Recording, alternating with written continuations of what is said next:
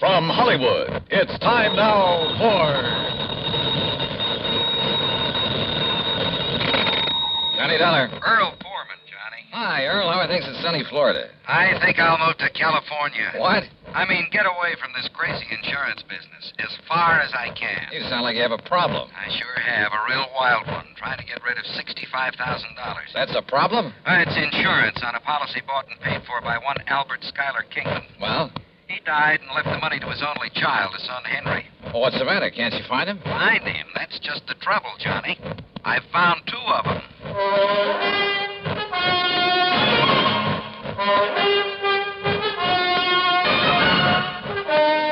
Bob Bailey in the exciting adventures of the man with the action-packed expense account. America's fabulous freelance insurance investigator. Yours truly, Johnny Dollar.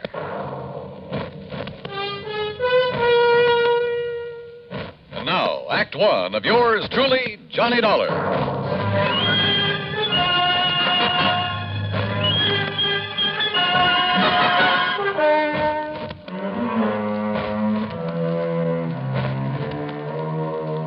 Expense account submitted by Special Investigator Johnny Dollar to the Tri-State Life and Casualty Company, Sarasota, Florida.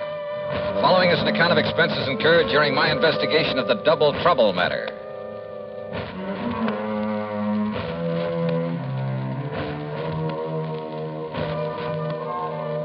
Expense account item 1, 8320, plane fare and incidentals, Hartford to Tampa to Sarasota, Florida. Item 2, $1.75 for a cab to Earl Poorman's office in the Conroy building. That's right. After waiting 20 years for this sole beneficiary to show up. 20 years? Well, like I told you, the insured was Albert Schuyler Kingman. $65,000. Yes, he was a widower, lived up near Elizabeth City, North Carolina. And he had a son named Henry. Henry was his sole heir and beneficiary of his policy. Okay. And you say that Kingman died 20 years ago? Yes, during that big hurricane back in 38. Remember it?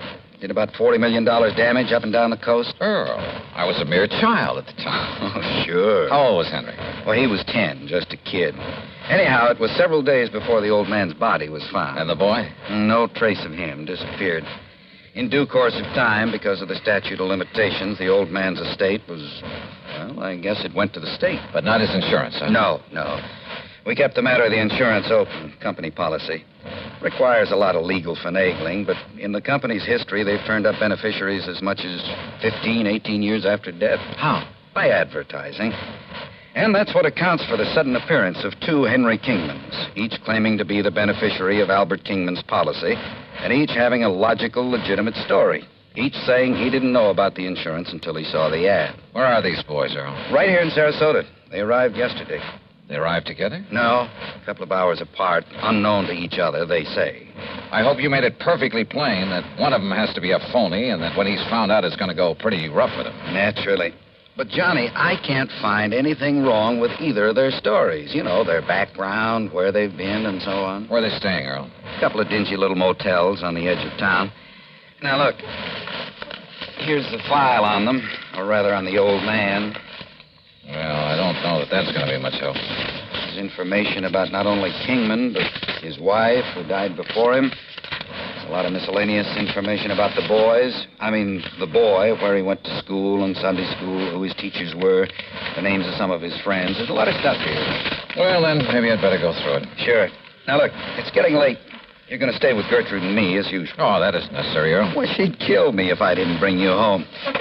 So, come on, we'll drive on out to the quay, have cocktails and some dinner, and you can spend the evening poring over that material. Come on.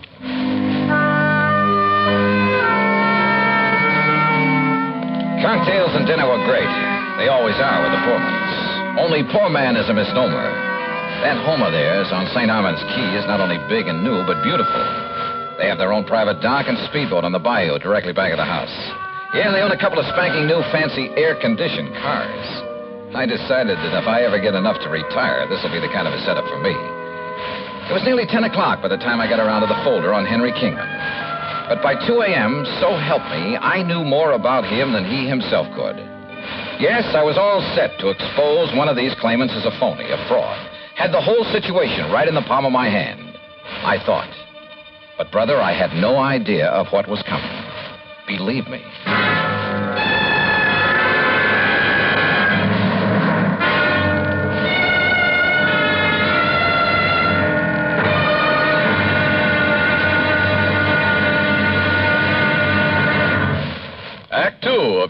truly Johnny Dollar in a moment.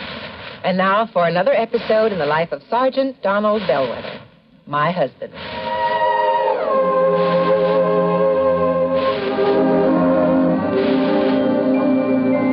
Reba! Reba! What is it, Donald? Confounded Reba, I can't find the fountain pen. I've looked all through this desk. Here it is, dear. Mm-hmm. You must have used it as a marker when you were reading this book. Let's see, this great literary classic, Six Gulch. All right, never mind about my reading habits. Just look at the coverage we're going to get with this new auto accident policy. Let's see. Yeah. Collision. $50 deductible. Fire, theft, public liability, property damage, medical benefits. In other words, we have complete coverage. That's right. Of course, it's going to cost us money. I'm sending the company a check right now. Gee, it's too bad we don't live in Rhode Island. Rhode Island? Why? Oh, because then our rates would be lower. Rhode Island has less accidents per capita than any other state. Oh. Well, which state has the highest? Let me see. Here it is, Nevada. No, by golly, Nevada's second highest. Alaska has the most. Really? I didn't know that. Mm-hmm. You know, it's just too bad we can't eliminate traffic accidents completely. Not only would it save life and limb, but it'd be a lot less strain on the pocketbook. Yeah, that's for sure.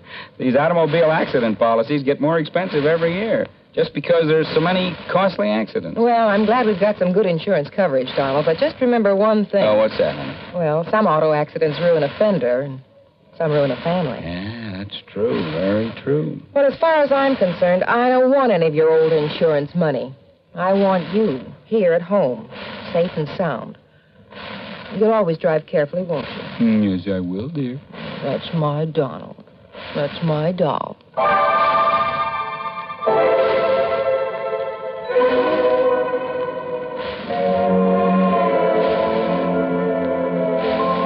And now, Act Two of yours truly, Johnny Dollar and the Double Trouble Matter.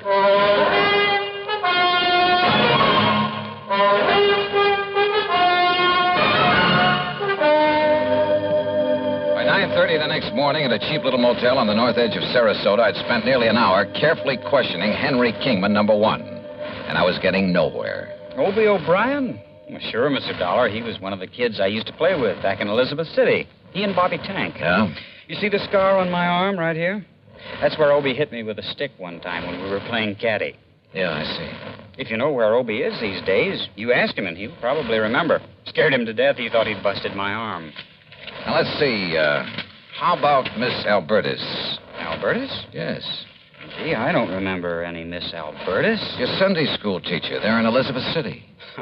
Listen, I was only 10 years old then, but I remember my Sunday school teacher real good. Her name was Miss Griswold, and she was, Look, are you trying to trick me or something? Yes, I am. Because Henry... Why don't you call me Hank? Everybody else does. The fact remains, Hank, that one of you two claimants to the insurance is a phony. Well, believe me, it's not me. Everything you've told me about your childhood checks perfectly with the information I have. Oh, of course, Mr. Dollar. Almost too perfectly. Listen, where did you live and go to school after the hurricane?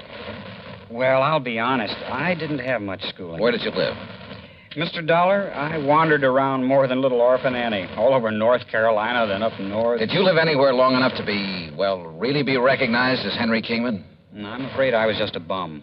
And all anybody ever knew me by was Hank. You saw the ad about the unclaimed insurance in New York? Yes, sir. I was working on the dock, stevedoring. Saw that ad in the Times. And I decided that if I had that much money coming to me and I could get a hold of it, why, maybe I could amount to something. Get an education, maybe, or, well... Hank, all the insurance company has to go on is your memory. Or what you say is your memory of your childhood. What I've told you is true, sir. But if the other claimant comes up with the same kind of a story... But he can't. Because, don't you see, sir, I'm really Henry Kingman. I've told you all about my father and the house and the hurricane and the people I knew, about what's happened to me since... Yeah, I know. It's because I am Henry Kingman. Uh-huh. We'll see.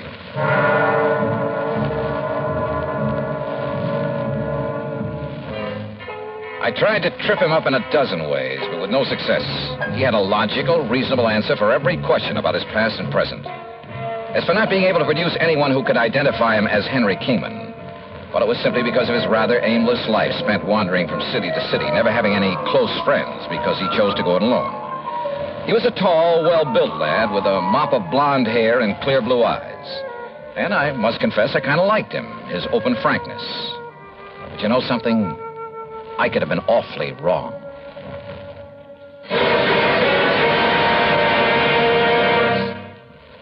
Although most men by nature don't feel in a combat mood much of the time, there are some who just can't get enough of a good fight, particularly if there is good, sound reason for it.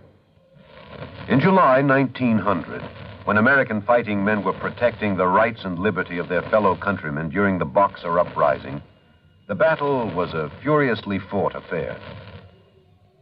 Army Private Robert H. von Schlick, serving with Company C of the 9th United States Infantry Division, was in the thick of the fracas. Although he had been wounded previously while carrying a wounded comrade to a place of safety, he rejoined his command, which partly occupied an exposed position on a dike. Private von Schlick remained there after his company had been withdrawn, and in spite of the hail of bullets around him, single-handedly continued to fire into the enemy ranks. Oblivious to the fact that he was a conspicuous target, he refused to leave the fight until he was literally shot off his position by the enemy. Private Robert von Schlick earned the Medal of Honor for valiant devotion to duty and added heroic background to the code of conduct of American fighting men. And now, Act 3 of yours truly, Johnny Dollar.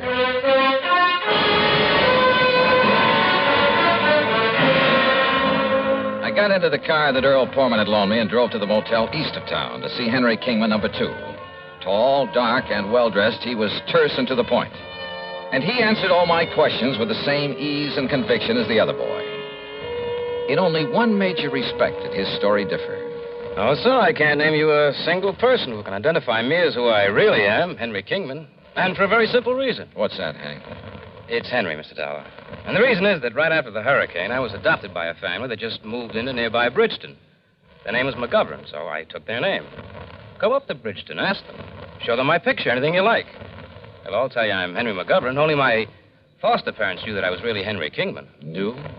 They both died about 7 years ago. And they told nobody else who you really were? No, not even the preacher. They'd wanted a son for years. Now they had a son. And they didn't want anyone to come along and take me away from them. Then how did you find out that you're Henry Kingman? If you are. I'll ignore that last part of your question, Mr. Dollar. They didn't tell me until my 21st birthday. Bridgeton.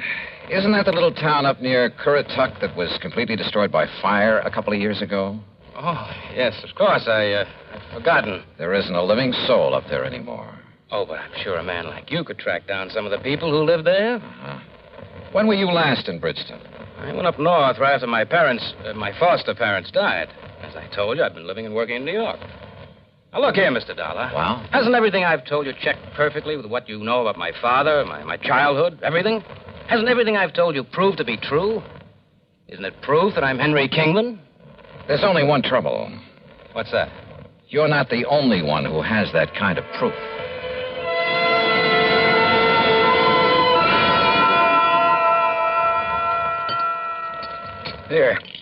Here, Johnny. Have some more of this baked sea trout. No thanks, sir. Johnny, you've hardly touched a thing. Yeah, I know, Gertrude. I'm sorry. I will have another cup of coffee, though. Oh, sure. So you haven't gotten very far in your investigation? No, I'm afraid not. I told you, Johnny, the stories of those two boys check out perfectly.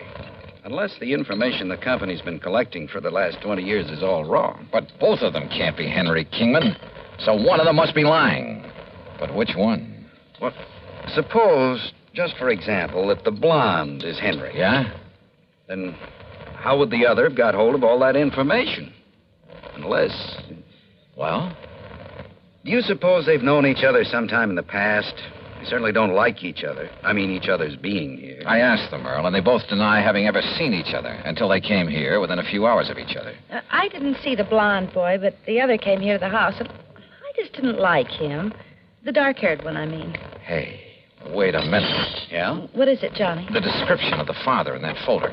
Excuse me. Can I help you? No, thanks. I got it right here.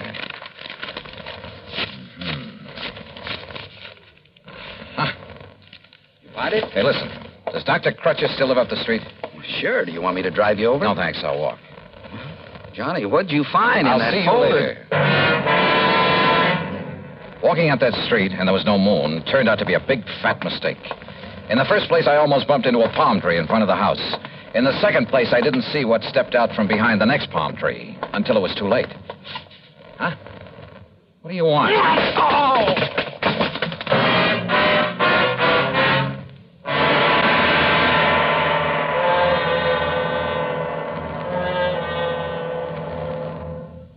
Times have changed, and so has the man.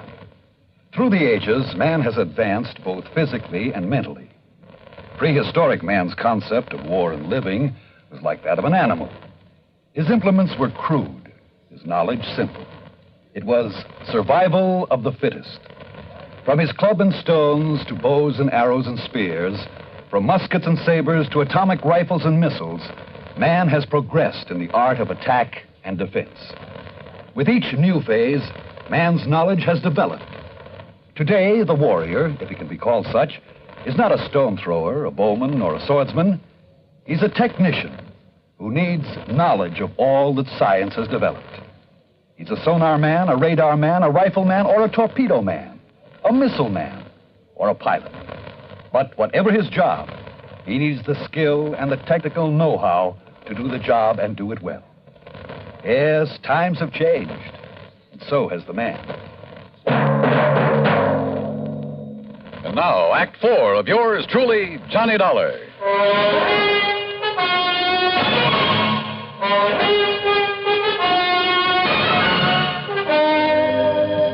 Decided maybe I'd better drive him over anyway, Doc. And that's when I found him lying out there by the palm tree.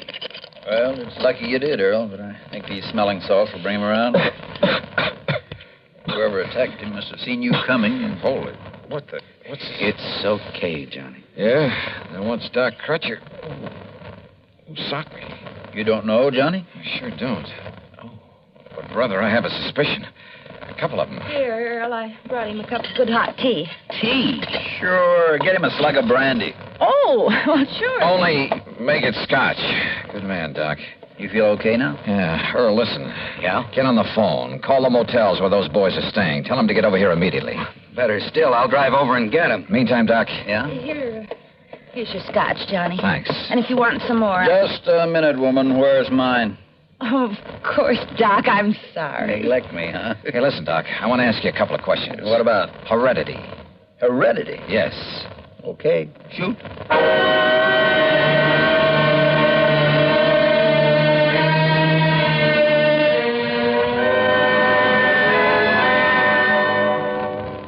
All right.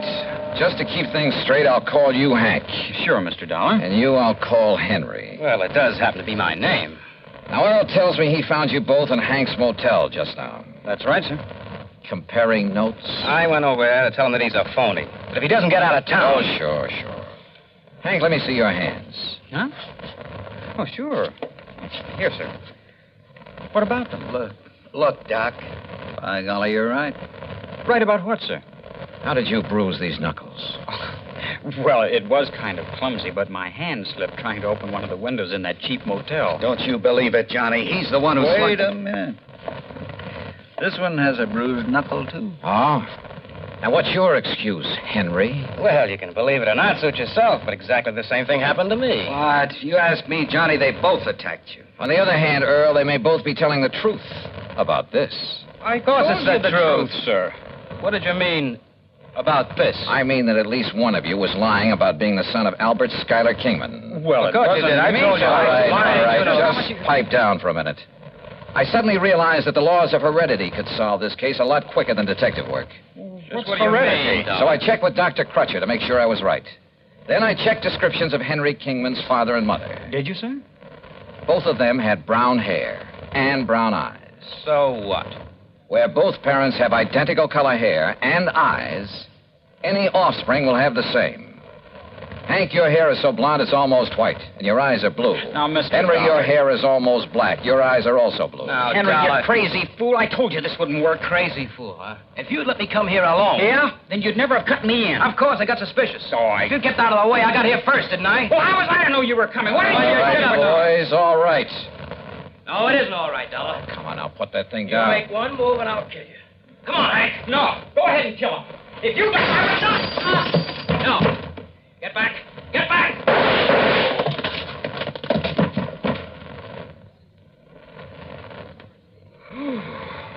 Johnny, you outdrew that Henry like... Wow. Yeah. Take a look at what happened to Hank. Huh? Is everything all right, boys? Holy... Gertrude, what did you hit him with? Girl, I never did like that old bass anyhow.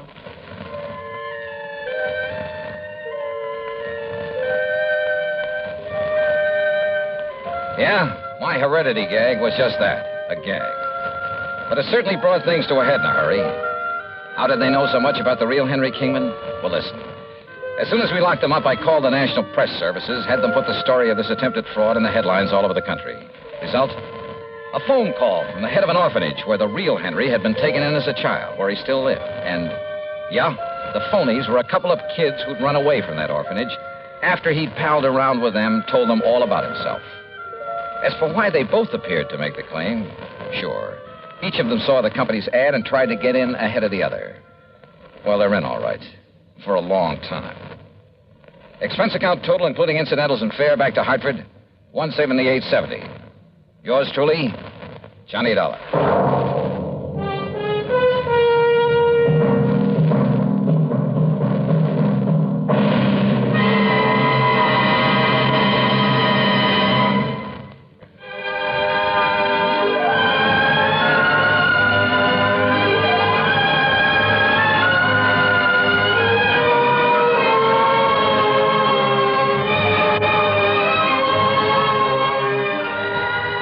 Truly, Johnny Dollar, starring Bob Bailey, originates in Hollywood and is written, produced, and directed by Jack Johnstone. Heard in our cast were Virginia Gregg, Vic Perrin, Sam Edwards, James McCallion, and Parley Barron. Be sure to join us next week, same time and station, for another exciting story of yours truly, Johnny Dollar. This is Dan Cumberly speaking.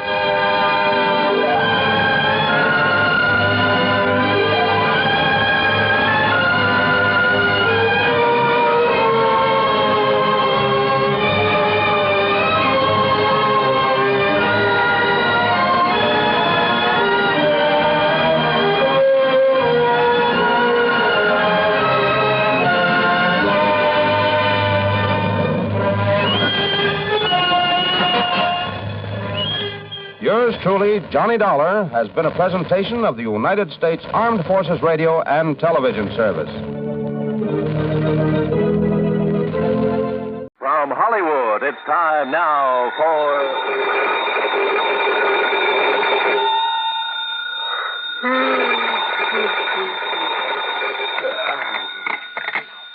Yeah, Johnny Dollar. This is Peter Hanley at Western Maritime and Property Insurance. Holy, look, do you always start making calls at 4 a.m., Mr. Hanley? I had to phone clear across the country, Mr. Dollar, to find out that you're right here in Los Angeles. Yeah, that's right. The Beverly Hilton out here in Beverly Hills. Good. But I've cleared up the case that brought me here, so as soon as I have breakfast, if they serve it at this unearthly hour, I'll pack up my bags and go back to Hartford. Please don't. Oh, what's up? One of our clients is about to present us with a claim that I think you ought to investigate. As long as you're right here. Yeah, what sort of a claim? For the loss of his yacht. How much of a claim? Between $150,000 and $250,000. Wowee. You know where Malibu Beach is? Yeah, sure, up the coast a few miles. Used to be a famous movie colony, that sort of thing. That's the place. Well, if you can find some means of transportation, I'll meet you at the Malibu Pier. On expense account, Mr. Hanley, I can find anything. Well, now, look here. And on a claim that could run to $250,000, I'm sure you won't be chintzy. Mr. Dollar. I'll see you at the Malibu Pier.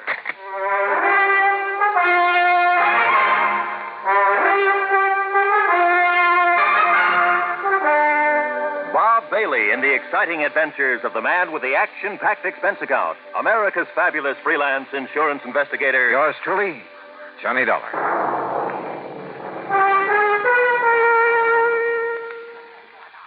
And now, Act One of yours truly, Johnny Dollar.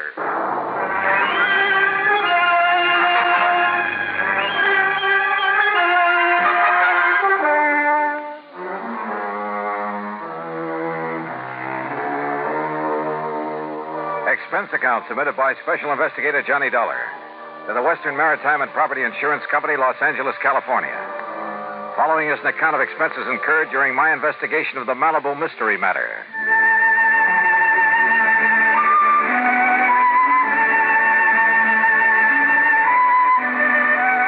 Expense account item 1, $2.25 for a fancy breakfast in my room at the Beverly Hilton. Item 2, $50 deposit on the best-looking rental car I could find. I drove out Santa Monica Boulevard to the Coast Highway, then north along the edge of the Blue Pacific, some 12 or 13 miles to Malibu, where a long fishing pier stuck out into the ocean. Cars were parked for half a mile on either side of the pier entrance, and it looked as though half the population of L.A. was crowded out on the pier itself. Thanks to an ambulance that pulled away from the curb and headed south toward town, I found a parking space.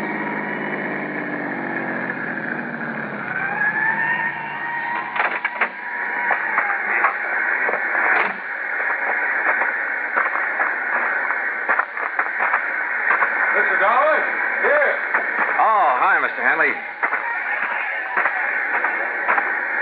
Come along out on the pier. All right. What's all the mob so early in the morning? Apparently, word of an accident like this gets around quickly.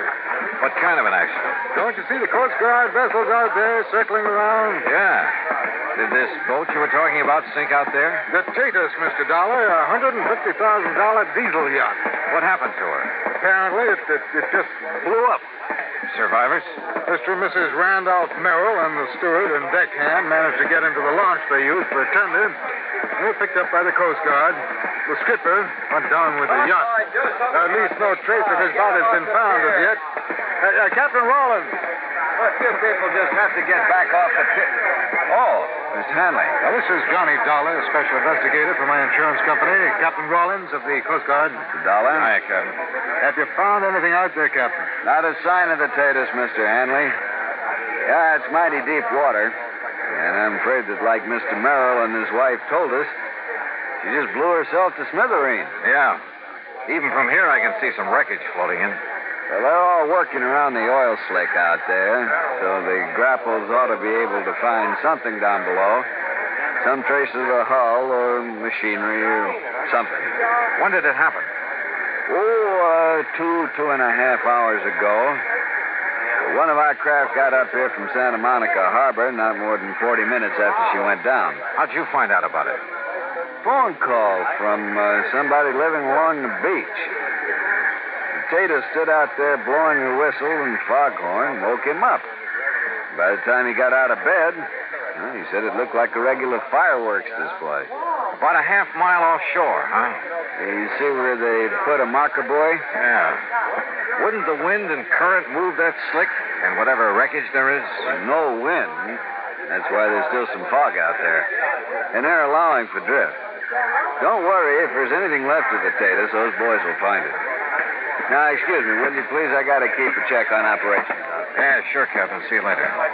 Hanley, you say Mr. and Mrs. Merrill are okay, huh? Yes. If the Coast Guard in Santa Monica are through with them, they're probably back at their home in Westwood. I think I'd like to talk to them. By all means. Though I don't exactly see any particular reason for investigation. Yeah, company policy, Mr. Dollar, on any claim over $100,000.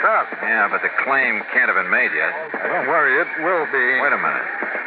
$150,000 yacht. But you said the claim could go as high as $250,000.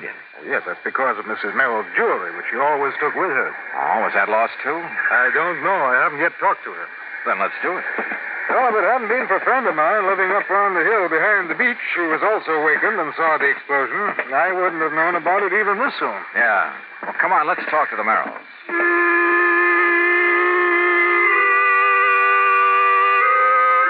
Pete Hanley had his own car, so I tailed him to the Merrill home in Westwood. It was in a nice, but certainly not a fancy section. I'd have thought a man with a $150,000 yacht would live in the snooty Bel Air property, the Brentwood Hills, Pacific Palisades. one of the sections that displayed a little more wealth. However, Mr. Merrill pretty well explained it. And quite frankly, when I had to take such a loss in selling out my plastics business, I decided we'd better retrench a bit. And really, Mr. Dollar, I don't miss that lovely big place we had in Bel Air one bit. After all, they're just the two of us, and we don't do a lot of entertaining. More coffee? No, thanks. As a matter of fact, Dollar, I was thinking of selling the taters for, well, to be frank about it, for purely economic reasons. Oh? Wouldn't it have been pretty hard to get your price for a boat like that? Possibly. Quite frankly, the maintenance on it alone became quite a burden after I lost my business. But no matter. Now the insurance will pay for her. Mr. and Mrs. Merrill, there is one thing that I must find out. Yes, Mr. Hanley. Mrs. Merrill's jewelry. No, thank heavens. No, that's safe. Oh, careful, dear, of the glass top on that table. Oh, sorry. No, you see, Mr. Hanley, the jewels were the first thing I thought of when the engine on the tater started making funny sounds and woke me up. Well, I am glad of that. Here they are, all safe and sound in the little casket I keep them in. Oh, look at them, Mr. Dollar. Aren't they beautiful? Yes, very. But now suppose you tell me just what happened out there on the yacht. They said they'd been cruising peacefully up the coast, all hands on board asleep except for the skipper at the wheel. Then the engine started making strange sounds, shaking the whole yacht. The Merrills and the crew jumped out of their beds and rushed on deck. By then, the captain had discovered something wrong with the fuel system, so he ordered them off from the tender while he tried to operate the extinguisher system. Then, barely minutes after they'd cleared her side, came a series of explosions. And that was the last they saw of the Tatus and her captain. As for the Merrills, they were humbly glad they'd been lucky enough to escape. Lucky? Suddenly, sitting there, idly toying with the jewels, I discovered something that... Yeah, believe me, this case did need investigation. Needed it bad.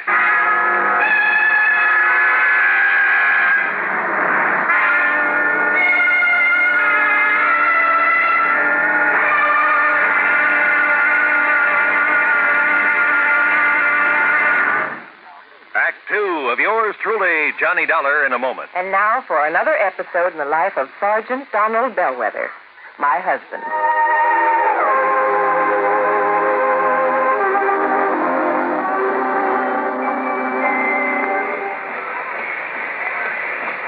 Hi, honey. Did you fix the windshield wipers? I sure did, Reba. How's that? Oh, you fixed them. Good for you, Donald. Thank you, my dear. Well, that's that. Now, if it rains, we're prepared for it, huh? I feel better now. Oh, me too. A driver has to see the danger if he expects to avoid it. That's right. And also keep the back and side windows clear in rain and snowy weather. That's right. Oh, how about the horn? The horn? The horn doesn't work, Sergeant. Aren't you going to fix it? No, I don't think so.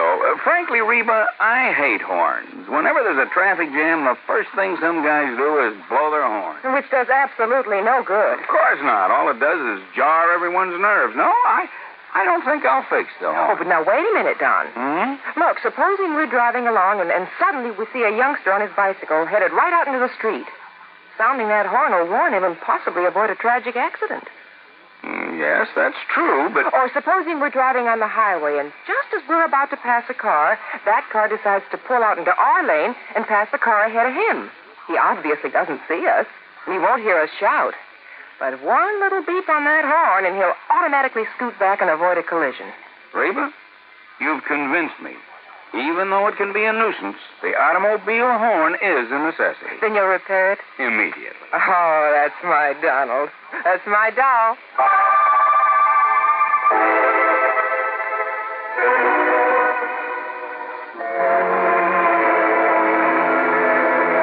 And now, Act 2 of yours truly, Johnny Dollar, and the Malibu Mystery Matter.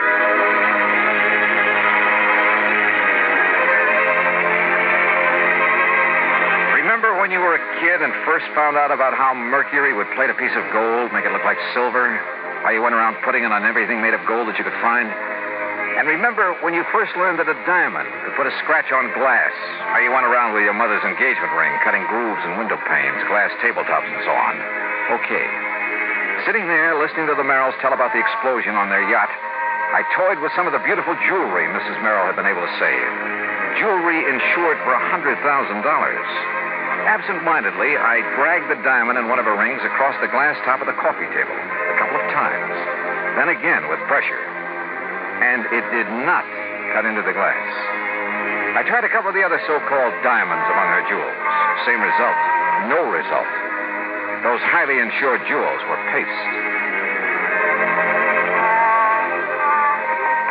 Well, Mr. Dollar, it looks like we have the whole story now. Yeah, it sure looks that way. And, Mr. Merrill, whenever you're ready, you just file your claim and we'll take care of it. All right, Miss Hanley. And quite frankly, well, why kid about it? Now that I've lost my business, I can well use the money. Oh? Then I'm kind of surprised you haven't sold some of these jewels. Dollar, there is a thing called sentiment that even money can't buy. Why, of course, Mr. Dollar. Before I part with these jewels... Yes, I'm sure. Shall we go, Hanley?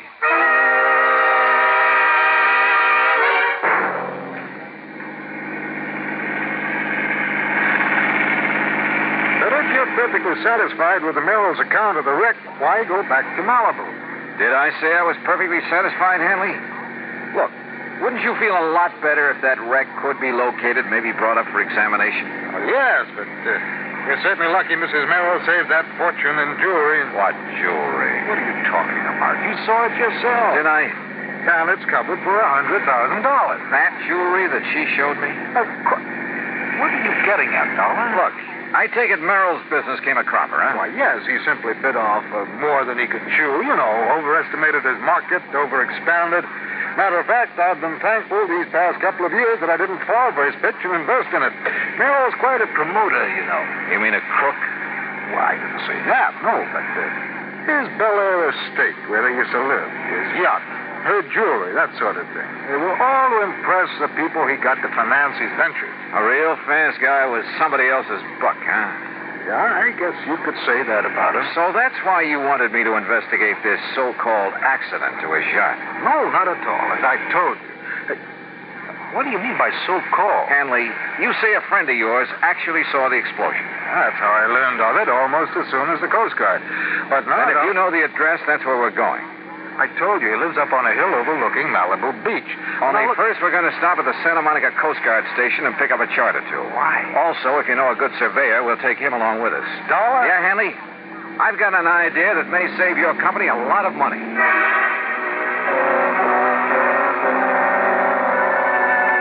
At the Coast Guard station, we picked up a navigation chart and a topographical map of the Malibu area. Then we picked up a surveyor named Barkley, who dragged along one of those tripod surveying instruments.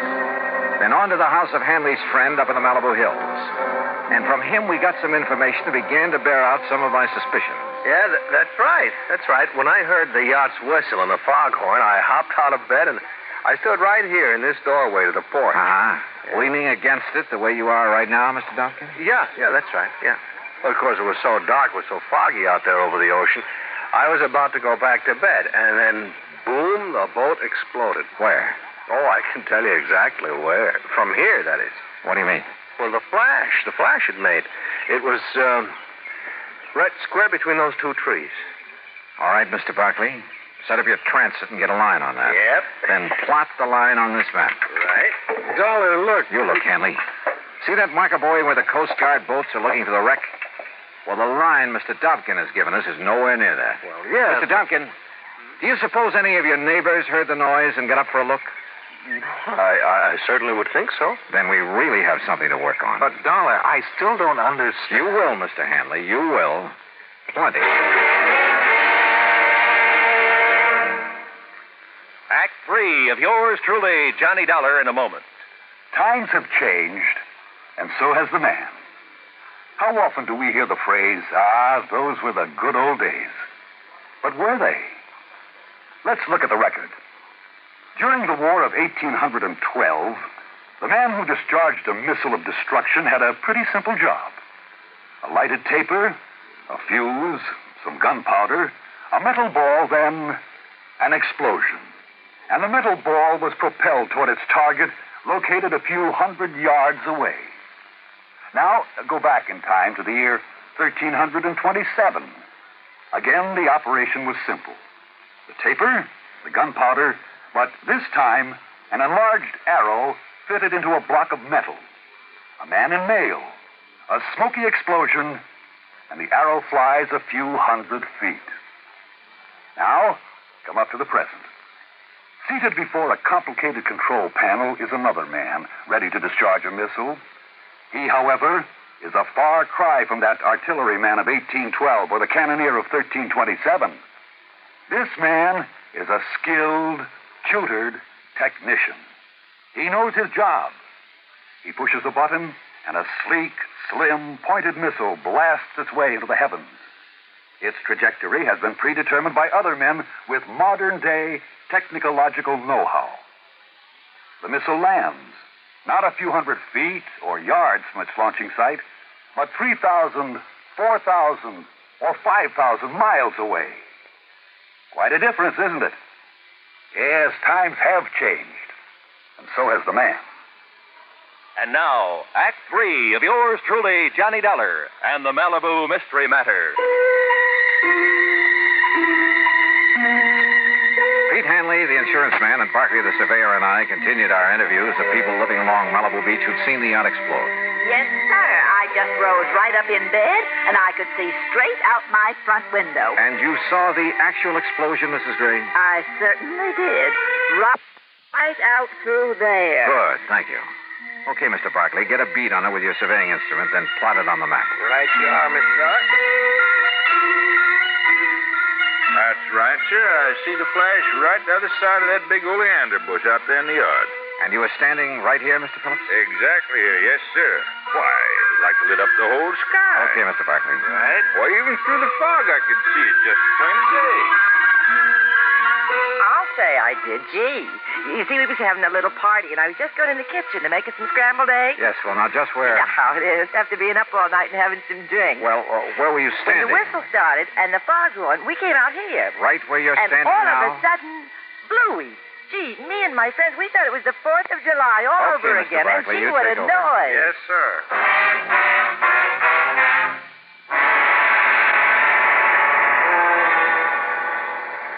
So according to our survey, Captain Rollins, your boats have been looking in the wrong area for that wreck. Yeah, Mr. Dollar, according to this chart the surveyor made, the Tatus went down right on top of Calico Rocks. That's a formation only about 30 feet below the surface. That means that our divers will have no trouble at all finding the wreck. Then go to it, Captain. We'll be at the Beverly Hilton. Let me know what you find. Will do, Mr. Dollar. Item 3, $5.25 for some lunch. Then we went up to my room and waited. Finally, a couple of hours later, came the call from Captain Rollins. No, Mr. Dollar, our divers didn't find a sign of her, not a sign of the Tatus or any part of her, but... Yes, Captain? We did find a lot of, well, they looked like heavy cans that had burst open. Like maybe they'd contained some kind of explosive? Exactly like that, and some heavy logs and tie chain wedged into the rocks, like an explosion had driven them in. A raft? Maybe loaded with dynamite or something to make the explosion everybody saw? Exactly. But what I don't understand is the oil slick we found, the wreckage floating around. Captain, I think that oil slick and the flotsam were planted out there. Well, then listen. Look, check every port on the Mexican coast, large or small, for the Tatus. I'll talk to you later. Come on, Hanley. We're going out to see the Merrills.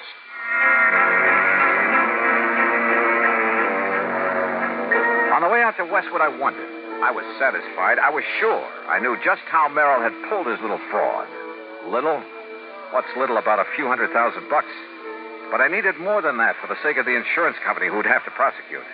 So when we got there, I decided to try a bluff. Come in, Mr. Dollar. Mr. Hanley. I didn't expect to see you back here so soon. Yes, won't you gentlemen sit down? Merrill, I think you ought to know the Coast Guard finally found something out there off Malibu. Oh? Yeah. The remains of your skipper on the Tatus. What? That's impossible. Nancy. Also, evidence that he'd been murdered. Murdered? Probably by you, Merrill. No, he's still alive. What? Wait, Nancy. Can you prove it? Yes. Or would you rather have your husband charged with his murder? No. He's in Mexico with the yacht. Nancy, be quiet. That's what I figured. At some remote little port on the coast of Mexico, he and the Tatus. Dollar. Where the yacht can be completely gone over, disguised. Meanwhile, of course, you thought you'd collect the insurance on her because of the completely phony wreck you almost got away with. Thanks to the fog and the darkness. Nancy, you fool. I could... All right. How did you find out, Mr. Dollar? Your wife's phony jewels tip me off that you're not exactly paragons of virtue. Phony, Mr. Dollar? Paste, Hanley, and nothing else. And I'll lay odds they'll sell the originals, that they plan to carefully lose the fakes. Why didn't they claim to lose them in the wreck? Oh, that would have been overplaying their hand.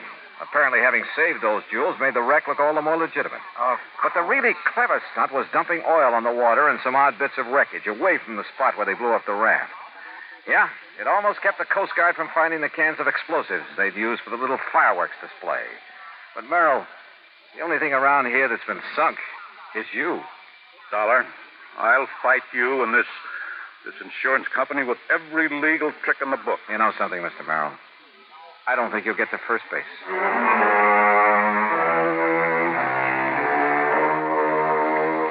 Yeah? When a crook tries to pull a fast one on an honest insurance company, well, you'll see what I mean when the courts get through with Merrill and his wife. Expense account total, including mileage on the rental car and a couple of extra days at the Beverly Hilton, $101.50. Yours truly, Johnny Dollar.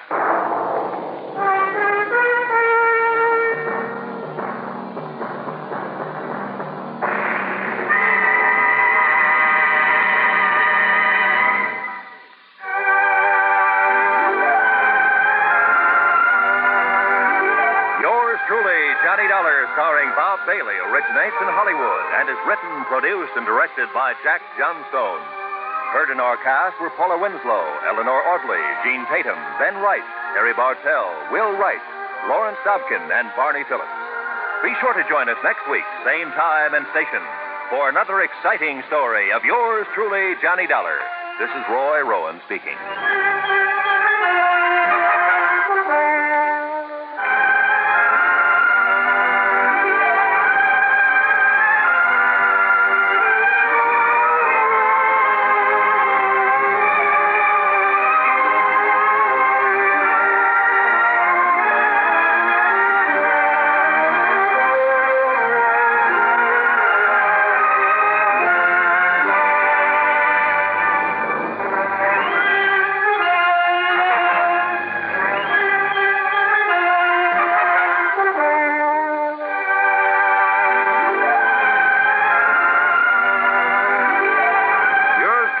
Johnny Dollar has been a presentation of the United States Armed Forces Radio and Television Service.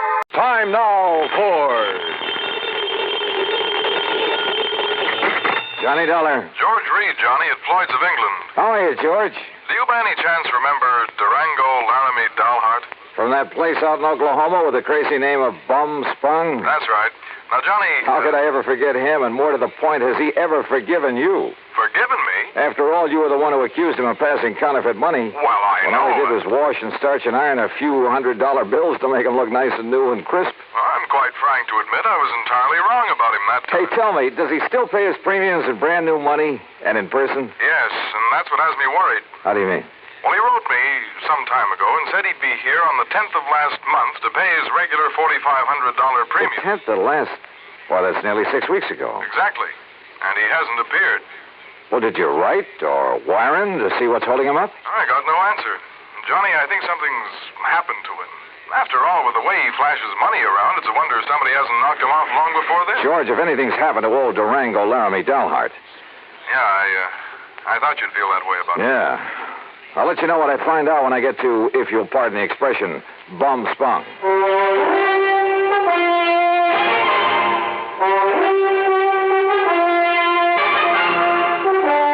Bailey in the exciting adventures of the man with the action-packed expense account, America's fabulous freelance insurance investigator. Yours truly, Johnny Dollar.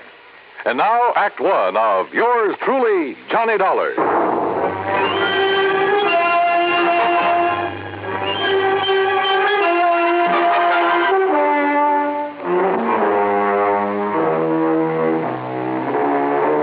Expense account submitted by Special Investigator Johnny Dollar. To Floyd's of England, American Office, Hartford, Connecticut. Following is the account of expenses incurred during my investigation of the Durango Laramie Matter. George Reed has quite a penchant for handing me really offbeat cases. But for once, this looked like serious business. Expense account item 1, 9420, transportation. I arrived in Enid, Oklahoma shortly after 4 a.m. Item 2, $1.85 for breakfast. Item 3, $50 deposit on a rental car. I headed due north on Highway 81, across some of the flattest plains country I've ever seen, that I hadn't expected to see again so soon. About 26 or 7 miles further on, after crossing what remains of the Salt Fork of the Arkansas, I spotted the familiar weather-beaten sign indicating that Bum Spung was somewhere up a rough dirt road to the left. Bum Spung, named by the Indians. It means bad water. And finally, there it was, the same old broken wooden fence surrounding a couple of acres of poor sandy ground.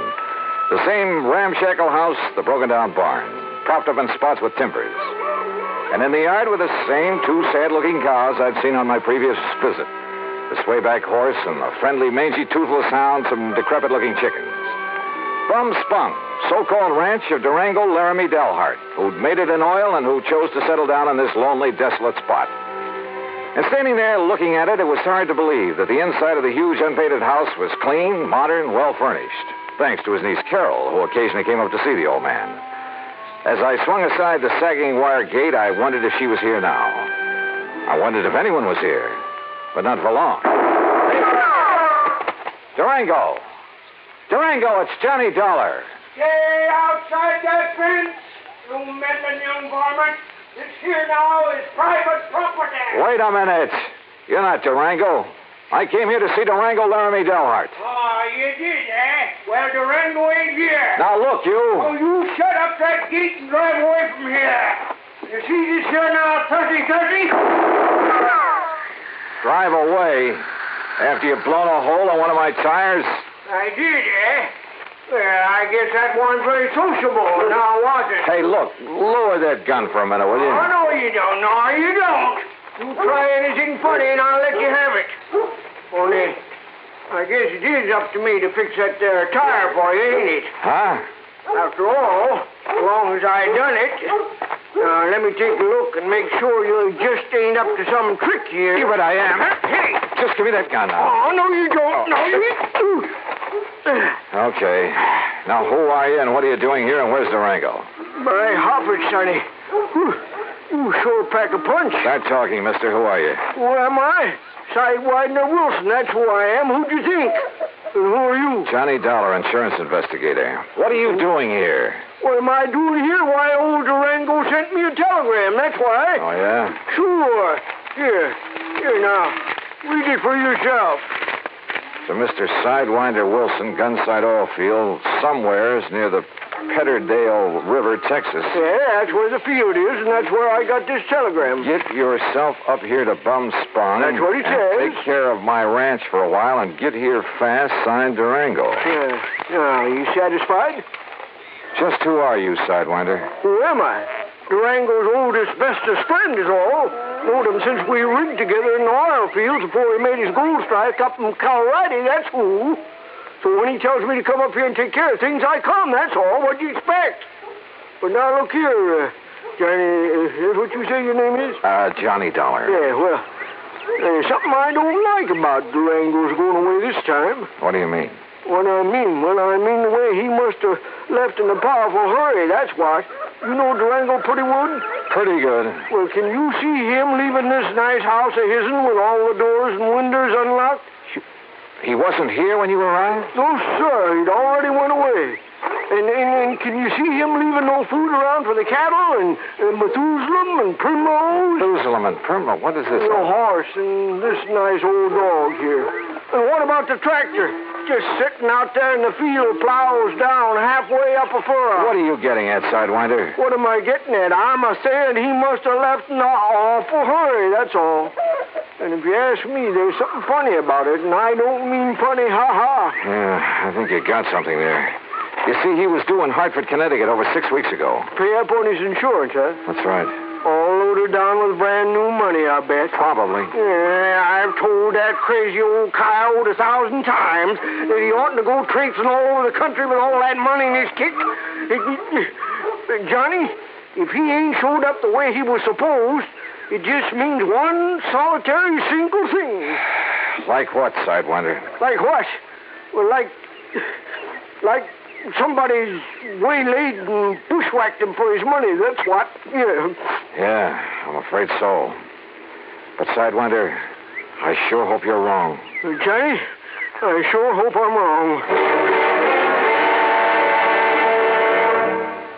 Act Two of yours truly, Johnny Dollar, in a moment. And now for another episode in the life of Sergeant Donald Bellwether, my husband.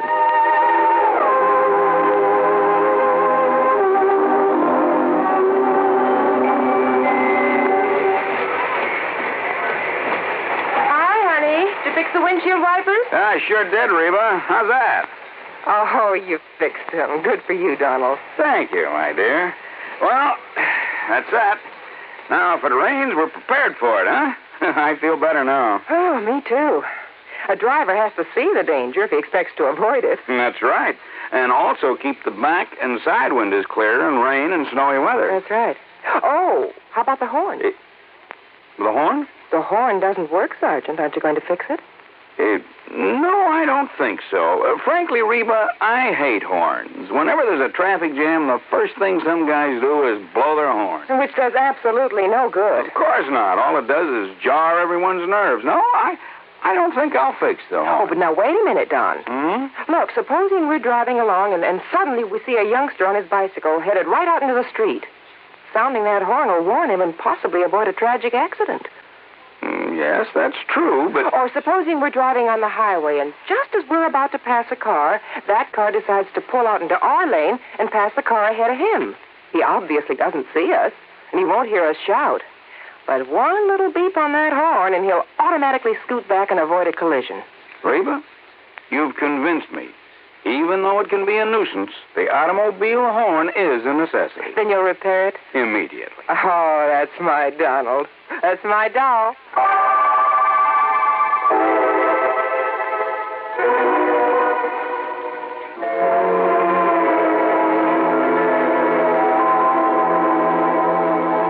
And now, Act Two of yours truly, Johnny Dollar, and the Durango Laramie Matter. Durango Laramie Delharts. Credo character from Bumspung, Oklahoma. Gone. Disappeared. His pal, Sidewinder Wilson, a bit of a character himself, had no idea what might have happened to him, but feared the worst. And I had to agree that his fears were justified. But tell me this, Sidewinder. Have you heard anything from Durango's niece, Carol? You mean that pretty little gal fixed up this place for him so nice, kind of looks after him? That's the one. Well, say, don't she live down to Enid? Enid, yes, runs a gas station. That's right, sign of the Flying Red Horse. Come on, help me fix this tire. We'll drive back to Enid. Well, I'll help you fix the tire, but I'm staying right here. Oh, why? Why? Because Durango's trusted me to take care of the place. And if he does turn up, God willing, I'll be here to have him get in touch with you. Okay, now let's get this tire fixed. No, wait. Look. Huh? See that fancy convertible coming up the road? I not only saw the convertible, but more important, who was in it, who pulled up alongside the fence and stepped out. She was 23 or 4, a tall, slim brunette wearing a neatly tailored skirt, a tight-fitting silk blouse. Neat, trim. She looked like she'd just stepped out of Charles of the Ritz. Well, how's the dog-breasted Johnny? Carol, how are you? You couldn't resist my fatal charms. I couldn't stay away. Just with that. Oh, now, wait a minute. What's the matter with you? You don't like that? Oh, no, come here, Gal. Now, Johnny, Yeah? Carol? Oh, Johnny. Gee, I've missed you. Oh, you shut up, Sidewinder. Johnny. By God, by glory, Durango could see Durango. Oh, yeah. Carol, listen to me. You going to propose, Johnny? Where's Durango? Have you heard anything from him since he left here 6 weeks ago? He went to Hartford. But he hasn't arrived there. Oh, now don't you start worrying none about old Uncle Durango or anything.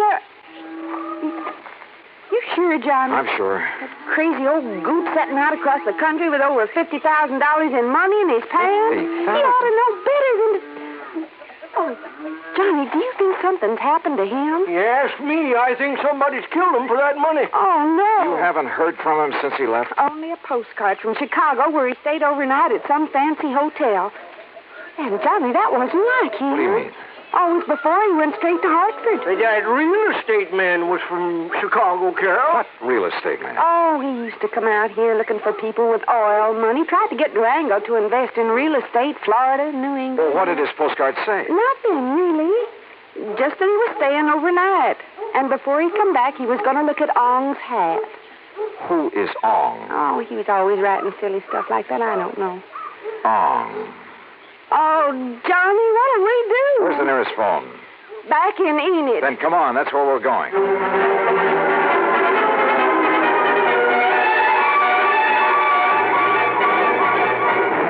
In Enid, I put in a long-distance call to Phil Avery, an old friend at International Press Service, in the hope that if Durango's body had been picked up anywhere in the country, the news files would have some note of it. Durango Laramie Dalhart? That's a man's name? Yeah, Phil. Does it mean anything to you? I'll say this, Johnny. If a name like that had ever come in over the wires, I'd certainly have remembered it. But it hasn't. Not to my knowledge. Incidentally, what's this all about? Oh, he left here loaded with cash. Now he's disappeared. No clues? Only that he's planned to see some guy named Ong. Ong? For some crazy reason, he's interested in Ong's hat. Well, that's about as silly as... Ong's hat, did you say? Oh, no. You mean that rings a bell? Are you kidding? Of course it does. Oh, no. Phil. Phil. Phil, listen, will you? This may be a matter of life or death. Phil.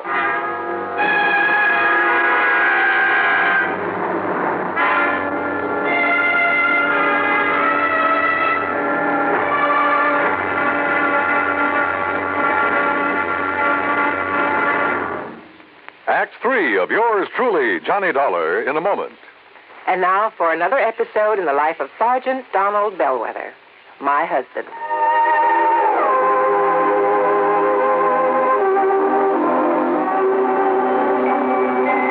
Reba! Reba! What is it, Donald? Confounded Reba, I can't find the fountain pen. I've looked all through this desk. Here it is, dear. Here it is. You must have used it as a marker when you were reading this book. Let's see, this great literary classic, Six-Gun Showdown at Powder River Gulch. All right, never mind about my reading habits. Just look at the coverage we're going to get with this new auto accident policy. Let's see. We have collision. $50 deductible. Fire, theft, public liability, property damage, medical benefits. In other words, we have complete coverage. That's right. Of course, it's going to cost us money. I'm sending the company a check right now. Gee, it's too bad we don't live in Rhode Island. Rhode Island? Why? Oh, because then our rates would be lower. Rhode Island has less accidents per capita than any other state. Oh. Well, which state has the highest? Let me see. Here it is, Nevada. No, by golly, Nevada's second highest. Alaska has the most. Really? I didn't know that. Mm-hmm. You know, it's just too bad we can't eliminate traffic accidents completely. Not only would it save life and limb, but it'd be a lot less strain on the pocketbook. Yeah, that's for sure. These automobile accident policies get more expensive every year just because there's so many costly accidents. Well, I'm glad we've got some good insurance coverage, Donald, but just remember one thing. Oh, what's that, honey? Well, some auto accidents ruin a fender, and some ruin a family. Yeah, that's true. Very true. Well, as far as I'm concerned, I don't want any of your old insurance money. I want you here at home, safe and sound. You'll always drive carefully, won't you? Yes, I will, dear. Oh, that's my Donald. That's my doll.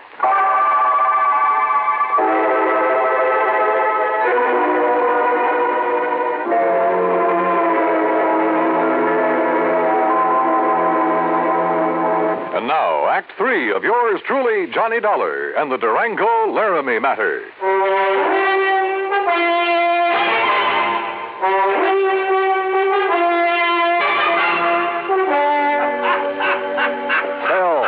Stop that howling and make some sense. This could be a matter of life or death. Ong, did you say? That's right. You know who he is. Ong, oh, no. Do you know him? No, I don't know the Ong, but I know what it is. Huh?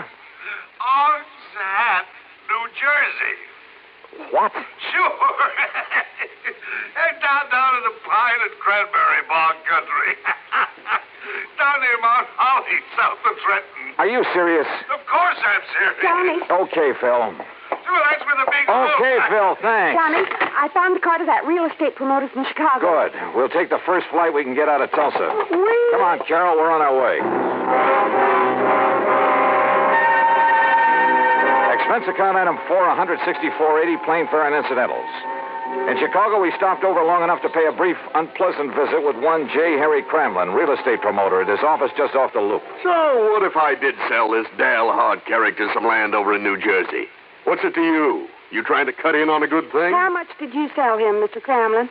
Oh, a little over $35,000 worth. But now if you... What was it, a lot of worthless swampland? He didn't seem to think so, after the glowing report I gave him. But why did he buy it? Because the old fool thinks there's oil on it. Cramlin, if you've taken Durango... Now, ain't that a name? Durango Laramie Matter. If he's been chipped in this deal, well, you better duck the next time you see me coming. You threatening me? About a cash, perfectly legal deal? Oh, I'm sure it was legal. But oil in South Jersey. Cramlin, my warning still goes. The next leg of our flight took us to Philadelphia. There I rented another car. That's $50 deposit, item 5. We drove across the Delaware River and picked up Route 537 to Mount Holly. There we stopped for a sandwich and a Coke. That's item 6. And there a passing glance at a newspaper headline stopped me in my tracks. Something about a big oil development at...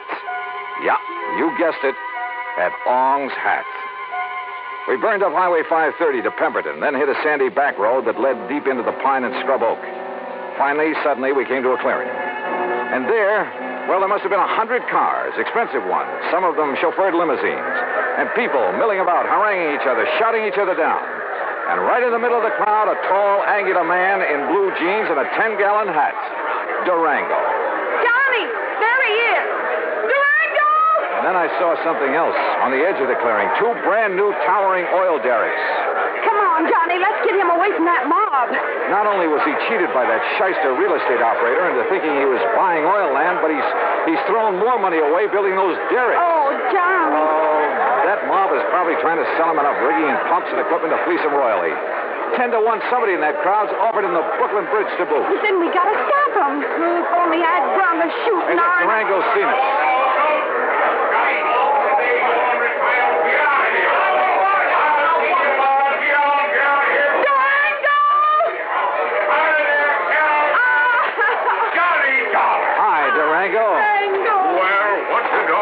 Tarnation ever rung you out for this godforsaken country, huh? Oh, Durango, you skunk, you're all okay. Why, sure I am. Come on in this shack here so we can get away from this blasted crowd. Come on. You look here, Johnny. What are you doing with my little Carol, huh? I'll tell you, Durango. You sneak out to Enid behind my back and hitch up with her? All right, get on in there now where we can have some peace. Just sit down where you can. All right, now, you young rascals. Is that what you done? Gone and got married? Well, of course not, you old goot.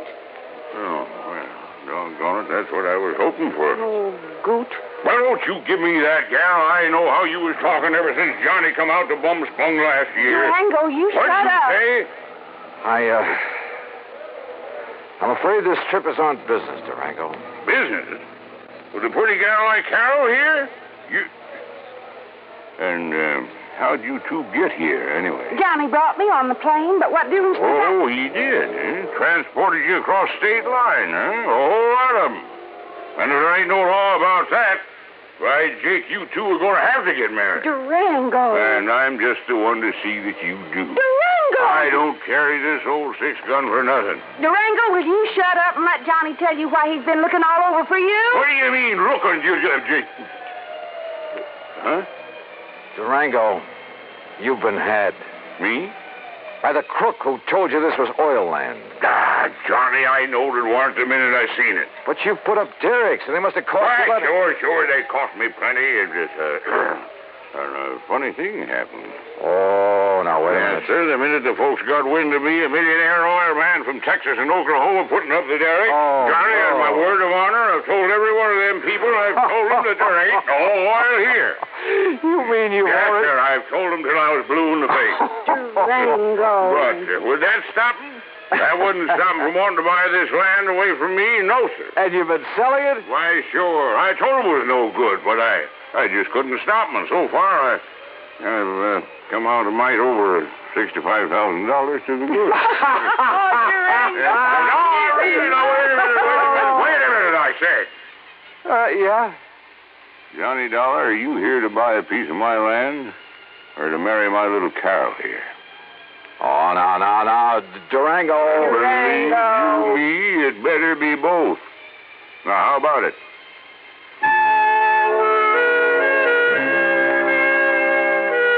Expense account item 7, $1,000 even. The company now owns a small hunk of land in Ong's Hat, New Jersey. As for Carol, that ever-loving doll, well, someday, maybe someday. Expense account total, including incidentals and transportation back to Hartford, $1,416 even. Yours truly, Johnny Dollar.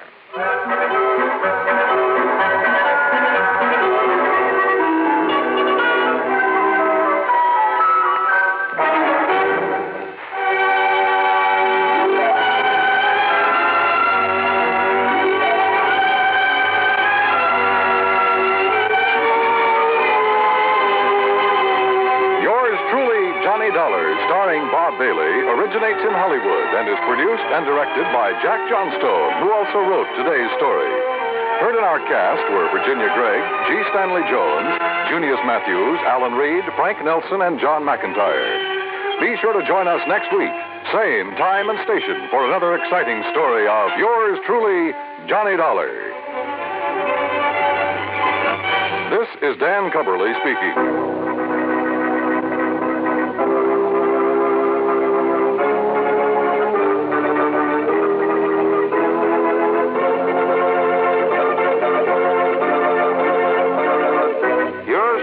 Johnny Dollar has been a presentation of the United States Armed Forces Radio and Television Service.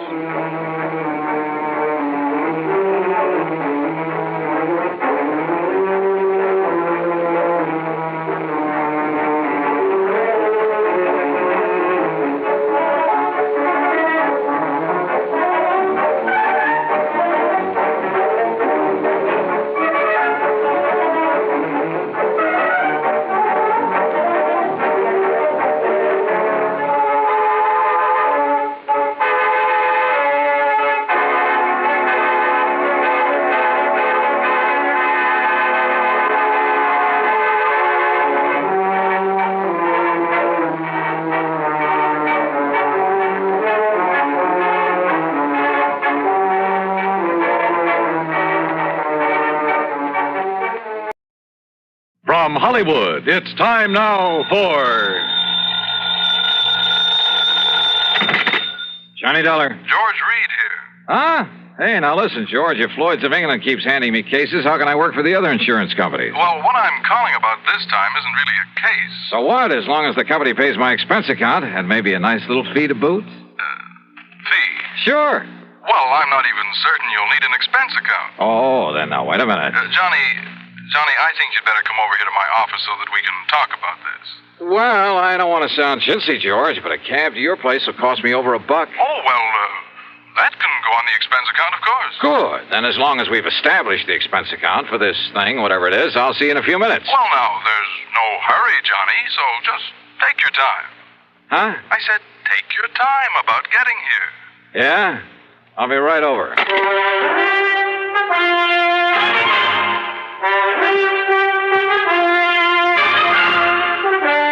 Bob Bailey in the intriguing adventures of the man with the action-packed expense account, America's fabulous freelance insurance investigator. Yours truly, Johnny Dollar. And now, Act One of yours truly, Johnny Dollar.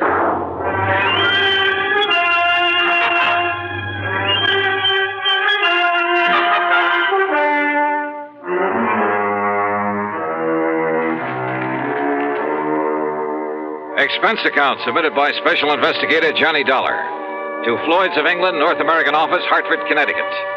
Following is an account of expenses incurred during my investigation of the Cautious Celibate Matter.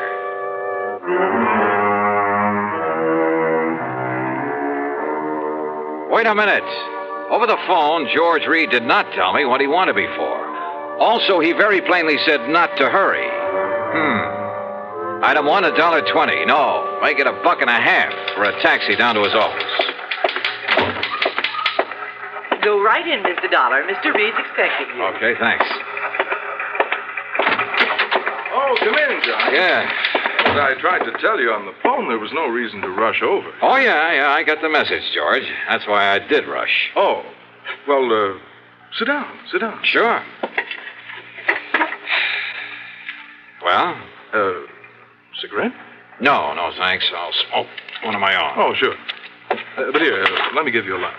Okay. Honey, I filled this thing just this morning.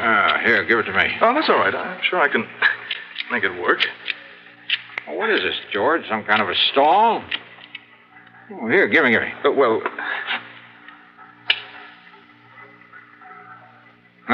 As for me, I don't think you were trying. I guess I didn't flick it hard enough. Yeah. Now, what's on your mind? Well, you got back from that assignment out in Oklahoma sooner than I expected, from that town with the unlikely name of Bum Spung. Well, it's really the name of Durango Laramie Delhart's ranch. Crazy old character, but I like it. Bum Spung. Now, what can a name like that possibly mean? Are you kidding? You told me yourself the other day, just before I went out there. Oh? Did I? Well, of course you did. It's an old Indian name. Means bum, means bad spring, bad water. Oh, of course. You, cleaned up everything out there? What's the matter with you, George? Didn't you read the report I handed in with my expense account? Well, I sort of glanced over it, but you're coming back so soon, and with Durango's pretty niece out there, Carol Dalhart. Oh? What about Carol? Didn't I, kind of get the impression that Durango would like to have you marry her? Well, you should have. Every time I get within spitting distance of Oklahoma, I expect them to shove a shotgun at my back, and, well, that's why I left there in such a hurry. Oh? Sure, right after settling that insurance matter. Only it was for Durango's old pal, Sidewinder Wilson. Another character. Yes, Durango was here in Hartford, but Carol was there, wasn't she? Yeah, she certainly was. And, George, I'd love to have stuck around a while, to be with her. Mm-hmm. But when I got word that Durango was about to get back there, that he was bringing along a preacher, oh, brother, I took off. Why, Johnny? Why? Well, let's face it, George. I'm afraid I'm a confirmed celibate. Well, at least you say you are. But, aren't you rather fond of Carol Dalhart? Well, I've told you, she's a living doll. She's tall, dark, and very beautiful. She's intelligent. She has a lot of spark, a lot of spunk, too, and a wonderful sense of humor. Uh-huh. Yeah, to put it bluntly, Carol has everything. Everything a man could possibly want. And, George, when I take that gal in my arms... Why don't you marry her, Johnny? Confirmed bachelor, eh? You don't sound like it. No. Sometimes when I think about her, I don't feel like it. Well, then? No. Let's stop talking about it. Why? Because, George, I'm not marrying. Not Carol or anyone else. At least, not right now. Someday, perhaps? Not now. Best years of your life, Johnny. And with someone like her. George, I've made up my mind about this whole thing, and that's that. Yes, but I'll bet if she were to walk in here suddenly... I said, cut it out, please. And listen, what difference does it make to you? What business is it of yours? Well, of course, it wouldn't hurt me a bit from the standpoint of client relationship. Huh? And after all, Durango is a mighty good client. You mean to say you've been giving me this big marriage build-up just... George, so help me, I ought to wring your neck. Oh, well, now, Johnny... But come on now, you've been stalling around long enough. Stalling? Yes, stalling. Now, what did you want to see me about? Well, actually, it's about Durango. Johnny, he asked me to have you come here. What for? And to keep you here. What? Yes, until he can arrive. You mean Durango's on his way here? Well, he thought of asking you to fly out to Bum Spung again, but he was afraid you wouldn't. George, can't you see what this means? Can't you see why he's coming here? And probably with that shotgun I mentioned. Oh, now, Johnny. No, sir, George. When old Durango gets here, you tell him... Hi there, Huh? Reuben. Where is he? Durango. Ain't that Johnny Dollar got here yet? Wait, the fire escape. What did you say? Oh, yes. Well, then I'll go right in. Johnny, wait! Tell him I left town. No, wait, listen! Well, where is he? Durango. Hi there, Georgie. Where's he at? The window. You mean went out the window? Yes. Dollar, Johnny! You come back here, Johnny! You hear me? I said come back here! And now, Act Two of yours truly, Johnny Dollar and the Cautious Celibate Matter.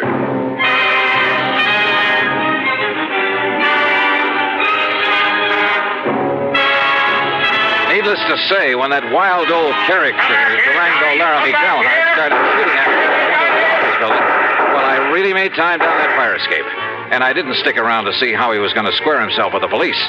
Because before I could even reach the nearest corner, a couple of prowl cars pulled up in front of Floyd's of England and out piled half a dozen cops, all pulling their guns.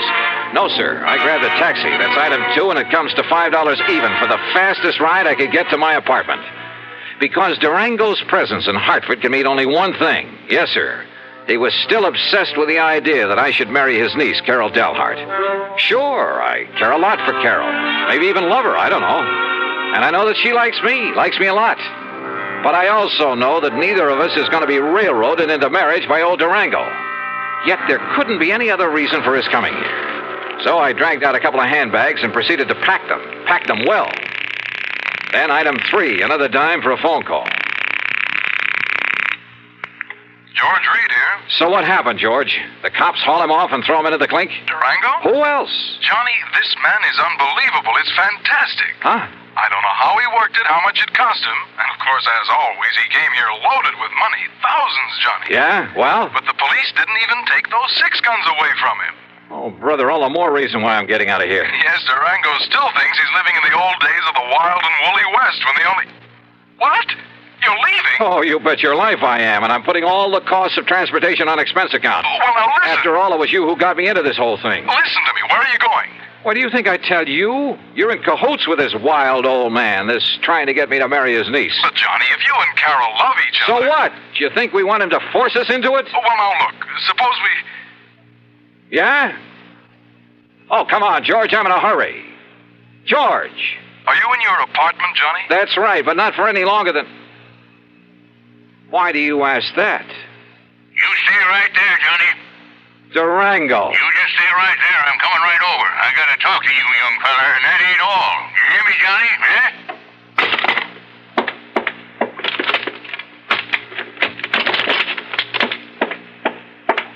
California, here I come.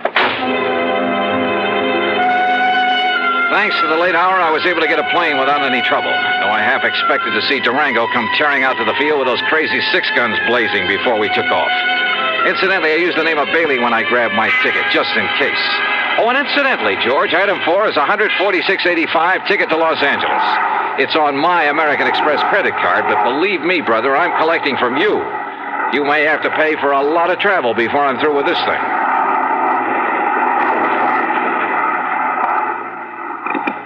This is the pilot speaking. We'll be landing in Chicago in about 10 minutes. Weather is clear, the moon is bright, and ground temperature is 52 degrees. Is there a Mr. Johnny Dollar on board? A Mr. Johnny Dollar. I don't have him listed among the passengers, but is there a Mr. Johnny Dollar on board? Stewardess.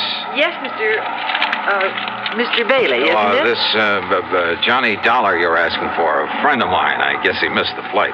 Yes, I guess he must have. Anything important for him? Well, just a radio message. Well, as I say, I'm a good friend of his, so why don't you let me see that message, and perhaps I can, well, you know. Oh, no, sir. I'm terribly sorry, but that would be against regulation. Well, what if it's anything important? I'm sorry, but thank you just the same. Fasten your seatbelt, please. Yeah, sure.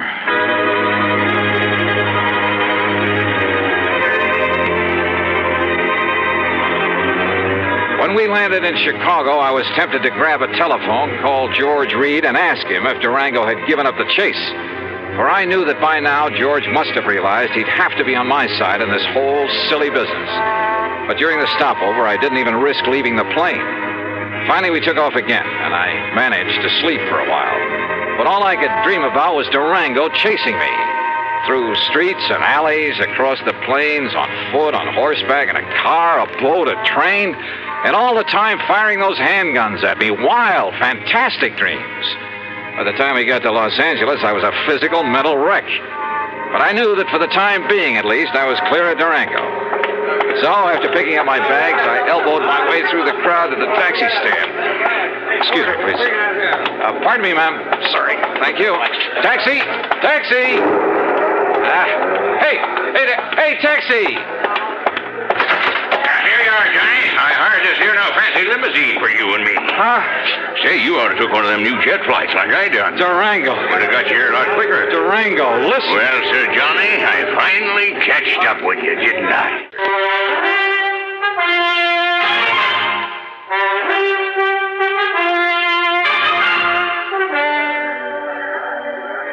Durango. Well, Sir Johnny, I finally catched up with you, didn't I? Yeah, I guess you did. Well, you're the slipperiest young maverick I ever did see.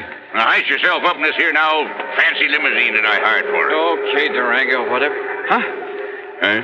What's the matter? Look, that man. Where? The other side of your car. Hasn't he got a gun there? Well, I have, so I'll soon find out. You wait here, Johnny. Oh, sure.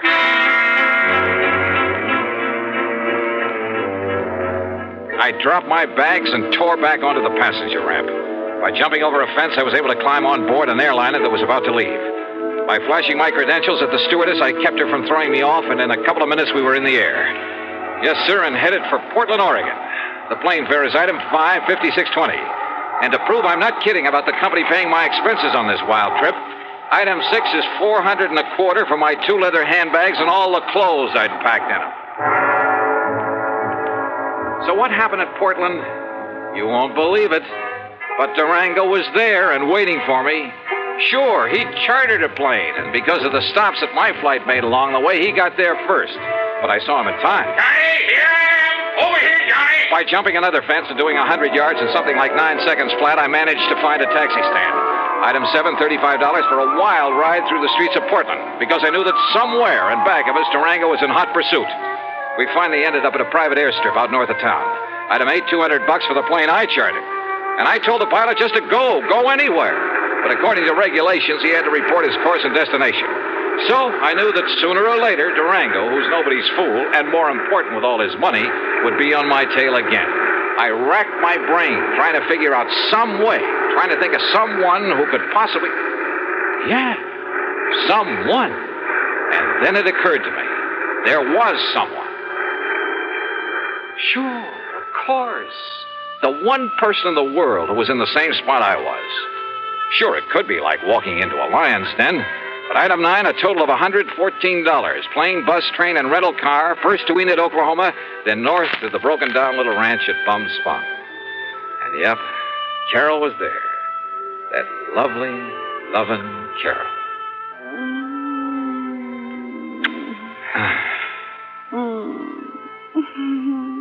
Oh, easy, gal, easy. You don't like to be kissed? Oh, I do. Johnny.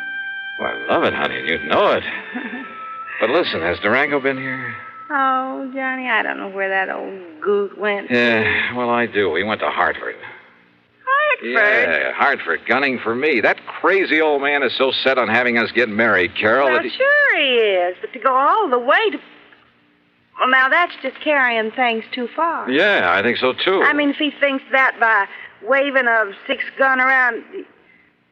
Listen, Johnny Dollar, I'm real gone on you. You know that. Well, yeah, and I think you know how I feel about But that you. doesn't mean that just because old Durango wants it that way, we've got to get hitched up together. No. At least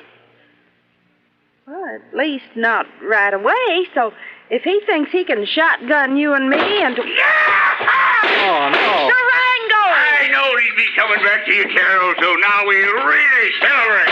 Durango, you crazy coyote! Now, Durango, you stop that. You put down that gun and listen to me.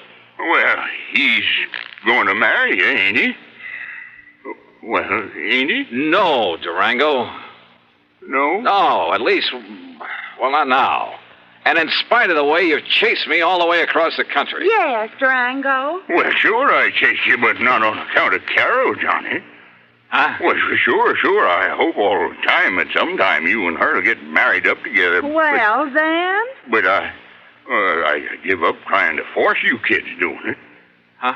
Well, I just figure when you're ready, well, then you will. But going to Hartford and chasing me that way. Huh?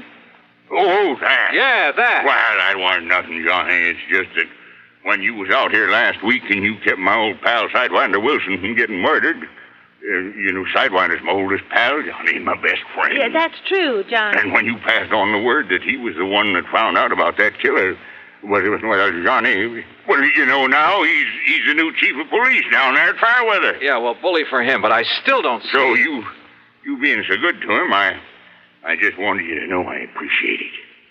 So, what I went to Hartford for was to give you this. Holy. Some of them's a bit dirty, crumpled up, and got some... But when I counted right, there ought to be $10,000. There you are. Gee, Durango. Well, Durango, I don't know what to say. Yeah, you don't have to say nothing, Johnny. Just enjoy it. But are you sure you wouldn't like me to have the preacher come up from Enid and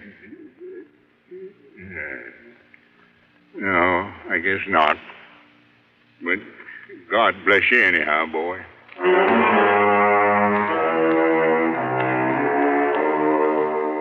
This time I did stay over for a couple of days.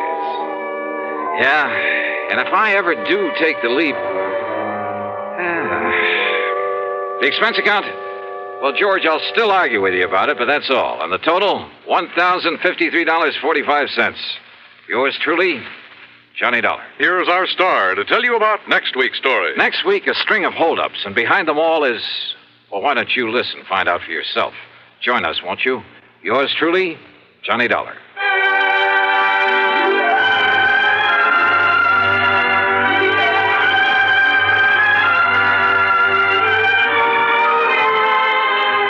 Yours truly, Johnny Dollar, starring Bob Bailey, originates in Hollywood and is written, produced, and directed by Jack Johnstone.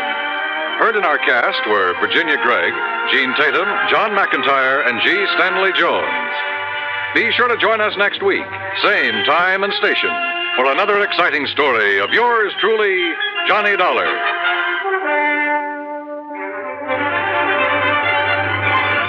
This is Dan Coverly speaking. See how he runs on Suspense is next on the CBS Radio Network.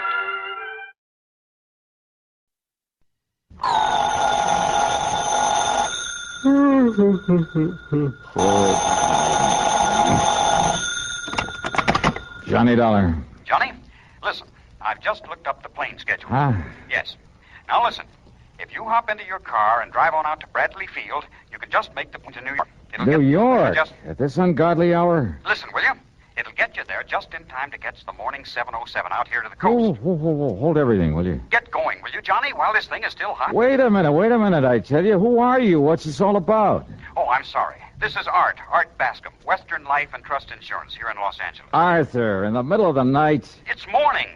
And, Johnny, you've got to make that jet flight out of New York. Leaves here at 8:45. Why do I? Because this may be a case of murder. Yeah, what may be a case of murder? Johnny. Make some sense, will you? Hurry up or you'll miss that plane. Art, hello. Okay, here we go again.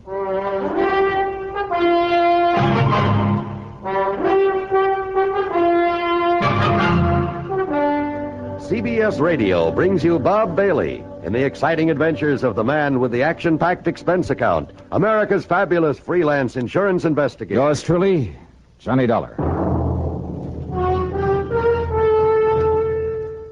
And now, Act One of yours truly, Johnny Dollar.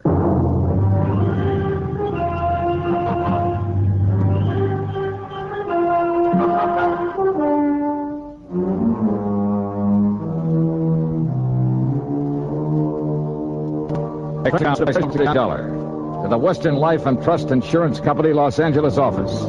Following is an account of expenses incurred during my investigation of the fatal switch matter. Expense account item 1, $8 for the flight to New York. Item 2, $176.25, the jet flight to Los Angeles. It was shortly after 11 a.m. Pacific time when Art Bascom met me at the L.A. International Airport. We took off in his car and headed south. Balboa, Johnny. It's about 50 miles down the coast. Very successful. Based on Free Barron's exclusive rights to the patent on a radio control device. Situation rights, that is. Uh-huh. Big government order, that sort of thing. Yeah, I see. All right, now tell me what's happened. Well, Free Barron's partner, so to speak, is the man who invented this device, who owns the patent. Young bachelor by the name of Edgar Porter. And? Johnny, it seems that Porter took the cruiser out for a trip yesterday morning. Yeah? Last evening, Mr. Free Barron thought he'd call him by radio. You know, just to find out where he was, make sure he was all right. Uh-huh. Couldn't raise him? No, he contacted him without any trouble. But then, in the middle of their conversation, suddenly, well, Johnny, from what Porter said, his last words over the radio. Yeah? Well, it looks as though somebody killed him. Where's the cruiser now, Art? Somewhere out in the Pacific. The Coast Guard's trying to find it. Well, then he hadn't given Free Barron his position. No. I guess he didn't have time before whatever it was killed him. Uh-huh. Who else was on board the boat with this man, Porter? That's the first thing I asked Mr. Free Barron when he phoned me. Well? No one. Huh?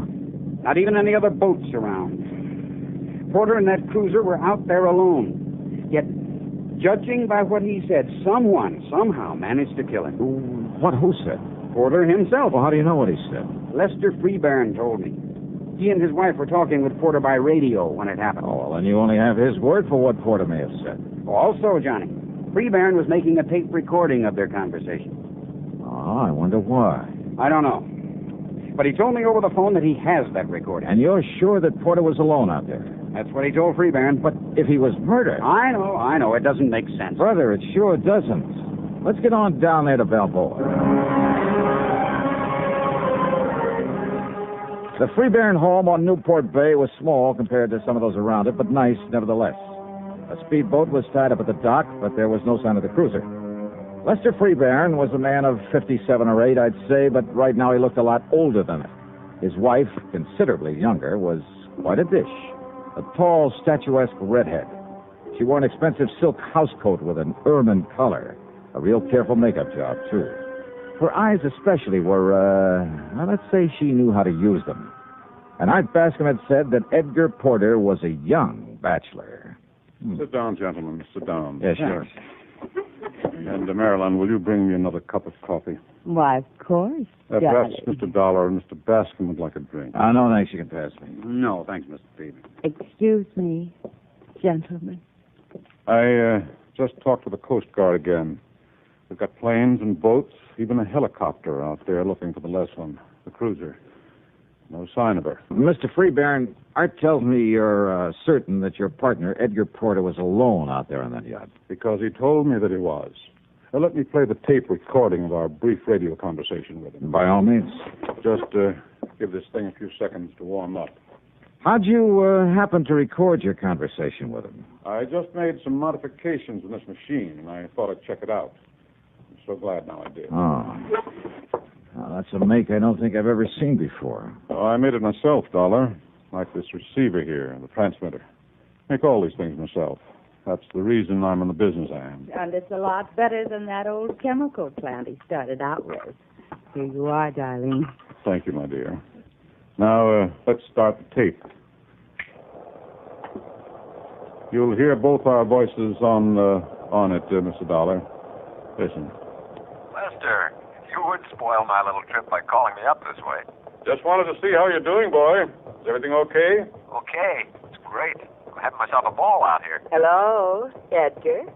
Hi, Marilyn. What's your position, Ed? Oh, 50, 60 miles out. And believe me, it's great to be away from people and things for a change. You're all alone? Nobody within miles. Oh, you're sure of that? Why, of course I am. Not even a girlfriend along? Nah, you know better than that, Marilyn. Nope, there isn't even another boat in sight. Hey, it's kind of chilly out here. Edgar, put on the cabin heater, the gas heater. I put it on just a minute ago. Good. Only, Ed, be sure the ceiling vent is wide open. Oh, yes, Edgar. Be careful. Now, don't worry. I know this old tub just as... What? No. You wouldn't do it. Good heavens, man, you can't do this to... No. Edgar, hello. Johnny, that was a pistol shot. Yeah, that's all there was to the recording? That's all, Dollar. We kept trying to call him back, but got no answer. But he said he was certain he was all alone. Yes. Well, Dollar? Impossible, huh? Impossible. Except for one thing. Yes? The fact it happened.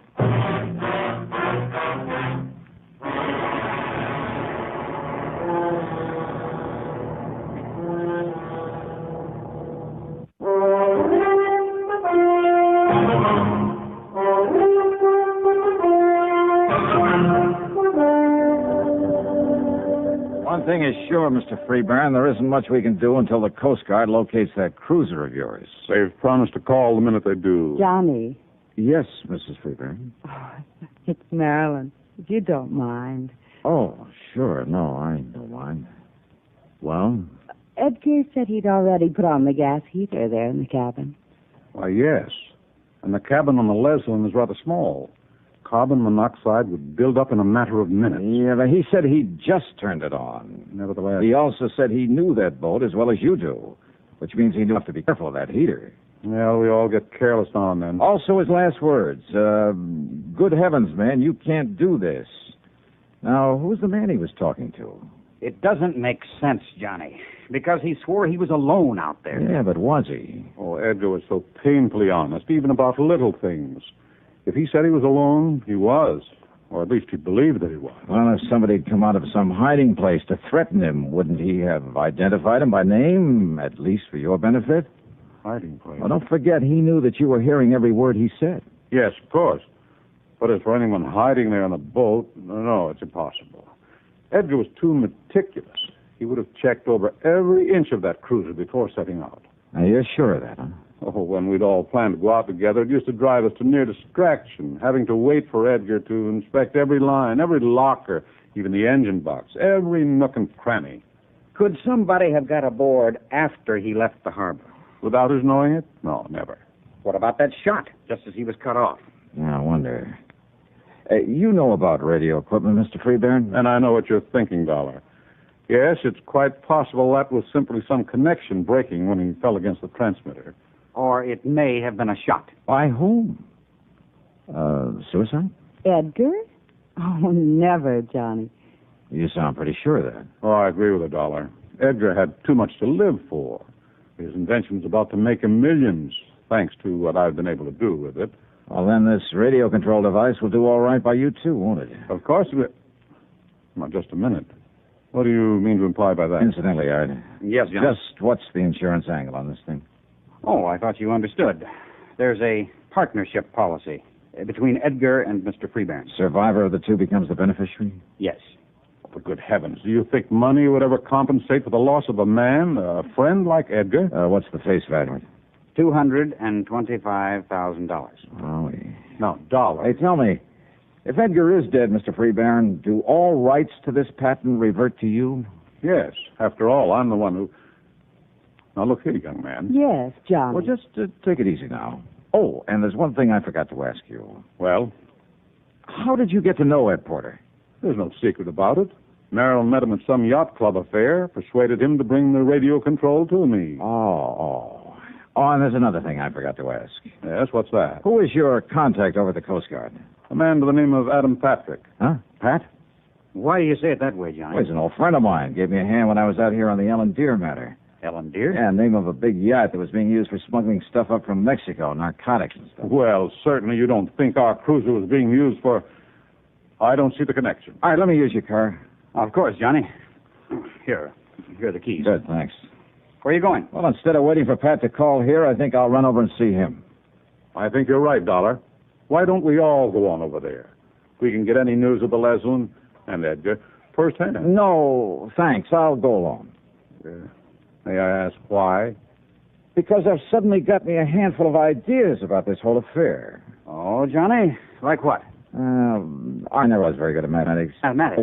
If I can get there first, well, maybe I can add 2 and 2 together and somehow come up with 5. What? That is, if Edgar Porter was murdered.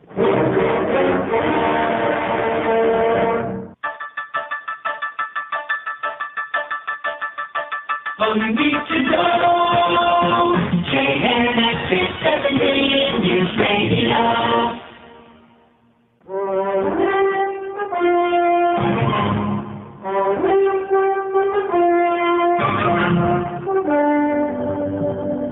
I tore on over Coast Guard quarters. Found my old pal, Adam Patrick, was just about to take off in a cutter. Okay, boys, cast off and let's get underway. Aye, sir. No, wait. Johnny! Hold everything, will you? Here I come. Johnny Dollar. Who do you think you are, Superman? Hiya, Pat. I hope you're heading out to the Pleasant. Why, yes. One of our cops has spotted her a few miles out. You mean you're working on this one, too? Yeah, kind of a thick one, isn't it? Sure it is. Now, a man completely alone out there could be murdered. There couldn't possibly have been anyone with him. Speak for the old man. Freeburn has been telling me the truth. Oh, I think he has, Pat. At least as far as he's gone. What do you mean by that? Well, does he know you've located the Leslie? Sure. When I got word, I phoned him, then grabbed Dr. Wilson. See him up aboard there. Hey, wait a minute. You gave Freeburn the position of the Leslie? Sure, why not? Hey, listen, can you get a few more knots out of this barge? We're up on top right now. What do you mean, Johnny? How much do you know about Lester Freeburn and his wife? Oh, man, that Maryland. Huh? Greatest business asset a promoter like Freeburn could possibly have. Oh. How else do you think he got his paws on that radio control he made? Yeah, I know about her connections. Why not? Why shouldn't she? It's that kind of monkey shines that keeps her in furs and expensive cars and everything else she likes. Yeah, I see. And then the Freeburns are quite a team, huh? Understatement of the week. And I understand he does pretty well for himself. Look, when that government contract gets rolling, and if his partner's dead, well, man, he's back in the black so fast. Oh, you think he's in the red now? Look, after all that dough he spent on that plant, Johnny. A couple of $100,000 might come in handy, huh? Even $1,000 or two. What are you getting at? Let's get on out to the Leslie, huh?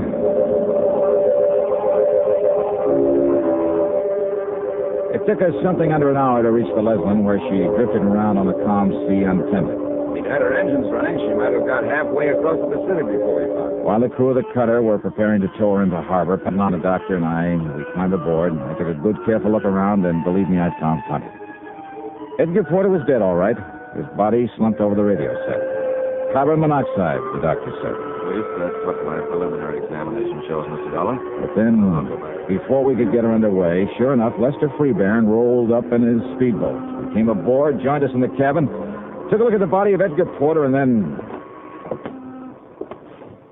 Then it was carbon monoxide poisoning. And I told him by radio to be sure that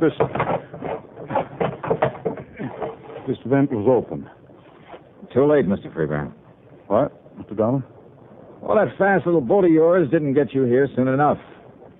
That vent was wide open. Yeah, the first thing I looked at. Well, then I don't understand. If it was carbon monoxide poisoning... Yes, John. Oh, sure it was. But not from this gas heater. You mean maybe some leak in the exhaust system? Not even that would have done it, Pat. This cabin door was wide open when we came aboard. Well, even so... Alive, Edgar was pretty valuable to you, Mr. Freeburn. Of course. As my partner with his invention. And your wife, with an eye for the dollar sign, roped him in very nicely for you. I guess he really had a case on her. I utterly failed to see... But Edgar dead would be even better, you thought. Oh, now, look No here. more need to share the profits on his invention. Are you trying to say I thought of killing him? This radio transmitter and receiver, some of your work? Of course. But before getting into electronics, you were a chemist, weren't you? So you'd know even better than I do how carbon monoxide can be produced from a little crystal of some kind. I forgot the name of it. But when it gets thoroughly heated... Now, look here, Dollar. Edgar was alone on this boat. Now, you look. The cord on his microphone is very short. So? He had to lean over the transmitter when he talked to you by radio. So what? That's one of the reasons you knew he fell against Spinetta when he keeled over. You mentioned it when you played back that tape for us. Well, I simply assumed... You knew he did. Even as you knew his head would be right over this grill work on top of the transmitter when he used the mic. Look through the grill, Pat. Yeah, Johnny. All right, that little coil on the back of the panel where nobody'd notice it. Yeah? A heating element that was turned on when the mic was turned on, see? There, you see, it's starting to glow. Like a small coil on one of those electric heaters. And believe me, it had nothing to do with transmitting a signal. Dollar. Instead, it was used to heat up a crystal of that chemical I mentioned to produce a deadly concentrated dose of carbon monoxide. Johnny. Sure. Take a good look at that coil, and I'm sure you'll find traces of the chemical on it. Get the picture, Pat? Yeah, Johnny, I sure do. All he had to do was stay right there in his home and put in a call to Porter on the radio. That's right. To answer him, Porter turned on this transmitter.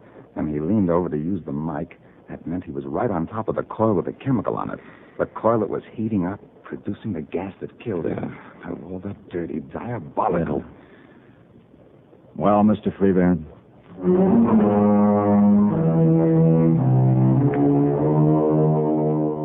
Yep.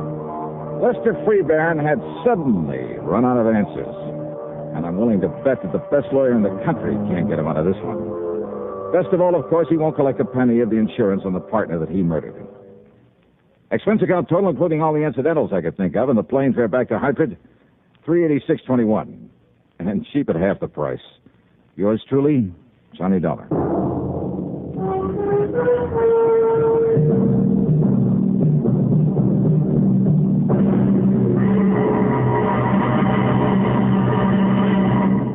Now, here's our star to tell you about next week's program. Next week, well, one of the most clever, most ingenious crimes I've ever run into during my career as a special investigator. Motive and method are all too obvious. So are all the clues needed to solve the crime. Yet, a simple little device we're all familiar with is used to cover them up and apparently make them meaningless.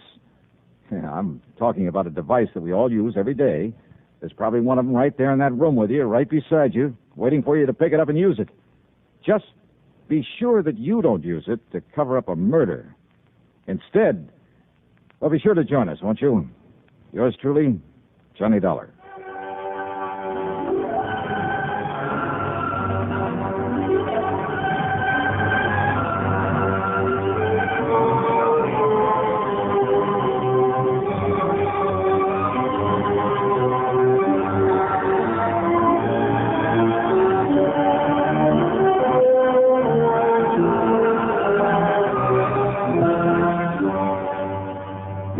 Truly, Johnny Dollar, starring Bob Bailey, originates in Hollywood and is written, produced, and directed by Jack Johnstone. Heard in our cast were Virginia Gregg, Olin Soule, Sam Edwards, Will Wright, and Herschel Bernard. Be sure to join us next week, same time and station, for another exciting story of yours truly, Johnny Dollar.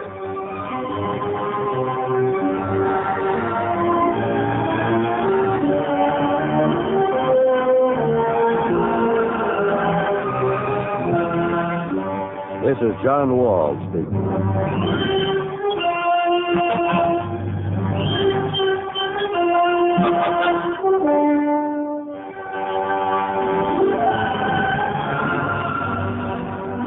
Johnny Dollar has come to you through the worldwide facilities of the United States Armed Forces Radio and Television Service.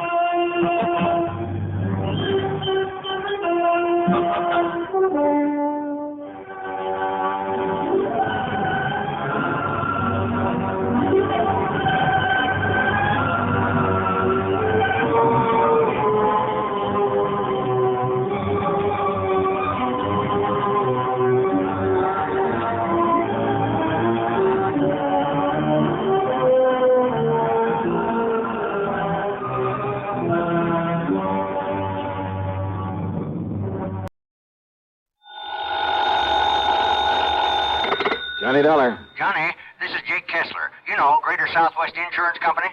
Out there in Kingman, Arizona? That's right. Well, hiya, Jake. What's on your mind? One of my clients, Johnny, insured for $30,000, has a little cattle ranch. Name is Rafe Chisholm. Rafe Chisholm. That's right. Owns a Circle RC layout. Lays over between here and that Lake Mojave resort you're always going to. What's the trouble? He losing some of his cattle? Oh, losing plenty of them. They're being poisoned. Oh? Only it's not them steers I'm worried about. It's Rafe. What do you mean? Well, Johnny, I just found out that he just found out who's been contaminating them water troughs. Yeah, who, Jake? He won't say, but listen. Yeah? If he really does, well, I know Rafe Chisholm pretty good, Johnny. He's a bad character. I wished I'd never sold him insurance. Yeah? Well, if he does know, well, Johnny, this whole thing is going to end up in a killing. Either whoever's doing this or Rafe himself. The Circle RC. That's right. So, will you come out here and see what you can do about it right away? Sure. Okay, Jake, I'll be there.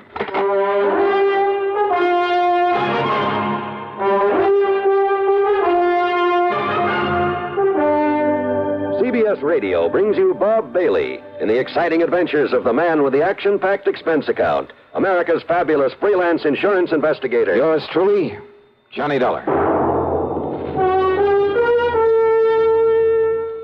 Thirsty people everywhere prefer ice-cold Pepsi-Cola. And because it's light, it refreshes without filling. Charlie, be sociable. I am, Kay. Pepsi is a favorite of thirsty people from Maine to Hawaii, from Alaska to Florida. Charlie. It's perfect for parties or picnics, so serve Pepsi to your guests. That's helpful, but... This is the sociable part. Keep plenty of Pepsi ice-cold and ready. Remember, it goes fast because everybody likes Pepsi. Singing still sounds more inviting. May I? Be sociable, not smart. Keep up to date with Pepsi. Drink light, refreshing Pepsi. Stay young and fair. Get on air, be sociable. Have a Pepsi. But singing doesn't say, pick up an extra carton of Pepsi today. Better yet, get a case. You do that. And now, Act One of yours truly, Johnny Dollar.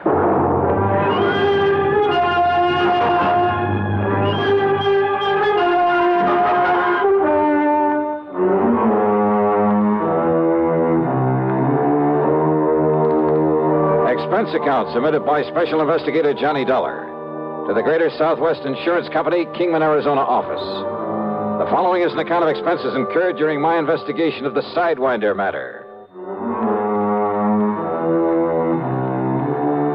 Jake Kessler hadn't given me very much to go on, but if my old friend Buster Favor, if Buster knew about the Circle RC and its troubles, well, expense account item 1 is $350 for a phone call to Davis Dam 72, the Lake Mojave Resort. I sure do know about that water poisoning over at the Circle RC, Johnny. After all, it's only 50 or 60 miles from here. Good. Then, Buster... I hope you can get on out here before somebody gets killed over it. Yeah, that's about the way Jake Kessler put it to me. So how'd you like to meet me at the airport over in Vegas? Be glad to. All right. Now, Buster, the best connection I can make will get me in there at 6 o'clock in the morning, okay? I'll be waiting for you, Johnny. Good. Item 2, 16390, plane fare to Las Vegas, Nevada. True to his word, Buster Favor was there waiting for me. In his car, we headed east on Route 95 to Boulder City, then turned south toward Kingman. And I wondered just how much food there was for a herd of beef cattle out here in this seemingly bare desert country. Well, sure, it's a problem, Johnny, but a much bigger one is keeping them supplied with enough water. See those windmills here and there? Yeah, I've noticed them. Well, every one of them has a big water tank and a watering trough at the base of it. Without them, those Herefords would all die off. We turn here. All right. Jake Kessler said this Rafe Chisholm is a pretty bad character. You ask me, Johnny, Rafe just soon kill a man as he wouldn't talk to him. The Sidewinder, they call him. And good reason, too. He's just as mean as a Sidewinder. Ah? That's why nobody was very happy to see him politic himself into a lease on that good ranch land with all the water it's got on it. Doubt if a single one of his pumps ever goes dry, which is more than you can say for most of the wells out here, believe me. But now somebody's poisoning the water for him. That's right. Any idea who? No doubt about it. Who, Buster? His ex-partner in a gold mine. Another bad character. Name is Jerry McCoy. It was by cheating Mac out of his share of the mine that Chisholm got the money to lease the ranch. I see. And Mac swore if he ever caught up with Chisholm, he'd get even with him. Ask me, Johnny, Mac has caught up with him.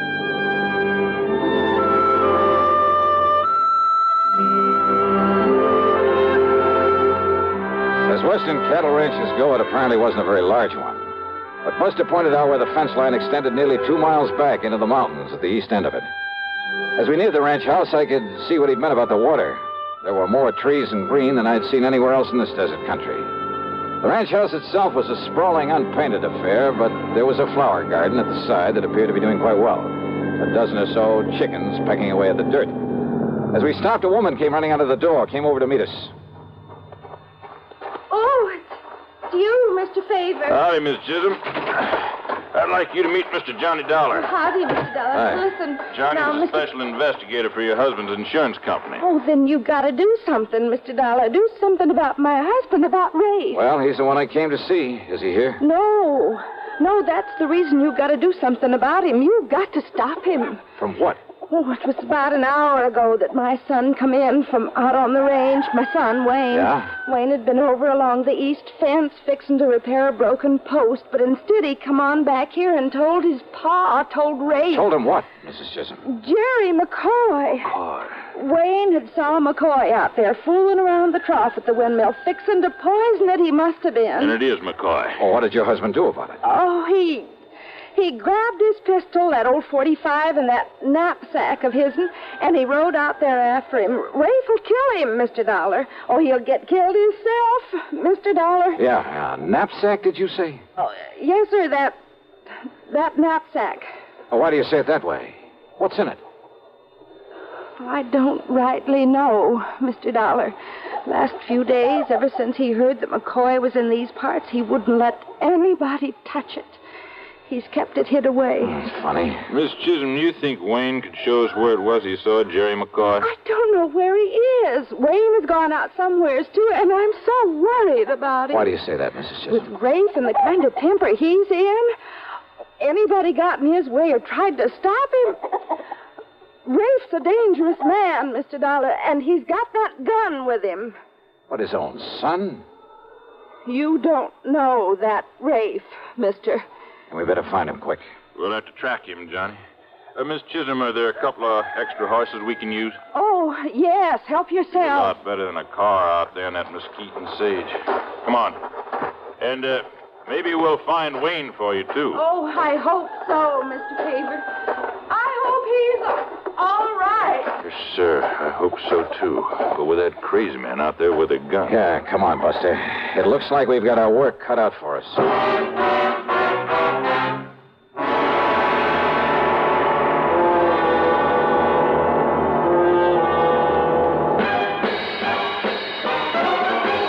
Smoking more now, but enjoying it less. Have a real cigarette, have a Camel. The best tobacco makes the very best smoke. Have a real cigarette, have a Camel. Are you looking for flavor and mildness? Have a real cigarette, have a Camel. The best tobacco makes the very best smoke. Have a real cigarette, a real cigarette, a real cigarette, have a Camel. Again, for the 11th straight year, Camel outsold every other cigarette, filter, king size, and regular. The best tobacco makes the best smoke. So if you're smoking more now but enjoying it less, change to Camels. Get more real satisfaction every time. Start to really enjoy smoking again. Have a real cigarette, a real cigarette, a real cigarette, have a Camel. And now, Act Two of yours truly, Johnny Dollar and the Sidewinder Matter.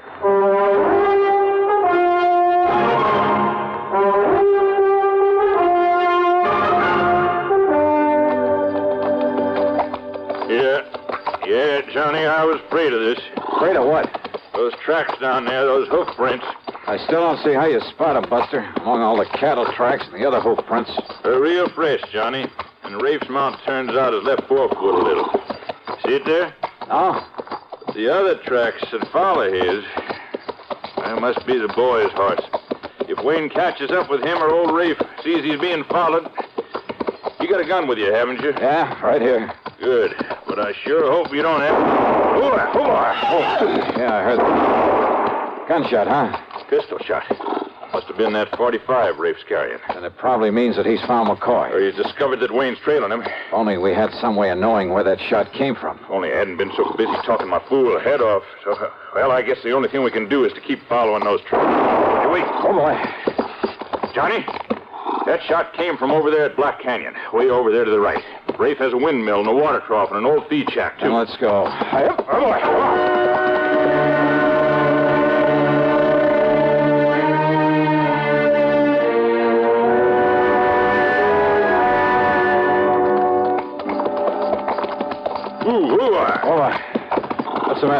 Look over there, the top of that mesa. Those big dust clouds building up? I knew this here was too still out here. Johnny, that dust over the mesa coming this way means that inside of 5, maybe 10 minutes, we're going to be in the middle of the worst sandstorm you ever heard of. We better get on back to the ranch. We'd never make it. We got to find cover. Come on, boy. All right. But where, Buster? Over there on the right. Shadow Mountain. Big cave in the side of it. And let's go, brother. Come on, boy. Up, up. Just pray we can make it, Johnny. And believe me, I mean pray. Get out.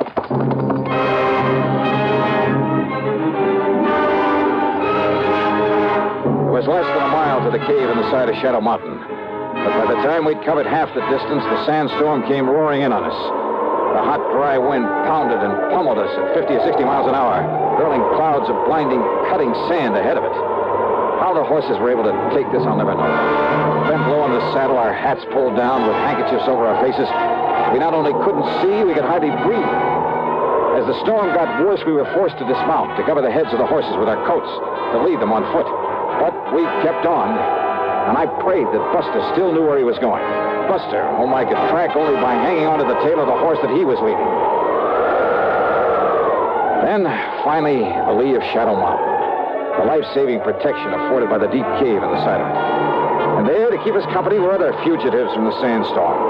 Half a dozen jackrabbits, a couple of coyotes, a fox, and several kinds of rats and mice, huddled together silently, forgetting for the moment all the ancient instinctive enmities in their escape from the peril outside of the cave.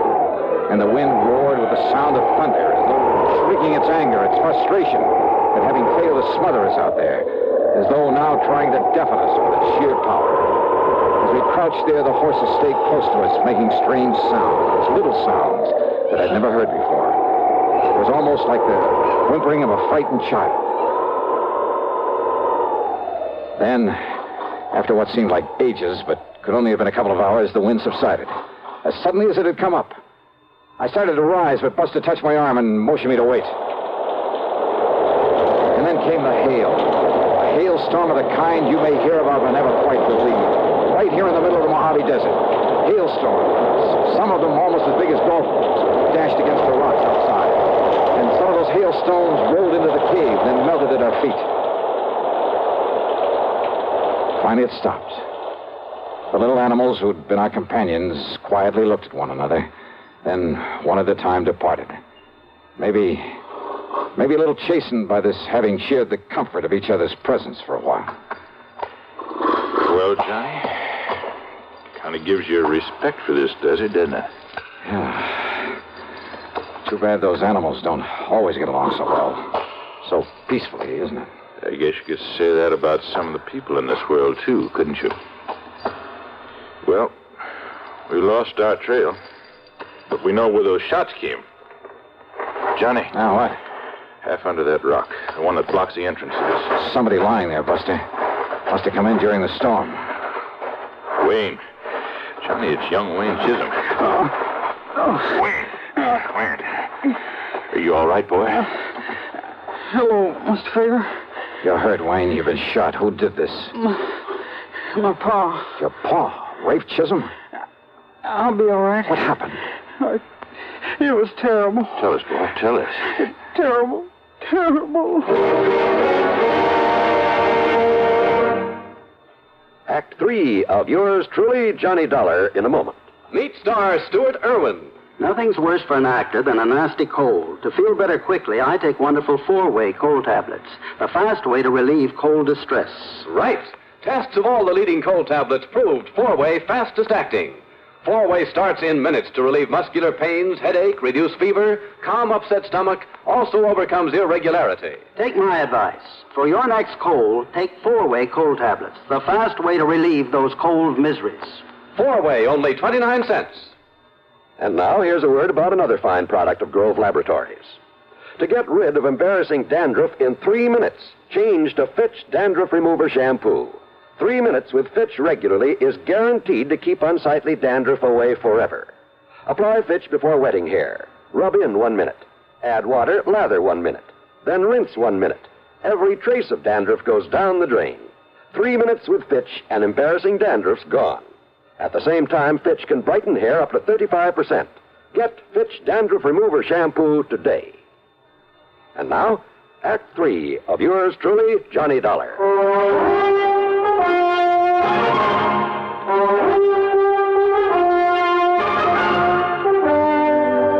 Wayne, boy, listen to me.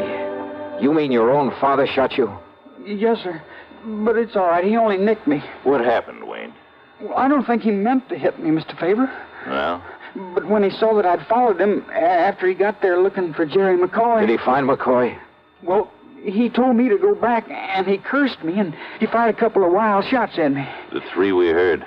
But I don't think he meant to hit me. I wonder. Then I hid behind some deer brush, and then worked my way down again so as I could see what he was doing. Well, what about McCoy? Oh, Pa found him all right. There in the feed shack, there in Black Canyon, where he was skinning out one of our young steers, in there out of the sun. Okay, then, Johnny, we better get on over. No, wait, Buster. Then what happened, Wayne? It was terrible, mister. It was awful. I was close enough I could see him. I could hear him through the open window of the feed shack. You think I didn't know all the time it was you, McCoy, that was poisoning the water for my cattle? Yeah? Well, I told you I'd get even for what you'd done to me over in that gold mine, Rafe, and now I've got you just... No, put down that gun. Don't kill me, Rafe. Kill you? And get myself in real trouble? Then put it down, put it away. See, I got no gun on me. I ought to kill you, Mac. I've been thinking about this a long time, about what I'd do when I caught you. But what's the use? What's the use of killing you? Now, listen, Rafe, I'll make it up to you for the cattle I poisoned. Make it up? Yeah. The insurance takes care of that. So, Mac, I'm going to let you go. Yeah. Mean you ain't going to turn me over to the police? Only if you do exactly what I tell you to do. Yeah, Rafe, I'll do anything. Sure you will, because I got this gun on you. Now start cutting a lot of strips, a lot of thongs off of that steer hide. Yeah. You're going to tie me up? You're going to leave me out here to die? Do like I tell you. Go ahead, or maybe I will pull this trigger. But you said you'd let me go, Rafe. Hurry up. You're going to need a lot of them. Me? Well, I don't understand you. You think I'd want anybody to know I let you go? The man that was poisoning my cattle? Keep cutting them strips. I am, Rafe, I am. No, it's got to look like you got the best of me. Tied me up and left. What? You're going to tie me up to this post in here. Tie you up? Go ahead, do like I tell you. Go ahead, Mac. Unless you want a bullet in your head. Go ahead.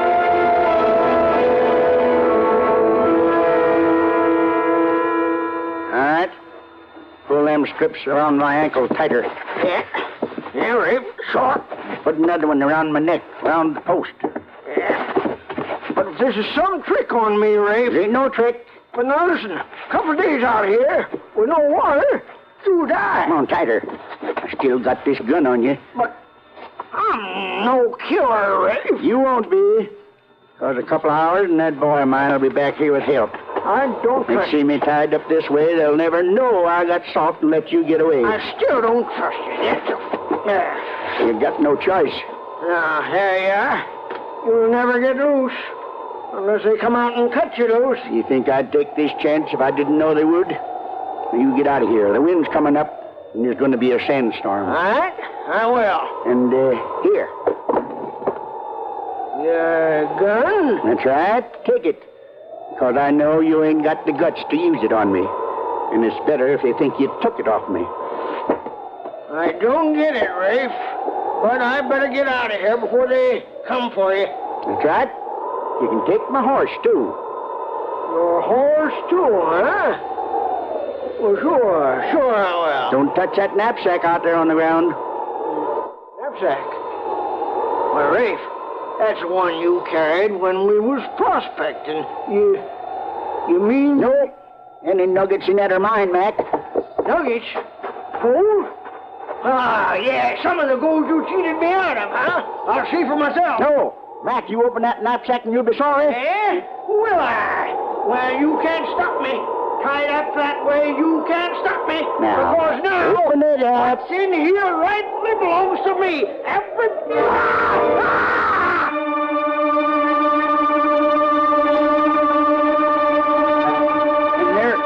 There in that knapsack was 3 sidewinders. Sidewinders? Rattlesnakes? Good Lord. McCoy, he didn't have a chance. Good Lord. There was enough poison in him. Yeah. And not knowing that you'd seen all this, but knowing you'll come back with help, that we'll find him tied up there. Yeah, Johnny. Rafe's made it look like he has a perfect alibi. Not that McCoy didn't deserve to die, poisoning cattle. It's still murder, Buster. Wayne, do you think you can make it to the ranch? Yes, sir. Then come on, Buster. We'll go on to Black Canyon. We'll pick up our killer. Okay, Johnny.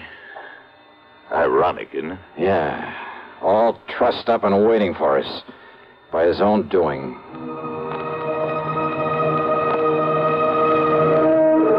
It was late in the afternoon by the time we reached the watering trough in the old feed shack. And the body of Jerry McCoy, already half buried by the sandstone. And I wondered what sort of punishment could possibly be enough for the man who'd done this to him. Yeah, I wondered until we found Rafe Chisholm tied to that post. Wait a minute. Johnny. We're too late. I know. Rawhide. Green steer hide. As it dried out, it shrank tighter and tighter around his body. Around his neck until Yeah.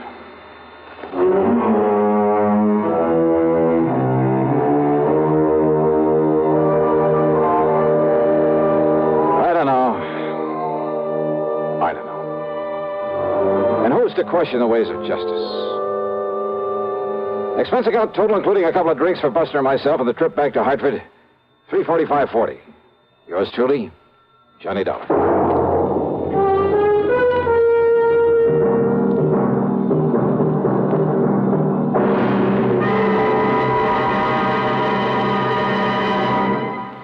And now, here's our star to tell you about next week's program. Next week, Long Beach, California, looking for the tidy sum of $75,000. Join us, won't you?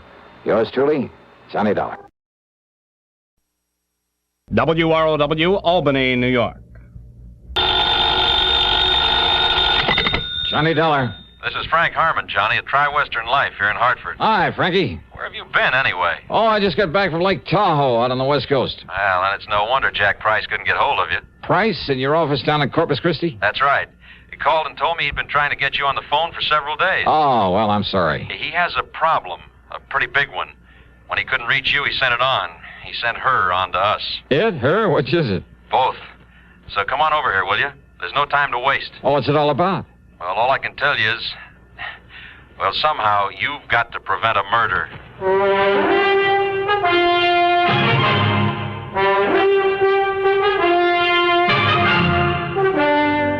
CBS Radio brings you Bob Bailey in the exciting adventures of the man with the action-packed expense account, America's fabulous freelance insurance investigator. Yours truly, Johnny Dollar.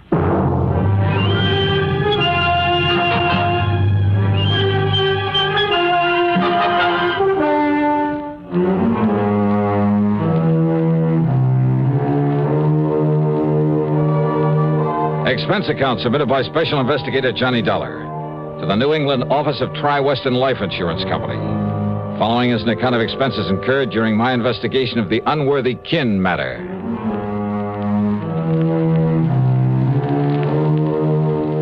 After the Lake Tahoe mess, I was ready for a nice long rest, but a job's a job. So expense account item 1, $1.10 for a cab back to Frank Harmon's office at Tri-Western in the big new building on the square. Glad you finally got back here, Johnny. Hiya, Frankie. Yeah, sit down. I'll get right to the point. Okay. Try to give you the whole story before she gets here. Who's she? Name is Jean Unworthy. Unworthy? That's right. That's a funny one. Well, our little problem isn't very funny. Now, listen. I'm listening. About 4, maybe 5 years ago, up in Ypsilanti, Michigan, a prominent businessman was killed by a guy named Eric Bean. Oh, you're telling me. It was a ruthless, pointless, wanton murder. Simply because the victim refused to give him a few bucks. And the defense tried to get Bean out of it on grounds of temporary insanity. That's right. But instead, they sent him up to the Michigan State Prison. Gave him life with no chance of parole. Oh, yeah, I remember. It just happens I was in on that case. Hmm? Oh, of course. Of course you were. Well, all right, then. Well, I didn't play a very important part in it, I have to admit, but I was there. And you were there during his trial? From the first to the last gavel. Yeah, and you know what Eric Bean did when the judge pronounced sentence on him. Yeah, that's right. Because it could be that Bean thought his remarks were partly aimed at me. I mean, this talk about getting even with everybody. All right, sure. Sure, I'll go up to your lousy, stinking prison. Order! Order in the court! But if you think you can keep me in it, you're crazy. Order! Order! Will someone restrain the prisoner? Because I'm going to get out. When I do, I'm going to kill everybody that had anything to do with turning me up. Officer, restrain that man. No! Don't take your hands off him. I'm going to kill anybody that had anything to do with it.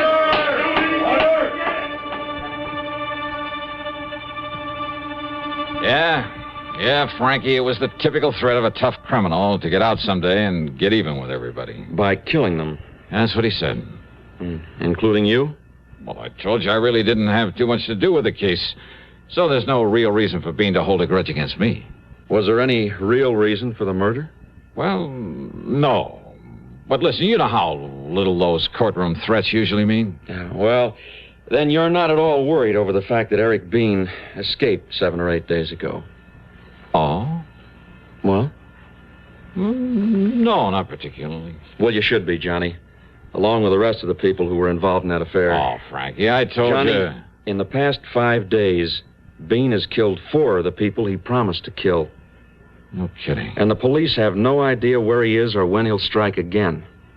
And another one of his intended victims is Mr. Albert K. Unworthy, who's now living down in Corpus Christi, Texas. And he's insured by our company for over $500,000. Well?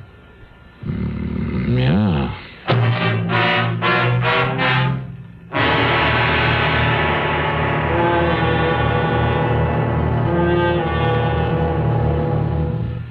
Be sociable.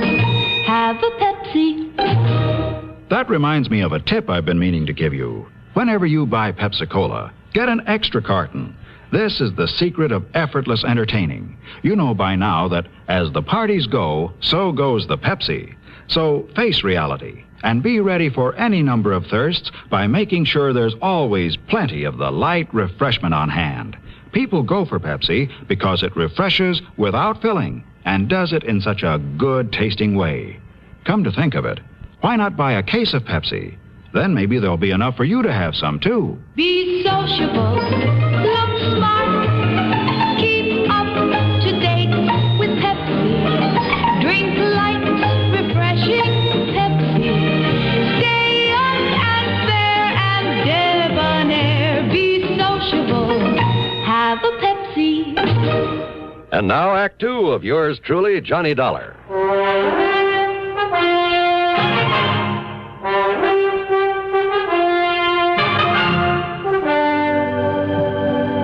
All right now, Johnny, when Jack Price wasn't able to reach you, he dumped the whole thing in my lap, including the old man's daughter, Jean.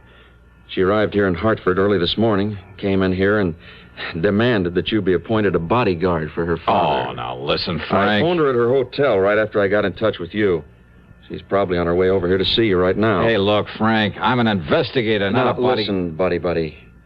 Are you forgetting Eric Bean may have you high on his list, too? So what? So what? If I keep my eyes open, my manners and my... Oh, I see. What? Yeah, put 2 of Eric Bean's intended victims together. Give him a wide-open chance to kill 2 birds with 1 stone, so to speak, and he's almost bound to show. Yeah, so the cops who've been standing by pick him up along with our 2 bodies. And the company has done a great public service. Hooray. No, that wasn't what I was thinking of at all. Frank, I couldn't go down there to Corpus Christi right away anyway. Why not? First thing tomorrow morning, I have an appointment in New York with an attorney for a deposition in that Lake Tahoe case I just wound up. Oh, so you lose a few hours. And what's more, I hate those bodyguard assignments, and you know it. But when such an important client's involved, Johnny... Well, there's nothing but a lot of trouble with an A-1 chance of getting shot in the back. Yeah, but don't you see... No, Frank, I'm sorry. If Unworthy wants protection, let him call in the police. They have a very good force there in Corpus Christi. Johnny. And when this dame, this daughter gets here, well, simply tell her I don't want the case. And I mean it, Frank. That's final. That is unequivocally and irrevocably and absolute... Mr. Harmon? Miss Unworthy. Oh, please come in. Huh? Thank you. Yes. Come in and meet Mr. Johnny Dollar. Hi, Johnny. Suddenly, I changed my mind. Even as that whole office suddenly seemed to change and take on a strange and wonderful glow. She was, so help me, one of the most beautiful girls I've ever seen. Tall, but not too tall, with honey-colored hair and a complexion that, and a figure that, and a twinkle in those baby blue eyes that, oh, what's the use? The right words simply aren't. Not to describe this one.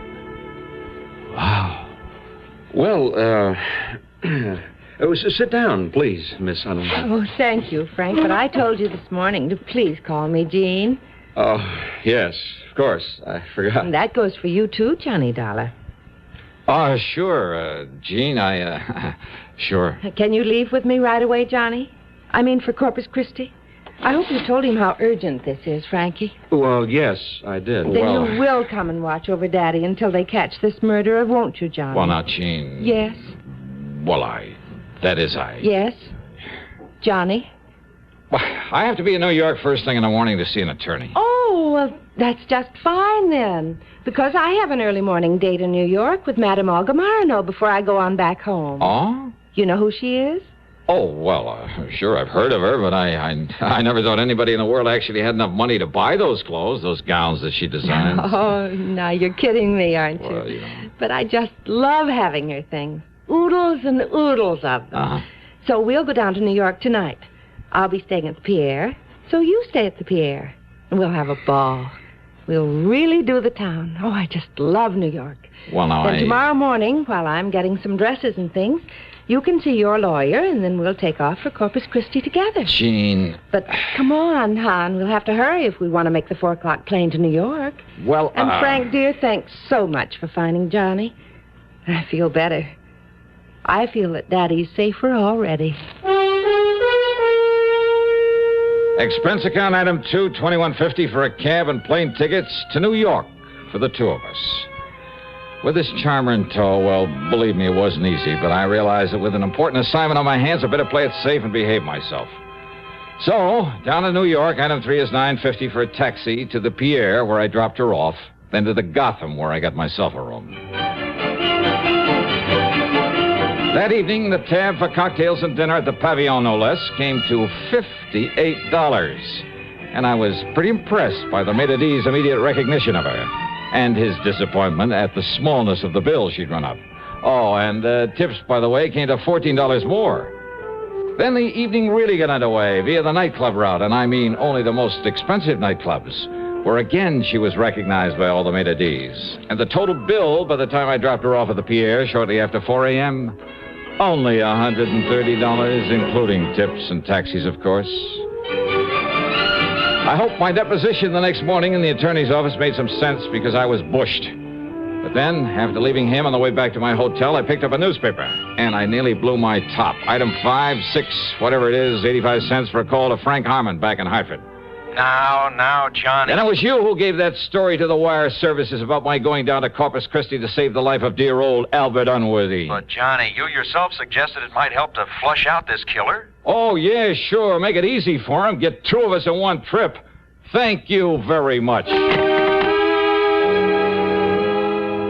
Item 7, $287.50 plane fare, tips and incidentals for the flight to Corpus Christi. And by the time we got there, well, I don't know. I don't know how to say it. But, well, that genie is not only the most beautiful, the most charming.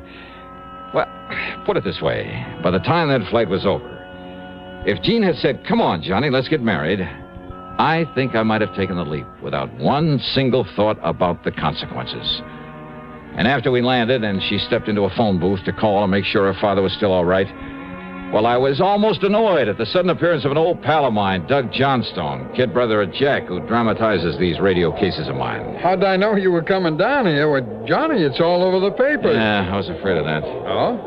Yeah, but how are you anyway, Doug? Oh, I couldn't be better. Hey, boy, you certainly pick 'em, don't you? What do you mean? Your, traveling companion, Jean Unworthy. Oh, yeah. What do you know about her father, Doug? Well, I kind of thought you might want a little help while you're down here. That's why I came to meet you. Oh? Yeah, now, here's what we ought to do.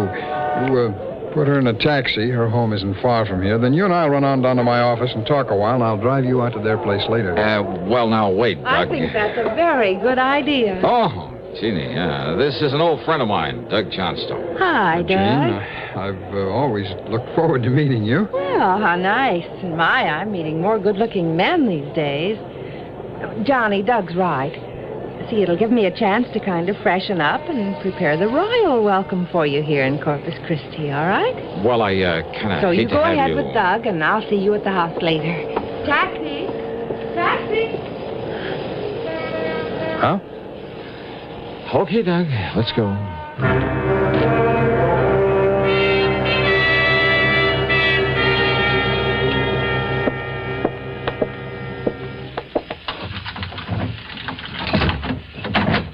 Okay, now, Doug, as you were saying. As I was saying, well, sit down. Make yourself comfortable first, General. Thanks. Well? Well, Johnny, old man Unworthy is loaded, all right. Despite this gorgeous daughter of his trying to spend it all. But when she turns on the charm... Oh, you are telling me.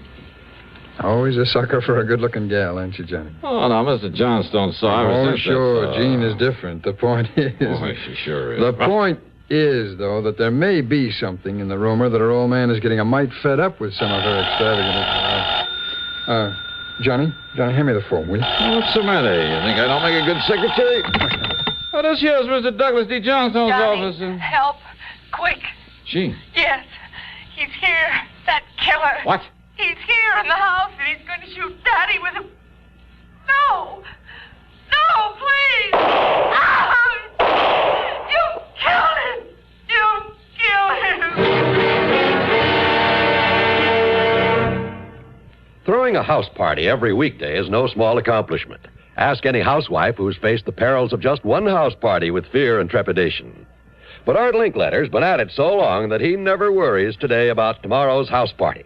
And yet they always come out slick, smooth, and hilarious. Art's enthusiasm is part of the reason why. The way he lets his guests take the bit in their teeth is another. So you never know where the fun's going to lead once it starts. Listen Monday through Friday on CBS Radio. Now, Act 3 of yours truly, Johnny Dollar and the Unworthy Kin Matter.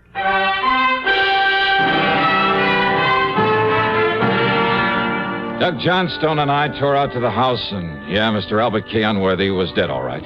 3 neat, clean bullet holes in his temple. His daughter, Jean, was a wreck. One sleeve of her dress was torn. There was a red welt on her cheek where she'd apparently been struck by the killer. Oh, Johnny. All right, now, easy. It was so terrible. So awful. So terrible. Okay now, honey. Just try to take it easy and remember exactly what happened. Why did it have to happen to him? He was so good. So wonderful to me ever since the day that he adopted me, and now he's... Take it easy. Now, who else was in here, Jean? Were you in here with your father alone? Yes. Yes, Johnny. I don't know where the servants are. Daddy must have let them take the day off. But this man... Then this horrible-looking man came in. Can you tell me what he looked like? Oh, I don't know. I saw him only a few seconds.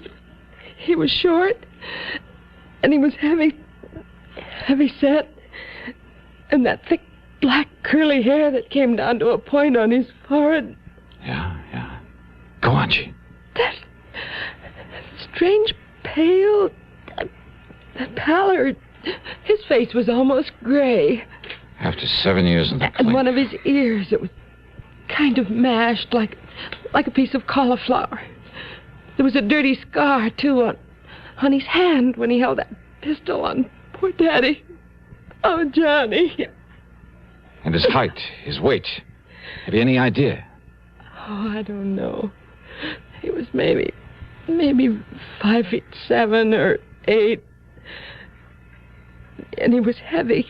Maybe 180 pounds or something. He was stocky. You ask me, that fits the newspaper description of Eric Bean almost to a T, gentlemen. Had you ever seen Eric Bean before, Jean? No, Johnny. And there was that wild animal look in his eyes. And he came rushing in here with that gun, and I tried to call you, but he knocked me down, and then he... I guess I passed out. Right, easy. Oh, Johnny, please help me. Yeah, sure. You want to call the police, Doug? Sure. Doug not only called the police, but the family doctor. And after Jean had given the police all the information she could, the doctor gave her a mild sedative and sent her up to bed. By that time, Jean's personal maid had come in, so after assuring her we'd do everything we could. Johnny, dear, don't you see? Now, you may be in danger from... Oh, dear. I guess whatever the doctor gave me, I can't stay awake. But come back, dear. Come back.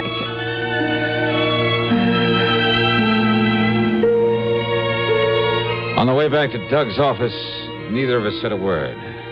Not until we got inside and he closed the door. And even then we sat there quietly for a minute. Well, Johnny, you like a little drink? No, thanks. You have one. No. You, No. Nothing, just... Johnny, you're thinking the same thing I am.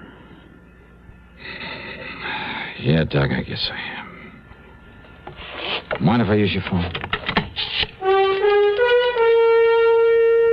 My call was to the police, not there in Corpus Christi, but in Ypsilanti, Michigan.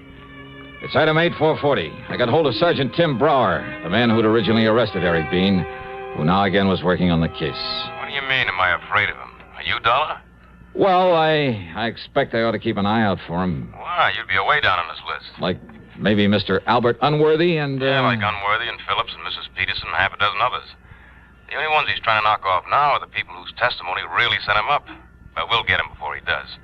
Because he's just crazy enough to have set himself a very obvious little pattern in these 4 new murders. Yeah, what kind of a pattern, Sergeant? All the people around here.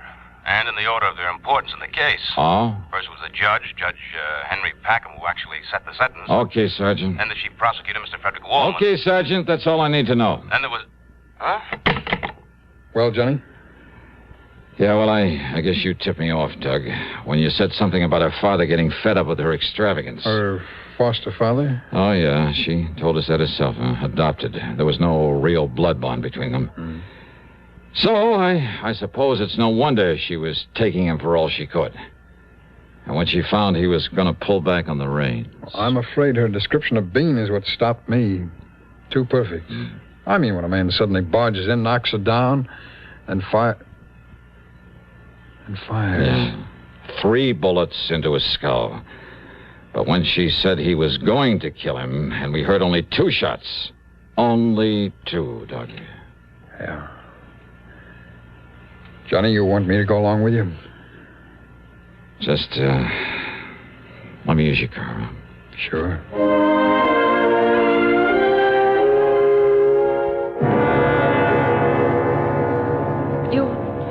You mean you found the murderer, Johnny?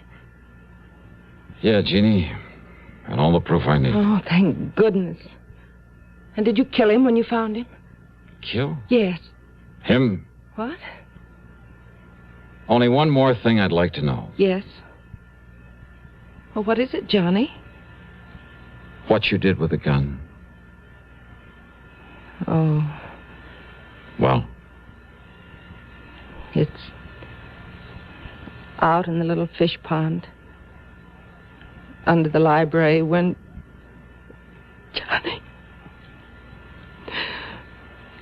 Johnny, not a chance for me. Not a chance.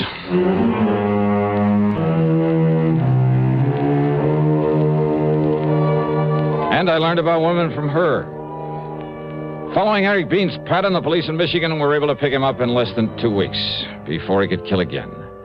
The expense account, the total, call it $500 even. Yours truly, Johnny Dollar.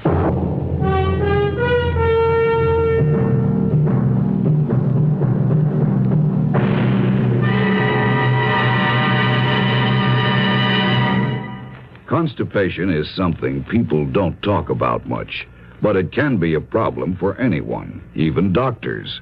And when constipation occurs, it's interesting to see just what doctors consider important about a laxative they might use or recommend. Well, a majority of the doctors we heard from had this to say. A laxative should be effective, gentle, close to natural acting. A medicine that can be used with complete confidence. Now, X-Lax has been popular with many doctors and millions of people over the years because pleasant-tasting chocolated X-Lax is effective.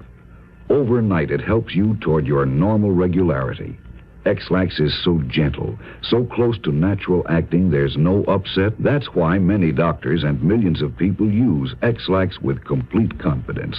X-Lax, the laxative that helps you toward your normal regularity gently, overnight. Now, here is our star to tell you about next week's story. Next week, the What Goes Matter is just what it sounds like, a real puzzler. So join us, won't you? Yours truly, Johnny Dollar.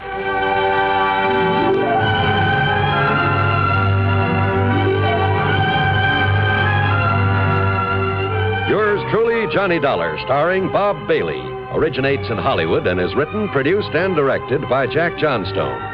Heard in our cast were Virginia Gregg, Dick Crenna, Frank Gerstle, Russell Thorson, Stacey Harris, James McCallion, Bill James, and Gus Bays. This is John Wall speaking. Next, a study in terror entitled Nightman on Suspense on the CBS Radio Network. 590 WROW, Albany, New York.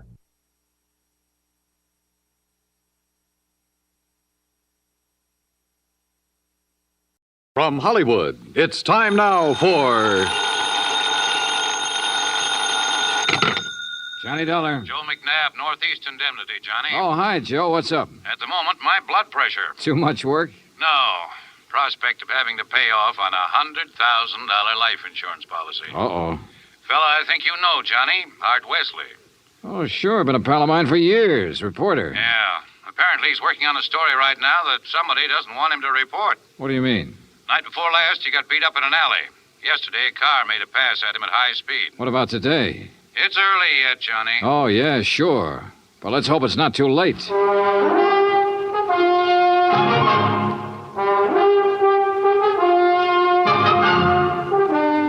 Bob Bailey in the exciting adventures of the man with the action-packed expense account. America's fabulous freelance insurance investigator. Yours truly, Johnny Dollar.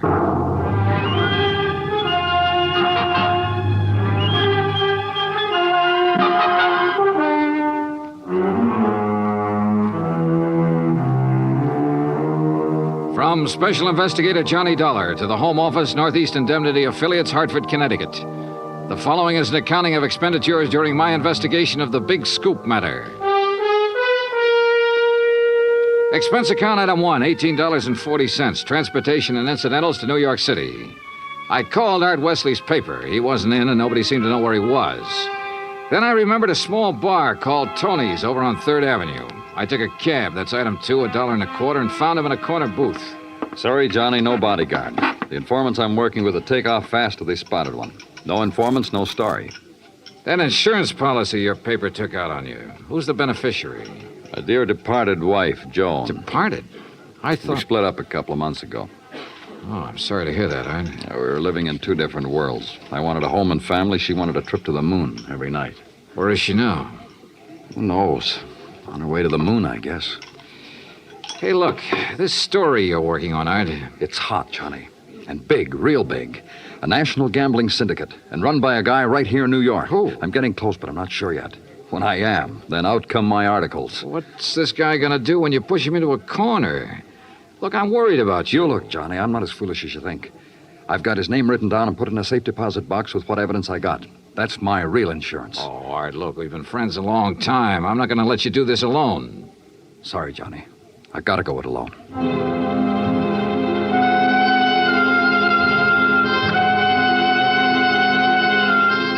Since I'd gotten nowhere with Art, I decided to try his wife, Joan, even though they were separated. I found her in an apartment on East 68th, but she was hardly what you'd call cooperative. Look, Mr. Dollar, so you're a friend of Art's. At the moment, I'm not. Mrs. Wesley, your marriage with Art is none of my business. But that insurance policy his paper took out on him is. And incidentally, you're still the beneficiary. So? So he could be in danger, those articles he's writing. Why doesn't he drop it? Oh, look, you know Art better than that. Then what am I supposed to do about it? That story is his business. How I feel about things is my business. And come to think of it, I can't see that either of those things is your business. Item 3, $1.80 cab fare to police headquarters in the office of my old friend, Detective Lieutenant Rostelli. Sure. I know about those attempts on Art's life. So I talked to him and got nowhere. He told me the stories about a national gambling syndicate. It's more than he told me. Supposedly the big boss is here in New York. Now, what are you going to do about it? Look, the minute Art quits thinking he's got to hit the jackpot all by himself and lets us in on it, we'll give him all the protection he... Lieutenant Rostelli. Yeah, just a minute. It's for you, Johnny. Oh, thanks. Hello? Art Wesley, Johnny. They told me at your hotel where to reach you. Anything new, Art? I'm leaving town for a few hours. This could be it, Johnny. Tonight could be the jackpot. Well, listen, let me go with you. Sorry, I gotta go alone. It's part of the deal. Art, it could be a trap. I can take care of myself. Call you when I get back. Wish me luck. Well, look, wait. Art!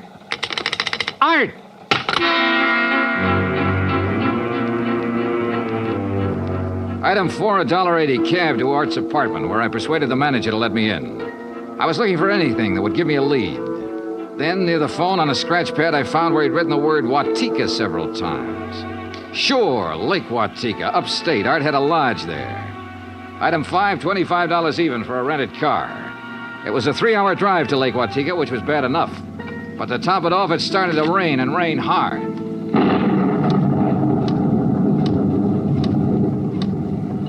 When I finally got to the highway turnoff, the side road to the lake was a mass of mud. Then I got 2 quick breaks. It stopped raining, and I spotted the 6-mile road into Art's place. Half an hour further on, I saw a light.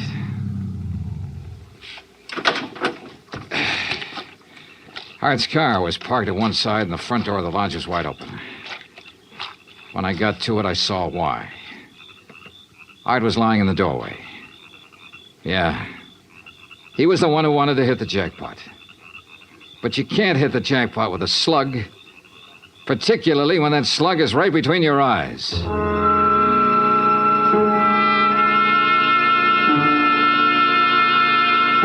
I drove to the sheriff's office and reported it.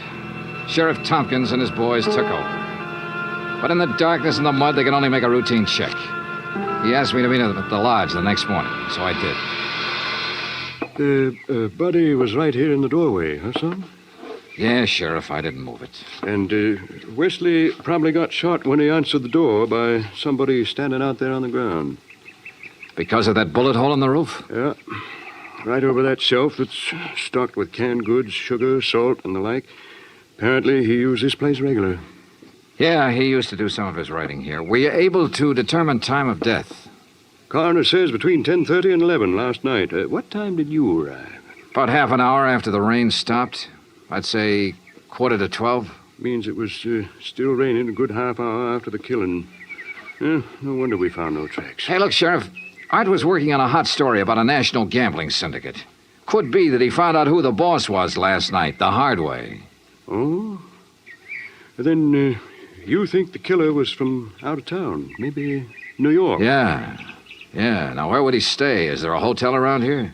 Lake Watika Inn, just outside the village, about 6 miles from here. Sheriff, I'll check it out.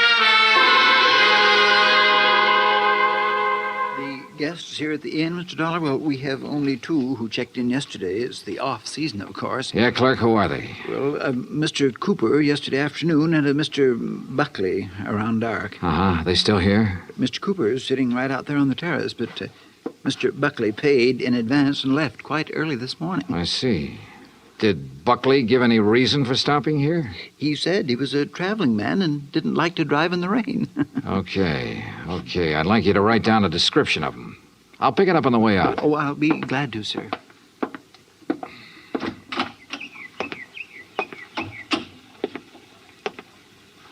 Hi. Oh, good morning. Enjoying the scenery? Yes, immensely. Oh, sit down, won't you? Sure, thanks. My name's Dollar. Mine's Cooper. You just check in? I'll just drop by. I came yesterday. Uh-huh. Pretty up here this time of year. Yes. Yes, certainly is. I really enjoy places like this in the off-season. It's a nice change. Too bad the weather hasn't been better, huh? Well, the rainstorm last night? Oh, I enjoyed that, too. You were out in it? Oh, no. No, I enjoyed it the way a storm should be enjoyed. In front of the fireplace in my cottage with a drink and a good book. No, Mr. Dollar, I stayed in last night. And that was that. I picked up the description of the other guest, Buckley, from the clerk and gave it to Sheriff Tompkins, who got out a bulletin on him. Then I drove back to New York City, turned in my rented car, and took a cab. That's item 6, $1.70, to Joan Wesley's apartment. Yes. They notified me this morning about Art's death. I don't know what to say. What is there to say? Good question, Mrs. Wesley. If only he hadn't been so stubborn. If only he'd given up that story about the gambling syndicate or whatever it was. Yeah. You figure somebody in the syndicate killed him? Why, of course. Mrs. Wesley, did you know Art had gone on up to the lodge at Lake Watika? No. Mr. Dollar, I'm rather tired. One more thing.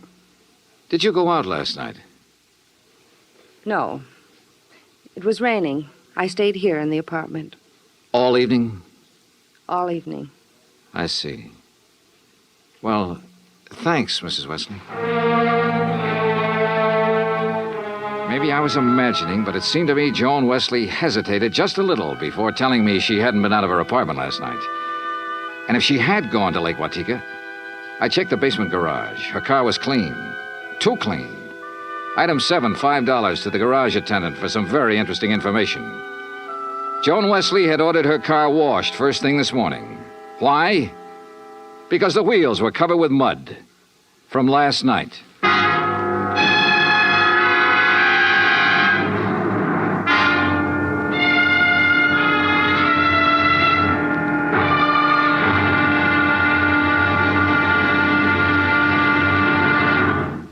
Act 2 of yours truly, Johnny Dollar, in just a moment. Better schools mean better citizens, better neighbors, better families. But we can't expect our children to respond, to learn and grow, if we ourselves are indifferent to their school environment. CBS Radio urges that you write to Better Schools, 9 East 40th Street, New York 16, New York, for information about how citizens can spark community action to improve their schools. That address again is Better Schools, 9 East 40th Street, New York 16, New York. Now, Act 2 of yours truly, Johnny Dollar, and the Big Scoop Matter.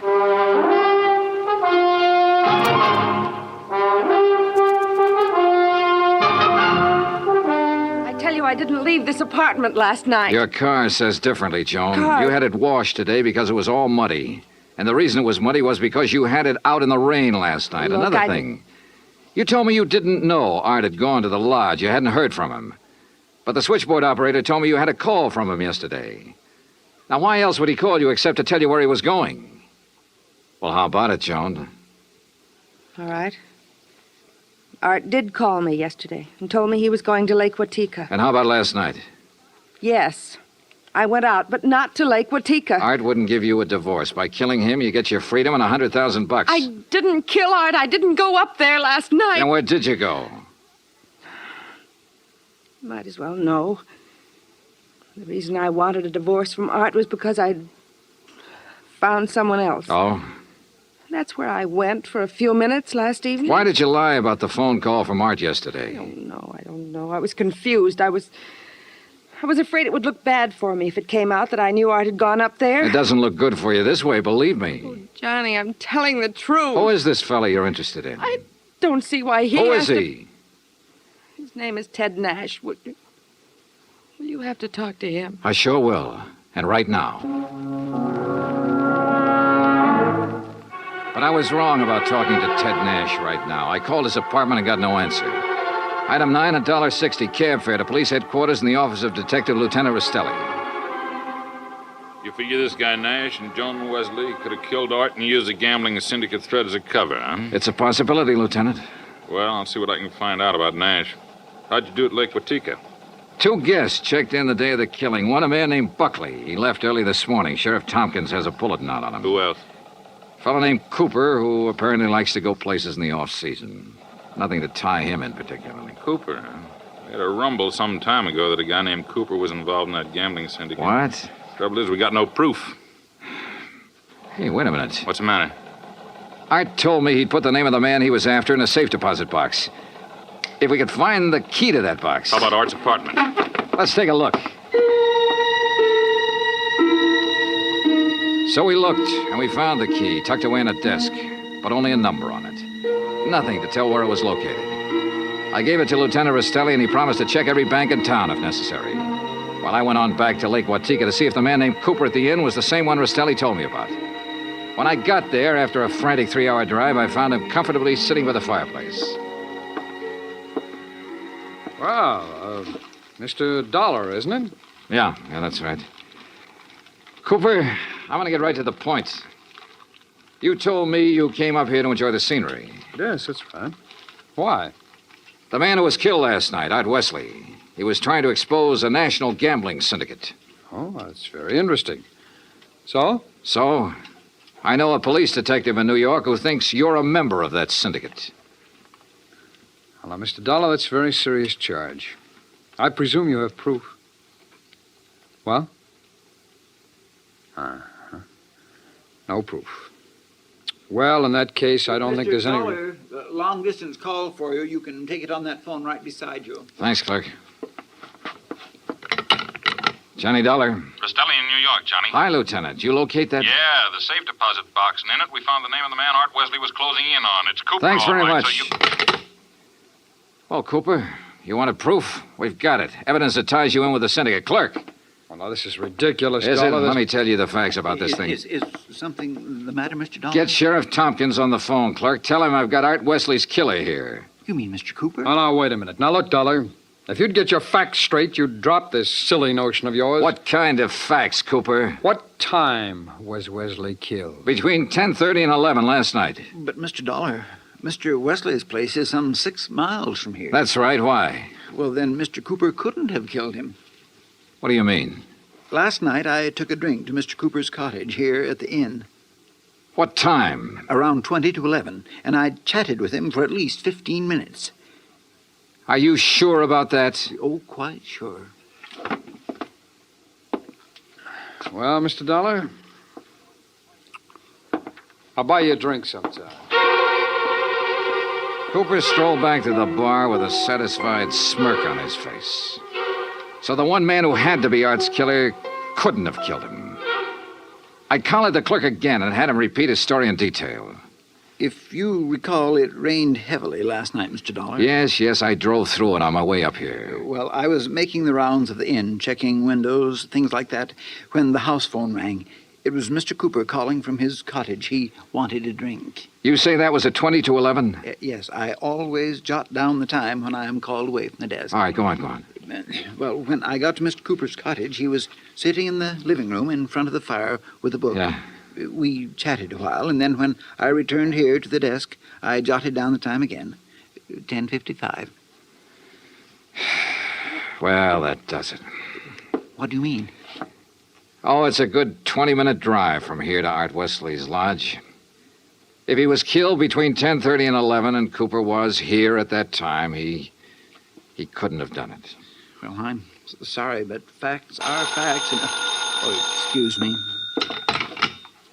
Lake Watika Inn. Yes, just a moment. Sheriff Tompkins, Mr. Dollar. Oh, thanks. Hi, Sheriff. Thought you ought to know, son. Remember that man Buckley we were looking for? Yeah, sure, the other guest at the inn. Yeah, we picked him up. I've been questioning him for an hour. Any luck? No, sir. He's just a traveling salesman who stayed at the inn because he didn't want to drive in the rain. You sure? Buckley swears he doesn't even know Cooper.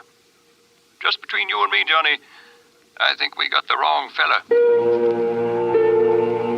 No place again. I decided to start all over. Got into my car and drove to Art Wesley's place. Nothing was changed. I remember the trip I'd made the night he was killed, how it rained heavily until about half an hour before I arrived. How I'd found him lying in the open doorway, a bullet hole in his head.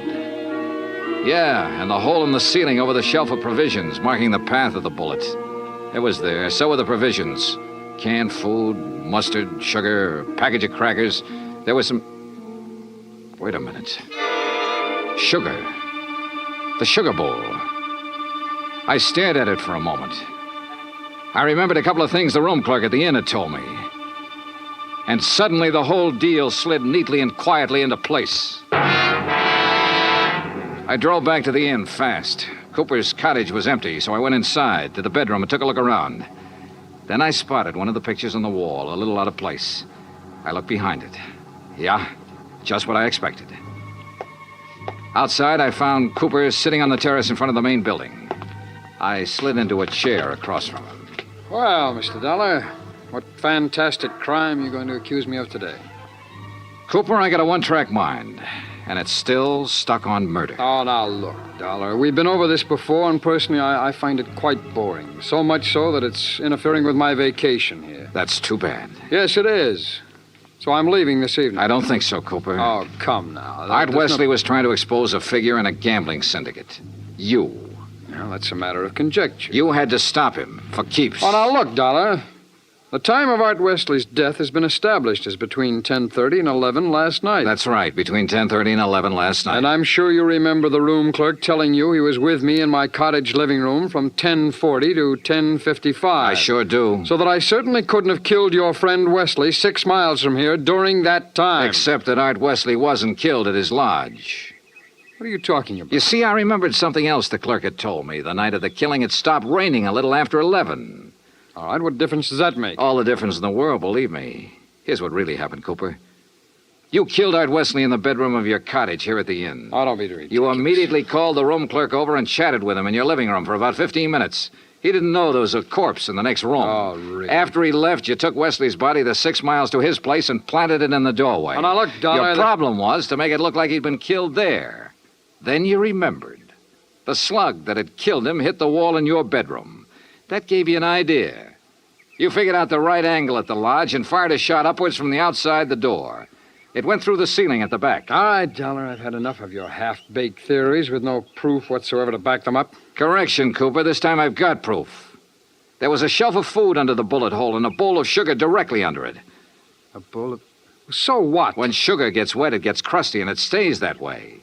But the sugar in that bowl was dry. Now, if the killing was between 10:30 and 11, and it rained heavily until after 11, then some rain would have dropped through the bullet hole into the sugar. I see. But, Cooper, the sugar was dry. So the bullet hole was made after the time of the murder, when you planted Wesley's body there. Just a little detail, Cooper, but it nails you. That, and of course, the fact I found the slug that really killed Wesley just a couple of minutes ago. Oh? Buried in the wall of your bedroom behind a picture you'd moved slightly to cover it. Well, Dollar, I may as well tell you that I saw you come out of my cottage a few minutes ago. I figured you knew. So ever since you sat down here, I've been holding a gun on you under the table. You know, Cooper, I may as well tell you. Ever since I sat down here, I've been holding a gun on you, too. Well, you... Let's have it. Well, you didn't have any gun. A big-time gambler, bluffed right out of the game. Cooper, you're slipping.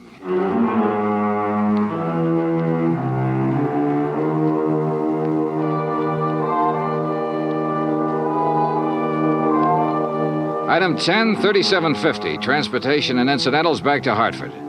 Expense account total $187.40. Remarks? Cooper's awaiting trial. About Art Wesley? Well, I guess that sugar bowl was a dead man's revenge. And come to think of it, that revenge was pretty sweet. Yours truly, Johnny Dollar.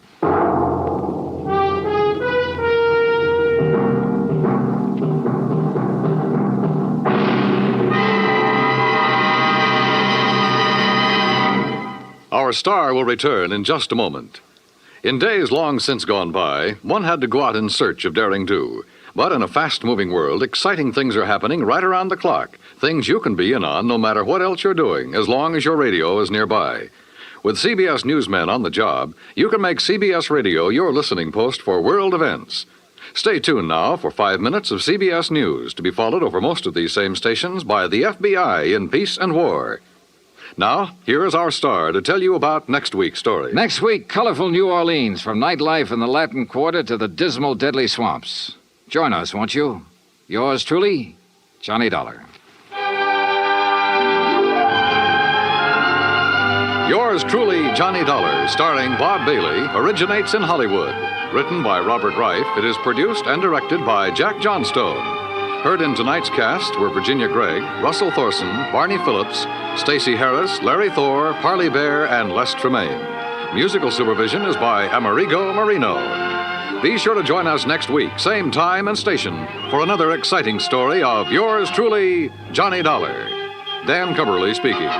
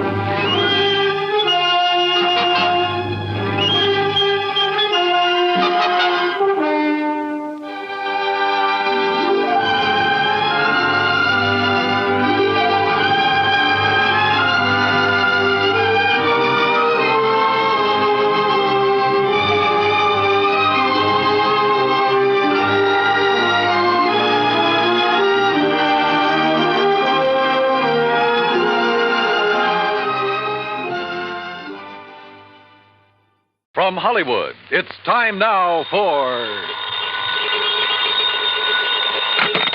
Johnny Dollar. This is Harry Branson at Philadelphia Mutual Life and Casualty Company. Oh, hello, Harry. What's with you? John, I have a case I'd like you to handle for us.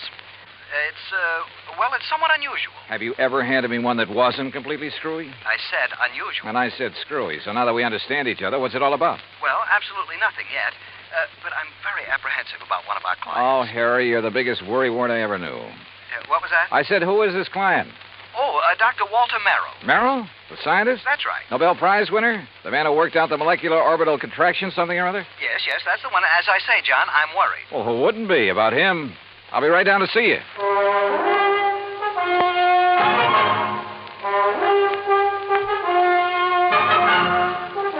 Bob Bailey in the exciting adventures of the man with the action-packed expense account. America's fabulous freelance insurance investigator. Yours truly, Johnny Dollar.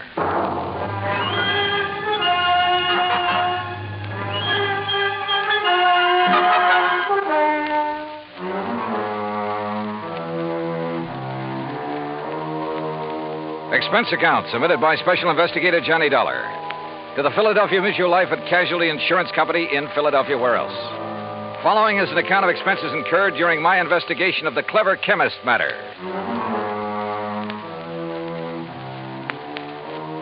Expense of transportation and incidentals, Hartford to New York to Philadelphia. I didn't even stop to check my bag, but headed directly for the Philly Mutual building on Walnut Street. Harry Branson is a good insurance man, but a great worrier. Nonetheless, he'd given me some pretty important, too. And after all, what do we live for? There you are. Keep the change. Thanks, Doc. John, what took you so long? Oh, now, what's the matter, Harry? Forget to pay the rent on your office or just forgot the key? No, John, as a matter of fact, I have the key right... This is hardly the place for levity. Well, surely you haven't been waiting here on the sidewalk ever since you called me. No, I haven't, but by checking plane schedules, I was able to determine when you'd arrive almost to the minute, and not wanting to waste time taking you upstairs to the office. Pretty urgent matter, huh? Boy, you should be here shortly. What? Well, now, usually I arrange these things myself, Harry. Yes, and how we pay of you. Oh, Harry, you touch me to the quick. Oh, now, please don't misunderstand me. I don't mean that there's ever anything really dishonest about your expense account. Well, It's only... you ought to. Believe me, I'll pad it to the hilt if I think I can get away with it. Anyway, the most important reason for engaging the car was so that you can leave immediate... Malaga? Yes, New Jersey. It's a... Is that where Dr. Merrill is? Yes. As is his custom, he chooses to work in some isolated spot where he can't possibly be disturbed. He and his colleague, that is. Colleague? I always heard that he worked alone, freelance. And you heard right. However, he now has a Professor Theodore Nash with him. Nash? One of outing to Dr. Merrill. Never heard of him. John? They're working together on what I'm sure is some top secret project. Oh? Oh, say, wait. Didn't Merrill have something to do with the early rocket experiments? Precisely. Which is why I suspect their present work may have something to do with the space satellite or intercontinental missiles or something of the sort. Yeah, possible. But what has all this got to do with you? Their insurance. Dr. Merrill has had a policy with us for some years. $25,000. Oh, and he took out a policy for $10,000. Beneficiary? Nash made Dr. Merrill his beneficiary. Oh, well, that sort of thing is often done between men working together. Harry, you know that. Yes, so that if anything happens to one, the other will be financially able to carry on what they've started. Sure, right. Which is no doubt why Dr. Merrill changed the beneficiary of his policy to Theodore Nash. So, what's the worry? No sooner was the change made than I received a letter of protest from Dr. Merrill's daughter. Who's she? Mrs. Howard Harding. She and her husband live in West Philadelphia. He's a welder for an aviation company, I think. Well, what did she base her protest on, Harry? She claims her father must have been coerced into changing the policy. Oh, now, wait a minute. That sounds like the hungry relative who complains about being cut out of the will. It might. If Mrs. Harding weren't a perfectly well-balanced, intelligent, and I'm sure quite unselfish person, a completely... Is she good-looking? Well, yes. And real sweet to you? Yes, she is. Well, now, John, I don't know what you're trying to imply. They do it every time. John. Particularly when there's a bit of money involved. Good-looking insurance broker like you. And you're a bachelor, too, aren't you, Harry? Oh, John, you're pulling my leg. Oh, Harry. But then I guess we're all suckers for someone like that. That has nothing to do with it. I've had these hunches before, John, and they've always been right. Even you will have to admit that. Yeah, I'll confess that in the cases I've handled for you so far. Why don't you call up Dr. Merrill? I think the quaint old fellow would die rather than have a phone near enough to disturb him in his work. Oh, there's your rental car waiting at the curb. So off you go, John, and see what you can find out. Okay, Harry. It all sounds like a lot of nothing you're worried about, but as long as you're willing to pay for it. And I always did like South Jersey this time of year. I drove across the Delaware River Bridge into Jersey and headed for Route 45 to Westville, Woodbury, and finally Pittman, where I picked up Route 47. What Harry had said was true. These hunches of his had a remarkable way of panning out. And yet, who was I to complain? After a pleasant hour's drive through cranberry bog and farm country, through miles of orchards and the intoxicating odor of the peach blossoms, I pulled into the quiet little town of Malaga. Population, I'd say around 500. First stop, the post office. Dr. Merrill? Yeah, sure. You go back the way you came, about a mile, till you see the name Wampus Bung. Wampus what? Wampus means cat. Bung, bungalow. Wampus Bung. Yeah. Yeah, the doctor and the professor got the fourth cottage beyond it. White one with a fence around it. Yeah, good, thanks. And if you don't mind, you can take their mail out to them. They haven't been in to pick it up 4 or 5 days now. Oh, nothing wrong, is there? Well, who'd know? The way those two keep to themselves. You'd think whatever they're working on was the atomic bomb. Yeah, well... Just to be sure, you let them know that you're at the gate now before you try to go through the fence. Oh, what's that supposed to mean? The professor sees you prowling around, he's liable to take a shot at you.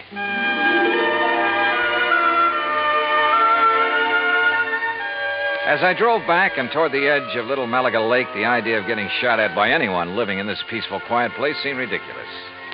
The lake itself, by the way, looked pretty inviting. I made a mental note to come back here on my own sometime after the fishing season opened. As the postmaster had indicated, the fourth cottage beyond Wampus Bung was heavily fenced in, so I gave notice of my arrival.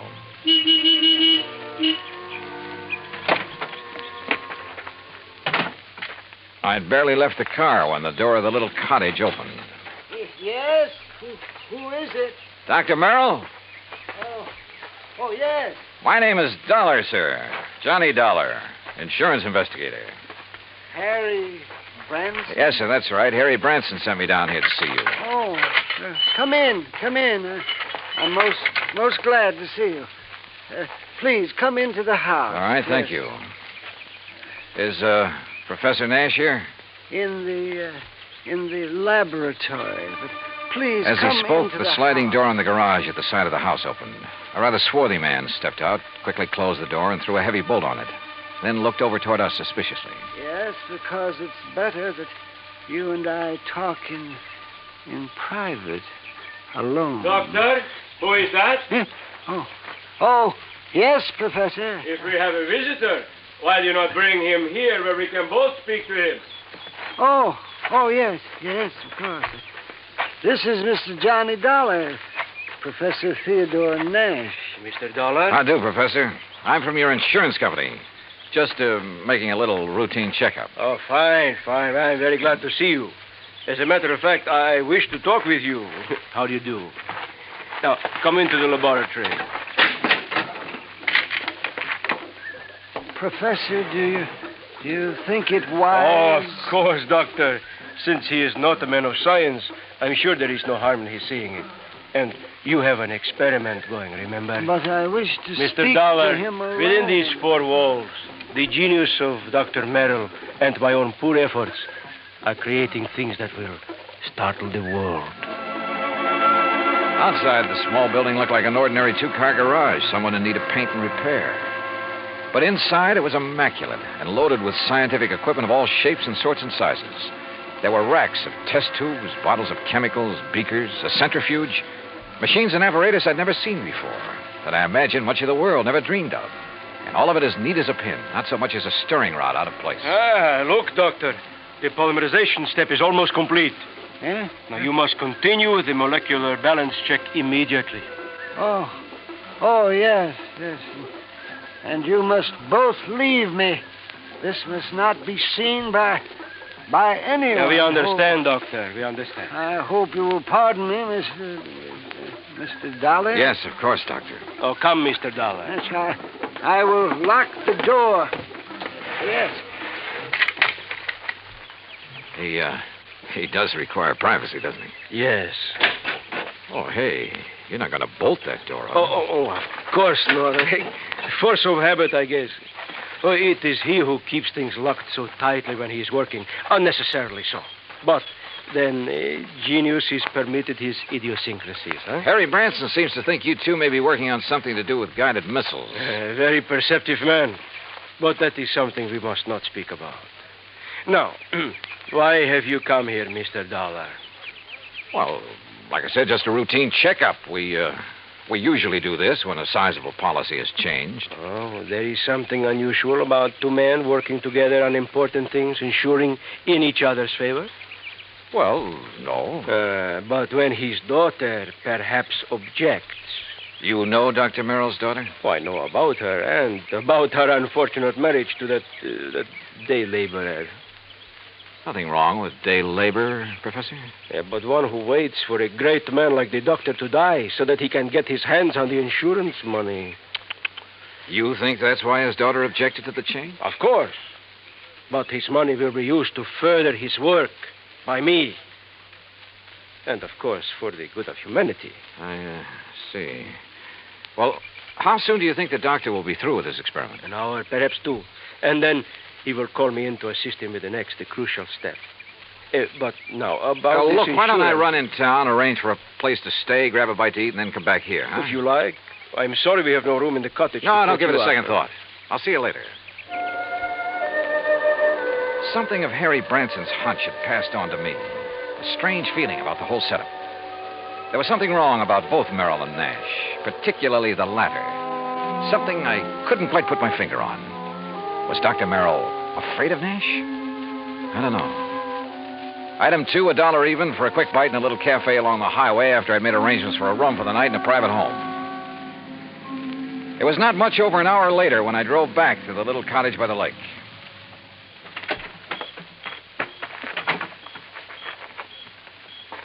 And then I heard it. Someone pounding on the door of the laboratory from the inside. Someone calling for help. Professor! But the lock's on the inside. Turn the lock. What? Bolt here on the... Oh, what are you... Oh. Oh, thank heaven. Good Lord, Professor. What happened to you? You look like you've been run over by... Dr. Merrill. Oh, too late. Too late. Professor, what happened here? He beat me. Threw acid at me. The doctor? No, the man who... Then he killed the doctor with a gun. He killed him. Who, Professor? Who? I don't know.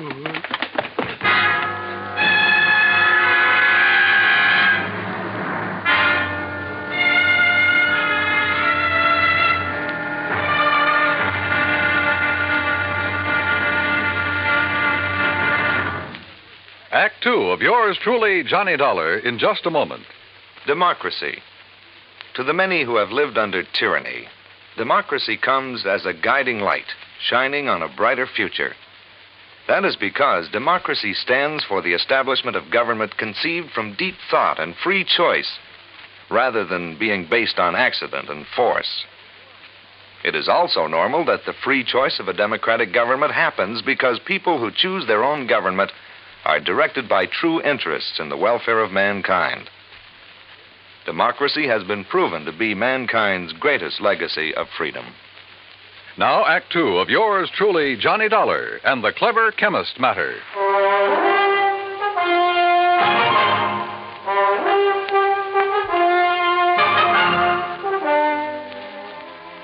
Expense account item 3, $10 for the services of one Dr. Frederick Foote, the only resident medico in the little town of Malaga, New Jersey. After pronouncing Dr. Walter Merrill dead, he took the badly beaten Professor Nash to his office clinic. While waiting for Nash to get in good enough shape to talk, I ran up item 4, 10 cents, phone call to the sheriff, who promised to come over as soon as he could enlist the aid of the nearby state police. Finally, Dr. Foote gave the word. But I suggest you talk with him as little as possible, Mr. Dollar. In pretty bad shape, huh, Dr. Foote? The intruder not only beat him severely, but threw a bottle of acid in his face. Oh?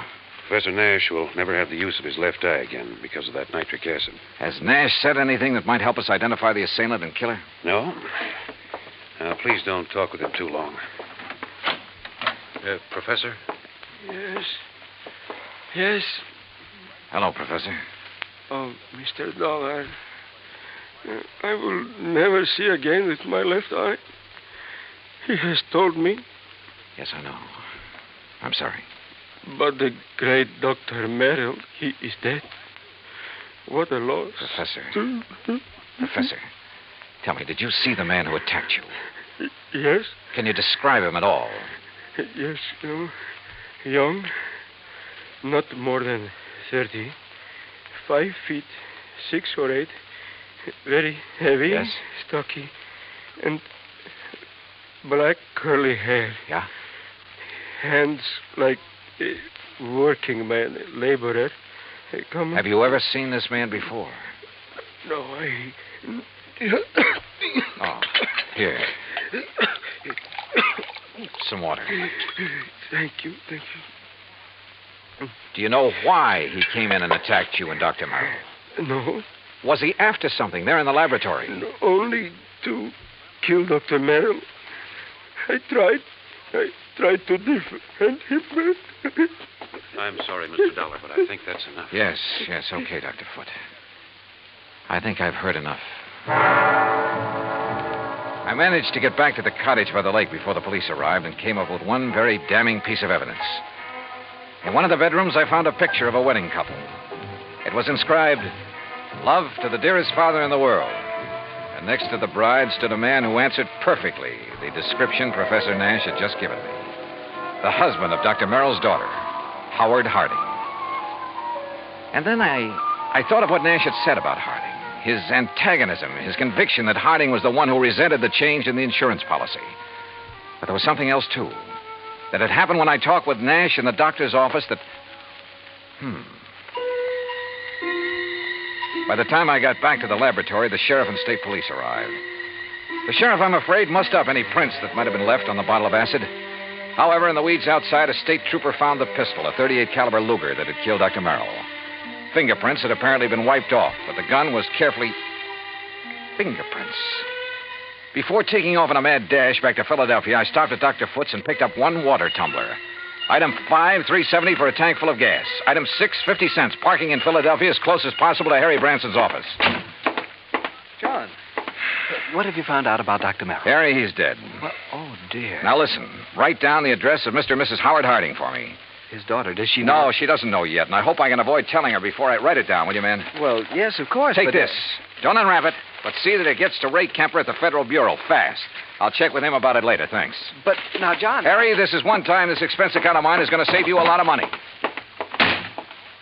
I think. I don't know how many red lights I skipped on the drive out to West Philadelphia, but I felt like a hound dog in a hot scent. The home of Mr. and Mrs. Howard Harding turned out to be in a nice, quiet residential area. I was met at the door by the girl in the wedding picture, a tall, very nice-looking blonde in her late 20s. Oh, yes? Mrs. Harding? I'm Terry Hardy. Well, I'm Johnny Dollar from your father's insurance company. Oh, good. Come in. Perhaps you can help me make him do something about that policy of his. Well, that isn't exactly... Someone has poisoned Daddy's mind, Mr. Dollar. Oh? What do you mean? It isn't that I need the money if Daddy dies, which heaven forbid. No. It doesn't exactly look as though you do. No, of course we don't. Howard's been doing so wonderfully at Colonial Aviation. Yes, apparently. And I'd had a notion he was just a laborer or something. Oh, dear, no. That's what Daddy called him because he wasn't too fond of Howard. And that is the way Howard started before we were married, but now he's one of the officers of the company. Where is he, Mrs. Harding? Well, as a matter of fact, I thought you were Howard when you drove up just now. He's been fishing. Fishing? On some little lake over in Jersey. He goes every Saturday all by himself. Malaga Lake? No, Malaga's where Daddy was. Mm-hmm. He and that. That what, Mrs. Harding? Well, I don't know. It's Howard, I guess. What do you mean? Howard has never liked or trusted him, even though they've never actually met. When Daddy changed his insurance to name that professor, there is something wrong about that man, Mr. Dollar. What, Mrs. Harding? I don't know. Daddy always worked alone until he came along. Daddy's such an alert, bright-eyed little busybody in spite of his Wait a age. minute. Your father... Like a cute little wound-up spring, hopping about like a... Mrs. Harding. Yes? Mrs. Harding, when I saw your father... You've seen Daddy. Well, then you know what I He mean. was tired. Almost in a daze. He spoke with difficulty. Oh, no, you're mistaken. He chatters away like a jaybird. What is it, Mr. Dollar? Well, he must have been doped. He looked as though... Hi, honey. Well, I'm just as lousy a fisherman as usual. Not a single... Oh, excuse me. Mr. Harding, just tell me one thing. Well, that depends. Who are you? Mr. Dollar's from the insurance company, darling. Not Johnny Dollar. Yeah, that's right. Well, I've certainly heard of you. Tell me... No, you tell me, Harding. Where have you been? Why, fishing. Where? Over in Jersey. Where in Jersey? Little private lake. Where? Over near Mount Holly. One place I know of where nobody else ever goes, where I can get rid of the cobwebs at my job. Hey, wait a minute, Dollar. What is this? Harding, you've been identified as the man who murdered Dr. Walter Merrill. What? I'm sorry, Mrs. Harding. I'm sorry, but it's true. What are you talking about, Dollar? You didn't know about it? Of course not. How could I? Where did it happen? How? At his place in Malaga. Oh. Professor Nash. I'll kill that man. You'll take it easy. You seem to forget that so far you're the only suspect in the case. You're out of your mind. If it was anybody, it was that Nash. Never have trusted that man. And the insurance policy. If anybody killed Dr. Merrill, it was that professor. Now listen to me. Nash was with Dr. Merrill when he was killed there in his laboratory. Of course he was. But Nash was attacked also, beaten, acid thrown at him. He lost the sight of one eye because of it. And I tell you... You sure? Yes, of course I'm sure. It was I who found them. Nash beating against the inside of the door of that laboratory crying for help. A door that was bolted on the outside. But, Dollar, You're sure of that? I'm sure. Well, I still think... Oh, Terry, I'm sorry, honey. Here, let me... Howard, it's so terrible. Better answer that phone, Howard. Yeah. Hello? Yes? Oh, yes. It's for you, Mr. Dollar. Oh, thanks. Terry, dear, come on. You've got to pull yourself together. Johnny Dollar. Right. John, this is Harry Branson. I just received a call from Mr. Kemper at the Federal Bureau. Yes. He says he must see you immediately. Call him back, Harry. Tell him I'll be there in 15 minutes. Harding, just to keep things straight, I wouldn't leave this house if I were you. Well, now, wait a minute, Just Dollar. sit tight. I think you're in the clear. More red lights got passed up on my way into the Philadelphia offices of the Bureau. So Ray Kemper felt that whatever he'd found was important. If so, it would back up one of my suspicions. But in view of the circumstances, that bolted door in the laboratory, for instance, how could it? Important is putting it mildly, Johnny. The prints you found on the water glass, Ray. 3 sets. 1, yours. Yeah, well, naturally. 2, Dr. Frederick Foote, who is currently practicing medicine. I know, in the town of Malaga, New Jersey. That's where the glass came from. Oh, but the 3rd set of prints. Yes. I had to go into the international file for them. And Johnny... Nash? Theodore Nash? Nash. Nashevsky. What? Theodore Nashevsky. Chemist from one of our not-so-friendly countries. Huh? Expert on explosives. At one time, he was thought to have attempted to enter this country. That was in 1940. Ray, have you got any pictures on him? Plenty. From the time he was a kid. Here. Tell me how you picked up these prints. The beard in this picture. That looks like him, all right. Yeah, this too, with a shaved head. Almost as though he tried to keep changing his appearance. Johnny, Oh, wait a sec. This picture of him as a youngster, this eye patch on his left eye. Our dossier is pretty complete. He was quite an athlete until he injured that eye. But it doesn't show in these other pictures, and he hasn't a glass eye. No, his eye always looked perfectly natural. Now, Johnny, if you have information... Ray, this has done it for me, thanks. Hey, now, just a I'll minute. see you. Hey, Johnny! This is Kemper. Give me a man to tail Johnny Dollar. All the way back to Malaga, New Jersey, I hoped my rental car would hold together. It did, in spite of the fact I pushed it all the way. International intrigue is a bit out of my line, but this time, so help me, I was beginning to feel like an FBI man. I stopped at state police headquarters along the way, and according to them, Nash was off the hook. Not only because of the acid thrown in his face, but even more important, because of my own testimony that I'd found them locked in that laboratory. I stopped again at the lab. Nothing. Then back to Dr. Foote's office. Very well, Mr. Dollar. When they arrive, I'll insist that they wait for you. All right, thanks, Doctor. Well, Professor, you're sitting up. Oh, have they found anything, Mr. Dollar? Have they found the man who attacked us and killed poor Dr. Merrill? Professor, I think I have. Oh? But tell me something. Yes, of course. Your government doesn't pay you very well, does it? Merrill and I were not working for the government, Mr. Dollar. Although, of course, the results of our work... I'm talking about your government, your own real boss. I do not understand. No doubt it's very much interested in anything this country develops in the line of guided missiles, that sort of thing. Mr. Dollar... Now, let me go on. Merrill was doing important work. Stuff that would be of great value to any country in the world. Of course. Your country would have paid you well for the results of his work. But, brother, they'll never get it.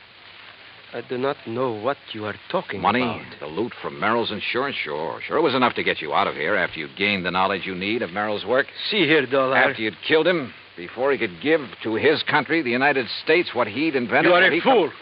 I was beaten, The poor too. old man put up a pretty stiff fight, didn't he? Do you think I would have done this to myself? You gave yourself away earlier when you reached out for a glass of water I handed you right here in this room. A man who'd lost his sight in one eye would have lost his aim until he got used to it. Funny, though, it didn't come to me until You later. are mad. You haven't seen out of that left eye since you were a kid. I tell you, you are mad. And a little acid burn to make it look like somebody had thrown it at you would be well worth the alibi it gave you. Fyodor. That's right, Fyodor Nashevsky. Listen to me. You were the one who found us locked in, the door bolted from the outside. You found us. Yeah. Also the cord, the string you used to pull the bolt to. That you looped over the bolt and pulled after you got inside. You couldn't have. I dropped it in the vat of acid. Yeah. Thanks. I was bluffing. But I made a lucky guess. What? Oh, what a brain. Nashevsky, I'm sure glad you're not working on our side.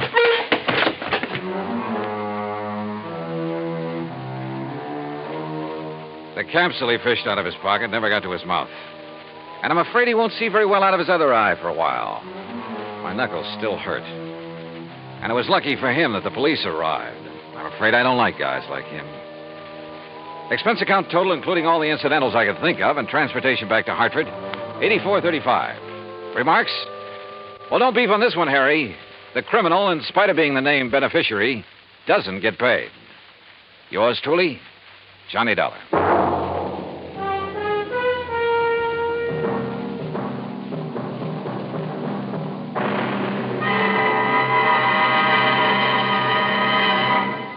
Now, here is our star to tell you about next week's story. Next week, a real close look at a little-known but very dramatic side of Hollywood.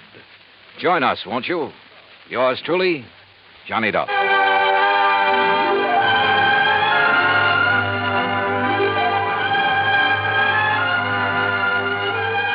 Yours truly, Johnny Dollar, starring Bob Bailey, originates in Hollywood. It is produced and directed by Jack Johnstone, who also wrote tonight's story. Heard in our cast were Virginia Gregg, Harry Bartell, Howard McNear, Forrest Lewis, Jack Crucian, Russell Thorson, Frank Gersel, and Bob Bruce. Musical supervision is by Amerigo Marino. Be sure to join us next week, same time and station, for another exciting story of yours truly, Johnny Dollar.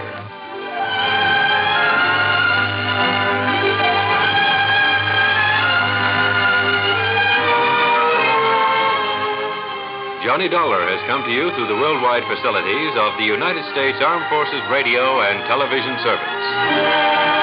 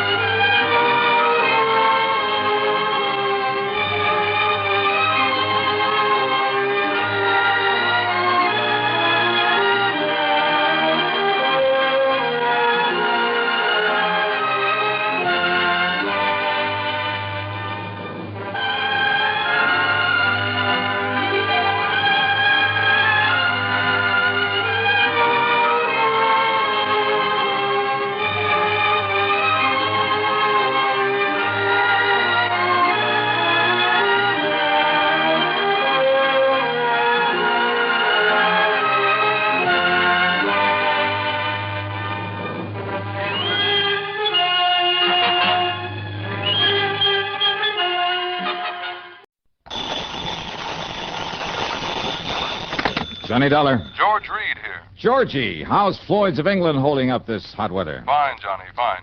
Tell me, does the name Franklin P. Franklin mean anything to you? No, I can't say that. Oh, no, wait. You mean the World War I fighter pilot who made such a name for himself came from right here in Hartford? That's the one. Oh, sure. One of my boyhood heroes. Yeah. Frankie the Flying Fool, they called him. Yes. Big plaque over at the library about the couple of dozen enemy planes he brought down. Yes. Which was quite a record in those days. Yes, Johnny. Something of a legend, too, because he'd get shot down one day, be right back in the air the next. Yes. Just didn't know when to quit. Well, he isn't still alive, is he? No. Well, I didn't think so. No, Johnny, Mr. Franklin died a few days ago. Only a few leaving days? a considerable amount of life insurance. With our company, of course. Oh, I see. Over $110,000 that's to be divided equally between his two sons, Randolph and Philip. Or, of course, the survivor. Uh-huh. Well, what's your problem? Well, Randolph is no problem. He lives right here in Hartford. As a matter of fact, he buried his father. But we need to find Philip. If that is, if he can be found. Now, what do you mean by that? Well, suppose you come on over here to the office and I'll tell you what I know. Sure, why not?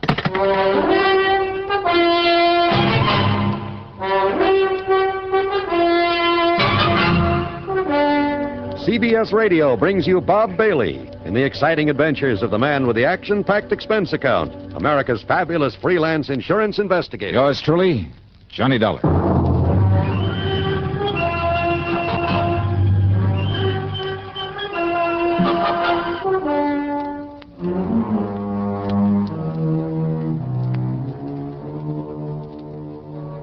Expense account submitted by Special Investigator Johnny Dollar to Floyd's of England, North American Office, Hartford, Connecticut. Following is an account of expenses incurred during my investigation of the Twisted Twin Matter.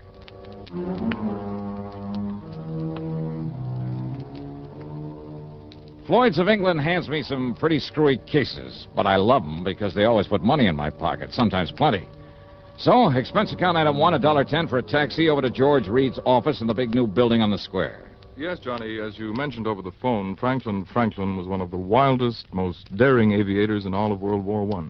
Yeah, from what I've heard and read about him, flying and fighting was a kind of obsession with him. That's exactly what it was, an obsession. It was more than that. It was a mania. Yeah. They simply couldn't keep him down. They could blast his plane out of the sky, fill him full of lead, but within a day or two, he'd be back up there fighting again. Yeah, must have been a real nut about it, huh? That's almost an understatement. So what about him, George? Well, a few days before that war ended, flying through a storm on the way back from a mission over Germany, he crashed into a mountaintop. Not from enemy fire, mind you. He'd shot down 3 Fokkers that day single-handed, but because of his own wild miscalculation. Yeah, but it didn't kill him.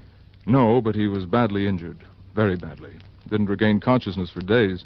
When he did, when they told him he'd never be allowed to fly again, well, Johnny, the man literally went out of his mind. No kidding. Well, if it hadn't been for his family's money, Franklin would probably have spent the rest of his days in a mental hospital. Kind of a shame for a man like that. Well, you must remember that even from childhood he was a pretty erratic, Well, anyway, after a few years of expensive medical and psychiatric care, he apparently recovered, both physically and mentally. Good. He was able to manage the estate his parents left him and marry and raise the 2 sons I mentioned, the twins, Randolph and Philip, now his sole heirs. Mm-hmm. What about his wife? Their mother, Grace Franklin, died when they were born. Oh, I see. Twins, you say? Yes. Identical? Absolutely identical, in appearance. What do you mean by that? Well, Johnny, they both inherited some of their father's instability. Now, you'll see what I mean when you meet them. That is, if you do meet them both. Yeah? Now, Randolph, living here in Hartford, is a salesman. He's on the road for a big machine tool manufacturer, and so far as we know, doing all right. And Philip? Well, from what little we know about him, Philip, the stupid one, well, the last we heard, he was a henchman, I guess you'd call it, of a man named Carlo Fazzetti. Fazzetti? Yes. The mobster out Yes. in Chicago? Yes. I had some mighty unpleasant dealings with Fazzetti one time. Well, have you contacted him? Ask him what he knows about Phil? No. Gee, Carlo Fazzetti. Yes. Oh, that's bad medicine. I realize that. But if the company's willing to pay good money for it, I'll try to make contact with him, see if I can enlist his help for a change. So? It may not be necessary.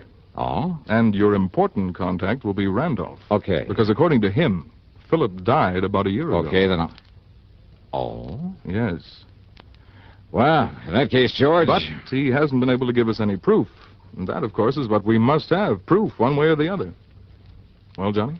There's a fee on this one? I mean, after all, if I should end up having a tangle with Carlo Fazzetti... Your usual commission on the face value of the policy. And expenses? And reasonable expenses. Okay, Georgie, here we go again.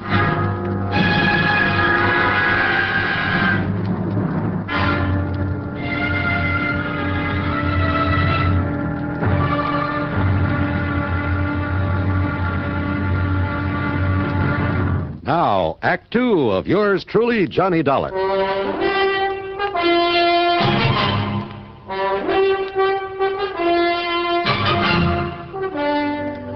Charlie, the doorman at Randy Franklin's apartment might better have been named Gimpy because of his mental limp. Is that Mr. Franklin? Geez, I don't know. You don't know? Well, how should I? Well, he does live here, doesn't he? Sure, part of the time. Huh?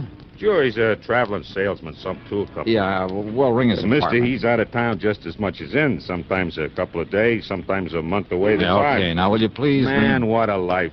That's what ought to get me, a job like that, traveling all around. Ring his apartment, please. You See if think he's I in... like this? This standing around this fancy dump in his hot uniform? You think it ain't hot this kind of weather? I'm sure it is. Now, please, Boy. if you'll just... When I think how I could be traveling around all over, seeing the sights, meeting a lot of good-looking dames, showing them all a big time... Charlie, would you ring Mr. Franklin's apartment and see if he's in? You think I ain't responsible enough to get as good a job as Mr. Franklin or anybody else? Huh? Ring up his apartment? That's right. I can't do it. Can't do it. What do you mean you can't? A phone got busted a couple of days ago, and I forgot to call the repairman. But like What's I was the number saying, of his apartment? 4A in the 4th floor. But like I started to Okay, say... thanks. Yeah, well, like I was saying, me, I could be... Wow. Wait.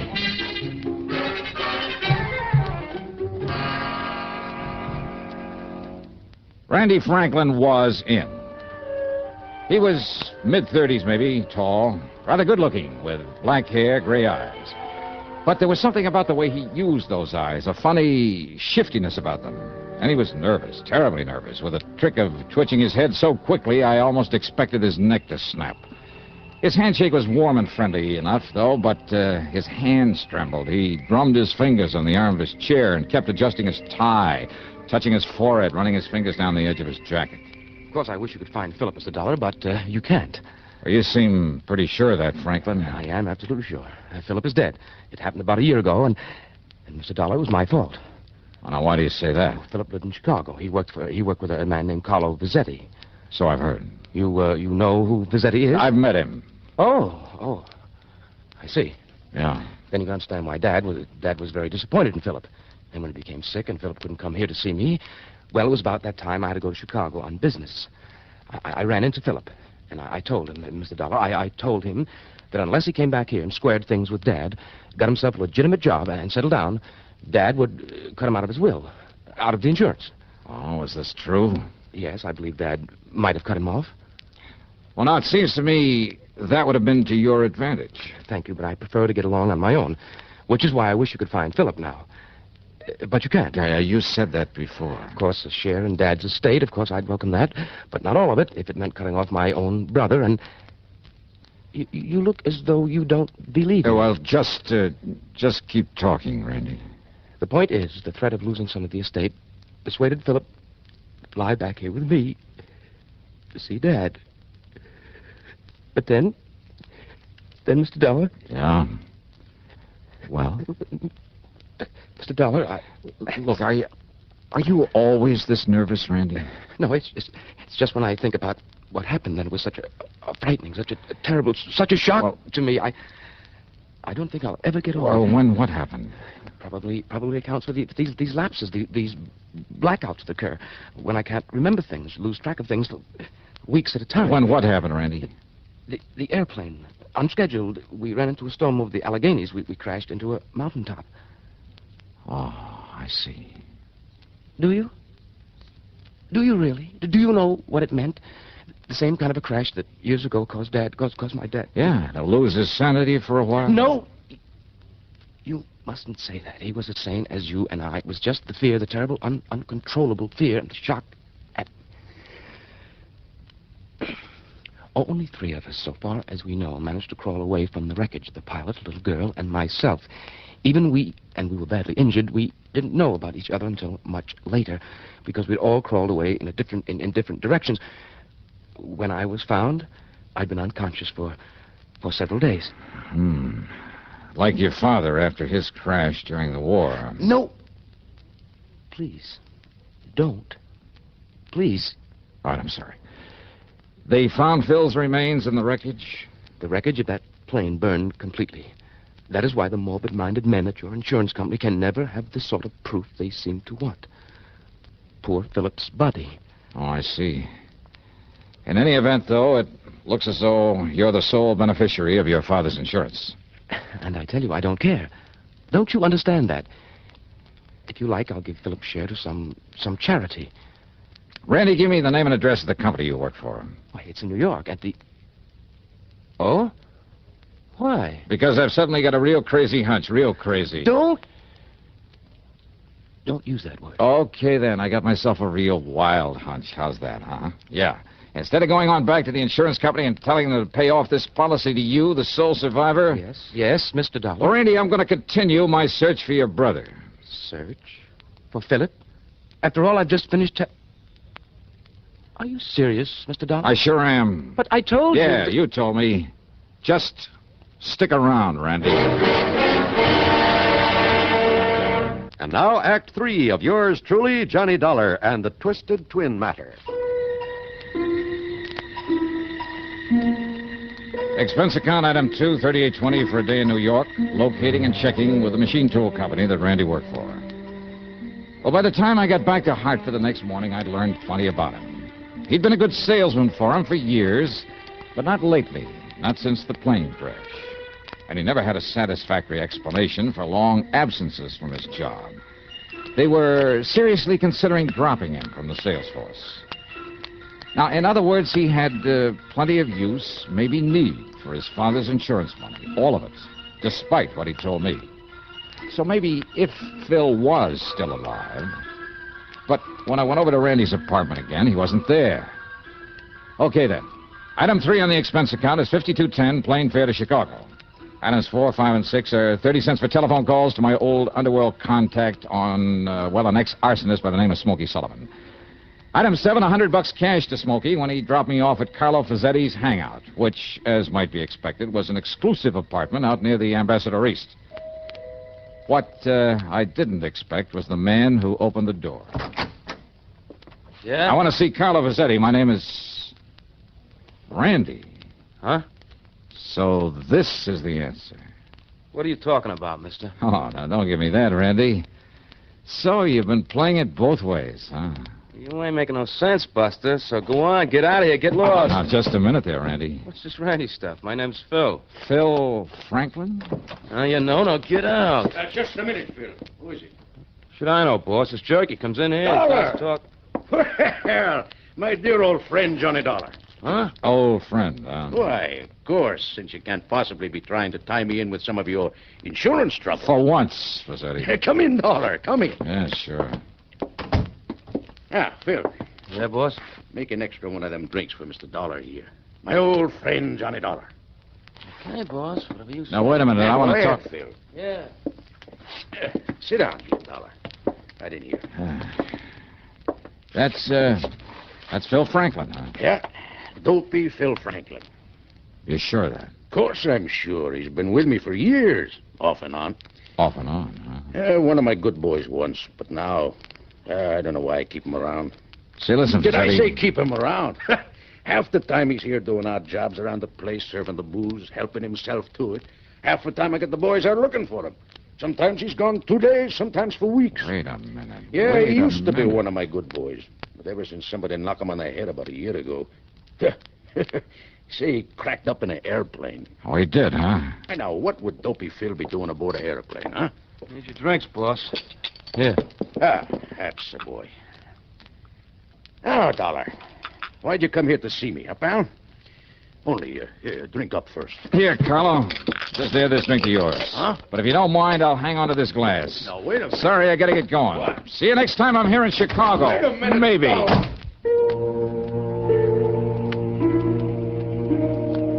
I wrapped the highball glass carefully in my handkerchief, stuffed it into my pocket, then spent item 8, $4.90 for a taxi. Item 9, another $52.10 for a plane ticket back to Hartford. Item 10, $1.50 for a cab to my apartment. Well, there I picked up my car and drove over to Randy's place. He wasn't there. Item 11, $10 to the doorman, Charlie, to keep his eyes open for once and to phone me when Randy came in. And to keep his mouth shut. Well, as I might have expected, Charlie's call didn't come until 5 days later. Item 12, $4.85 for a tank full of gas. At police headquarters, I picked up Lieutenant Tim Waverly, who spends most of his time in the lab, not in uniform. I gave him the highball glass, some instructions. Then together we drove over to Randy's apartment. And this time he was in. Yes? Oh, Mr. Dollar. Yeah, that's right. You've been away, Randy, huh? Away? Oh, why, yes, I guess I have. Yeah, I guess so. Oh, Tim Waverly, a friend of mine, Randy Franklin. Hi, Mr. Franklin. How do you do? Just where were you, Randy? Does it make any difference? Where? Well? Well, Mr. Dollar, I don't know. No, I'll bet you don't know. All right, let him see it, Tim. Sure. Mr. Franklin, have you ever seen this glass before? Here, take it. What? I said take it. Here. All right. Well, have you? No, I can't say that I have. Okay, thanks. Let me have it back. Well, of course, here. Want to take it back to the lab, Tim? The lab? No need to, Johnny. These prints are identical, all right. Mr. Dollar, what's this all about? Randy Franklin, huh? And Phil Franklin, too. What? Yeah, so ever since that plane crash, huh? Please, don't talk about that again. Oh, sorry. Afraid you'll get all nervous, all upset again? Yes, don't you see? This last blackout was right after you were here before. Blackout, huh? Yes. You expect me to believe you don't know where you went, where you've been ever since then? It's true, Mr. Dollar. Are you kidding? I saw you in Chicago posing as Phil. No. What do you mean, no? It's not true. It can't be Those true. identical fingerprints on this highball glass prove it. I don't know what you're talking But about. why? What kind of a racket were you trying to pull? Dollar. Did you have some crazy No. idea that maybe, No, just don't maybe... talk like that. I told you not to talk like that. Do you hear me? All right, now, you just keep your hands to yourself, No, Randy. because you're trying to upset me again, but I won't let you get out. Get out Now, of here. just a minute, Watch you. it, Johnny. I'll show you. Coming here this way. You hear me? No, you... Don't. Oh. All right, now, Randy. No. Please. Take it easy, Johnny. You hit him pretty hard. And that isn't all, Tim. Let me have your gun. My gun? Yeah, give me. No, wait a minute. Thanks. All right, now, Randy. Johnny, you're out of your mind. Am I? Stand back. No, Johnny. No, please. No. No.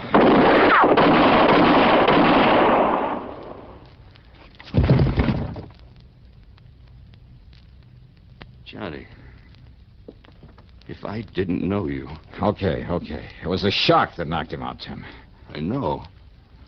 You not only didn't hit him, you didn't try to, but yeah, I that's didn't- right. Now, let's get him over to old Doc Parsons. Dr. Parsons? Yeah. The psychiatrist? Yeah, come on. Give me a hand with him.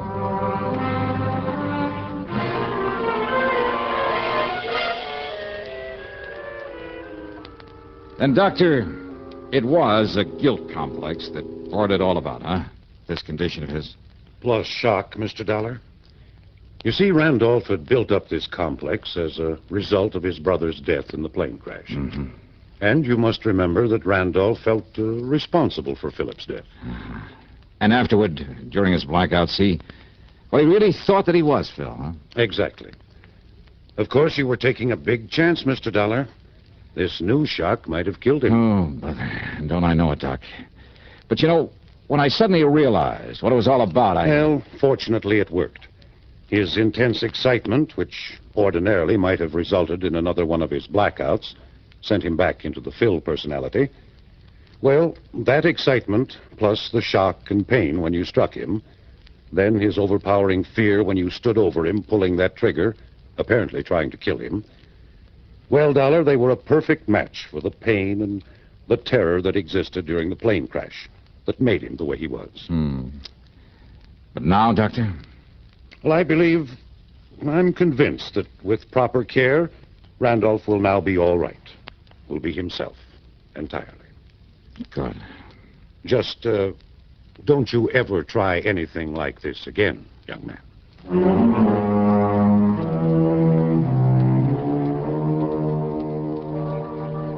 Yeah, Dr. Parsons was right.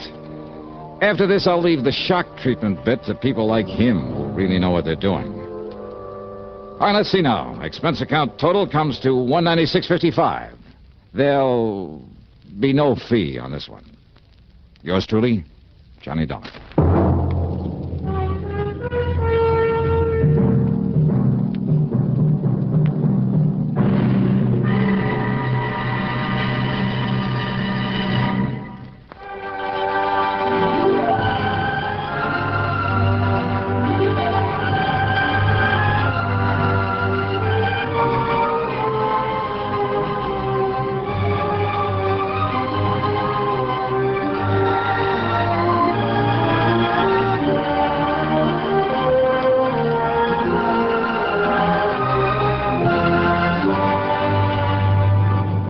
Yours truly, Johnny Dollar, starring Bob Bailey.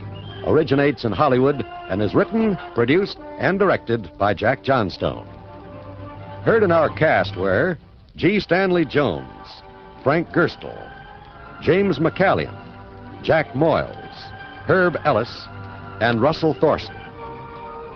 Be sure to join us next week, same time and station, for another exciting story of yours truly, Johnny Dollar.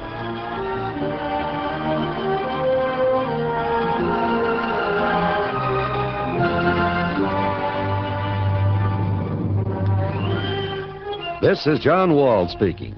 Johnny Dollar has come to you through the worldwide facilities of the United States Armed Forces Radio and Television Service.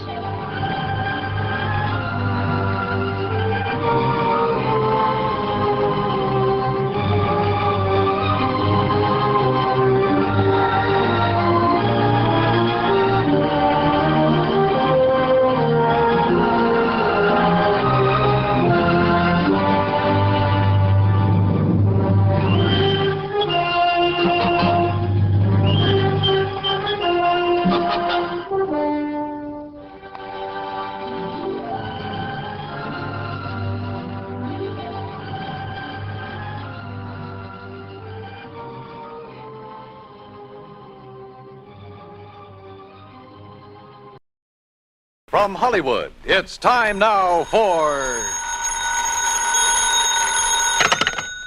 Johnny Dollar. Earl Poorman, Johnny. In Sarasota? That's right. Florida? Where else? Well, hi, Earl. How are things in the land of infernal sunshine? What do you mean, infernal? Well, it's got pretty hot down there these days, isn't it? Makes good fishing weather, Johnny. Yeah, but without a case to work on, what possible excuse would I have? Maybe I have one for you. Oh? Yeah. And maybe it's murder. Earl, I'll be down on the next plane.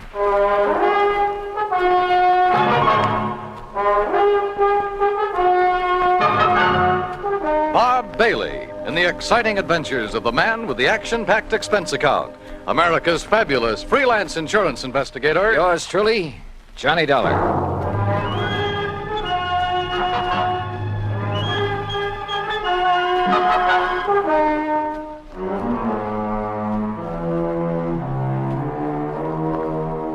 Expense account submitted by Special Investigator Johnny Dollar to Tri-State Life and Casualty Company Branch Office, Sarasota, Florida. Following is an account of expenses incurred during my investigation of the Parley Barron Matter.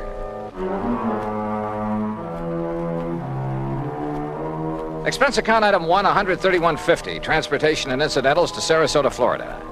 Knowing Earl Poorman, I didn't bother checking into a hotel, but instead took a cab to his office in the Conroy building. Tall, lanky, easygoing, he welcomed me like a long-lost brother. Oh, Johnny, you're looking great. And I'm glad you're here because you can clear up this case in a hurry, and then you and I can get out in the Gulf and do some real serious fishing. Oh, well, that's okay by me, Earl. Your last trip down here, you remember, they weren't biting so good. But, oh, Johnny, so help me now that... Oh, I see you've got your bags with you. Well, yeah. Good, because you're going to stay with us out the house. Now, I'm not going to take any argument. I told that old battle axe I'm married to hang out an extra towel for you. How is Mike? Oh, she's great, just great. I never did understand how I was lucky enough to grab that dame, Johnny. Oh, well, now, I think maybe she kind of cares for you, too, Earl. Now, about why women show funny taste sometimes. Hey, maybe the old horse will go fishing with us. Mike? Yeah. Anything over 10 pounds would pull her right out of the boat. Oh, but now, what kind of a problem? She's been getting pretty good with a rod and reel. Look, will you? This fishing talk is just making my mouth water. First, we'd better discuss... Yes, I know. Once I get started on fishing... I know. All right, now. Let's get down to cases, huh? Oh, all right, if you insist. I insist. Yeah, all right. Okay. I was just trying to stall off having to. You know where Lido Key is? Lido? Yeah, a mile or so offshore, just beyond St. Armand's Key, where we live. Oh, yeah, sure. Well, a client of mine, a man I've known for years. He retired, bought himself a piece of property there, built a nice little home on it. His name is Parley Barron. So? Well, I've handled all his insurance for him, including a straight life at $50,000. Uh-huh. Beneficiary? His wife, Laura Barron. And what's happened to him? Well, Friday morning, now that's the day before yesterday, he left the house just to do some errands.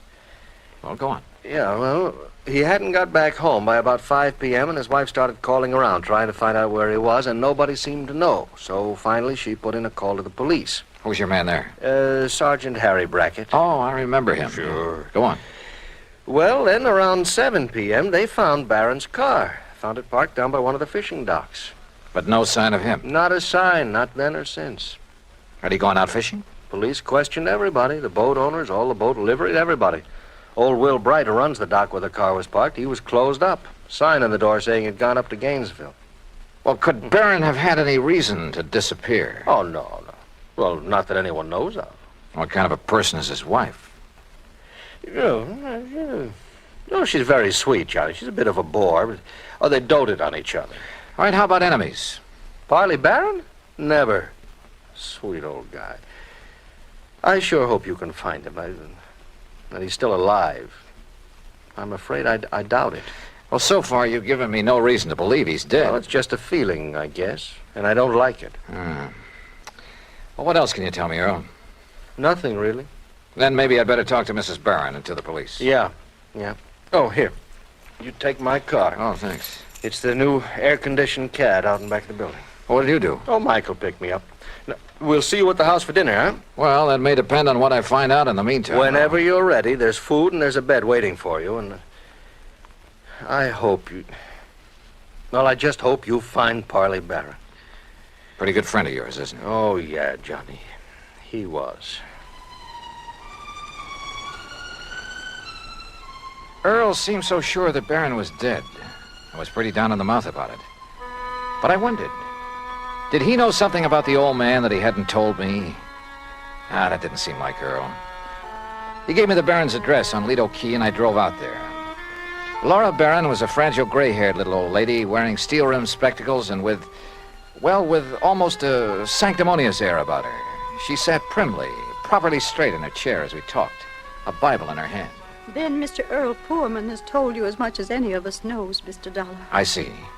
But even the smallest bit of information may hold the key to finding your husband. Only prayer can help us now, Mr. Dollar, or help him if he's gone to the great beyond. Well, tell me, how was he dressed on Friday morning when you last saw him? As you see him in the picture there on the table in old gray pants and a rather tattered sport shirt and that old straw hat. That shirt is blue? Yes. He was so happy the day that picture was taken. He just finished making an addition to our dock with his own 2 hands. He was so proud. Now...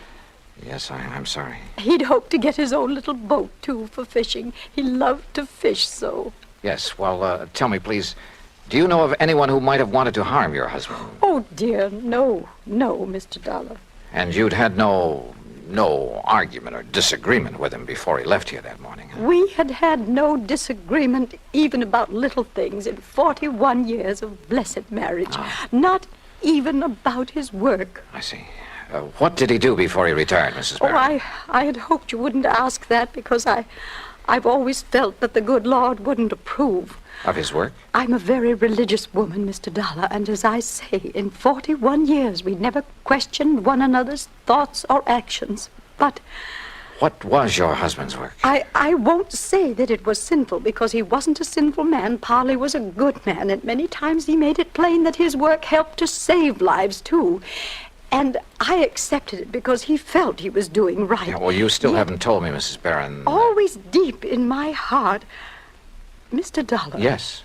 Have you thought that perhaps it may have been the intercession of divine providence that has taken Parley from us?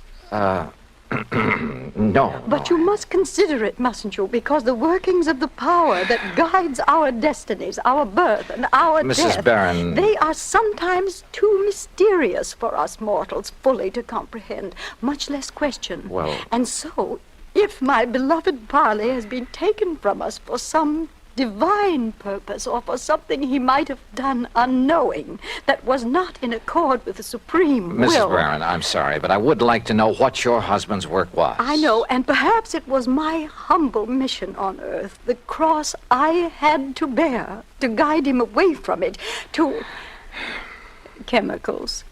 He was a chemist, Mr. Dollar. Explosives. Explosives? Yes, heaven please forgive me for not having led him into some other Where field. did he work? Tampa, Dufresne Chemical Corporation. Dufresne. Oh, yes, I've heard of it. Explosive things to kill in defiance of the Almighty's purpose, that we love one another. Yeah, but now how long ago was this? He retired in 1951. And since then? Here in Sarasota. And to keep himself occupied? Oh, this lovely home of ours and his fishing. Though he never caught anything. Oh, I see. Never caught anything, Mr. Dollar. Do you suppose that was some retribution for the work he had done so long, for some error in his living or thinking? Well, well, who knows, of course. Yes, who knows? But we should consider it, shouldn't we? Where did he do his fishing? He never told me, but he left here almost every day to try his skill. And always he came home empty-handed. Yeah. Well, thanks, Mrs. Barron. I'm sorry to have had to ask you so many questions. It's all right, Mr. Dollar. My faith will sustain me through this ordeal. I'm sure it will. Thanks again. Here, you must take some of these pamphlets with them. Oh, read them. Any aid to piety of the mind is good for all of us. Yes, well, thanks. The inspired word may help us all. Oh, sure. Thanks. Thanks very much.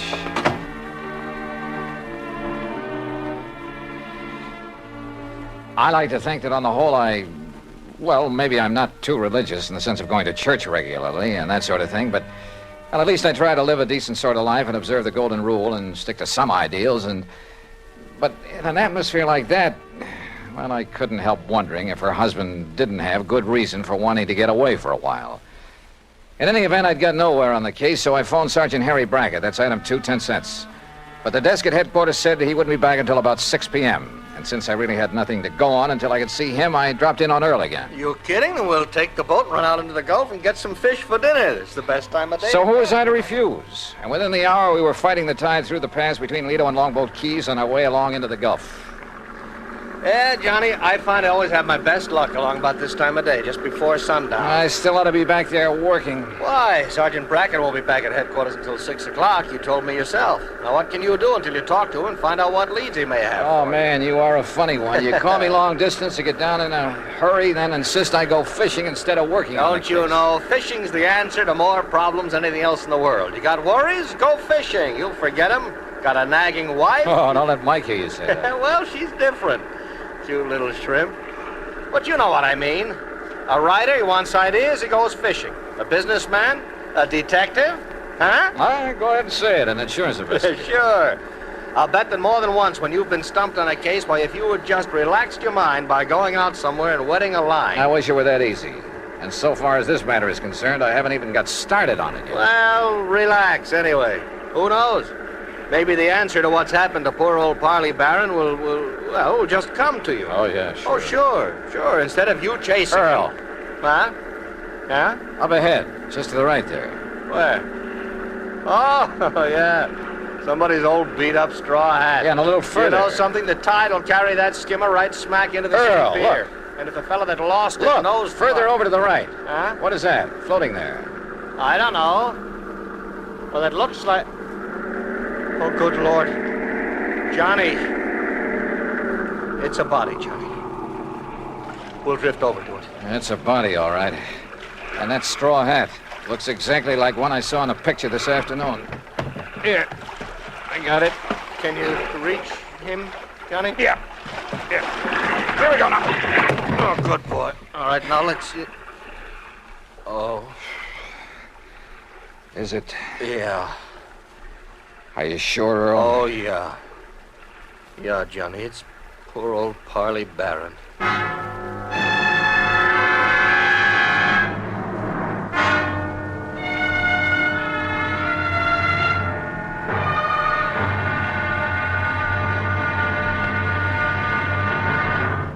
Act two of yours truly, Johnny Dollar, in a moment.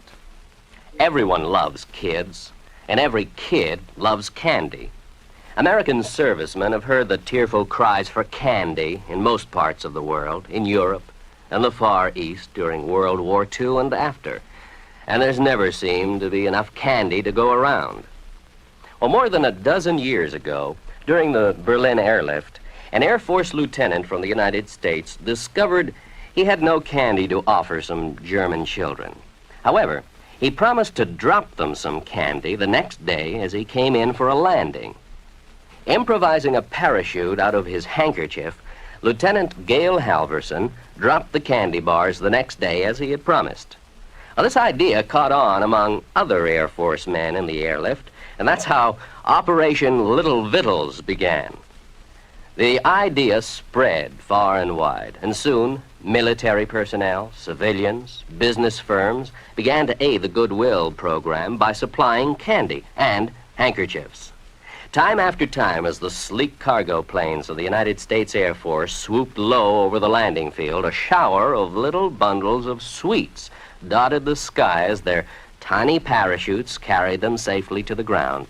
And the hungry German children gathered up these bundles of mercy, which the communists try to keep from them. The men of the United States Air Force did a great job satisfying a lot of appetites, but they did more. By a wonderful sense of understanding, they nourished the cause of freedom, the right of all men and children everywhere. And now, Act two of yours truly, Johnny Dollar, and the Parley Barron Matter.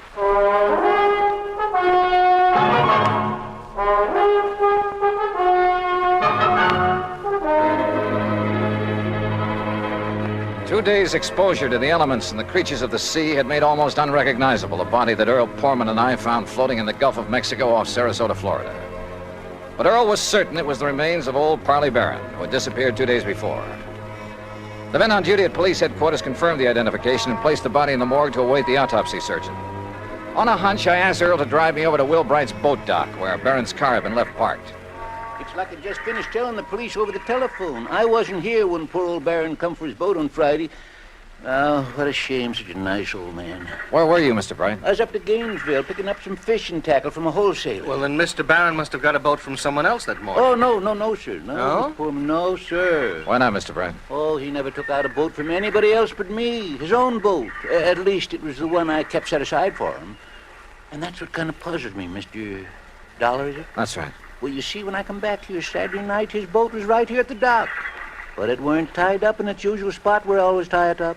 Somebody had moved it. Must have. And it weren't my helper, Pete. You know, Johnny, that means he may have taken it out, but whoever did him in returned it. Oh, possibly. Mr. Bright, which one is his boat? Right here, I'll show you. I always give him the same one. Never let nobody else use it. That's why he kept his fishing tackle just laying in it, always ready to use. Here. Yeah, I see. I've heard he wasn't a very good fisherman. No, he never brought in a thing. Of course, maybe he was so soft-hearted he put back everything he caught. Or maybe his daily excursions were just to get away from his wife, Mr. Bright. Now, don't you say nothing against her, mister. Maybe she is a little touched on religion. Sure, she tries a different kind every couple of months, but she's a fine woman. Just like he was a fine man. And everybody knows it. Yeah. The whole town is mourning him. Excuse me. What are you looking for, Johnny? Earl, I just noticed something about this tackle lying in the boat.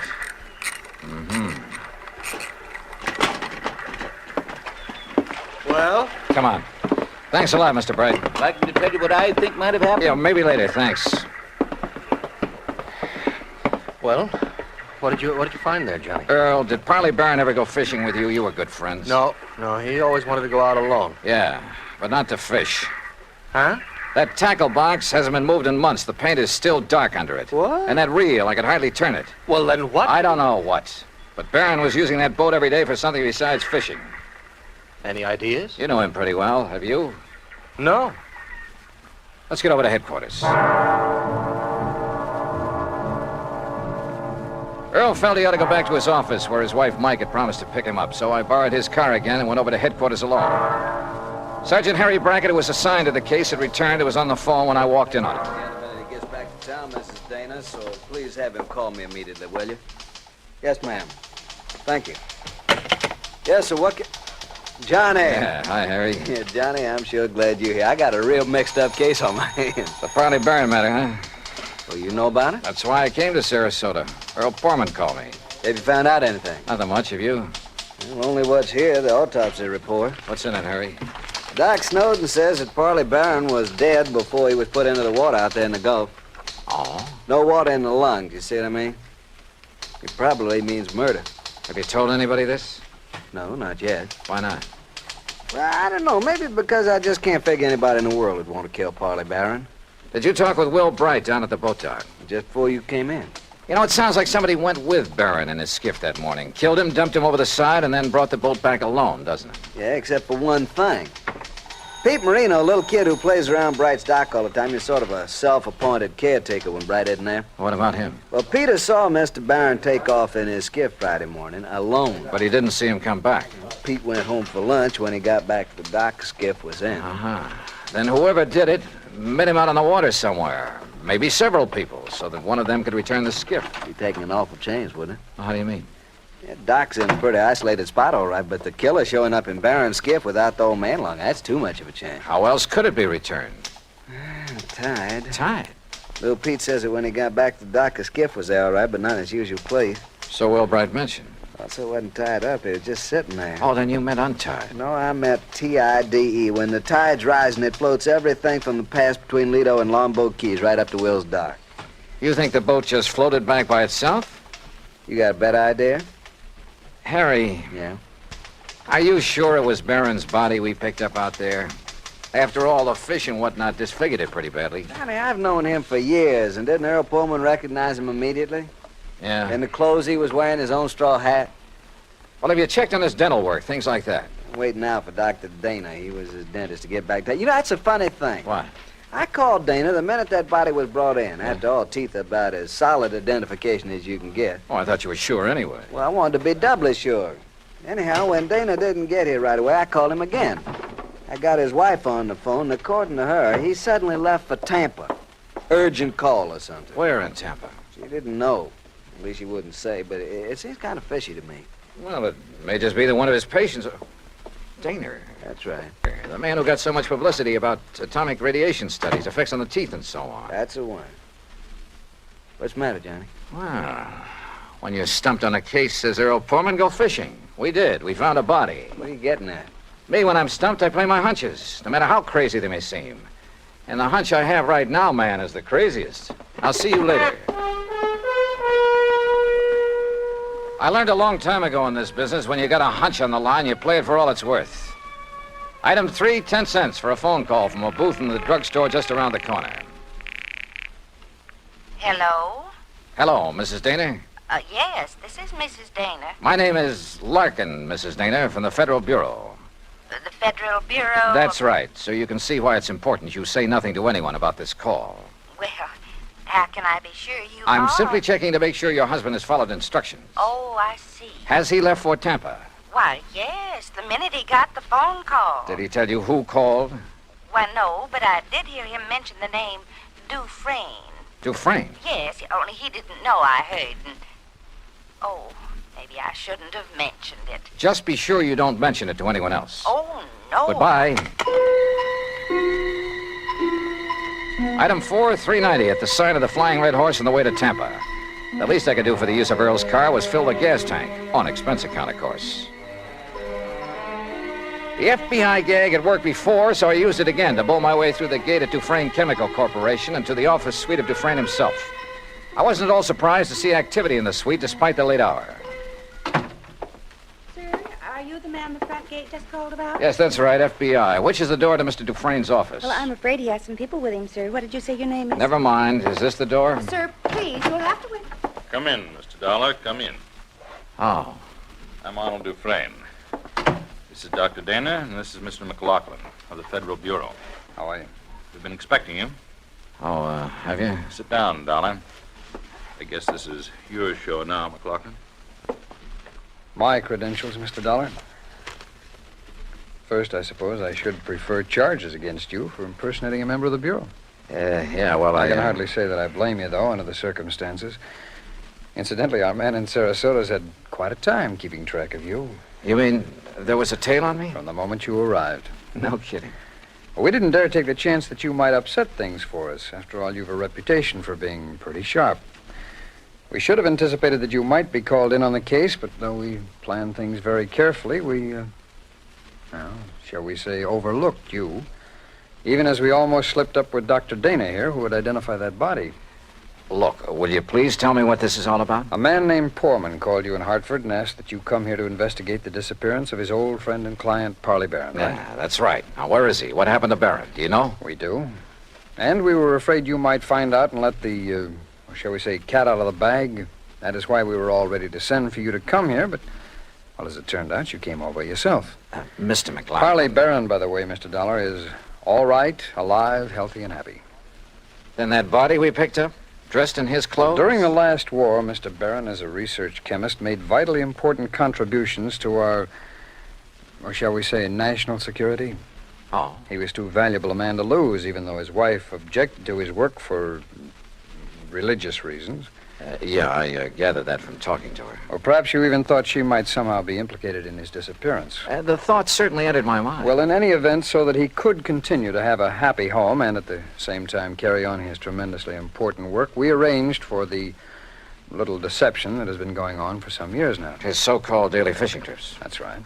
But each morning in a small hidden cove, I needn't tell you where, he was picked up and brought here to Tampa to carry on his work.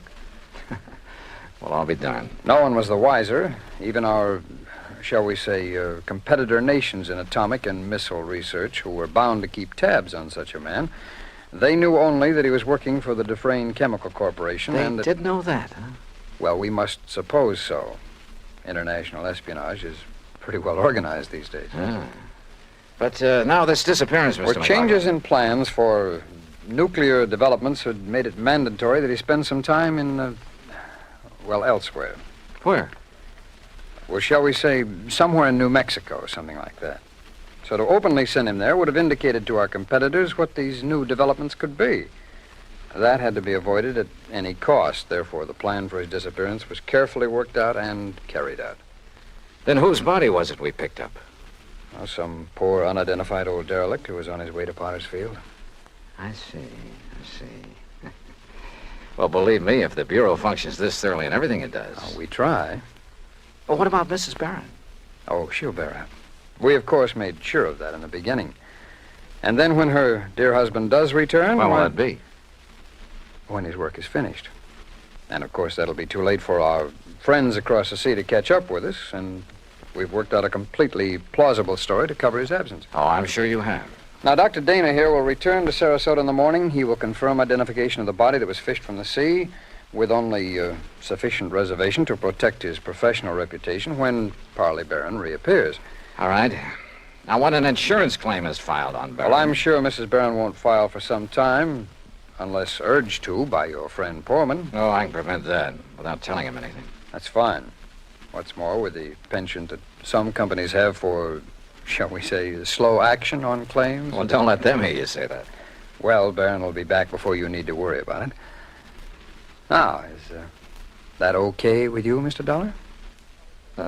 Shall we say, okay. And once more, I tip my hat to the FBI.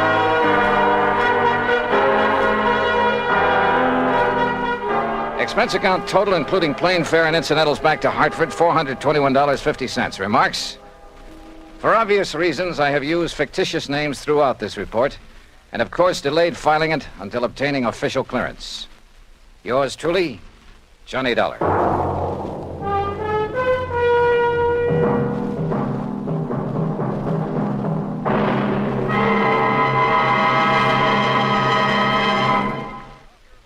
And now, here's our star to tell you about next week's story.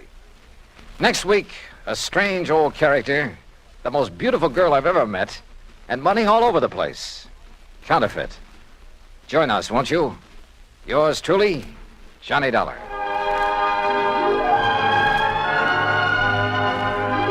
Yours truly, Johnny Dollar, starring Bob Bailey, originates in Hollywood. It is produced and directed by Jack Johnstone, who also wrote tonight's story.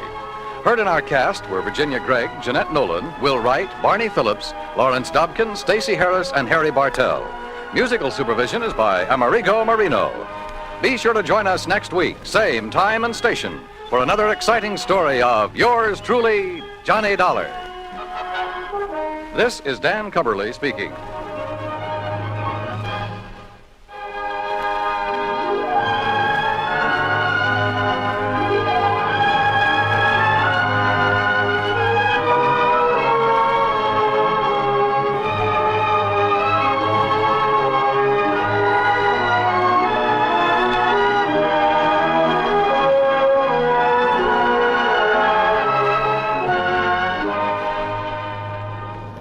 Johnny Dollar has come to you through the worldwide facilities of the United States Armed Forces Radio and Television Service.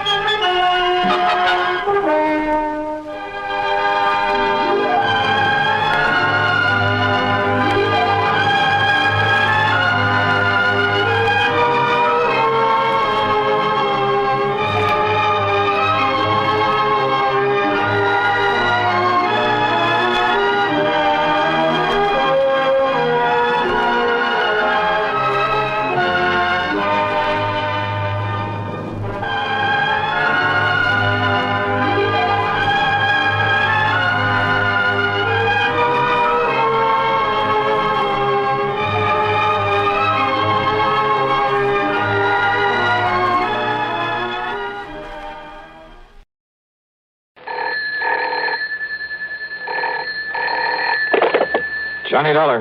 Monsieur Dollar, you will be amazed. You will be thrilled. Yeah, well, I think I've had all the thrills I need here in Paris. And who are you? I, monsieur, am the night clerk here in the hotel. Oh, well, what's all the excitement about? Monsieur Dollar, I have the telephone call for you. And, monsieur, Yeah. it is wonderful. It is the long distance. It is the transatlantic. A transatlantic call. From the, what you call the United States. Well, bully for you. But across the ocean. It must be the most important. Yeah, well, put them on and we'll see. Oui, monsieur. Hello? Johnny? That's right. George Reed here. Well, George. All right, clerk, you can get off the line now. What, Johnny? You hear me? Clerk? But, monsieur. Come on, hang up. Very well, monsieur. Now, George, you get my cable report on the Olney jewels? Yes, you did a great job in spite of all the money you threw around. I mean, what you gave that man de Marsac. But listen, I'm glad I caught you before you left. I'm flying on back tonight. See you in Hartford in the morning. No. What? Contact Mr. Maurice Rigaud there at our Paris office. Oh, what about? Getting those jewels back to America? No, that's all taken care of.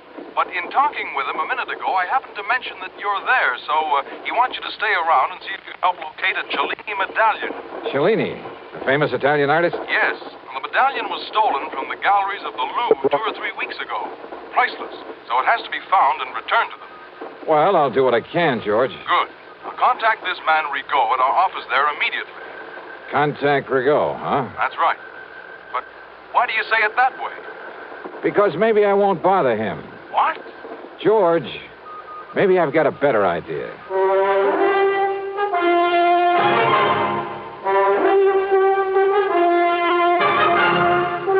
CBS Radio brings you Bob Bailey in the intriguing adventures of the man with the action-packed expense account, America's fabulous freelance insurance investigator. Yours truly, Johnny Dollar.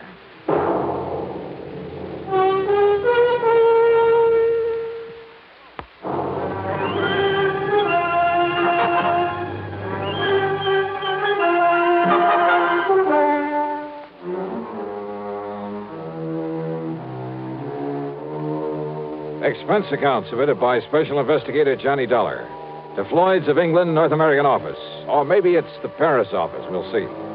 Following is an account of expenses incurred during my investigation of the Embarcadero Matter. Expense account item 1, a few francs. Call it 10 cents American for a telephone call. Not to Rigaud at Floyd's of England, but to my old underworld contact, Louis de Marsac. The strange little character who calls himself the Gray Cat. Oui, Monsieur Dollar. C'est la Chagui. Your most loyal, most faithful friend. Yeah, I'm sure. Are you living it up on that money I gave you for locating the Olney jewels for me? Alas, Monsieur, I have been most unfortunate. Only one small, what you call investment. And now... Easy come, easy go, huh? Oui, the 5,000 is gone. And I was so sure of this one. What kind of an investment, de Marsac? Well, even you would have been attracted. Oh, she was young. She was so beautiful. She? Oh, no. Oh, that Marcel.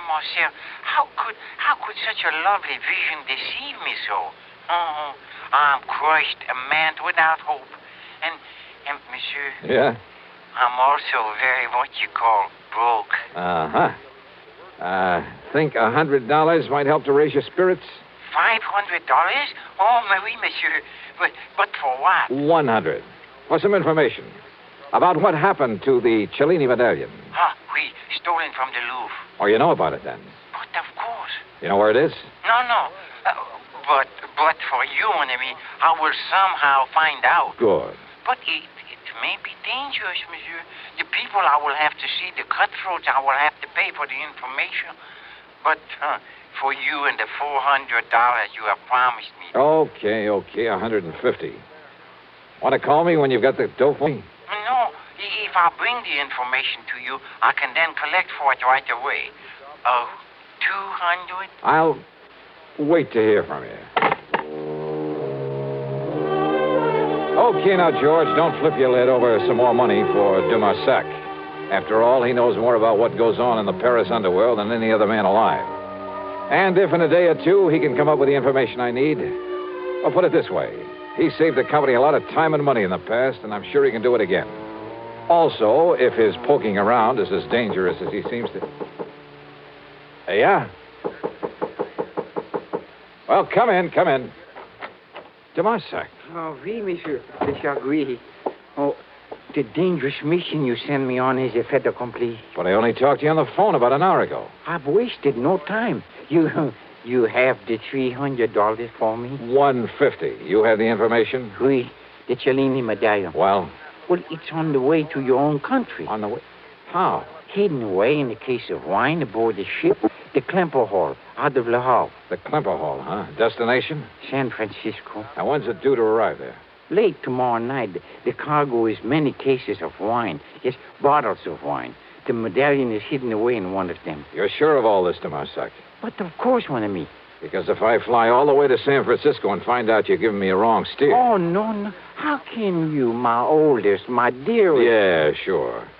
Now, this means that someone over there is going to have to pick it up. Oui, at the warehouse at the pier. And Monsieur Frank Gestel. Gestel? You know? If he's the one I'm thinking of. A fence who used to operate in New York? But they can never pin anything on him? It must be the same. But in the shipload of wine, how'll he know which case has the Cellini medallion in it? By this mark, mon ami. Yeah? So. A tiny circle, yeah? With a Maltese cross in it. Oui, like so. Okay, de Marsac. I better pack up and catch a plane back to the States. Mon ami. Huh? Oh, yeah, sure. Here you are. 50, 100, 150. Oh, Michel, such a dangerous...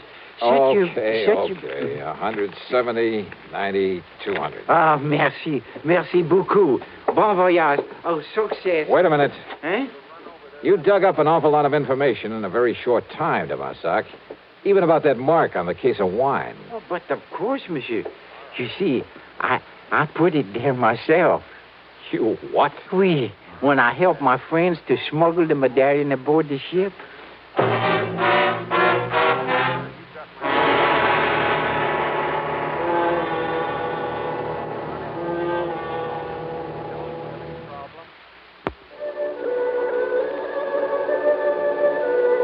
Expense account item 2 is the couple of $100 to de Marsac for the information about the stolen Cellini medallion. Item 3, $92 American for my hotel there in Paris, then a taxi out to Orly.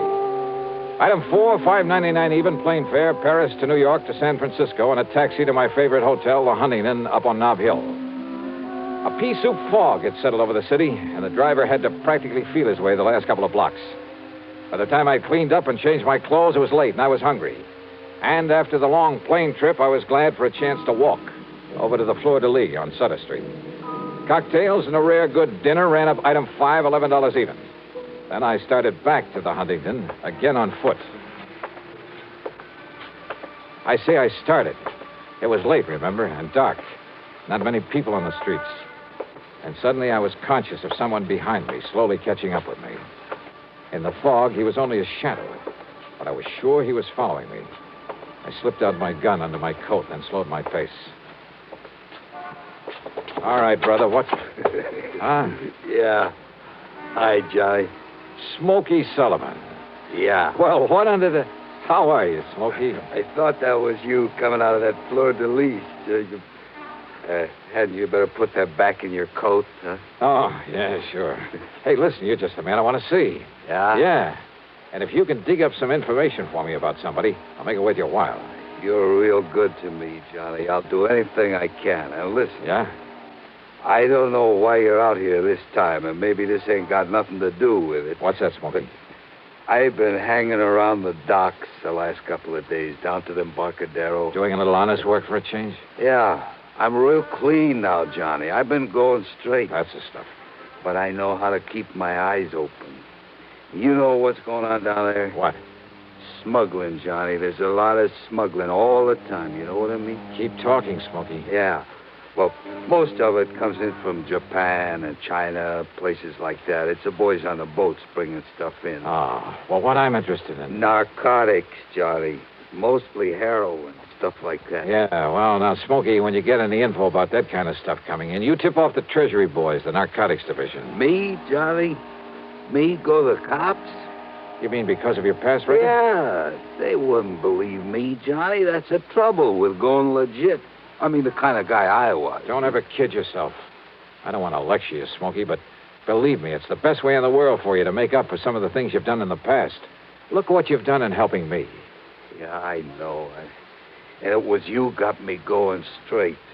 But don't you see, if anybody was to find out that I was informed... Don't worry. The Treasury boys will never talk. Okay, Johnny. But now the man I'm interested in... But now, like I was going to tell you... Smokey, listen. Like I said, most of the stuff is from the Orient. But down there to the docks, a couple of nights running now. Well, Johnny, you ever hear of Frankie Gerstel? Are you kidding? That's the man I was going to... You mean the one who used to be a fence back in New York? Yeah. Long time ago, I done a couple of jobs for him. That was before, you know. You've seen Gerstel around here? Down to the Embarcadero. Sure. Waiting for the Klemper Hall to pull in from Europe. The Klemper Hall, Johnny? Yeah. With a cargo of French wine? Yeah, that's it. How do you know? I helped unload her. You what? Yeah, come in ahead of time, early this morning. And I got here too late. Huh? Or maybe I haven't. Come on, let's get on down to the Embarcadero.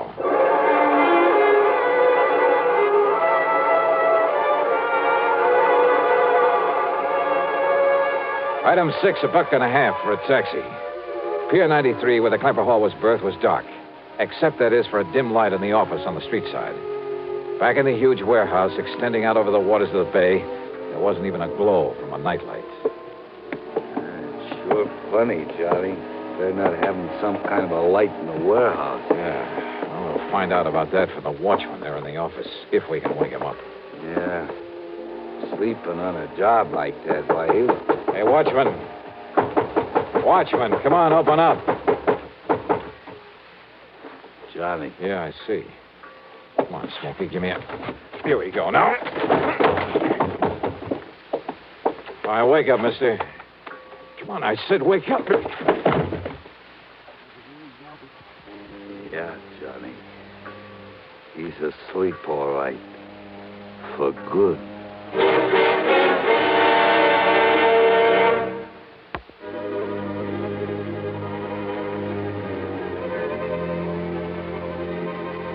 Fog-shrouded San Francisco, or the Embarcadero at night. There in the little office on the shore end of Pier 93, we found the watchman. Found him dead, with a bullet in the back of his head. Which meant that in all probability, Frankie Gerstel had gotten there before us, had already taken the Cellini medallion out of its hiding place. Or was it still there, one of the cases of wine, stacked up in the warehouse in the long, dark pier? There was only one way to find out. Oh, we better get out of here, Johnny. If the cops come around and find this watchman laying here dead, even with Johnny Dollar to explain Reach up and pull off that light, will you? But, Johnny... All right, here, I'll do it. But, look, don't you see, if the cops come around, they see this office dark. Yeah, we got to chance it. Now, if this watchman had a flashlight on him... Yeah, in the side pocket of his coat. Side pocket, yeah, here it is. What are you going to do, Johnny? I'm going back into that warehouse. But, Johnny, don't you see, if you put on the lights back there... That's why I've got this flashlight. I've got to locate a case of wine in there with a peculiar mark on it. Well, something else in that case? A priceless medallion that was stolen from the Louvre. It was smuggled in so Gerstel could pick it up.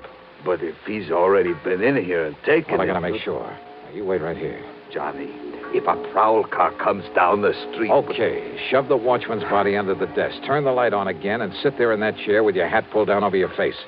If a prowl car comes along, wave to it. Whatever you say, Johnny. If anybody else comes along, tries to get in here, yell bloody murder and get out the best way you can. I'm going back in the warehouse. And don't switch on the lights in there. But be careful, Johnny. Yeah.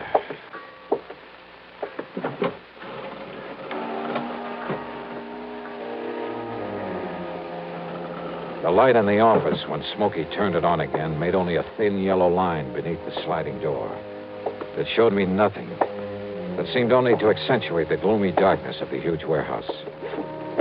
Cautiously, I felt my way to a pile of crates, stuck my head around the corner of it, and flicked on the flashlight for a moment to get the lay of the land. Bales, crates, packing boxes, and barrels filled the place. The cargo of the Clever Hall. And there, at the far end, were the cases of wine I was looking for, hundreds of them. After mentally plotting a course through the mass of shipping, I turned off the flashlight and worked my way back to them in the darkness. Finally reached them. Yeah, when I tilted one of them, it gurgled slightly. I was about to flick on the light again when I realized that if Frankie had come here, if he'd killed the guard but hadn't left, yet somehow I had to find the case with the identifying mark on it. I put on the light again. And there in front of me was a case that someone had pried open. The cinch bar was lying beside it. On one corner was the mark that... Someone. I heard someone else in there. Behind me. Behind one of the packing cases I'd felt my way around in the dark. I heard him again. So I picked up the cinch bar. And I waited. Then... Holy... At least I'd seen the flash of the gun.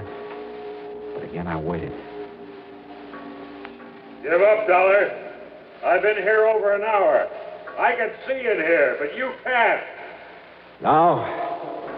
Well, I can see the flash of your gun.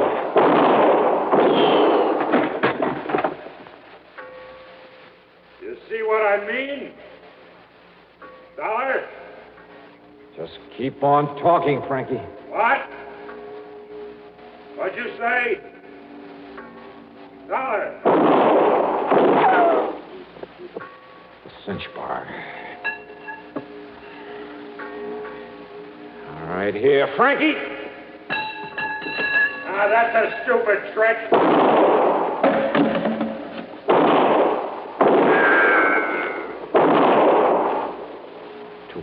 Too close. No, wait. Hey, your last shot, wasn't it, Frankie?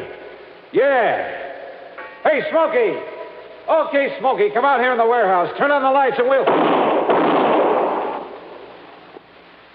Didn't figure I had two guns, did you, Dolly? But you haven't. Not now. You're through. And by the time you can reload... Yeah, Smokey, put on the lights.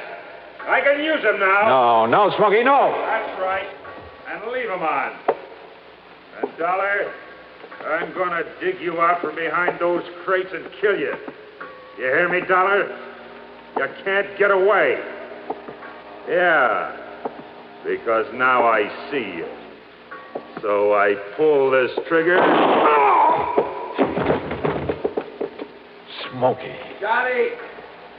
Johnny, I took the gun off the dead watchman. Are you all right, Johnny? Yeah. Are you all right? Yeah, sure I am. You saved my life, Smokey, thanks. Yeah, you're welcome, Johnny. But listen, the cops are coming. Yeah, I hear them. Well, then, Johnny... Stop worrying, Smokey. But don't you see... You're on their side now, remember? But if they... Yeah, I guess I am. Sure.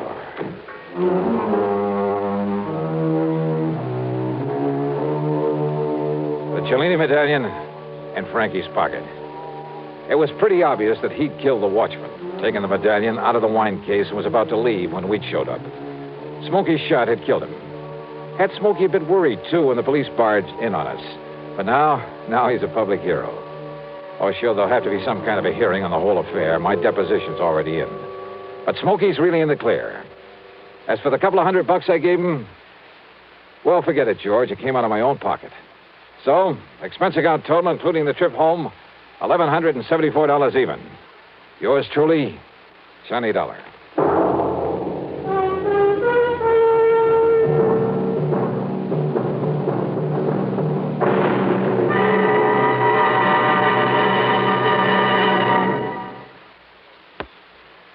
Now, here's our star to tell you about next week's story. Instead, let me say hi to 3 new CBS affiliates. They're KAAB in Hot Springs, Arkansas, WRIG in Wausau, Wisconsin, and WOMI in Owensburg, Kentucky. Welcome to CBS Radio. Yours truly, Johnny Dollar.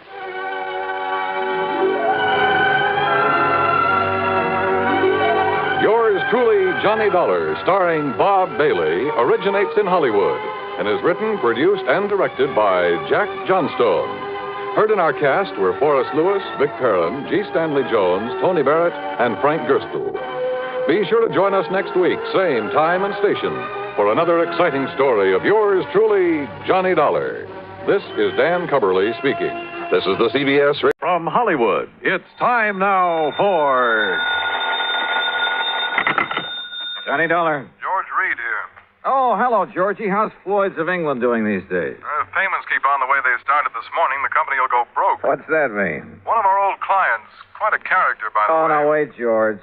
For just once, give me a case involving some nice, ordinary, normal person. No, Johnny. First, it was that old fuss-budget Jediah Gillis. Yes, but then now... big bad Michael Meany, who thought he owned half the state of Louisiana. Well, yes, I know, but compared to them, Durango Laramie Dalhart is as normal as they come. Durango what? Except for one thing, of course. The payment of his insurance premium this morning. What was the matter with it? $4,500, Johnny, in $100 bills.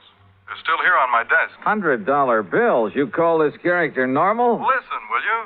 Every one of these bills is counterfeit. Oh. I'll be right over.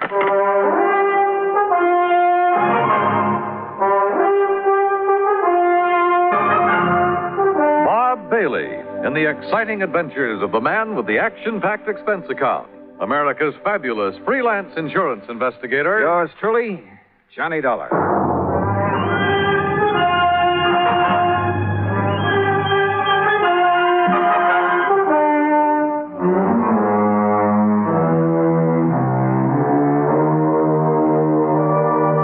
Expense account submitted by Special Investigator Johnny Dollar to Floyd's of England, North American offices, Hartford, Connecticut. Following is an account of expenses incurred during my investigation of the Funny Money Matter. Expense account item 1, $1 even, taxi from my apartment to George Reed's office. I found him sitting, staring grimly at a pile of paper money spread around on the top of his desk. Well, there they are, Johnny. 45 $100 bills, and every one of them as phony as I've ever seen. Look at them. Yeah, I see what you mean. Whoever turned these out didn't even have sense enough to use the proper kind of ink. Yeah, it looks like he must have diluted it. Yeah. Have you ever seen such washed-out-looking money in all your life? Good tough paper, though, just like the real McCoy. Yes, real crisp and new. But, Johnny, look at those colors. Even the black isn't really black. Yeah. You'd think they'd at least have tried to wrinkle them up a bit and dirty them. Yeah. This is the most obviously flagrant... What are you looking at, Johnny? Oh, this is unusual. For counterfeit, that is. What? Well, they've all been printed up with different serial numbers. See? Here. And here. Huh? How about that? Pretty smart. Funny, isn't it? The thing that usually makes this stuff easy to spot is the same number on all the bills. Sure. And whoever made these was clever enough to think of that. Had sense enough to use good paper, too. Uh-huh. But he certainly slipped up when it came to the color and quality of the ink. As for the press work... Well, I don't pretend to know much about phony money, George. Who needs to? And heavens knows I don't see too many $100 bills. But to me, this engraving looks just about perfect. That's just what I'm saying. Perfect plates, sense enough to change the numbers, good paper. Yet look at the result. Yeah. Has he ever tried anything like this before? What? Durango? Yeah. And just for the sake of the record, what is his real name? That's it. Durango Laramie Dalhart. Oh, I can't believe it. And the answer to your first question is no. Durango is as honest as the day is long. Well, maybe you mean he was. Well, maybe. But if so, I want to know why. There'd have to be a mighty good reason, believe me. Running out of dough is the best one I can think of. But he's always had plenty. After all, $4,500 to spend on insurance year after year. Well, just who is he? And where is he? He lives on a ranch in Oklahoma. What kind of a ranch? I don't know. But it must be awfully big. Where in Oklahoma? A place called Bum Spung. Bum Spung? Yes. Oh, now, look, George, this whole thing is beginning to get a little too thick. Durango, Bum Spung, Laramie, Dalhart, whatever it is. Look, counterfeit money is for the Secret Service, so why don't you just put in a phone call to them and let them carry the ball? No. Why? Because of Durango. I simply can't believe he'd deliberately hand over a lot of phony money. He's been paying on that policy for years. Always in cash? Always in cash. Crisp, new, legitimate $100 bills. Up till now. Were you here when he left these? No. Now, look, Johnny, if somebody is trying to take him, it's up to us to protect him. Well, that's a big if, George, from where I stand. Johnny, we've always tried to give more personal service to our clients than some of the other companies. Look, I want you to investigate this thing for us, without Durango's knowing, of course, on a fee plus expense account basis. Oh, an extra fee? That's not usual, George. With you, it is. You know as well as I do, the padding that goes on your expense account is plenty fee for anybody. Oh, George, you cut me to the quick. All right, where is where is Mr. Dalhart now? Back in Bum Spung, Oklahoma, or at least on the way. But I thought he just left this money this morning. Every year he follows the same pattern. Comes east for a fling. You know, New York and all the nightclubs, that sort of thing. Then, just before leaving, he drops in here, makes his premium payment, and is gone. So? George, I still think you should have called in the Secret Service. But I'll take this on for just one reason. What's that? I want to find out what kind of a place could ever deserve the name of Bum Spung. Since George had already arranged for plane travel as far as Enid, Oklahoma, item 2 is a mere $8.55 for incidentals along the way. I arrived in Enid shortly after noon. Item 3, $2.60 for lunch. Item 4, $50 deposit on a rental car. And the owner of the drive-your-own agency wore a silly little smile as he gave me the directions to Bum Spung. Anyway, I headed due north on Highway 81 across the Oklahoma flatland. Some 26 miles or so further on, after passing through Pond Creek and crossing the Salt Fork of the Arkansas River, I spotted a rather crude, weather-beaten sign indicating that the place I was looking for was somewhere up a dirt road to the left. Road? That's a laugh. And it twisted and turned for seemingly endless rough miles along the riverbank. I just about decided that Bum Spunk was a bum steer when suddenly I almost ran into the gate of an old wooden fence, surrounding some 2 or 3 acres of sandy ground.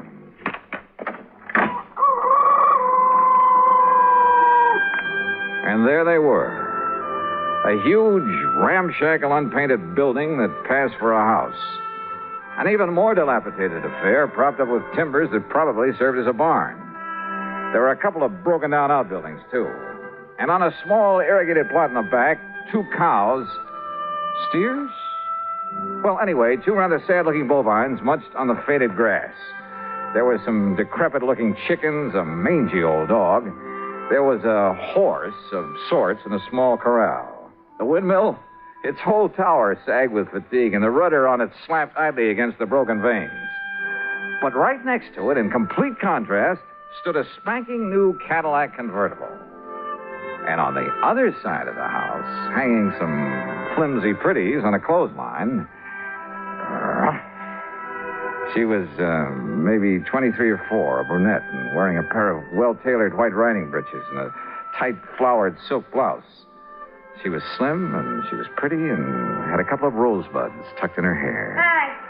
And about as out of place as anything I ever saw. I said hi. It was like seeing the vision of a goddess. Come on in. Just swing aside that post at your left. It's what Durango called the gate. Oh, yeah. Durango, did you say? Don't tell me this is Bum Spunk. It sure is. Didn't you see the sign down the road? The vast acreage within this broken-down fence is the cattle ranch of Durango Laramie Dahlhart, who happens to be my uncle. I'm Carol Dahlhart. Who are you? Why, my name's Johnny Dollar. Dollar? That seems to me I've heard that somewhere. Oh? What are you doing out here? Oh, just driving around, you know, summer vacation. You look like a city man. I was intrigued by that sign down the road. You know, curious about what Bum Spunk could mean. Bad water. Bad spring, so the Indians called it Bum Spunk. Ah. Durango liked the name, so he bought up these 2 acres and settled here. And this is all there is to his ranch? What's the matter with it? He likes it. But I'd had an idea. Well. Yeah? Nothing. From what you've told me, I think I'd like to meet Durango. Is he around? You trying to kid me or something? I haven't told you anything about him. Now look, Johnny Dollar. Yeah, look! Suddenly she turned, drew an old Colt 45, and as I ducked, she let go with it. Holy! I got him, see? She got him all right. A small snake that had poked up out of a hole in the ground some 25 feet away. And she'd got him right through the head with both shots. Oh, God darn. Rattlesnake? Rattlesnakes? That looks to me like a poor old gopher snake. What's left of him. So what's the difference? Could have been a rattlesnake. Hey, you were plenty fast with that gun. Yeah, gotta be. Or old Durango wouldn't have me on the place. There's no use for anybody that... Hand me a couple of those clothespins, will you? I gotta get these things hung up. Yeah, sure. Here. You said you're his niece. That's right. Only one left to take care of the old buzzard. You live here with him? Part of the time. Well, enough to look after him, make sure he don't get lonely, that he's got enough food in the house, that kind of thing. And I stick around when he goes out on the West Coast or back east for a fling. That's where he is now. Yeah, and he's due back. Hand me that slip out of the laundromat. Sure. Here you are. I take it that convertible's yours, huh? Yeah, that was my birthday present. Oh, your family must be pretty well heeled. Family. In Durango, we're all that's left. Give me them stockings now. Sure. But certainly Durango... Why not? He gives me a new one every year. And this ranch is all he owns? Except for his money. Says he has a barrel of it. Well, he must have. Or else... Or else what? Nothing. Go on with what you were saying. More clothespins. Yeah, here. And when he kicks off, I get it all. And I can give up the filling station. Filling station? Well, you must have passed it, just the side of Enid. Durango says a woman's no good unless she's got a job, so I got a filling station. Let somebody else run it for me, though, and Durango don't know the difference. Or at least he don't care.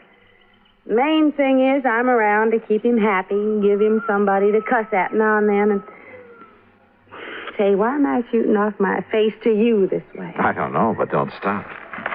There. Them clothes will be dry in an hour, and if you're still here, you can help me take them down again. Okay. Carry that basket for me, and I'll give you a cool drink in the house. Hey, great.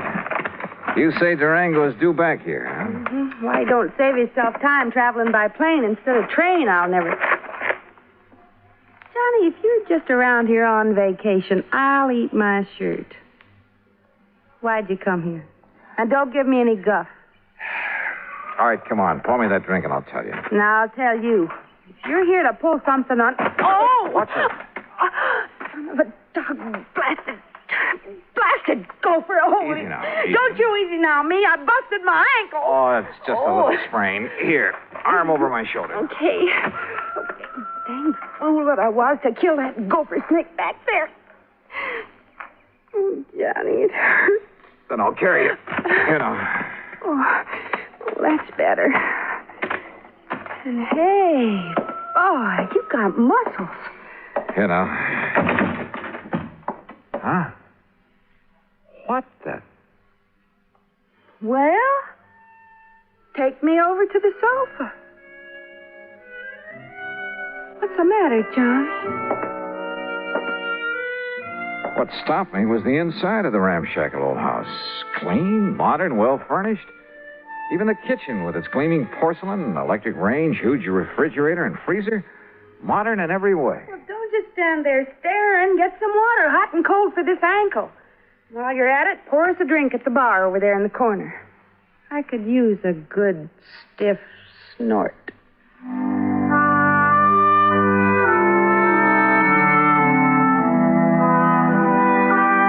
I did what I could to reduce the swelling in her ankle. But by the time I'd taped it up and she was snoozing comfortably on the sofa, it was getting dark. So I hied myself into the well-stocked kitchen to see what I could scratch up to eat. And I'll be honest about it, with this mighty attractive patient on my hands, I'd completely forgotten about my mission in these parts, the investigation of one Durango Laramie dollheart. I wasn't allowed to forget it long, though. As I opened and was about to reach into the ample freezer... Stop right there, you. Huh? There's only one way to deal with a thieving, stealing, dirty varmint like you. Now, wait a minute. Put that thing down. And that, partner, is this way. Holy, no. Hey, no. No, you're out of your... No!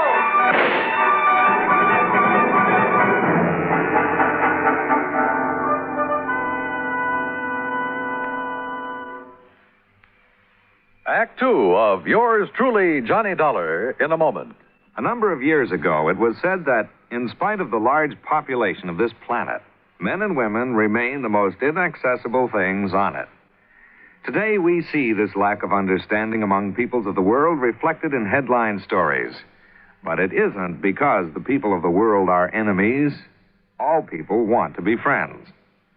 Long before the termination of World War II, Reverend Eugene Wood, a Methodist minister from Oceanside, California, went into a Scottsdale, Arizona camp where German prisoners of war were interned and offered his services to the imprisoned men. Among other things, Reverend Wood taught the men English, and he taught them about the United States of America. During the following years, after the men had been repatriated to their native Germany, nearly half of the internees corresponded frequently with Reverend Wood. Those men expressed a unique understanding of the people and the country of the United States of America. This great feeling of friendship and understanding prompted the minister to make a pilgrimage to Europe to seek out the men he had befriended in the prisoner of war camp in Arizona. This gesture on Reverend Wood's part gained him a fantastic welcome everywhere he went. In all the places he visited, he spread the gospel of love and friendship and had it returned to him. There were no enemies, only men with the love of freedom, the right of all men, everywhere. And now, Act Two of yours truly, Johnny Dollar, and the Funny Money Matter.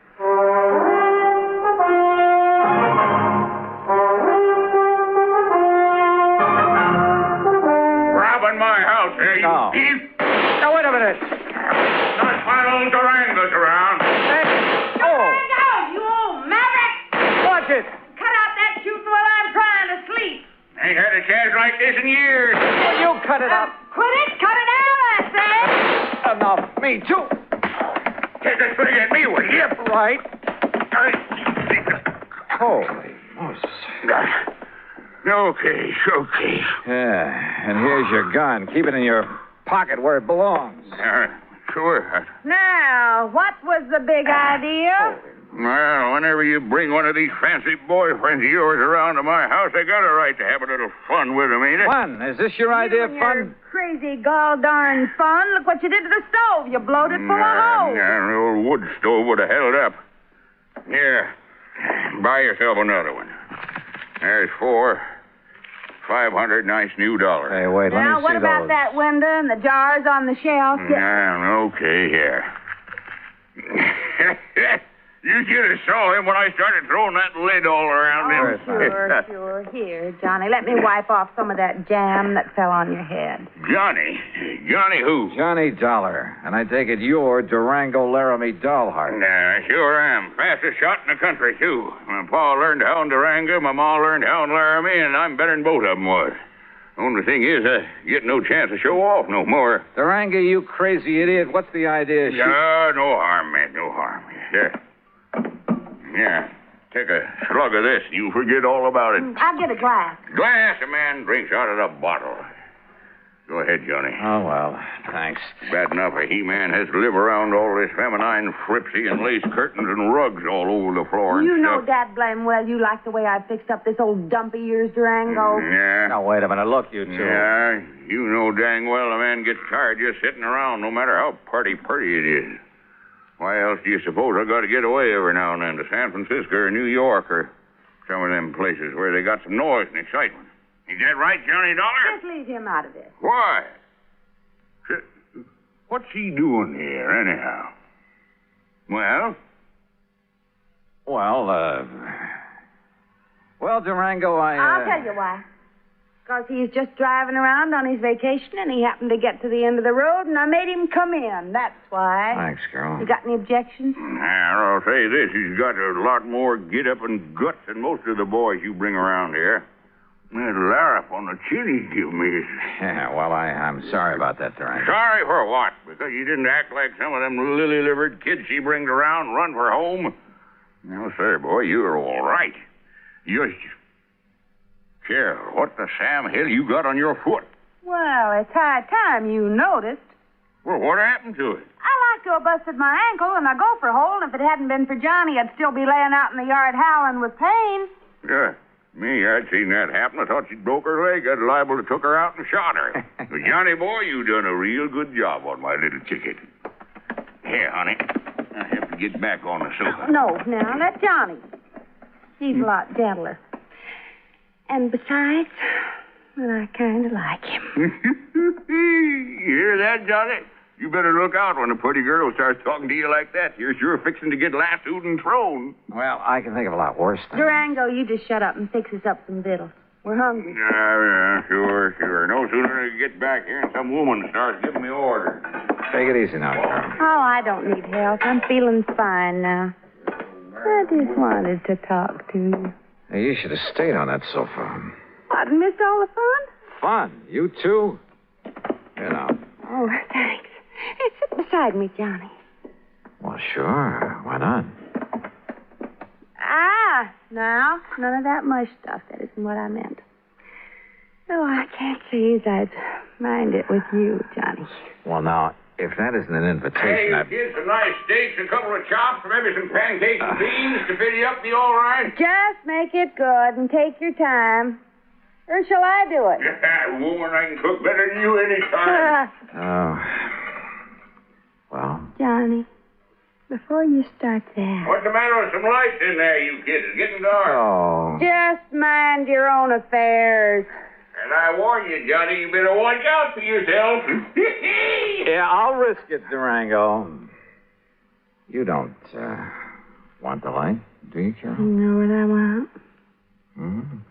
What? I don't know why you come out here to bum-spun. Can't I wait? Dollar, I bet you got somewhere else to go, and it'll be pretty late by the time we met. Or I might as well bunk here tonight. Got plenty of room. What do you say? Johnny? Sure, Durango. Thanks a lot. No, Carol. You haven't answered my question, Johnny. Tomorrow. I'll tell you tomorrow when we can be alone. we alone now? Oh, not as much as I wish we were. You're a mighty cute guy, Johnny. Oh, you don't know me, Carol. I'm really just an old wolf. Oh, I don't believe that. I don't. Ooh. Just one of the roses fell out of my hair. There it is.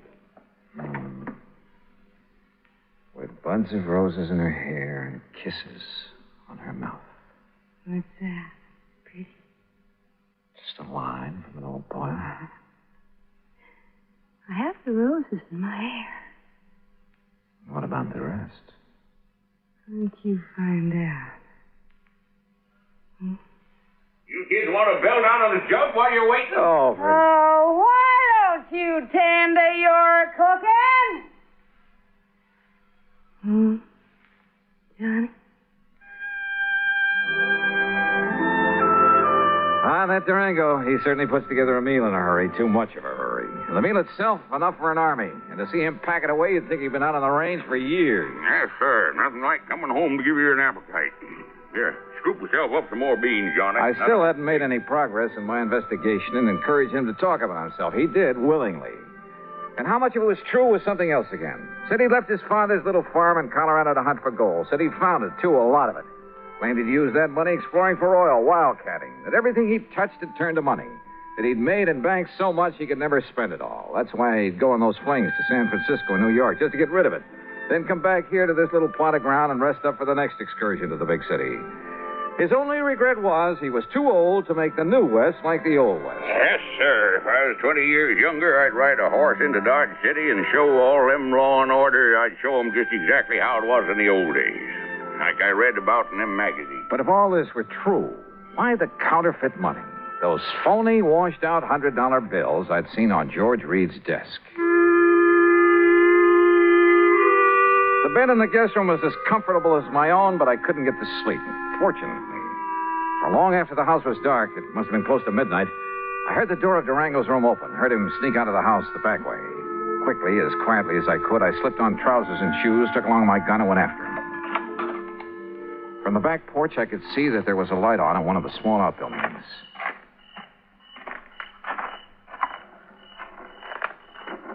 With my ear pressed tightly to the side of the little shack, I could hear it only too plainly. The printing press on which Durango was turning out the phony money. No question about it. And I was sorry. Kind of begun to like the old character. To say nothing of his beautiful... Johnny. Huh? Carol. What are you doing out here? If it's a walk in the moonlight you want, why didn't you ask me to come with you? Carol, listen. I'll lay my cards right on the table. What I really came to this place for was to find out... Well, it was right here inside this little shack. Oh, no. And now that I've found out, Oh, Johnny, you'll break his heart. He thinks nobody knows about this. Oh, of course he does. He's been doing it ever since... And he thinks that even I don't know about I'll it. bet. Oh, Johnny, please, you'll spoil everything. Why not? It's about time, isn't it? And he means no harm to anybody. What do you mean, no harm? Are you kidding? Or maybe you're in this whole thing with him. Are you? Oh, no, but I don't see what difference it would make. Johnny, baby, Oh, don't pull that stuff. It's time for a showdown. Harry, what's the racket? What's going on? Oh. Snooping, huh? Why, you ornery, low-down, sneaking coyote. All right, Durango. Just cut it and stand where you are. Well, what are you doing with that gun? I only hope you won't make it necessary for me to use it. Johnny. Open up that door, Durango. I want to see what you've got inside there. Go ahead now, open it. Yeah. Now, look, son, there ain't no harm in what I'm doing in there. No harm? That seems to be a pat phrase around here. Well, it's just that well, ever since I made my pile, everywhere I'd go, I'd spend a lot of money. So you told me at great length. Always, maybe it was sort of showing off a bit, but when I'd draw it out of the bank, I'd make them give me brand new money. You know, to impress the folks. Like a big shot up in Hartford where I pay my insurance for Carol here every year. In brand new $100 bills, supposedly. That's right, and no supposedly. But this last insurance payment to George... Yeah, I know. But, Johnny, it wasn't my fault. The bank didn't have some nice new ones for me. And they couldn't get them in time either, so I had to... Well, this was the next best. Oh, that's a likely Johnny, story. please. Open that door. Oh, God, I kept hoping nobody'd find Come out. on, open it. Okay.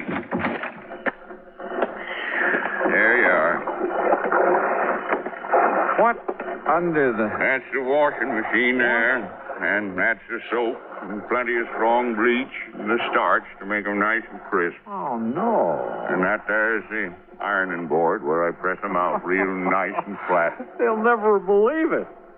But it does make them look real pretty and new. Honest, Johnny, I didn't think there was no harm in it.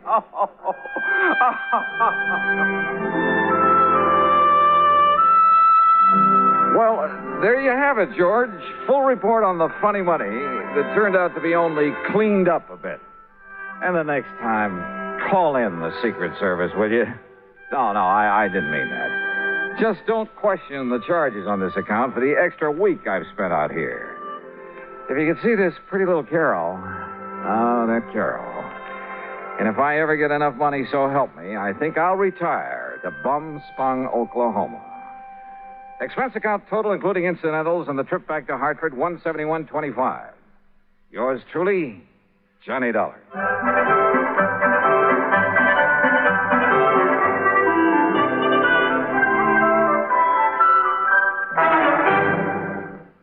Now, here is our star to tell you about next week's story. Next week, well, just remember one thing.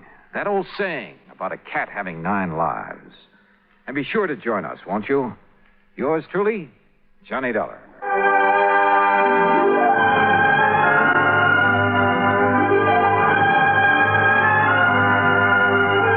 Yours truly, Johnny Dollar, starring Bob Bailey, originates in Hollywood. It is produced and directed by Jack Johnstone, who also wrote tonight's story. Heard in our cast were Virginia Gregg, G. Stanley Jones, and John McIntyre. Be sure to join us next week, same time and station, for another exciting story of yours truly, Johnny Dollar. This is Dan Cubberly speaking.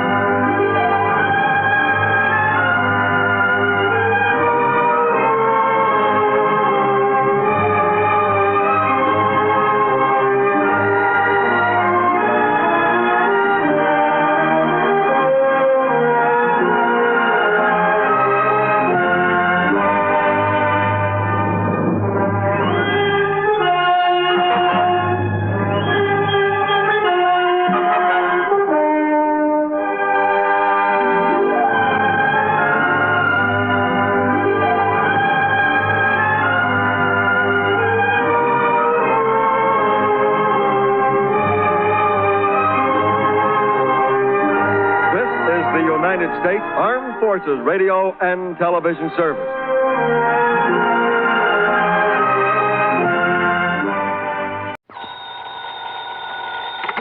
Johnny Dollar. This is Mr. Ernest L. Whiteman, Providential Assurance Company. Providential Assurance? That's right. You've heard of us, of course. No, sir, I can't say that I have. But what's on your mind, Mr. Whiteman? Embezzlement. Don't try it. What? Liable to get yourself into a lot of trouble. I beg your pardon. I'm sorry. I was just trying to make it funny. Oh, yes. Yes. Well, now, if you care to look into this for us... Sure, why not? Then I suggest you come here to my office and I shall give you the details. I take it there's a fee here in addition to my expenses? If you recover the money, something over $200,000, you can practically name your own fee. Great. That is up to, say, $5,000. On a $200,000 loss? That's right. Oh, well, then maybe I'd better figure on padding out my expense account. Now, just a minute. Oh, stop worrying, Mr. Whiteman. But if you have any intention of... Just keep your shirt on. I'll be over to see you.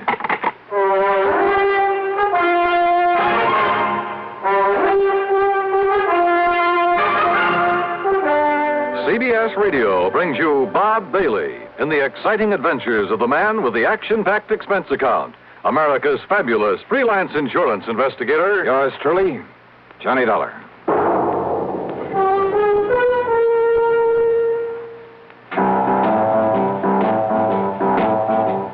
Talk about best-selling records. Here's a familiar tune about America's best-selling filter cigarette, Winston.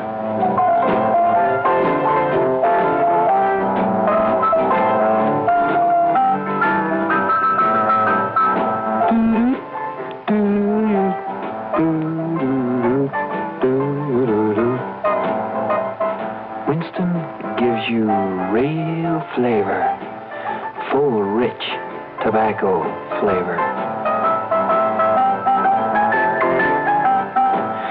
know, that's because only Winston has filter blend up front. Choice, flavorful tobaccos, specially selected and specially processed for filter smoking. No wonder Winston tastes good. Like a cigarette should. Smoke Winston. And now, Act One of yours truly, Johnny Dollar.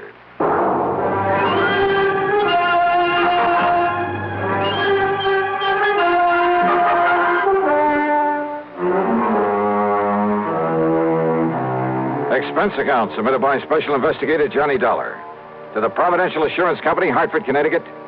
Now, at this point, I don't know if it's the home office or not.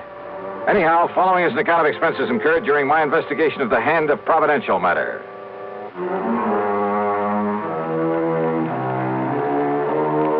For some reason or other, dealing with a new company usually spells trouble for me. But expense account item one, $1.25 for a taxi to the offices of Providential down in the square. When I say offices, I mean exactly two with a connecting door. I'm very glad to see you, Mr. Dollar. I'm Ernest L. Whiteman. Mr. Whiteman? And this gentleman, Mr. Dollar. I'm the man that had Ernie Whiteman send for you. Yes, this is... Name is Elwood Sprague, Dollar. I'm the owner of this business. The sole owner, Mr. Sprague? That's right, son. Providential Assurance is all mine, lock, stock, and barrel. Oh, I see. Made a lot of money in oil down in Texas. Couldn't find any way to spend it all, so I started this here. So what happens? All I get is more money out of it. Yeah, well, Mr. Whiteman said something over the phone about an embezzlement. Exactly. $200,000 that was Go ahead and tell them all about it, Ernie, my boy. Tell them how it happened. Well, you see, Mr. Dollar, immediate public acceptance of our company is largely due to the fact that... What he means, Dollar, is the reason we sell so many policies is on account of we always pay off any claims real prompt in cash and hard, cold cash. Exactly. And for that reason, Never question a claim. Just pay it off in cash. That's what we promise, and that's what we do. And for that reason, Mr. Dollar... That's why so many people who can't afford much insurance come to us. Yes, but as a result... So what happens? Instead of a nice tax loss, there ain't enough claims to fill your hat. All we make is profit. You mean you've hoped to lose money in this business? Tax loss, Mr. Dollar. You ever have to pay the taxes on profits from a couple of hundred producing oil wells? Hardly. But now, Mr. Whiteman, about this embezzlement. Yeah, as I started to say, paying off in cash as we do... That's right. Means keeping a lot of cash on hand. Oh? Then this embezzlement was of your own money? Exactly. The money was stolen from us. You kept that kind of money here in a safe or something? Well, wouldn't keep it laying around on the floor, would you? Well, have you any idea who might have taken it? We most certainly have. Sure. It was Hauser. Tom Hauser. The only one besides Whitey had the combination to the safe. He also kept the books, Mr. Dollar. Well, didn't you check his books periodically? Oh, of course I did. But when I discovered the loss this morning, I also discovered he'd been juggling the accounts. Well, how long ago did this Tom Hauser work here? Up until yesterday. As I told Mr. Sprague, I informed Hauser last night that I planned to check the cash as well as the books this morning. So what happens? This morning he's gone, and so is the money. Well, Dollar? When you ask me, this sounds like the most loosely run insurance company. Mr. Dollar. How you ever managed to get a license from the insurance commission? Well, now, that license is something we ain't bothered with yet. You what? We gotta make sure we got a business first, don't we? Are you kidding? Do you realize what the commission will do when they find out about this? Don't give it a thought, son. To say nothing of the police? Your job is to catch that Tom Now, Hauser. look here, Mr. Sprague. Then, if the insurance commission or the government or anybody says we're doing wrong... And you can bet they will. Why, then I'll pay them and get out of this business. Believe me, it'll cost you a lot more than this $200,000. Well, sure, maybe a couple million. It'll make a nice tax loss. Yeah, and you'll probably end up in jail. Well, now, you let me worry about that. Your job is to get this embezzler. And don't forget, we're paying you $5,000 to do it. Look, you say it may cost you millions to get out of this mess. That's right. And yet you're worried about a couple of $100,000? Well, now, that's different. Huh? That was stolen, son. That was illegal. Trying to make sense with this man was like trying to reason with a hitching post. I told him I didn't want the case and that I could understand why he'd hesitate about calling in the police. Sure, they'd probably start asking questions. With the only answers he could give them, he'd really be in trouble.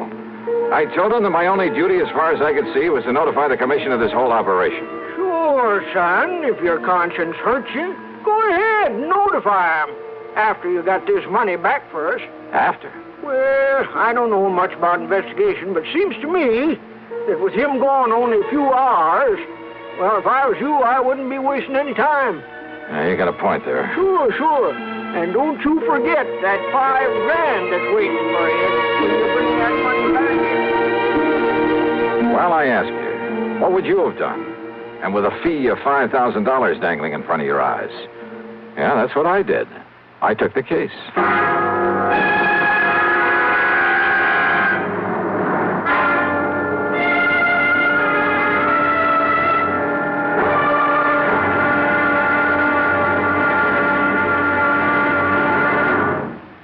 Act two of yours truly, Johnny Dollar, in a moment.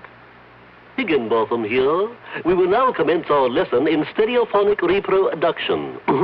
Listen to the call of the spotted bill snicker on ordinary stereo. Now then, on a Columbia Stereo 1 phonograph. Obvious difference, what? The Columbia stereophonic system really causes all others to blush, for it is not composed of just a few separated speakers. Columbia is the originator and exclusive purveyor of stereo projection. Only Columbia fills every inch of a room with real, lifelike sound. Now, when I was bird watching with the Duchess of... But let that pass. You simply must hear the Stereo 1 phonograph by Columbia. Ask your Columbia phonograph dealer for a demonstration. And, chaps, portables are priced as low as $39.95. Consoles commence at $129.95. Lost that bird. And now, Act two of yours truly, Johnny Dollar, and the Hand of Providential Matter.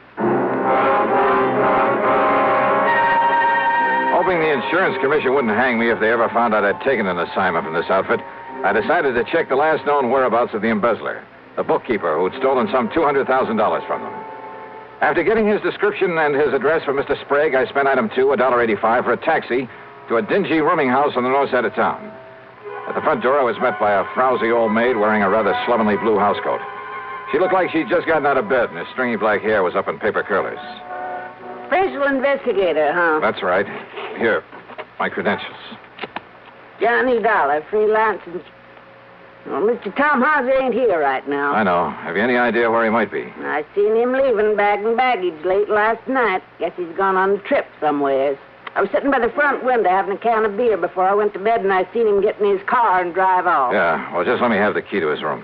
Are you sure that's all right unless you got some kind of a warrant? Yeah, I'm sure. The key, please. Well, I ain't had a chance to clean his room up yet today. Don't do it. Don't touch a thing of his until I tell you to. Oh, well, now look, dearie. Just let me have the key.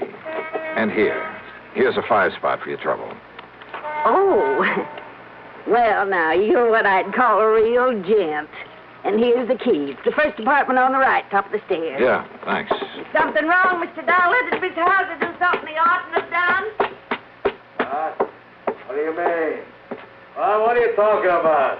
Hey, I had to come back here and pick up my stuff. So he isn't here. Yeah, don't worry about the split. I'll meet you like I said. Yeah, then we'll take care of it. All right. I'm leaving it right away. Neither Johnny Dollar or anybody else will ever... He what? Well, if he does, I'll be ready for him. So come on now, hang up. Let me get out of here. Stop worrying, pal. I can take care of him and anybody else. Quietly as possible, I slipped the key into the door. I had some difficulty turning it, but finally heard the lock slip. Then I started slowly turning the knob. And then, well, I'm not quite sure exactly what did happen, except the door was suddenly pulled open so quickly that... Okay, baby. Oh. You want some more? What's the idea hanging around outside? Wait a minute. You must be Dollar. Yeah, Johnny Dollar. Then, baby, I'm gonna make sure you never get up again. Never! Never!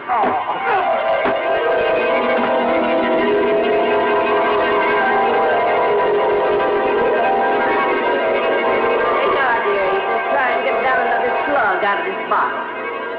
Just leave that wet rag laying there on your forehead. It'll make you feel better. What do you... Oh, holy... Yeah.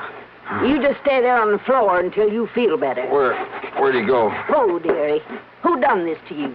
You didn't Didn't you see him? I heard a big noise up here, and when I run up the stairs, he must have heard me and run away. And he was just laying here bleeding this way. That window. What's outside that window? Only the fire escape. But look, dearie. Yeah. Busted table lamp. This must have been what... Don't touch it. What? No, I'll wrap it in my handkerchief and... But who could have come here and done this to you? I can't imagine. Well, I can. Tom Hauser.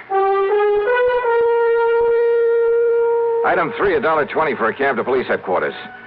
Anybody but Sergeant Ed Wilson would have asked a lot of questions that I didn't feel like answering. Ed simply took the lamp, told one of the boys in the lab to check, and if he found any prints on it, to classify them, then send a teletype to Washington. Item 4, $1 even for a cab to my apartment. After a long, cool shower, I felt somewhat better. I just got back into my clothes when the phone rang. Johnny Dollar. Ed Wilson, Johnny. Those prints on that lamp. Yeah, Ed. Thomas Harker, alias Tim Hosker, alias Tommy Hauser, alias just about everything else you can think of. Johnny, that boy is one of the 10 most wanted. No kidding. And for everything from safecracking to murder. You got any kind of a lead on him? Only that rooming house where he slugged me. Then he may be 100 miles away by now. I wouldn't bank on it. So, Ed. Yeah? You'd better put out that good old dragnet. Oh, don't worry, Johnny. But listen, just remember one thing about him. Like what? If that boy thinks you recognize I didn't even get a look at him. Maybe he doesn't know that. And if he finds out he didn't kill you, Johnny... Well? He'll be back to finish the job.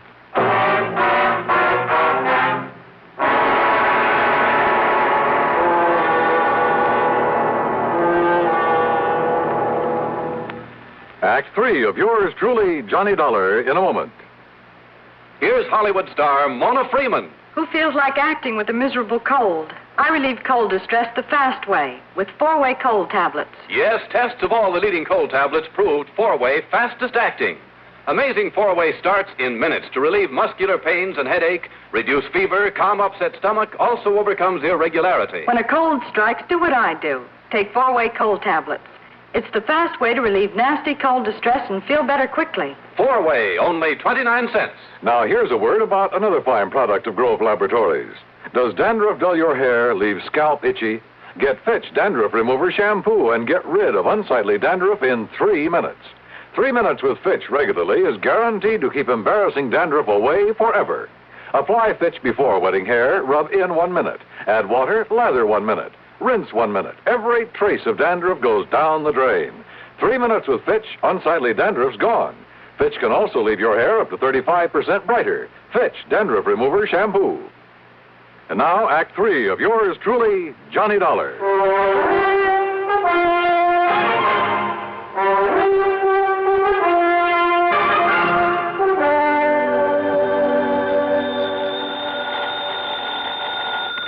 Yeah, Ed. Ed, this is Pat McCracken, Johnny, at Universal Adjustment Bureau. Oh, sorry, Pat. I thought it was Ed Wilson again. Sergeant Wilson at police headquarters? Yeah, and listen, I'm in kind of a hurry. Oh, then I won't hold you. I was just hoping you'd have time to look into what appears to be a phony insurance company for us. What? Keep talking. But if you're already working on it... No, just go on with what you were saying, Pat. Well, we got a complaint about some new company here in town that we'd never heard of. Seems they're stalling on the payment of a small claim. Yeah, sure. In spite of their pledge to pay off promptly and without question. Yeah. Also to pay off in cold cash. Yes, that's right. Providential Assurance Company. Well, what do you know about them? Johnny? Oh, I'm working on a case for them. Oh, no. Oh, Johnny, don't. I telephoned the commission, to find out who they are and Yeah, where but the they are. commission never heard of them. Exactly. So if I were you, until we can find out whether they're a legitimate outfit, Johnny, I wouldn't touch them. Hey, tell me, Pat, what'll the commission do? But they've notified them by mail. They're sending over a committee to investigate, to look at the books and so on. When? First of the week, Monday or Tuesday. Why? That may be too late. What? If that outfit's what I think it is, and if I can do what I think I can. Johnny. Well, if I can't collect my fee and expenses from them, maybe I'll send a bill on to you. What? After all, I may be doing the whole insurance business a great and glorious service. Johnny, what are you talking about? That is, if I don't get killed first. Listen, I'll Johnny. see you later. Now the question is, but wait a minute. If Providential is what I think it is, where does Tommy Hauser's theft of $200,000 come in? If he was working for them. Well, why did they call me in? Johnny Dollar. Hello. This here is Elwood Sprague. Oh, yeah, Mr. Sprague. I wasn't sure I'd find you in. Yeah, I think I can understand that. Or maybe you weren't sure you'd find me around at all anymore. No, listen, don't get me wrong, Dollar. I want to see you. I got to see you right now. Yeah, why not? They're at your office? No. Well? My room, here at Guilford. And you'll come alone? Are you alone, Mr. Sprague? Yes, Mr. Dollar. Will you come right away? Yeah, as soon as I can. Thank you. That's funny. If he wants to see me, if he is alone, or is this some kind of a trap? No, there was absolute sincerity in his voice. I was sure of it. Yeah, and there was something else, too. Fear. Maybe that was it, fear. Hello? Johnny, listen, you said you'd been working with the police. So? Well, I knew I'd never get anything out of you, so I called them. Listen, if this Elwood Sprague of Providential has anything to do with the beating you took, has he? Pat, I'm on my way over to see Sprague right now. Well, I tried calling Providential. He isn't there. I know. But if he and that gangster, that Tommy Hollis... Sorry, Pat, he's waiting for me over at the Guilford. Johnny... There was no time to waste. Maybe Hauser was still gunning for me, but if so, well, maybe I wasn't the only one. Item 5, a couple of bucks for a cab to the Guilford Hotel. And there in his room, I found a very different Elwood Sprague than I talked to earlier. And the story that he slowly, nervously unfolded proved to be very interesting. So maybe I didn't ever make no oil fortune there in Texas. It ain't so easy down there as you might think. But I learned to use my wits and my brains to get along by outsmarting the next man. You see what I mean, Mr. Dollar? Then those 200 oil wells you were talking about... Well, it made a good line. It fooled you, didn't it? It even fooled Ernie Whiteman for a while. That's what gave him the idea. The idea for what, Mr. Sprague? Well, me to front for this insurance racket. You know, collect a lot of premiums and then we'd skip town. Right in the heart of the insurance industry? Always harder to pick out a bad apple in the barrel for, ain't it? Oh, brother. So what happened? That Ernie's a salesman, Johnny. When he got started on the country people around here, the money come rolling in. And when somebody made a claim, we stalled him on it. How long did you think you could get away with this? Until the commission got wise to us. Then we'd move out. The commission was planning to investigate you next week. I know. Only by that time we'd be out of here. You and Wyvern and this Tommy Hauser. Hauser. Ernie brought him in. He said because he had a record, the police would know about him, so he would take the rap if anything went wrong. But then he walks out with all the money last night. And then you sent for me. Why? Because Ernie and me go after Hauser. He might have killed us. Ernie didn't want to send for you, but I made him. I held a gun on him. Oh, real nice people. Because maybe Hauser didn't know you. Maybe you could nab him and get the money for us. So what if you did get wise to us? What if we should have to cut you in to keep you from blabbing to the law? You rotten. Do you think everybody in this world is a crook? Well, at least it was better than leaving Hauser get away with all of it. It looks to me like he has so far. But, Johnny, now listen. Oh, I'm listening. Now, Ernie didn't know it, but I heard him on the phone. He was talking to Hauser. He was double-crossing me. They're meeting somewhere to split the money. Yeah? Well, what else could you expect? Now listen, Johnny. Then they're coming over here to kill me so that I can't talk, you see. That's when I phoned you to come over here. And you think for 1 minute I'm going to stick my neck out to save that lousy hide of yours? Oh, you got to, Johnny. You got to. All I got to do is turn you over to the police. The police? Or would you rather just sit here and wait for Hauser and Wyvern? Well? Oh, all right, Johnny. All right, come on. At least it may keep you from getting shot, which is better than you deserve it. Well? Ernie. Back inside, please. Ernie, both of you. That gun. That's right. The one that killed Hauser when he tried to hold out on me. The one that's going to kill you, Elwood, for what I heard just now through this door. Oh, no, Ernie, please. Johnny. And, of course, that means you'll have to go with him, Dollar. Now, get inside that room. Pat, both of you. I kind of thought you might be coming over here. What are you talking about? After I told you where I was headed. You too, Sergeant. Sergeant. The police! That's right. So you'd better drop Look that. out! You think you're going...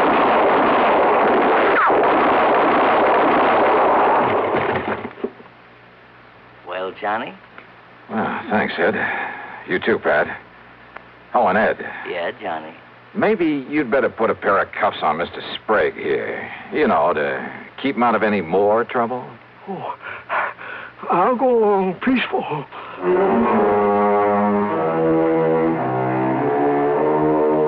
So the big fat fee that was promised doesn't get paid to me after all. And I'm sure I may as well forget the expense account for a change. But you know something? It doesn't matter. Because the important thing was to have had some small part in wiping out this dirty racket. Me? I feel good. Yours truly, Johnny Dollar.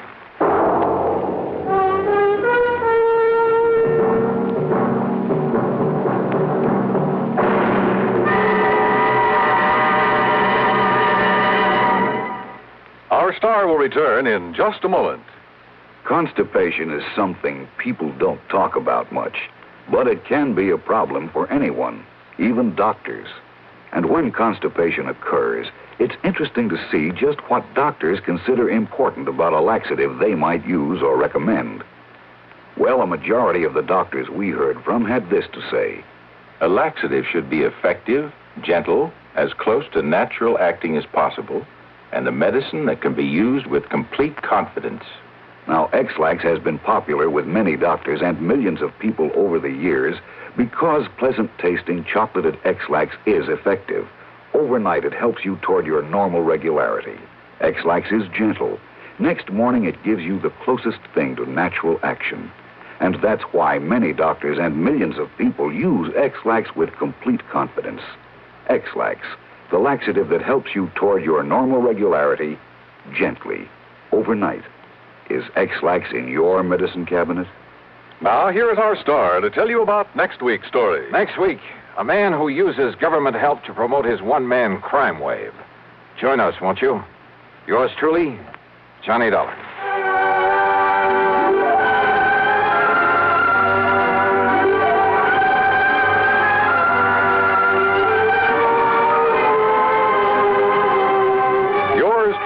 Johnny Dollar, starring Bob Bailey, originates in Hollywood and is written, produced, and directed by Jack Johnstone. Heard in our cast were Virginia Gregg, Edgar Barrier, Junius Matthews, Jerry Hausner, and Lawrence Dobkin. Be sure to join us next week, same time and station, for another exciting story of yours truly, Johnny Dollar. This is Dan Coverly speaking. Next, the nerve-tingling progress of a man hurled into space from Suspense on the CBS Radio Network. Citizens of Troy, this is Neil Kelleher, the Republican candidate for mayor of Troy. I'm taking this brief opportunity to tell you that a Republican city administration will restore garbage collection and disposal to an efficient level. The Democratic administration, having burned out the municipal incinerator, has now returned to the ancient system of garbage and refuse disposal by depositing it on an open dump. I shall take steps immediately to restore the incinerator and eliminate the threat of stench and smog that will surely be blanketing the northern section of our city as soon as the refuse piles get deep enough and the underground fires begin to burn. I intend also to eliminate the noisy collection of garbage in residential areas in the middle of the night so that Trojans can get their sleep. If you approve of the foregoing proposal, may I suggest that you can assure its becoming a reality by voting row A all the way election day. From Hollywood, it's time now for Johnny Dollar! Johnny Dollar! Yeah, I'm Johnny Dollar. There's a phone call for you in the office, Mr. Dollar. But my plane's about to take off. He said it's very urgent, sir. Well, it better be. I don't get back to Hartford. 372. Hey, look, my name's Dollar. I understand you have a... Oh, thanks. Johnny Dollar. Todd Swam, Johnny, at the Chamber of Commerce. Oh, Todd, look, I'm sorry I didn't have a chance to say goodbye to you, and I appreciate all your Johnny. help. Like your city, too. Nice people, good fishing. But I barely had time to make my plane reservation, pack my stuff, Johnny, you've got to cancel your reservation. Cancel? My plane's all ready to leave. Earl Poorman is on his way to the airport now to pick you up and bring you back here. Look, we proved that the accident in that rocket fuel laboratory was an accident. I know. Dr. Allworth's technician, that Leon Salkoff, is not a Russian spy. So the company will pay for the damage, and that's that. Will the company also pay a claim on Leon Salkoff? Don't see why not. Now, look, I got to catch my... What? Salkoff is dead? Johnny, it looks like murder.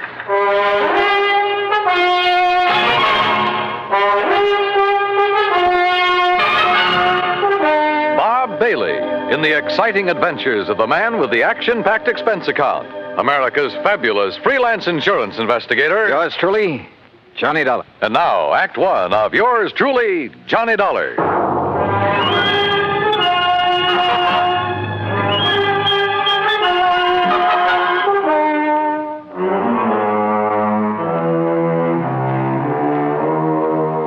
expense account submitted by Special Investigator Johnny Dollar to the Tri-State Life and Casualty Insurance Company, Sarasota, Florida.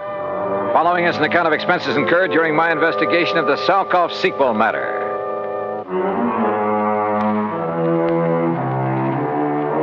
Expense account item 1, $3, no show penalty for canceling the flight back to Hartford. By the time I hung up the phone on Todd Swam, Earl Poorman had pulled a shiny new CAD into the airport parking lot, and we took off. I'm glad Todd caught you before you climbed aboard that plane, Johnny. Earl, he said that Leon Salkoff had been murdered. That's what it looks like. Well, what happened? Actually, he's just disappeared. But under circumstances that make it look like he's been murdered. Any idea who? Johnny, you know as well as I do that he was pretty deep in subversive activities during the last war. Yeah, but he's been given a clean slate, at least so far as our country is concerned. Right. But then, wait a minute. If some of his old pals, and we know there are plenty of them in this country, working for the other side. Right.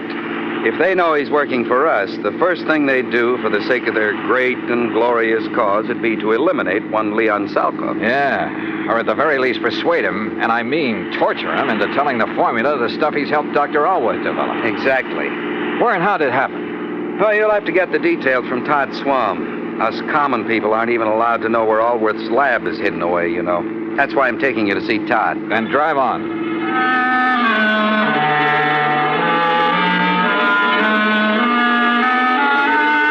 Todd was waiting for us at the Chamber of Commerce building. He thanked Earl for dragging me in from the airport. Earl left, then Todd and I walked out to his car. Here, Johnny, use my car. You know where to go. Out to the lab? Yes. You still haven't told me what happened to Leon Salkoff. Because I don't know exactly. Dr. Allworth called me from the nearest phone down there, told me Salkoff is gone and that he's sure he was murdered. Have you dragged the police in on this? No, but I telephoned the FBI in Washington. They've promised to send a man. Well, do they know I'm here? They might not want any interference. Well, I told them about your investigation down there at the lab, and they said to give you a free hand. All right, good. Well, I better get going. Johnny, let me know what you find out.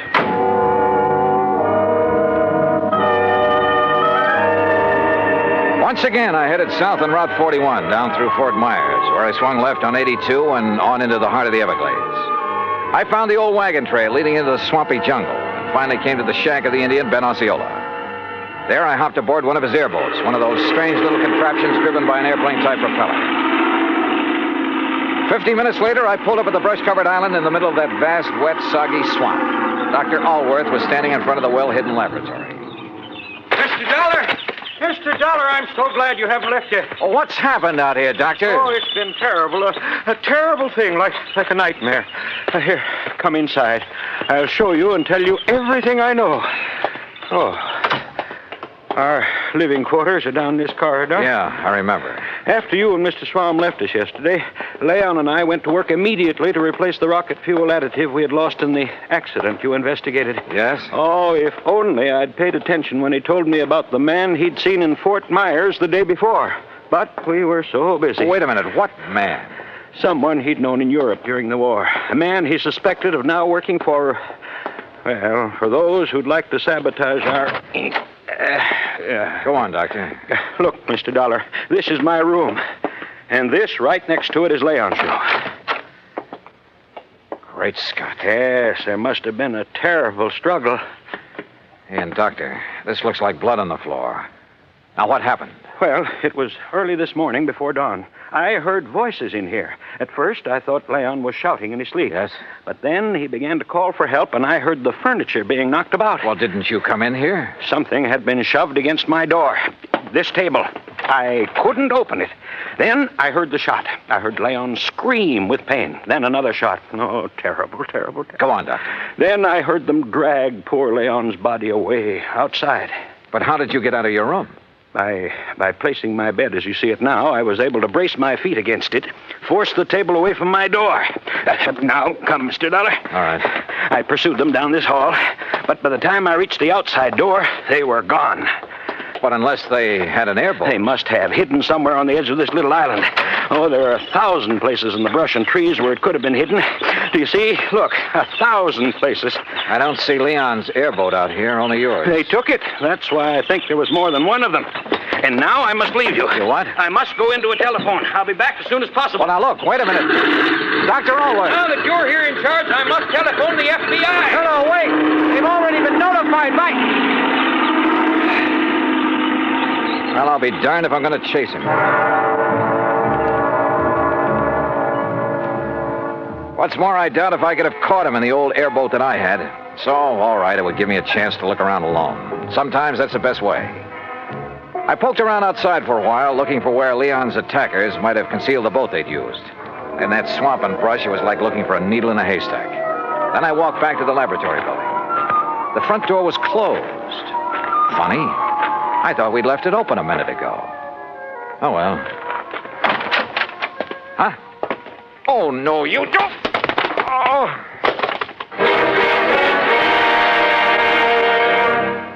Act 2 of yours truly, Johnny Dollar, in a moment. And now, Act 2 of yours truly, Johnny Dollar, and the Salkoff Sequel Matter. I don't know how long I was out after the attack on me at the hidden laboratory in the Everglades. But when I came to, I was lying in Alwa's bed. Across the room at a desk sat a well-dressed man going through files of papers and folders. I played possum because I wanted time to think. If Leon Salkoff had been murdered by subversives, then this man must be one of them. But how had he got here without Alworth knowing? Or did Alworth know? After all, now that I had time to think about it, his explanation of what had happened to Salkoff had been pretty glib. And the doctor's sudden departure a while ago to phone the FBI, he'd said. Didn't he know that Todd Swam had called him? In any event, he'd run off to leave me alone like a sitting duck. Who was the man sitting here? And why hadn't he killed me when he had the chance? I rolled over and groaned. My head felt like it was split down the middle. Oh. Well, Mr. Dollar, you finally come around. Yeah, I guess so. Oh, brother. We were quite concerned about you. We? I'm terribly sorry about what we did to you, but until we frisked you and discovered your identity... Who are you? Walter Brenman, FBI. Oh. When we found you prowling around, we thought you might be one of the people we hoped to trap here. The killer of Leon Salkoff? Salkoff is not dead, Mr. Dollar. What? Have you forgotten a case here in Florida that you handled last year? Parley Barron. Yes, another scientist who apparently disappeared. Actually, we had arranged the whole thing so that his whereabouts would not be known while he continued with his nuclear research. Yeah, I remember. The report of his death and disappearance was to throw off our pals behind the Iron Curtain. Precisely. So now you've done the same thing? Ouch. Again, I'm sorry, Dollar. But we didn't know who you were. We didn't want to take any chances. You say we, Mr. Brenman. My colleague, Mike Crucian, who's in searching the laboratory. Oh, for what? There are two groups. Agents from behind the Iron Curtain who would like to get to Leon Salkoff, either to gain the secrets he's learned in this laboratory or to get rid of him because of his help to this country's defense and missile programs. So if he's reported dead, each will think the other did it and they'll stop chasing him. Exactly. We had to act fast because Leon has already spotted some of his pals, as you call them, in this general area. Does Dr. Allworth know this whole thing was rigged? No, and you mustn't tell him. He's a great scientist, but, well, he might let the cat out of the bag. Stall him, Dollar. Stall for time. Drag out your pretended investigation. It'll delay Allworth bringing in the police, that sort of thing, until we can take care of Salkoff. That is, install him in his new place. Well, maybe I'm a little muddled because of this wallop on the head, but I should think you'd tell everybody you can, you know, to make sure his so-called death is publicized. Make sure these people who are after him will get the word. Don't worry, they know. I'd stake my life on it. And needless to say, if any of them come out here, we'll be ready for them. Oh, Michael, what did you find? Nothing. Not a single song. Oh, I see Mr. Dollar's come too. Yeah, almost. Say, I'm sorry about the way I slugged you, Dollar. Yeah, me too. I'm sure Walter told you why. You find anything in here, Walt? No. I'm afraid we'll have to go back. Oh, Dollar. Yeah? I take it Dr. Allworth is in on one of his usual all-day trips for supplies? Yeah, something like that. We've got to leave you for a while. You have your gun. You know what to do if anyone suspicious comes around. Well, now, look, when the doctor comes back, I'll have to tell him you've been here. Fine, and that we'll be back. Well, yes. We'll be back. Oh, sure, yeah. Well, Dollar, we'll see you later, huh? Now, you rest. You need it. You're not kidding. Come along, Mike.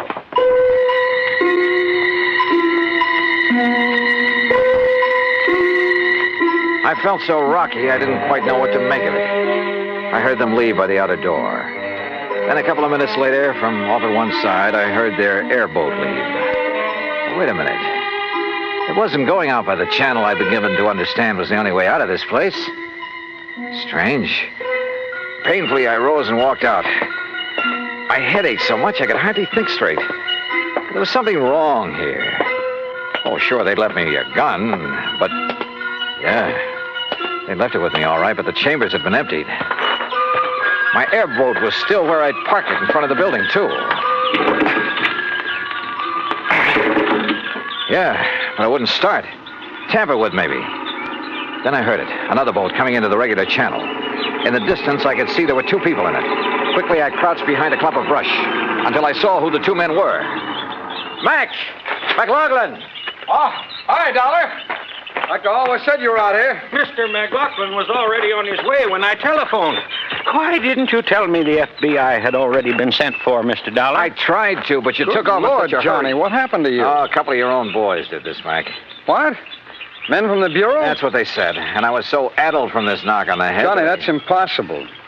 What do they look like, Walt? What are their names? Walter Brenman, for one. Brenman, 5'11", sparse gray hair, blue eyes, about 150 pounds, mark of spectacles on his nose. Perfect description. And the other? Michael Crucian.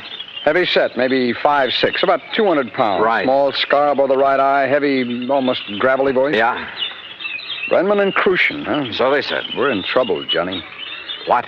Unless I'm completely cockeyed, those are the boys who kidnapped and probably killed Leon Salkoff. Mac. We've been waiting a long time to catch up with them. Their real names are Brenmanoff and Krushinsky, spies and killers from, well, you know where.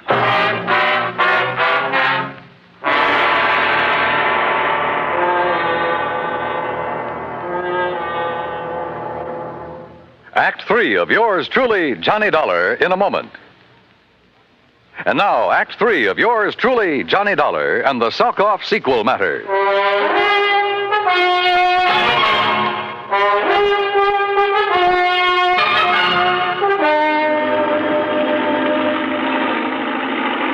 McLaughlin, my old friend of the FBI, gave Dr. Allworth a gun with instructions to lock himself into his lab and shoot on sight anybody who set foot on the island before we got back. Then we took off in the airboat. Briefly as possible, I told Mac what had happened to me at the laboratory there in the middle of the Everglades. Only a pair like Brenmanoff and Krushinsky would have the guts to impersonate FBI agents. After that beating, I was too muddled to even ask for their credentials. What I don't understand, Mac, is why they didn't kill me. They haven't yet learned the formula that missile fuels. So? They've got to leave every possible door open, Johnny. With you convinced that they're from the Bureau... So they think. Yeah? Well, it meant they could go back to the lab. After the doctor returned, maybe even get your help in obtaining the formula from him. What? Sure. The abduction of Leon Salkoff would indicate the doctor himself is in danger. Well, that's true. But if he wanted his work carried on, if anything should happen to him, well, who better to give the formula to than agents of the FBI? On the way out to the lab, he was ready to give it to me. Hey, Mac, B&K's little visit, they're prowling through the lab and Allworth's papers. It means they didn't get the formula from Leon Salkoff. Which probably explains their sudden departure. They couldn't find the formula at the lab, so they'll go back and put the pressure on Leon again. Makes sense, Mac. And I sure hope he's still alive. But where? Well, let's hope an all-points bulletin will help us catch up with them when they leave this swamp. Got to come out of it somewhere. They've had a big head start on us. Yeah, but this channel we're taking is the most direct route to the highway. Any highway. They carried off their foes pretty well. They even knew about that Parley Barron Matter I handled with you boys. Well, why not? You broadcast the whole thing on your radio show. You gave me clearance. Sure. But just keep mum about this affair, huh? Until after the boys on the East Coast launch a space satellite successfully. Don't worry.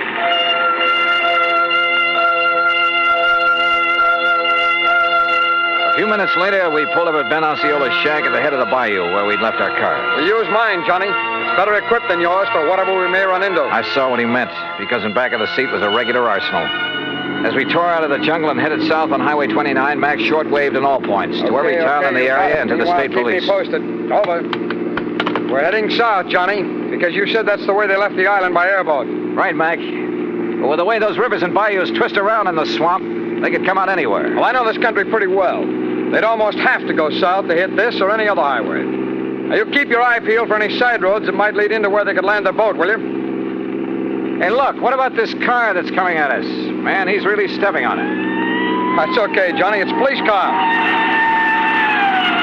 Police, huh? Sure. Sure. But did you see who was driving it and who was sitting beside him? What? Yeah, Krushinsky and our old pal Brenman. Hold on to your hat. They must have heard the all points. Well, if they didn't, they're hearing it now in that car. And if that thing is souped up like most police Don't cars... worry, boy. They won't get away from this old boiler.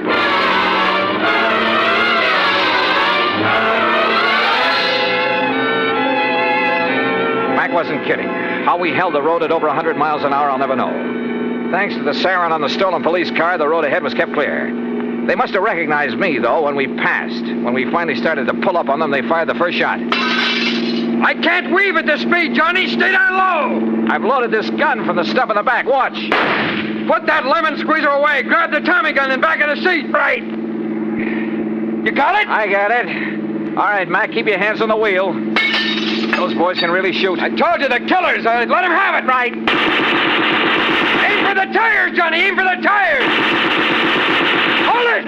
Hold it. You've got them. They're going off the road. Mac, if they hit that row of cypress trees, they're gone.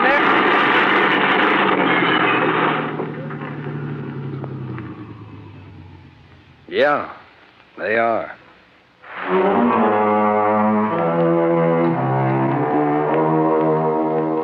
Leon Salkoff? Well, I'm afraid he gave more than his skill and efforts to the country he loved that had taken him under its wing. His body was found trussed up and floating face down in the bayou from which Brenmanoff and Khrushchevsky had launched the airboat. Dr. Allworth? Well, now that a U.S. space satellite is carrying out its mission, he's safely and officially working in a government laboratory. Expense account total, including incidentals and the trip back to Hartford? Oh, forget it. If in any way it helped to get the Explorer out in space, in orbit, it's on me.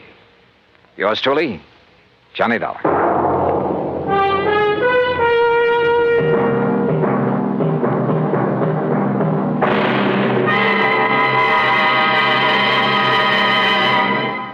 Our star will return in just a moment. Now, here is our star to tell you about next week's story. Next week, a trip to a mining town out near Denver, Colorado. And for me, it's a little too close to the wild, wild west. Join us, won't you?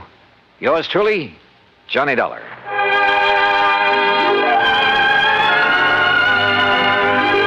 Yours truly, Johnny Dollar, starring Bob Bailey, originates in Hollywood and is produced and directed by Jack Johnstone, who also wrote today's story. Heard in our cast were Herb Ellis, Vic Perrin, Harry Bartell, Jack Crucian, Lou Merrill, and Stacey Harris. Be sure to join us next week, same time and station, for another exciting story of yours truly, Johnny Dollar. This is Dan Gubberly speaking.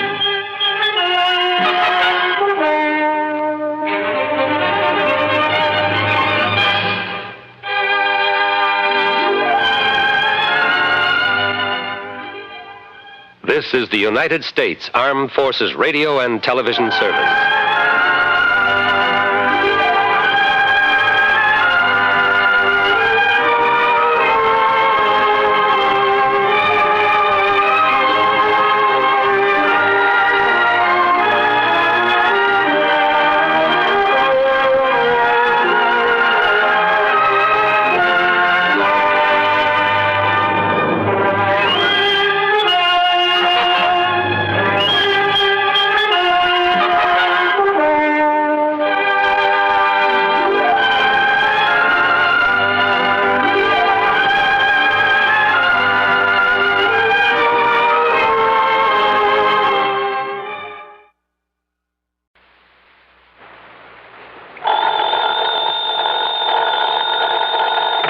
Johnny Dollar. Hi there, Johnny. This is Helen Daner. Helen Daner? That's right. I live out here in Morro Bay, California. I see. Insurance with one of the companies you represent, the Greater Southwest Insurance Company. Oh, yeah, I do a lot of work for them. But also, Johnny, do you mind if I call you Johnny? Well, no, not at all, Miss Daner. Or is it Mrs.? It's Miss.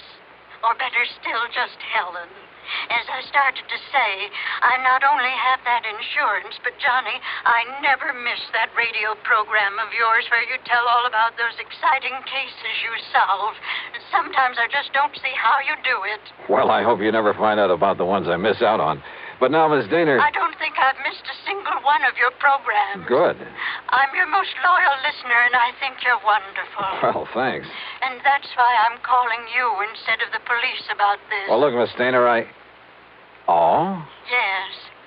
Calling about what? Johnny, if the police weren't able to nab them, isn't that what you say, nab them? Yeah, sure, but go on. Well, Johnny, these terrible people might suspect that I'm the one who told the police about them. What people, Miss Daner? And if that happened, well, I guess you can just imagine what they might do to me. Well, who are these people you're talking about, and just what is it they're up to? All right, Johnny. Now listen carefully. Yeah. Yes? Miss Daner? Hello? Hello? Hello?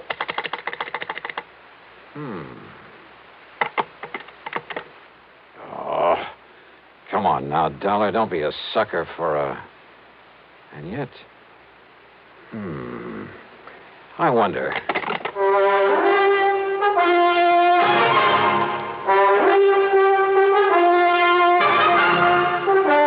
Bob Bailey in the exciting adventures of the man with the action-packed expense account. America's fabulous freelance insurance investigator. Yours truly, Johnny Dollar.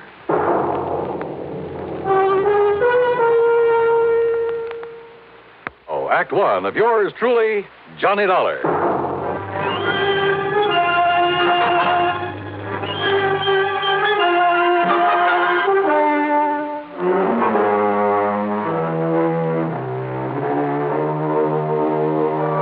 Expense account submitted by Special Investigator Johnny Dollar to the Greater Southwest Insurance Company, Home Office, Los Angeles, California. Following is an account of expenses incurred during my investigation of the Big H matter. Expense account item 1275, long-distance telephone call to Hollywood 82124. That is to say, the office of Royal J. Harkins, contact man at Greater Southwest Insurance in Los Angeles. It was late in the day, but luckily he was still in his office. Nice to hear from you again, Johnny. What can I do for you? Roy, I'm putting this call on expense account. Oh?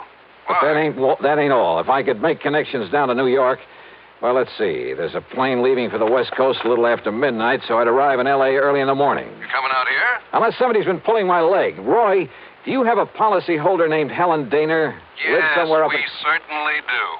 Well, now, what's that mean? She's an elderly woman, a spinster, who lives up in the little town of Morro Bay. That's about 200 miles north of here.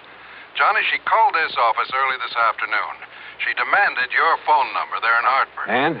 Well, I didn't give it to her. Why not? Because she wouldn't say why she wanted to get in touch with you. Oh, fine. And knowing how busy you always are, well...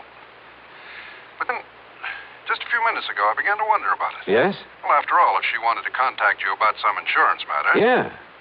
What? Well, did you call her back? Yes, since we handle all her insurance. That is, I tried to, but I got no answer. Then, Roy, I'm going to grab that plane I was talking about. Well, now, wait. Did she get to you? Did you talk to her? Yes. And it has something to do with her insurance? Plenty. So I'm flying out there, Roy, at your company's expense. Now, just a minute, Unless, Johnny. of course, you'd rather pay off her insurance to some beneficiary. Johnny. Then just be sure to have a rental car waiting for me when I pull into the airport. Item 2, 162.85 plane fare. The big mainliner took off from New York's International Airport promptly at 12:30 a.m. At 6:30 Pacific time, I stepped off the plane at L.A. International. Dollar, oh, this way. Oh, hi, Roy. I didn't exactly expect you to be here in person this early in the morning. Well, I am. I've got a rental car ready and waiting for you out at the curb. Good. But listen, you still haven't told me what this is all about. Because I'm not too sure myself. But you sounded over the phone as though something's happened to the old lady. Miss Helen Daner, I mean. That's exactly the way I meant it to sound. And since I still haven't been able to get her on the telephone... Well, what's happened to her? I don't know. This my car? That's right. Oh, start making some sense, will you? I wish I could. Well, do you actually know that something's happened to Miss Daner? Nope. But if it hasn't, I've got to do everything I can to prevent it. Johnny, prevent what? Royal, I only wish I knew. Johnny!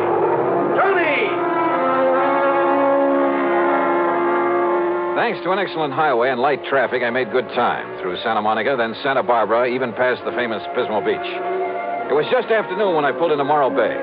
When I stopped for gas, that's item 3, 420, I looked up Miss Helen Daner's address in the local phone book. It turned out to be a modest little frame house about half a mile south of Morro Rock on the landward side of the bay. It had some nice, well-kept flower beds in front, and at the back I could see a small, rather decrepit dock that stuck out into the bay. A brand-new, expensive automobile was parked in the street in front of the place. Hardly the kind of car you'd expect a sweet old lady to be driving along. Well, there was only one way to find out.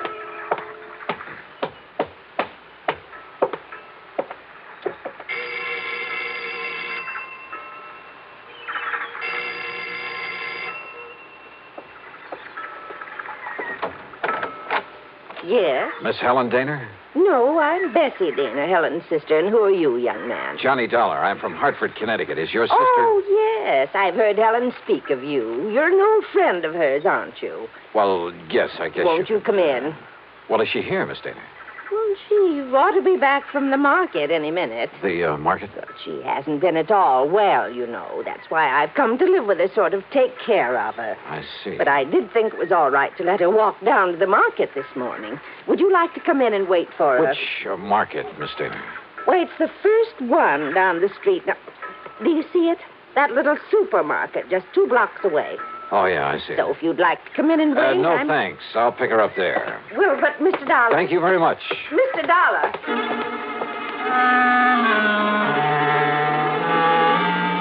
There was something very funny here, but I wasn't sure just what. Or maybe I'd just fallen for some gag on the part of a fan on my radio program who wanted to see her favorite hero in person. In any event, there was one sure way to find out, from Miss Helen Daner herself. And if she was still at the market. But as it turned out, I got that well-known kick in the face. Why, of course I know Miss Eleanor well, sir. Then will you please point her out to me? Miss Helen Daner? That's right. Oh, but she isn't here, sir. Oh. Then perhaps she went to some other store. Most certainly not, sir. What? We deliver everything that she orders to her little house up the street. Well, that still doesn't prove well, anything. You see, Miss Helen hasn't been out of that house for weeks, hasn't budged. You're sure of that? Why, of course I'm... Why, what's the matter, sir?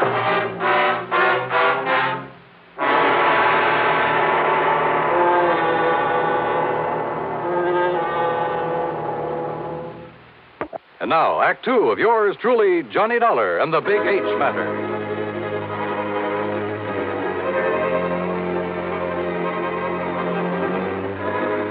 If old Miss Helen Daner, who telephoned me in Hartford, asked me to come out here to Morro Bay in California, if Miss Daner hadn't budged from her little house in weeks, why had her sister told me she was at the market? Could all this somehow tie in with the terrible people she tried to tell me about on the telephone? I jumped into my car and drove back to the little home on the bay.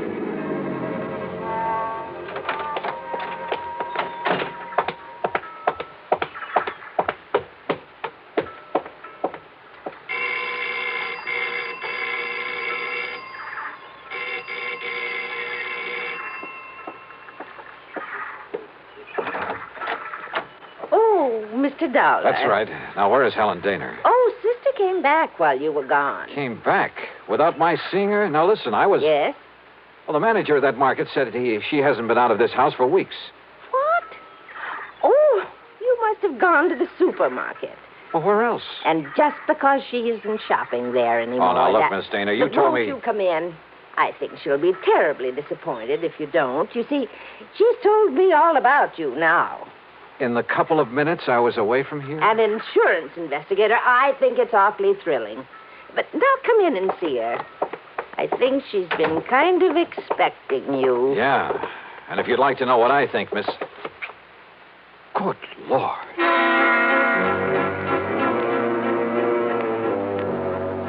In the middle of the tiny living room was a heavy oaken armchair. Sitting in it, tied down to it, was a sweet-looking gray-haired lady of maybe 70 or 75. A handkerchief was lashed tightly across her mouth, and the eyes behind her old-fashioned steel-rimmed glasses were filled with tears and a look of utter despair. I swung around to her so-called sister and was struck by 2 things. She seemed to have suddenly lost about 20 years. Her face wore an unpleasant smirk, and in her right hand was a .38 aimed at me. Don't move, Mr. Dollar. This gun is not only loaded, but cocked, and it has a hair trigger. Stand perfectly still, because it'll be right in the middle of your back. So, while I take away your gun... All right. Now, sit over there in that chair against the wall. You'd better do as I say, Mr. Dollar.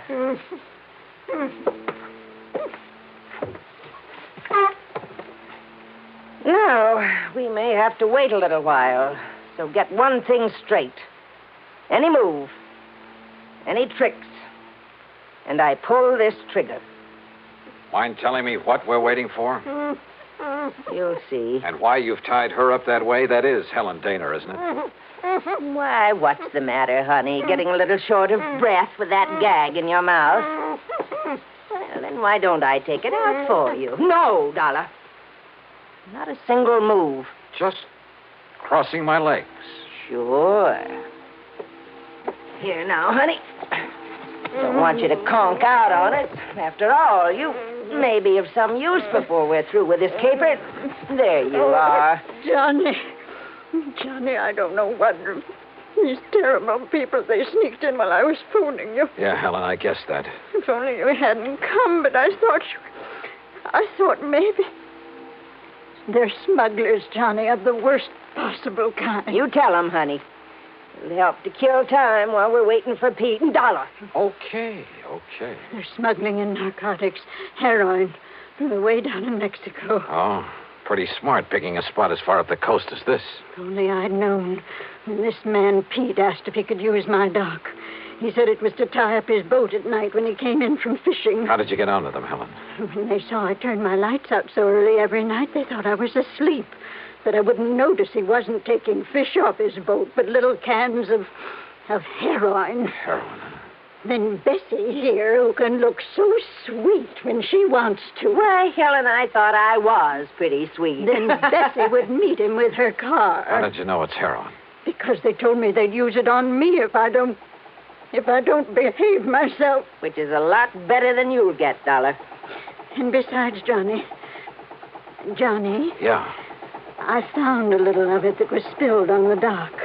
And I remembered how you described it once when you caught a man bringing in the terrible stuff. Yeah, she's a real smart old biddy. Except when she phoned to you, Dollar, and we caught her at it. We can handle her all right. With a little H in her veins, we can even let the neighbors see her now and then. And with me acting as her sister, taking care of her. Oh, listen, here he comes now from the dock. Just relax, Dollar.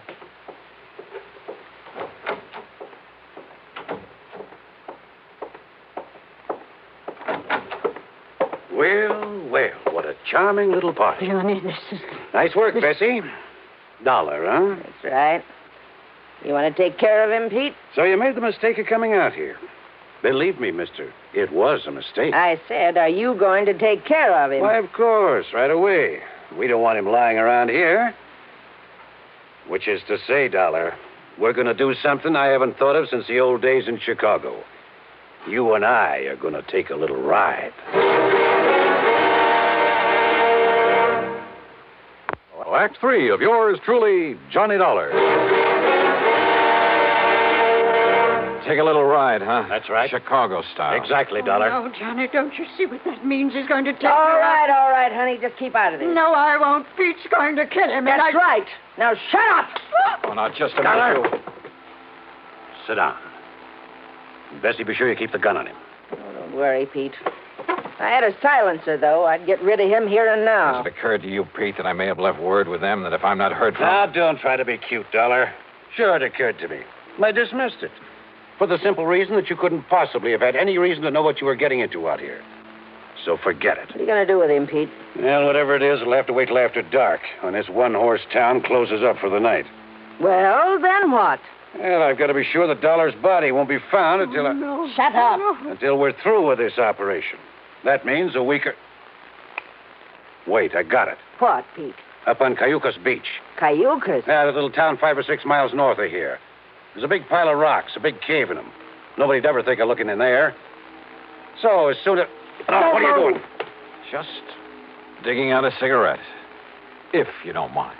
No, sure, go ahead. But this is one time the condemned man won't enjoy a hearty meal.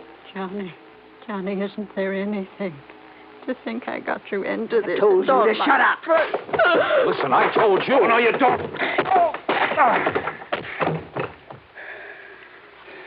Finish him off, Pete. No.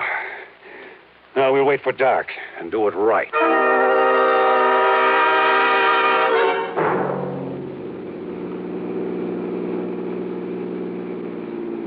I guess he had really slugged me because by the time I fully came to, it was night. I was in the back seat of a car driving along the highway beside the ocean. Pete was at the wheel. Beside him, leaning over the back of the seat watching me, was Bessie. And the .38 in her hand was aimed straight at my head.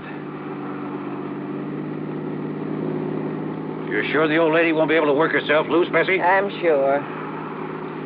If we'd had any sense, Pete, we would have brought her along on this ride, too. It would have saved us a lot of trouble late. Oh, so you've woke up, Dollar. Yeah. Just stay put in that back seat. Any funny business? Now, I said any funny business. Just trying to dig out a cigarette. Stay back in that seat. Yeah.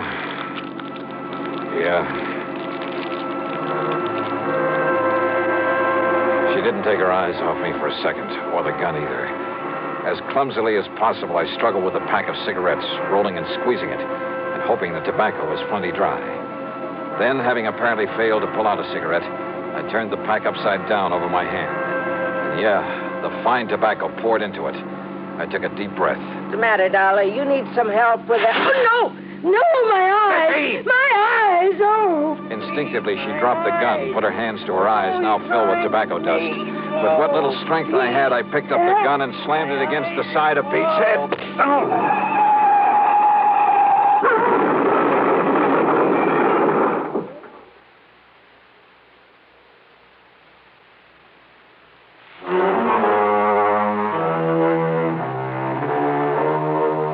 It was a commercial trucker driving one of those big interstate trailer jobs who pulled off the highway to give us a hand. Yeah, somehow those boys are always around when you need them. And he used his head.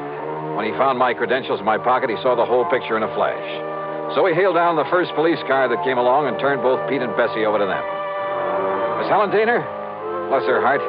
The spunky little old character was tickled pink to be involved in the whole thing. Yeah, she just can't wait to go to court and testify against those two. Expense account total, including the trip back to Hartford, $447.45. Yours truly, Johnny Dollar.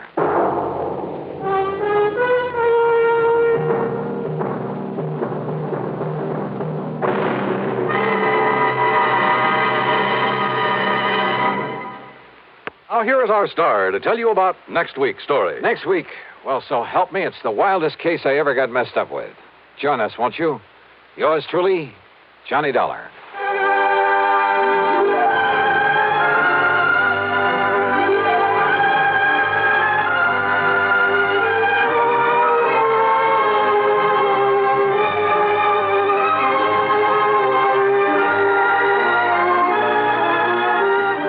Truly, Johnny Dollar, starring Bob Bailey, originates in Hollywood and is written, produced, and directed by Jack Johnstone. Heard in our cast were Peggy Weber, Virginia Gregg, Bartlett Robinson, Joseph Kearns, and Russell Thorson. Be sure to join us next week, same time and station, for another exciting story of yours truly, Johnny Dollar.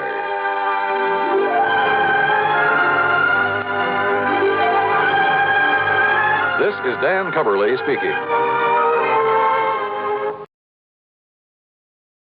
From Hollywood, it's time now for Johnny Dollar. Oh, hi, man. How's your stomach, Johnny? What? Rich food give you any trouble? Who is this? Why, your old buddy, Angie Orsatti. Oh, hi, Angie. Glad you got my message. Yeah. How about dinner tonight at Antoine's, Johnny? Shrimp gumbo, oysters, Rockefeller. Yeah, sounds fine. Only I've got to do some work first. Man, I thought you was here in New Orleans on vacation. Nope, little matter of fire insurance and the company's check for $16,000. Somebody trying to cheat him out of it, huh? You won't believe this, Angie. Somebody turned it down. What?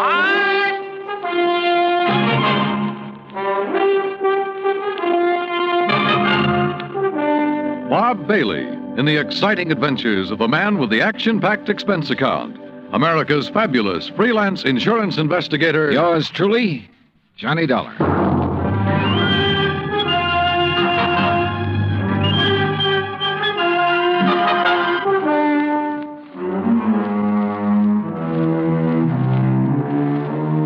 Expense account submitted by Special Investigator Johnny Dollar to Providential Fire and Marine, 787 Greenleaf Avenue, Hartford, Connecticut.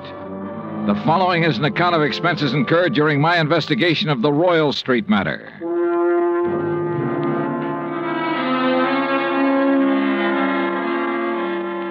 Expense account item 1, $103.82, transportation to New Orleans.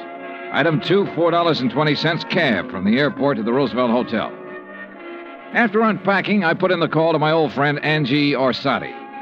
Nobody knows the French Quarter or the people living there like Angie does. For 3 months of the winter, he stays in the swamp, trapping muskrats. The rest of the year, he lives with his mother near the Cabildo. Angie wasn't in, but his mother said she knew where to reach him, and 5 minutes later, he returned my call. We arranged to meet for dinner, then I phoned the agent who had sold the policy in question. His name's Binford, and naturally, he was anxious to see me. C.D. Binford's office is on the 3rd floor of the Hibernia Bank building. He's a stocky, red-faced man, probably in his late 50s. Come in, Mr. Dollar. Come in. Thanks. Help yourself to the chair. Say, you fellas sure don't waste any time, do you? We try not to, Mr. Binford. C.D., boy. What? You call me C.D. like all the other folks do. Oh, okay, C.D. Yeah. Now, like I was saying, you boys sure don't waste any time at all. Why, I didn't even call the home office till day before yesterday. I know. When was the fire? Last week on Thursday night. What'd they tell you about it? Well, not very much. Figured I'd get all the information from you. Well, it's a doozy. First time I've ever run across a policyholder who wasn't yelling for us to pay him yesterday for his loss today. You know what I mean? Yeah. Who is the insured, Mr. C.D.? Man named Dupas, Henry Dupas. Took out a policy for $48,000. That's full coverage on his antique shop down on Royal Street. How long ago? August, just 3 months back. I'd been after him for, maybe 5-6 months to buy some protection, but he kept saying didn't have the money. Didn't have the money? And one day I dropped in to see him about his car insurance, and right off he told me to write a policy giving him full fire coverage on the shop. Well, how do you arrange to pay it? Cash, in full, the day I delivered the policy. He tell you why he changed his mind? Yeah, not exactly. Bet he mentioned something about times being better. I reckon there must have been. Why'd he say that? Well, a few days later, he had the back part of his shop all painted and fixed up. And that's the part that burned. And he hired himself a girl to work in the office. A real good looker, too. Well, what caused the fire? You know? I sure do. Antique kerosene lamp got knocked over accidental. According to what Dupas told the fireman, he was in the back of the shop with a customer showing him the lamp. Uh-huh. When it fell, the fire started. The two of them tried to put it out. I reckon that's why they didn't call the fire department right off. Uh-huh. And did Dupas tell you the same thing? Dupas? He didn't tell me nothing. Well, he reported the fire to you, didn't he? He did not. And that's what's got me so riled up. I wouldn't know about it now if I hadn't dropped in there the other day. Was Dupas there when you stopped in? Yes, sirree. And when I saw how the place looked, the whole back of the store gutted out and the slew of his antiques destroyed, I let him have both barrels, I tell you. Oh, what'd he say to that? Well, nothing too much. Just acted like he wasn't interested in whether we paid for it or not. Didn't even ask for a claim for him. That's funny. Sure is. I thought maybe he was so upset over losing some of his valuable antiques, he didn't know what he was doing. So, after I checked with the fire department, got a copy of their report, I typed up a claim for him. You figured the damage at $16,000, right? Mm-hmm. I knew how much he spent fixing up the back. When I'd issued the policy, I'd gotten an estimate on most of the antiques. So what happened when you gave him the claim? He signed it? He did not. Said to forget about the fire. And when I kept after him, he called me a busybody and told me to get out of his shop and stay out. What do you think, C.D.? You have any idea why he didn't report it or sign that claim? If I had, boy, I wouldn't have sent for you. I left Binford's office and walked over to Canal Street. The sun had gone down and a cool breeze was coming in off the river, bringing with it the smell of coffee beans and fruit from the banana boats. I crossed Canal and turned onto Royal, heading into the French Quarter. When I reached Henry Dupas' antique shop, I stopped. There are a lot of antique shops on Royal. All of them look pretty much the same. The building's as old as the fine rosewood mahogany pieces they shelter. There was nothing different about this one, at least from the outside. The fire had started and finished in the rear of the building. I tried the front door, but it was locked. I didn't think anyone would be there that late, but I knocked anyway.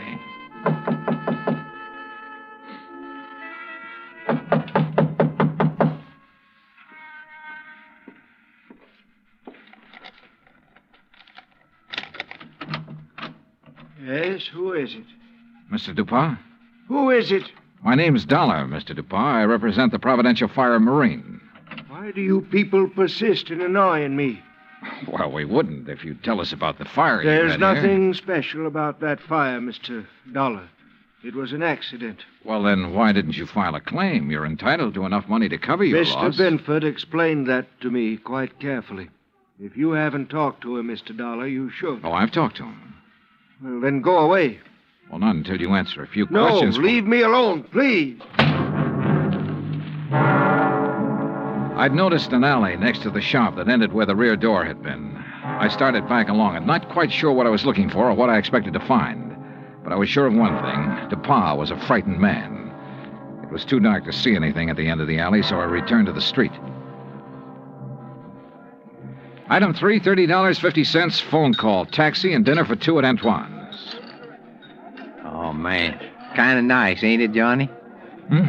Oh, the way it never changes. Same waiter, same chef, same clientele. Yeah. Like another Cafe Royale, Ashy? No, thanks. Well, Johnny? Yeah? Well, when you going to ask me? Ask you what? Oh, don't kid me, John. You had that old bloodhound look in your eye ever since we sat down. What's the question? Okay, Angie. What do you know about a man named Henry Dupont?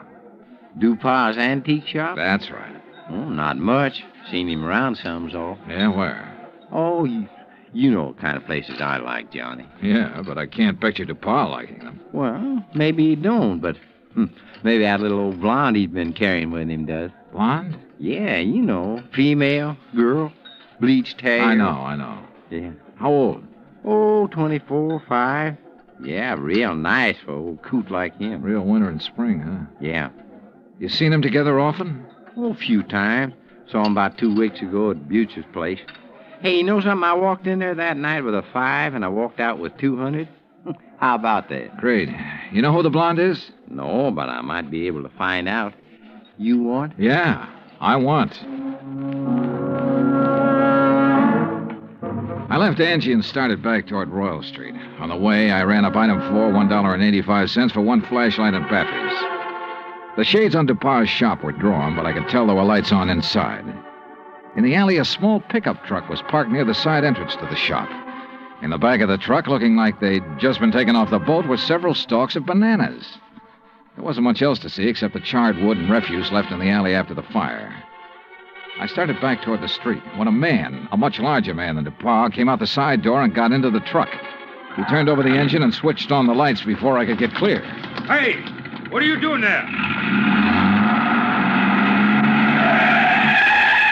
Hold it, mister, right there. Here, buddy, you just hold it. What were you doing back there, huh? Well, right now, mister, I'm wondering what this load of bananas is doing at an antique shop. What is it, Carl? Well, I just caught this guy snooping around in the back. What? It's Mr. Dollar. Yeah, that's right. You know him, DePauw? He's one of those insurance men I told you about. Oh, well, what are you here for, Dollar? Didn't DePauw tell you he doesn't want any money from you people? Now, why not? Because he's afraid we might have to take a good look around before paying off? No, son. Now, look, Dollar. Mr. DuPauw has been okay with you people, so you got no reason to come snooping around. Especially after he's told you he don't want you around. So now maybe Mr. DuPauw will have to do something to keep you away. Ain't that right, Mr. DuPauw? You know what I mean. Yes. Yes, all right, I'll do it, Carl. And he'll never bother us again. Go on, Dollar. Get out of here. At the time, I had no idea what they meant to do, so it wasn't easy to turn my back on them. But I did. And nothing happened. I went back to my hotel and hit the sack, and I must confess I slept later than usual the next morning. I was still in bed when the phone rang.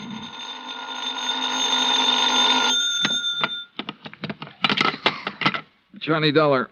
Well, hey now, where's my dynamic northern friend? Oh, he's off today. I'm taking his place. Well, in the news I got, well, I reckon it'll keep till tomorrow. Yeah. Well, so long. No, wait, Angie. Yeah.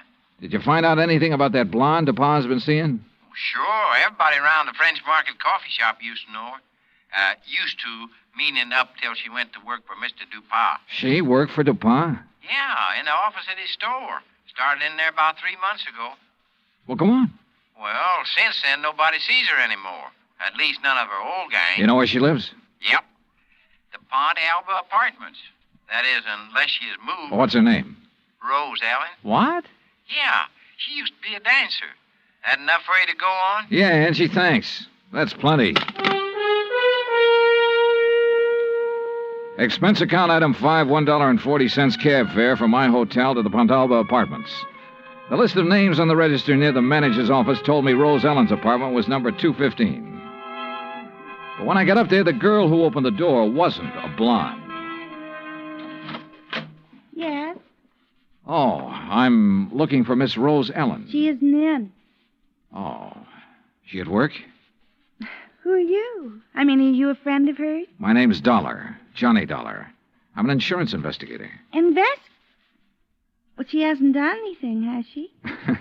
Well, not that I know of. Look, Miss... Garbo. Garbo? May Garbo. You're a dancer, aren't you? How'd you guess? Oh, I'm good at recognizing talent. Oh? Would you like to come in? I've got some coffee on. Well, that'll be just fine.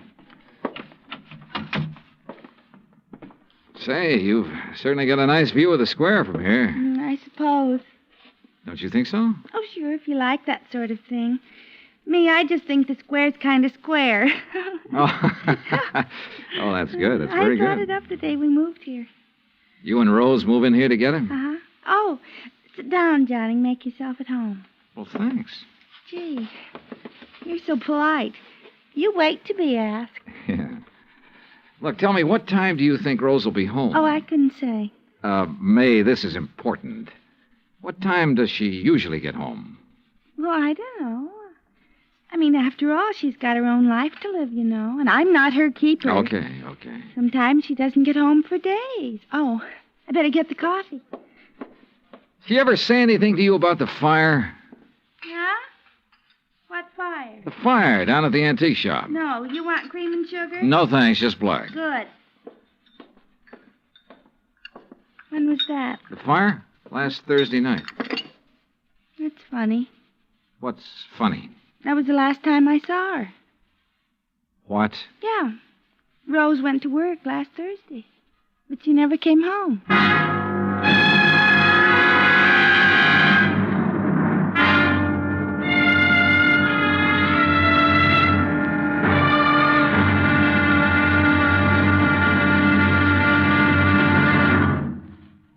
Act Two of yours truly, Johnny Dollar, in just a moment. You don't have to be a special investigator to know that Americans don't take their civic responsibilities lightly. The Election Day turnout proved that, beyond any shadow of doubt. So now it's time for you to face up to another responsibility to the nation in just as straightforward a way. Our Ground Observer Corps needs volunteers. We at CBS Radio urge you to write or telephone your nearest Civil Defense Center to learn how you can help in this vast program that patrols our skies. Now, Act Two of yours truly, Johnny Dollar, and the Royal Street Matter.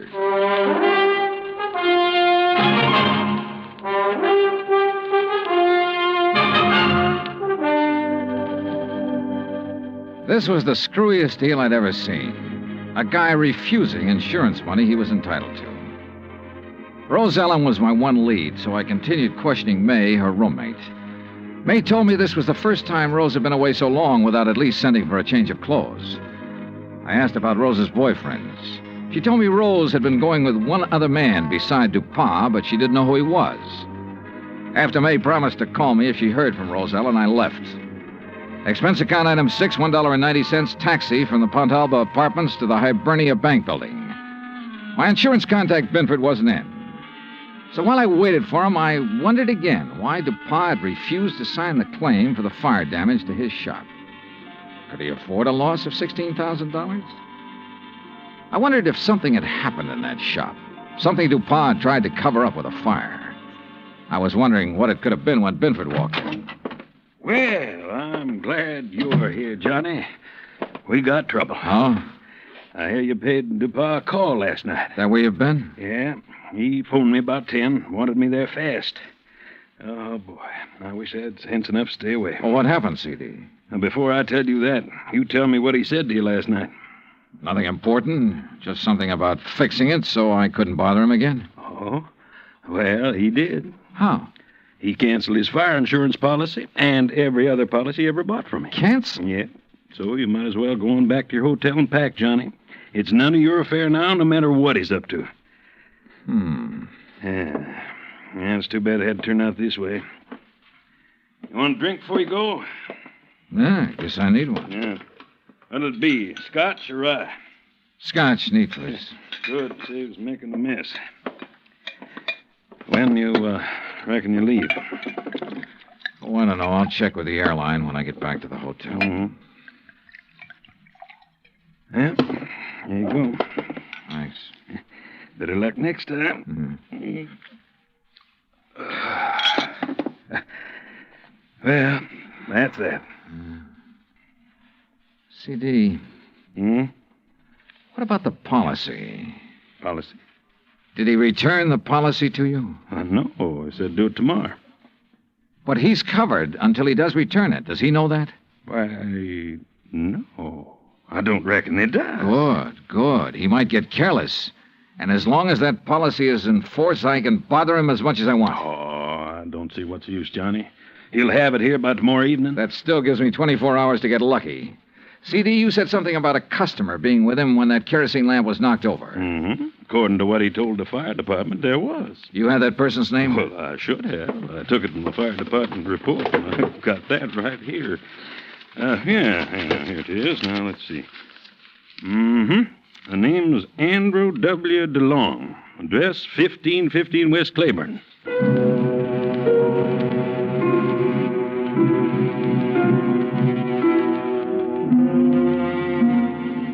There wasn't any Andrew DeLong at that address. We checked the telephone book and the city directory, and the only Andrew W. DeLong we found was out in Metairie, in a mausoleum. So we drove back towards CD's office. Well, now what, Johnny? Dupont. What? Find out everything we can about Dupont and everybody who works for him. But ain't nobody but his secretary and his assistant. A fella named Carl. Yeah, how long has Carl been working for him? Oh, about as long as she has. Does this Carl own a fruit stand? Well, not I know about. Why? Oh, I just wondered. Hey, what time is it, CD? 2:15. Say, if we're going to check on Dupont's credit, we better get to the bank before the close. You're driving. Let's move. Expense account item 7, $22.80. Telephone calls and a couple of gratuities to obtain a lot of information about Dupont. I learned, among other things, that he'd banked almost $11,000 in the past 3 months. Before that, almost nothing. But there's no law against making money, so I still had nothing concrete to go on. At 5:30, I left Binford, went back to my hotel, and there found a message from May, Rose Ellen's roommate, asking me to go to her apartment immediately. So I did. Oh, Johnny. Yeah, hi, May. Oh, well, come in. Johnny, you know what you made me promise. Yeah? Well, it happened. You mean you've heard from Rose? Well, no, not exactly. But a man called this afternoon and talked about her. Oh, well, I hope he had only nice things to say. Oh, yes, he said she's just fine. What? Didn't you hear me? Yeah, he said she's fine. Fine. Well, what else did he say? Well, he said he was going to come by at 4 o'clock and pick up her clothes. I should have them ready. No, but of course he didn't. Well, he did so. He did? Oh, what man? You know him? You get his name? Mr. Dollar. You don't think I'd let Rose's things go out of here with a complete stranger, do you? Of course he told me his name. Well? You aren't nearly as polite as you were this morning. All right, I'm sorry. What's the man's name, darling? Oh, well, that's much better. It's Grant. Grant? That's right. That doesn't register. From the way he talked, he must be the one Rose was going with while she was dating that old antique. You ever see this guy, Grant, before? No, but I'm sure he's the one she talked about. Really, it used to get so tiresome. Carl this and Carl does that. Oh. What? I said, oh. May, tell me, where did he say he was taking her clothes? Well, he didn't just put them in that old truck. Thanks, sweetheart. See you later. I needed a fast car and a driver who could handle it, so I called Angelo Arsati. 20 minutes later, we parked in front of Dupas' antique shop. There was a dim light on inside. Now, look, brother, there's really no reason for you to get mixed up in this thing. Oh, you kidding, son? Looks like Dupas ain't gonna answer. All right, let's see what this hunk of stone will do to the glass. Here. Man, that got it. I can reach through the lock.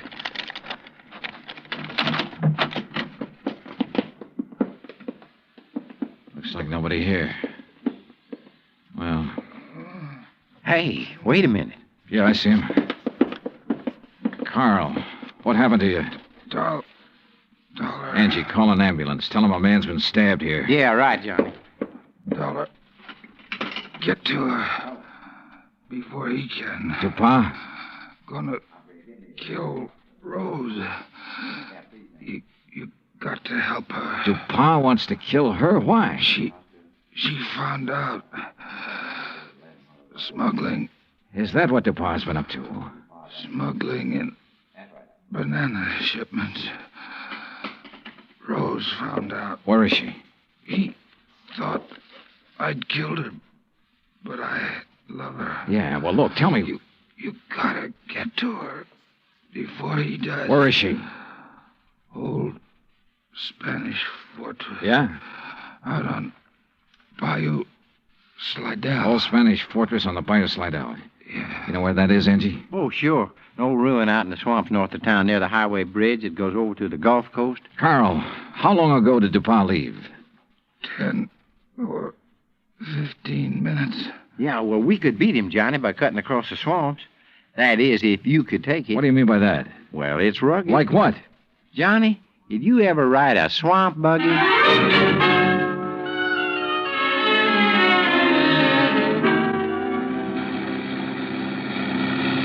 Oh, brother. How much farther, Angie? Well, should be right up ahead. How can you tell? All I can see is swamp and marsh grass. Yeah, well, I done a lot of trapping out here. I know the channel. Think we'll make the old ruins before Dupas? Well, we got to, don't we? Hey, there it is. That old wreck is called a fortress? Man, that's it. Well, get us up as close to it as you can. I don't see anybody parked. Somebody approaching the bridge. There we are. Come on, let's go. Hey, look, John. There she is at the side entrance. Yeah, I see. Rose! Rose Ellen! She's scared. She ducked back inside. Rose! We're friends of Carl's. He sent us to help you. Well, come on, Johnny. We can get inside to her through this here doorway. Okay. This place looks like it's about ready to fall apart. Rose! Yeah, man. Dark in here, too. Yeah, don't step on them falling bricks. Okay. Rose! Rose Ellen! Yes? Where's Carl? Dupas tried to kill him. Oh, no. Rose! Come on out here where we can see you. Rose! He found out that Carl didn't kill me, is that it? Yeah. But Carl's all right now. Look, Rose, I want you to tell me all you know about the fire at Dupas' shop. Were you there? Yes. Well, what happened? Pa had me tied up. Told Carl I'd found out what they were doing. The smuggling, I mean. He told Carl to kill me. He didn't know Carl and I was going to be married. Go on, go on. Carl argued with him. That's when the lamp got knocked over. They didn't stop arguing until Dupas said he'd kill us both. So finally, Carl told Dupas he'd take care of me.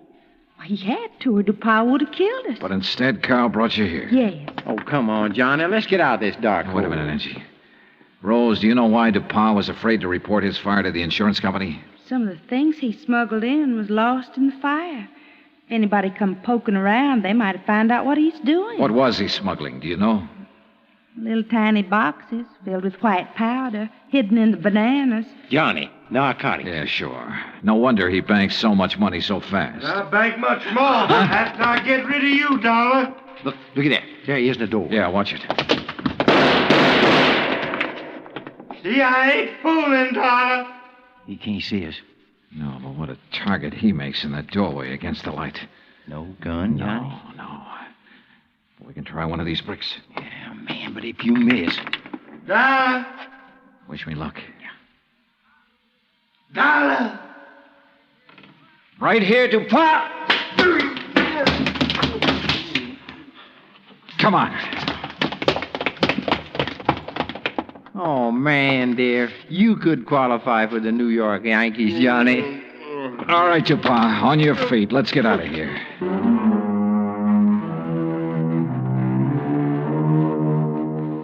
Expense account total, including rental on the swamp buggy, incidentals and transportation back to Hartford, $517.20. Remarks?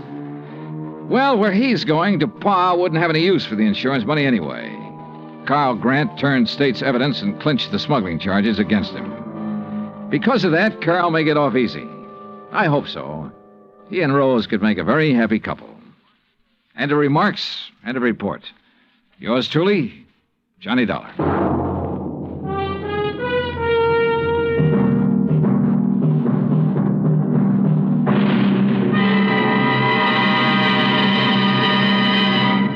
Our star will return in just a moment.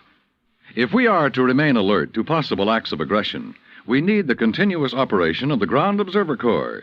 And if the Ground Observer Corps is to remain on the job around the clock, 7 days a week, your help is needed. Tomorrow, telephone your nearest Civil Defense Center and volunteer a few hours of your time each week to the Ground Observer Corps. Join our Ground Observer Corps at the Civil Defense Center nearest your home. Now, here is our star to tell you about next week's story. Next week, 3 sets of twins. 2 men, 2 girls, and 2 fires that hit the coast of Florida with the impact of a hurricane. Join us, won't you? Yours truly, Johnny Dollar. Yours truly, Johnny Dollar, starring Bob Bailey, originates in Hollywood. Written by Charles B. Smith, it is produced and directed by Jack Johnstone. Heard in tonight's cast were Virginia Gregg, Forrest Lewis, Lou Merrill, Lawrence Dobkin, and Frank Gersel. Musical supervision is by Amerigo Marino and Carl Fortina. Be sure to join us next week, same time and station, for another exciting story of yours truly, Johnny Dollar. Dan Cubberly speaking.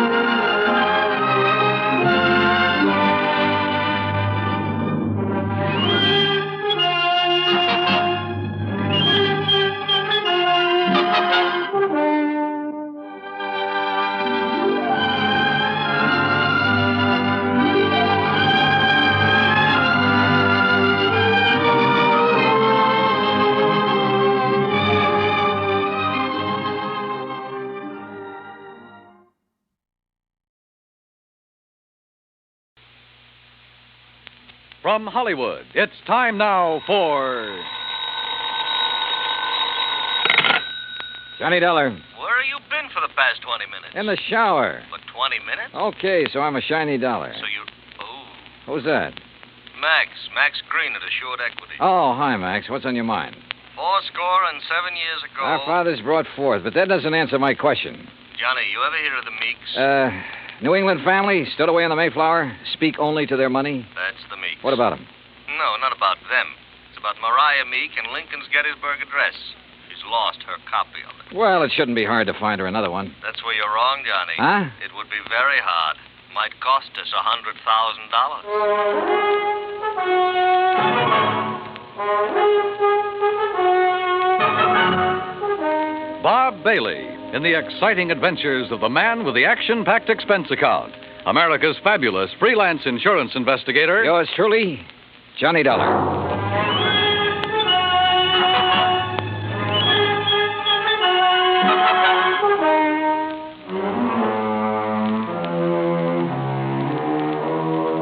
Expense account submitted by Special Investigator Johnny Dollar.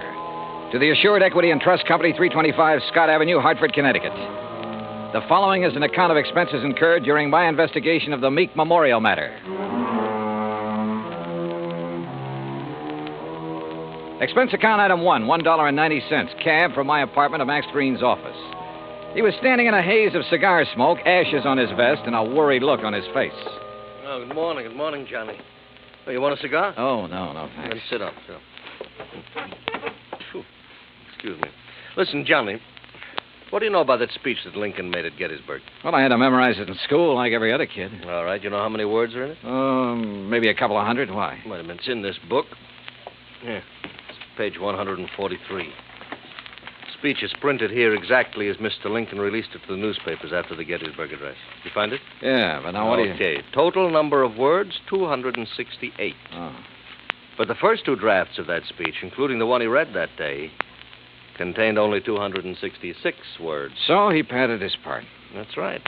2 more words. Mm-hmm. How come? Oh, according to the historians, Lincoln ad-libbed the 2 additional words at the time he read it.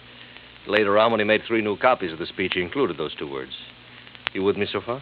Keep going, Max. Yeah, all right. Right down at the end of it, just before of the people, by the people, where he said that this nation under God shall have a new birth of freedom, the words under God do not appear in the first 2 drafts he wrote. Yeah. Well, this is all very interesting, Max, but I still don't see what it is or what it has to do with me. Well, Mariah Meek's copy has disappeared. Oh? And, Johnny, that copy happens to contain just 266 words. You mean she owns one of the first 2 original drafts? Handwritten by Mr. Lincoln himself while he was on the train riding to Gettysburg. Wowee. Yeah. Which is, of course, why we insured it for the full amount it cost her, which is $100,000 even. Of course, you made sure it was authentic before you issued the policy. Oh, naturally. Well, who'd she buy it from? An antique dealer down in Richmond, Virginia, a fellow named Jason Penrod. Uh-huh. Well, where's she been keeping it? Under glass, in the Meek Memorial. What's that? Well, she collects Americana, so she had a museum built to keep it in, and she calls it the Meek Memorial. Follows? Follows. Also follows the most expensive item in the collection, the Gettysburg Address, would be the one to disappear. Oh, you're just an old pessimist, Max. You think somebody lifted it? What do you think? It walked out by itself. Okay. So what are you going to do about it? Oh, we're going to run newspaper ads. We're going to offer a $10,000 reward for information leading to its return. If anyone answers it, you let me know where you'll be, and I'll refer them to you. Good. When was it taken? The night before last. Is there any kind of market for something that rare? It's hard to say, Johnny. A hot camera would be easier to peddle, sure. But a good many wealthy people, like Mrs. Meek, they make a hobby of collecting things, antiques, objects of art, etchings. But whoever took this, or buys it from the thief, couldn't just let everybody see it. Well, it wouldn't matter to some people. They take it and put it in a vault and keep it there. Then what's the point in having it around? Pride of possession. You got something no other collector could own. And, of course, it might not have really disappeared at all. You're thinking of fraud? $100,000 is a lot of cash.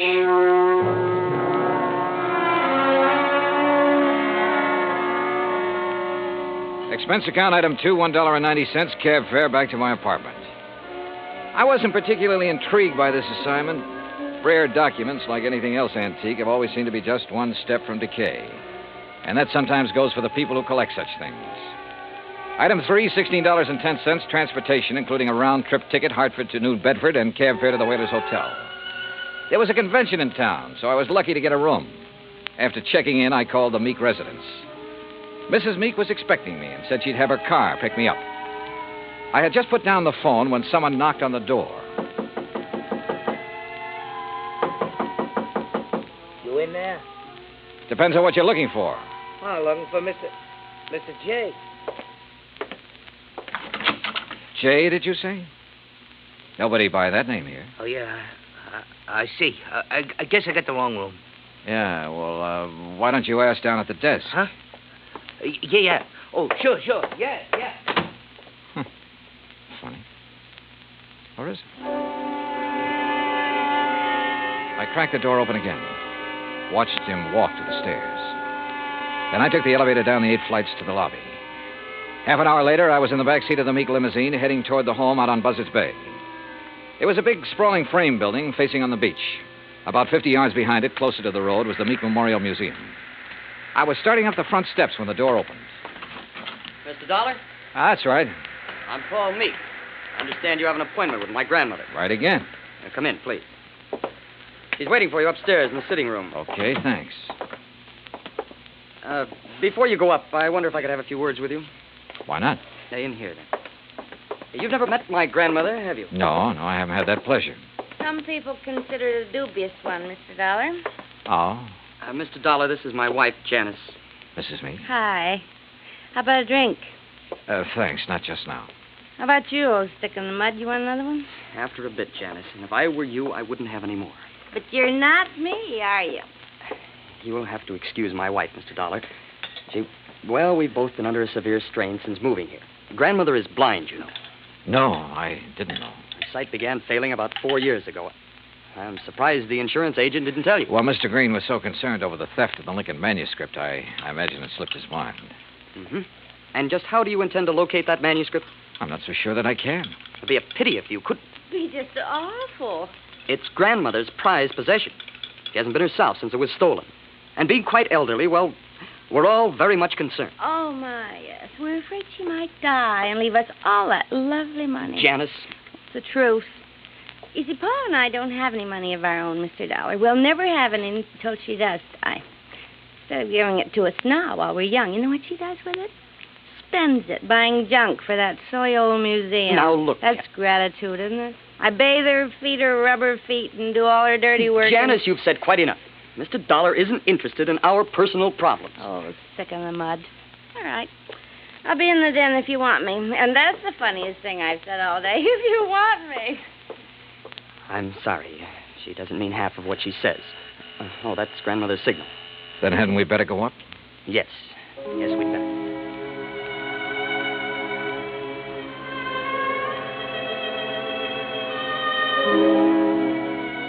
We went up the broad staircase, through a hall, and into a bright, sunny room. Wrapped in an old kimono and shawl, Martha Meek sat in an invalid chair, facing the ocean. Paul introduced us, then sat down quietly near the door. Paul? Paul, I know you're there. Now answer me. Yes, grandmother. You go on downstairs. I want to talk with Mr. Dollar in private. Whatever you say.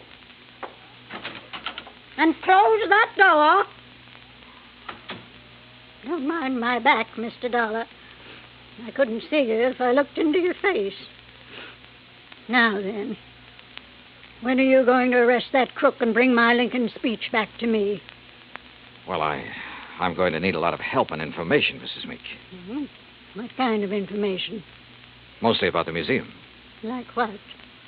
Well, do you know who was in there the night the manuscript disappeared? Certainly.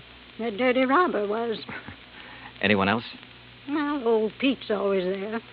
Supposed to be guarding the place, but he didn't do a very good job the other night. Got himself slugged. Does he live on the grounds?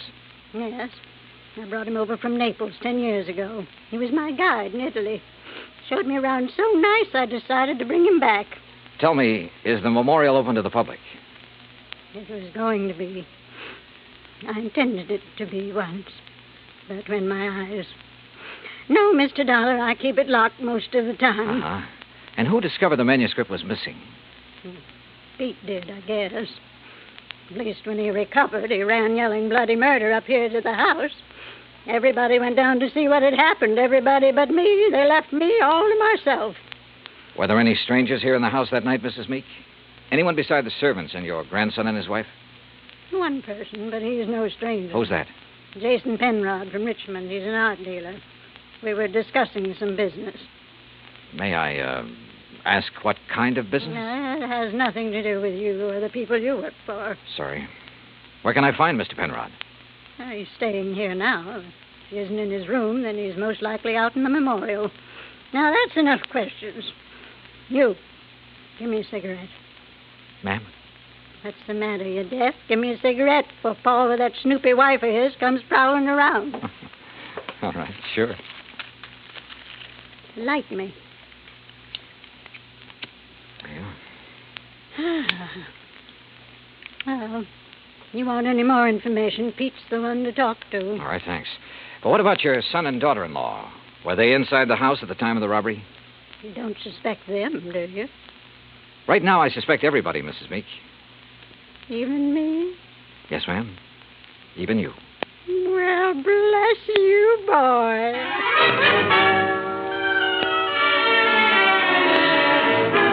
I found Pete Vesuvio trimming the shrubbery just outside the memorial building. He seemed quite willing to talk to me. How you say what happened to me, mister? I'm hit out? Knocked out, Pete. Ah, si, senor. And because of this, I do not see anything. Nothing at all, huh? Please, mister, do not use the insult. I am American citizen, first papers. And because of the kindness of my patron, I will soon be second papers. I know by heart the Constitution, United States, Gettysburg Address, pledge allegiance to my flag. Yeah. You know how I know that these things which help me be citizen? Because of my lady, she's letting me work in a place where great papers are for me to read. Because of her, I would not hide anything, mister. Okay, Pete, okay. I'm convinced. But I'm sorry I cannot help you, mister. Well, it's not your fault. Hey, you like to hear me say Gettysburg Address? Well, do it very good. Learn it right from President's own writing. Some other time, Pete. Right now, I have to find Mr. Penrod. Oh, he's inside, mister. Counting the treasures, all of the beautiful things a lady can no longer see. You'll find him in Section L, senor. I found the small, neat-appearing art dealer just where Pete had said he'd be, peering into a glass case crowded with Derringer pistols. He had a notebook under his arm and seemed to be making some sort of inventory. Oh, dear. You gave me quite a fright, sir. Oh, I'm sorry. Well, I wish I could concentrate like that. Oh, well, there's nothing more interesting to me than these fine old pistol things. What histories they must have, Mr. Dollar. Johnny Dollar. Oh, yes, the insurance investigator. Paul told me you were wandering about the place. I suppose you'd like to ask me some questions, hmm? If you don't mind. Oh, no, goodness, no. I understand you were with Mrs. Meek the night of the robbery. That is correct, sir. We heard the shouting. We ran out here just as fast as we could. I was the one who discovered the manuscript was missing. You have any idea how the thief got in here? No, sir, no. Unless someone forgot to lock the front door, or unless he had a key. Well, has Mrs. Meek given out many of the keys? Well, in my opinion, too many. Even I have one. What about Paul Meek and his wife? No, I don't think so. Well, they really aren't interested in the museum at all, Mr. Dollar. Oh. Mr. Penrod, I understand you're quite an authority on antique art and things like that. Well, Isn't taking inventory a little beneath your position? Well, I suppose it is, Mr. Dollar. Last week when I received dear Mariah's wire asking me to do it, I simply couldn't refuse. She's been such a good customer of mine. Well, yes. You have any idea who might have wanted the Lincoln manuscript? Well, I know several persons who'd love to have it. Give most anything, but I don't know anyone with the nerve to break in here and take it by force. You remember where Paul Meek and his wife were when you heard Pete shouting? They were right in here when I arrived. I see. Well, thanks for... Oh, just one more thing. Oh, yes? If you'd stolen the manuscript... Mr. Dollar. A hypothetical question, Mr. Penrod. But if you had, and you wanted to sell it at a good price with the least danger of being caught, how would you go about it? Well, I'd take it abroad, of course. I'd put it on the open market over there. Huh. You aren't planning on going abroad soon, are you, Mr. Penrod? Oh, gracious, no. You know anyone who is? Anyone who, Well, didn't Paul and Janice tell you? Oh, they're flying to Paris Wednesday night.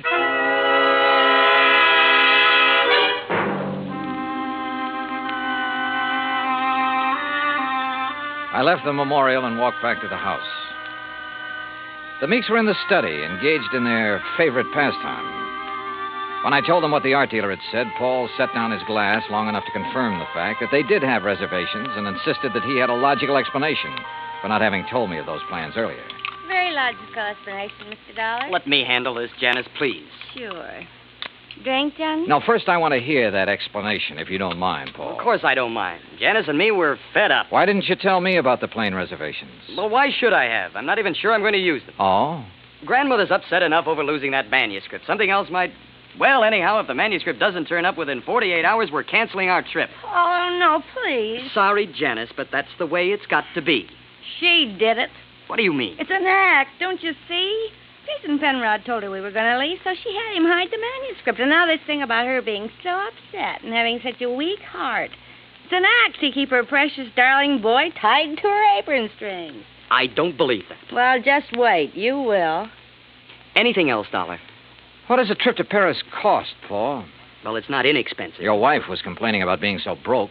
Haven't you ever heard of flying now and paying later? We have friends in Paris, Dollar. It won't cost as much to live once we get there. And we'll worry about paying for our ticket when we get back. Any other questions, Mr. Snooper? Yeah.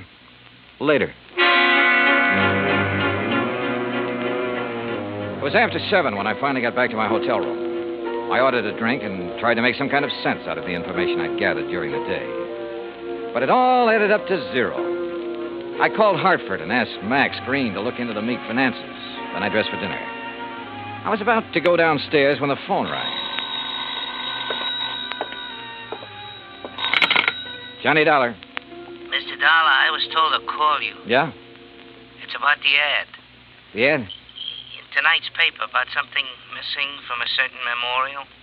Go on. Well, I called Hartford Collect. They said to call you. Yeah, that's right. Who is this? My name's not important, Dollar, but that 10 grand reward is. You think you can earn it? You meet me tonight, you'll see. Where? In the alley behind the Bourne Whaling Museum. Be there at 9:30 and be alone. You got it? Yeah, I got it. Expense account item 4, 85 cents cab fare from my hotel to the Bourne Whaling Museum. I don't like wandering around dark alleys at night, alone in a strange town. It isn't the best way to stay alive. But at 9:29, I passed the old whaling museum and started down the alley. It was dark, no moon, and it was very quiet. I was about 20 yards in from the street when I saw him, curled up in a ball like he had a stomachache. Only he didn't. Because somebody had made him very dead. I struck a match and turned him over. I'd only seen him once before, but I didn't have any trouble remembering where it had been. Right after I'd checked in, he'd knocked on my hotel room door. By mistake. At least that's what he'd said. After giving a statement to the local police who identified him, I went back to my hotel.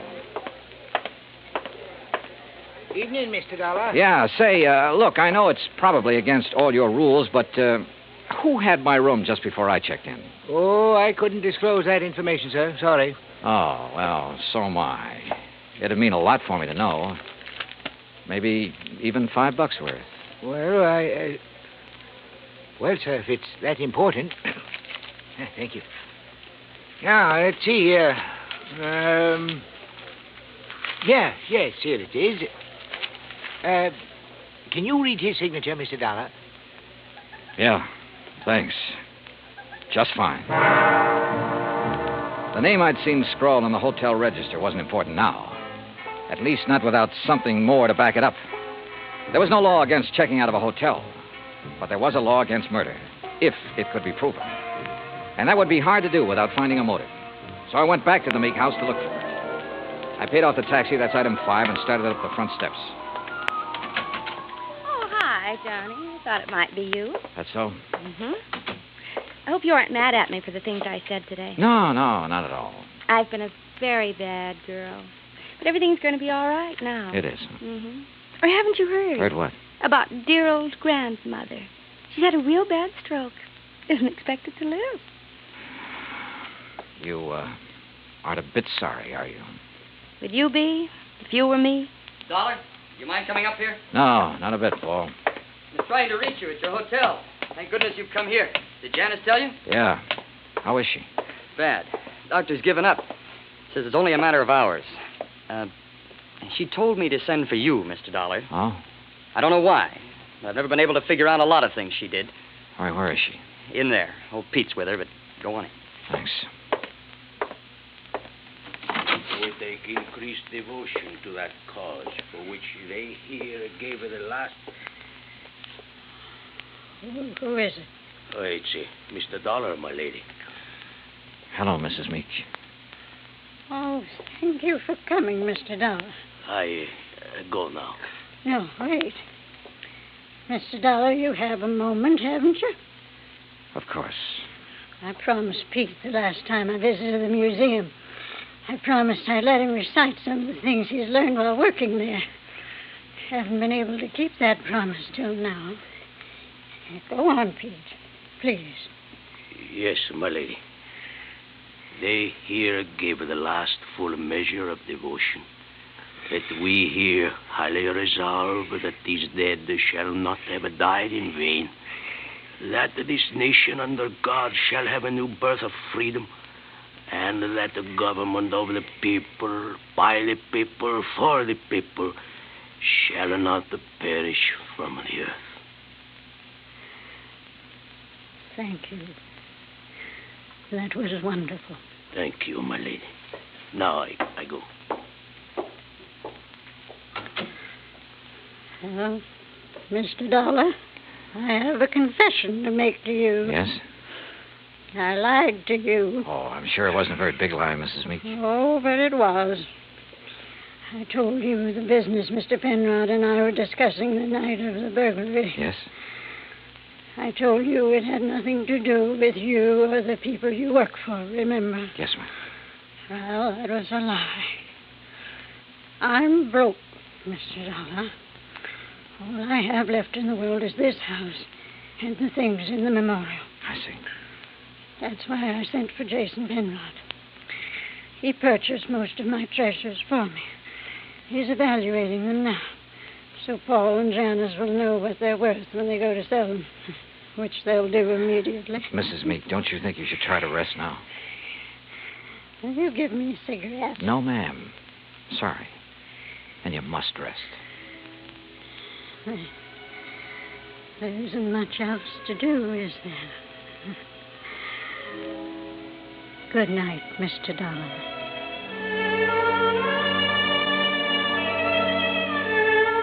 Outside in the hall, Paul and Janice Meek were talking quietly to Jason Penrod. Off in the corner, standing with his back to the others, was Pete Vesuvio. Mr. Dollar, is She's resting quietly. Oh, Dio grazie. Why did you lie to me, Pete? What?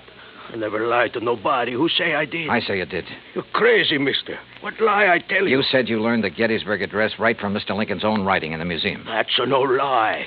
What's the matter? You don't believe that, mister? I believe you, Pete. But I just had to be sure. Come on, let's join the others, shall we? See. Well, good evening, Mr. Dollar. Mr. Penrod? Tell you any of the family secrets, Johnny? Not too many. You learn anything in there you didn't know before? Yeah? I know which one of you stole the Lincoln manuscript. One of us? Why, you're crazy, Dollar. We were all in the house at the time it happened. That's right. But one of you hired a little man named Leo Jones to do your dirty work. Jones called me earlier this evening. He was going to tell me which one of you it was. Evidently, he didn't like the deal he was getting. What was he doing, Penrod? Trying to blackmail you? What are you talking about? I don't know any Leo Jones. Then why did he come around to my hotel room this morning? The same room you just checked out of. Well, that doesn't mean a thing. I imagine several persons have been to that room today. Sure, but they're still alive. Now, let's get to the phony Lincoln manuscript. Phony manuscript? It wasn't phony, Mr. Dollar. Wasn't it? Well, you correct me if I'm wrong, Penrod. After Mrs. Meek purchased one of the first two drafts of Mr. Lincoln's Gettysburg Address, she started losing her sight. When she closed the museum to the public, you saw a chance to make yourself another $100,000 sale.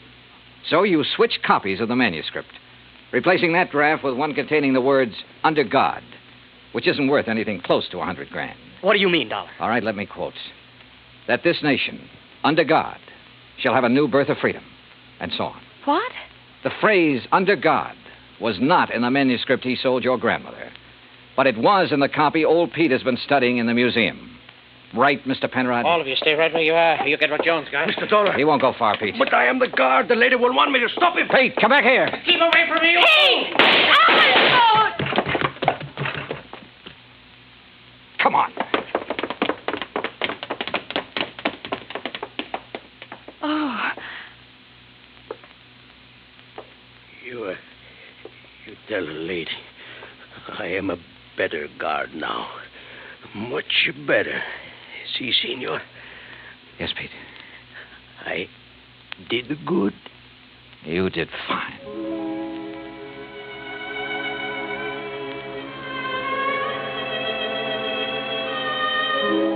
Pete Vesuvio will live to apply for his second papers. And in time, probably open a spaghetti joint in New Bedford. Penrod will be tried for murder.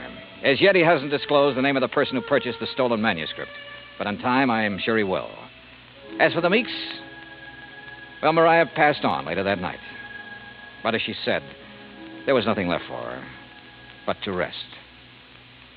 Expense account total, including hotel and numerous incidentals, $98.30.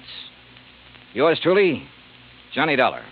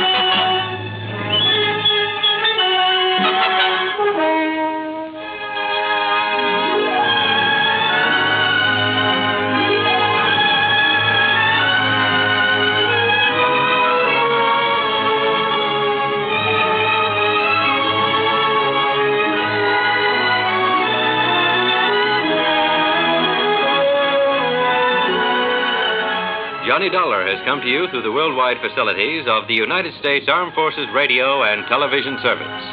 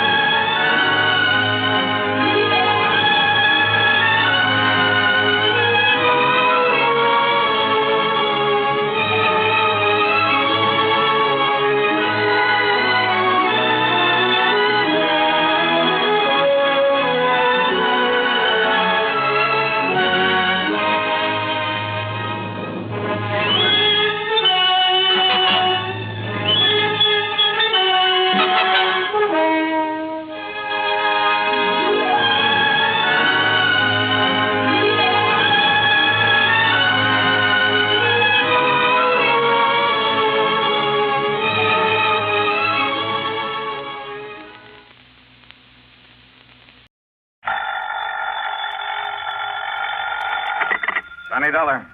At McCracken, Johnny, Universal Adjustment Bureau. Well, greetings, Master. And now, what's that supposed to mean? Oh, just being polite when I see a nice fat commission about to come my way. You know something? You clear this one up for me, and maybe it could involve a sizable commission.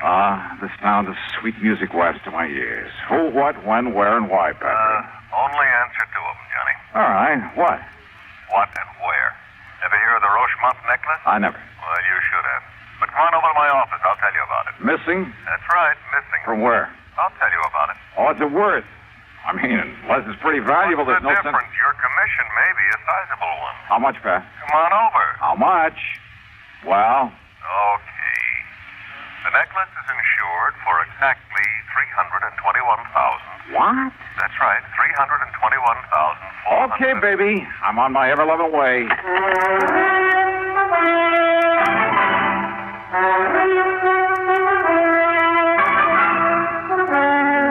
CBS Radio brings you Bob Bailey in the exciting adventures of the man with the action-packed expense account, America's fabulous freelance insurance investigator. Yours truly, Johnny Dollar.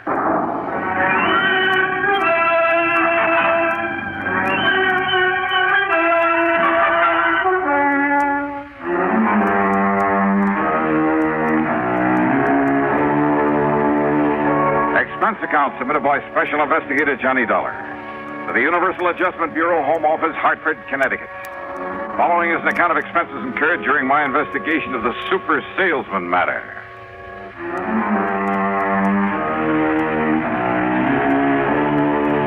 As always, the promise of a big commission did sound like sweet music to me. So, expense account item 1 is $1.25 for a cab to the Office of Universal Adjustment in the Spear Building down on the square where Pat was waiting for me.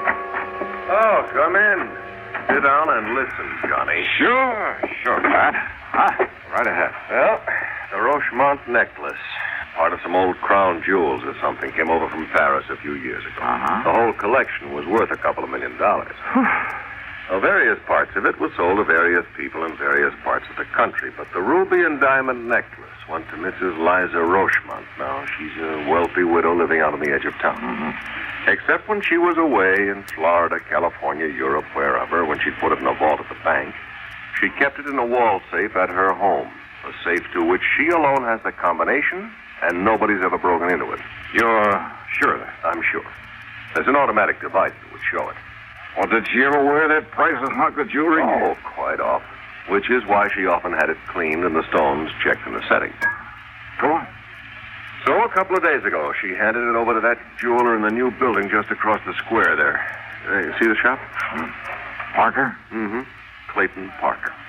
Oh, seems to me she'd pick one of the big ones, one of the old-time firms, or send it down to New York to Tiffany's or Cartier or someone like that.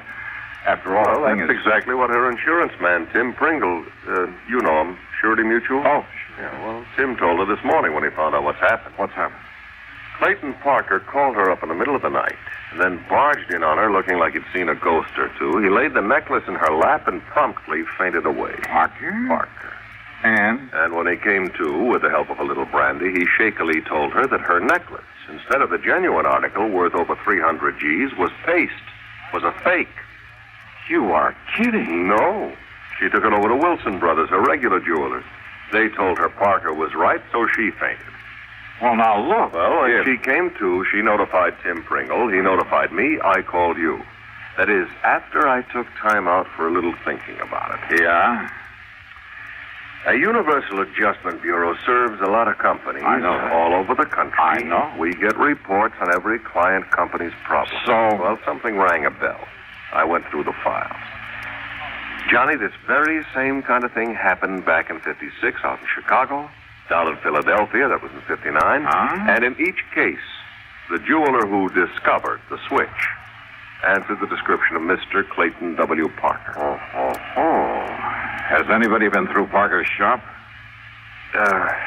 Well, now, Johnny, we've got a little problem there. Problem? Like what? Well, if Tim Pringle openly sicks the police or even a private investigator onto Parker.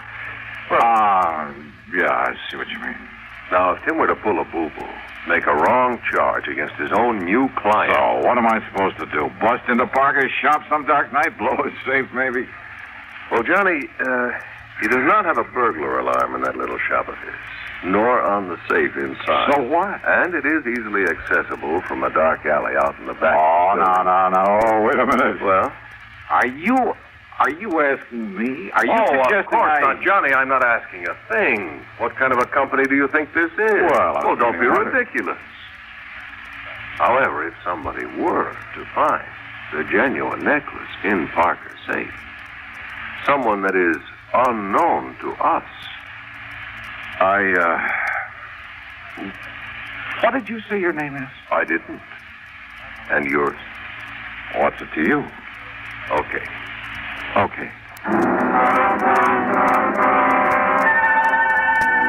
Item 2, $100 to a man named Fingers J. But let's leave his last name out of this. I may have use for his delicate touch again sometime. Well, getting into the back of Parker's store that night was a cinch. And once inside, we could see why he didn't bother with much protection. His stock was small, and most of it was novelty stuff. And he must have been a super salesman to get hold of Mrs. Rochemont's valuable necklace. If it was the real one that he took in for cleaning. While Fingers worked in the old-fashioned safe, I went over to the store with a fine-tooth comb, wearing gloves, of course. No sign of the necklace anywhere, including the safe. So I helped Fingers out of the back window we'd opened, sent him on his way, made a careful check to be sure the place looked the same as it had before, then proceeded to hoist myself out of the window. Now, let's see if I can get this closed again. Oh, now, wait a minute.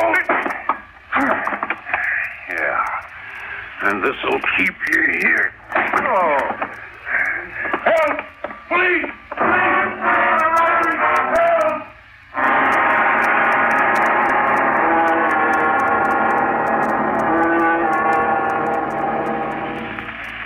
Listen carefully. Get the picture. Timber needed for thousands upon thousands of new houses is needlessly destroyed. Watersheds supplying vitally needed water for industry and life itself are laid waste. Wildlife is cruelly killed, their habitats ruined for many years to come. Sorely needed outdoor recreational areas are burned black. Homes are leveled to the ground and human lives destroyed. And what causes this terrible destruction, this tragic loss? It can be as tiny a thing as one paper match. 90% of our forest fires are caused by people. People who are careless for just one fatal instance with their cigarettes, matches, campfires. Every American, every one of us, man, woman, or child, is a potential firebuck. It takes only a moment's carelessness or thoughtlessness to set fire loose in the forest. Let's all observe the simple common sense rules of forest fire protection. Remember, only you can prevent forest fires. And now, Act 2 of yours truly, Johnny Dollar.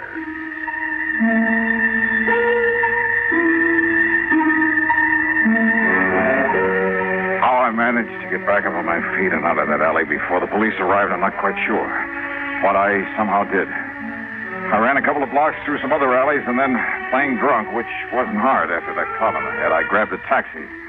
That's item 3, $1.50. I went back to my apartment, had a couple of stiff drinks, a couple of aspirins, and soaked my aching head with a wet towel. And after a good night's rest, I was all set to call Pat McCracken and tell him to go jump into the nearest lake. Until I remembered that officially he'd had nothing to do with all this. And then I did some thinking. If what Pat had told me was true, only 2 people could possibly have substituted a phony for the Rochemont necklace. The wealthy Mrs. Rochemont herself, of course. This new small-time jeweler, this Clayton Parker. But it wasn't in the store. Yeah. So maybe hidden around his home someplace. Well, I could try. In the meantime, hope he hadn't recognized me in that alley. No doubt he'd be in a shop this morning. And if he was married.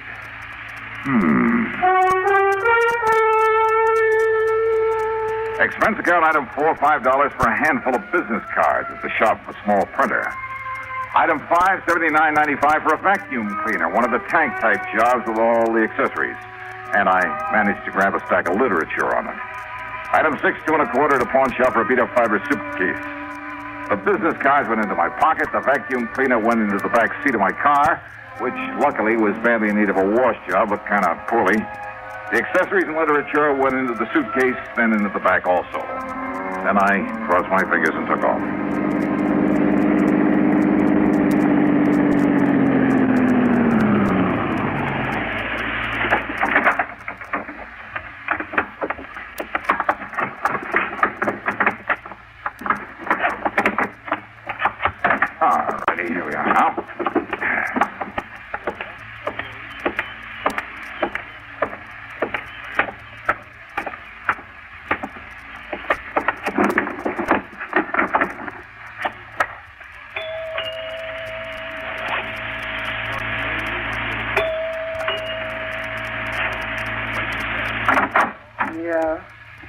Well. Mrs. Parker? Yeah, that's right. Only who... Now, wait a minute. Yes? Didn't you see that sign over the doorbell? No salesman, it's solicited. Oh, well, of course. Well. But I came in answer to the coupon you mailed asking for more information in the free demonstration. Coupon? Oh, yeah. My name is, well, here's my card. Now, look. No obligation to buy, none whatsoever. Yeah, ma'am. Look, is this some kind of... James Dakin, sales engineer, and a national vacuum cleaner service. Yes, ma'am. What the sales engineer? You really want to know? Uh-huh. Well, it's just a glorified name for an ordinary salesman. Well, you're a pretty glorified kind of guy to have to be going around pounding doorbells, Jimmy. Well, gotta make a living. Yes, you do all right, too.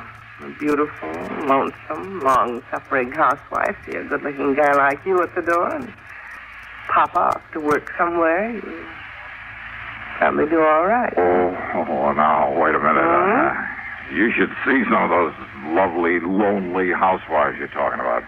No makeup, hair still up in curlers, a pair of dirty bedroom slippers chewed up by the family pet. What? Yeah, and all decked out in a sloppy house coat with an old apron full of soap suds from the breakfast dishes. Oh, what a picture. Yeah, and maybe even kind of hung over from the night before. You mean that's what you usually run into? Oh, run away from. Are you cute, Jimmy? And that's why it's such a relief to be met by somebody like you. I mean, well, that is. Well?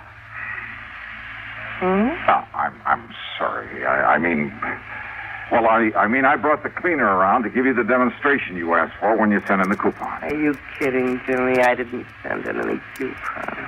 Oh, but you must have. Whoa. Would you like me to go get my list out of the car? Oh, because if you hadn't sent in the coupon, and I wouldn't... hate to do you out of commission. And I sure don't need to buy another vacuum.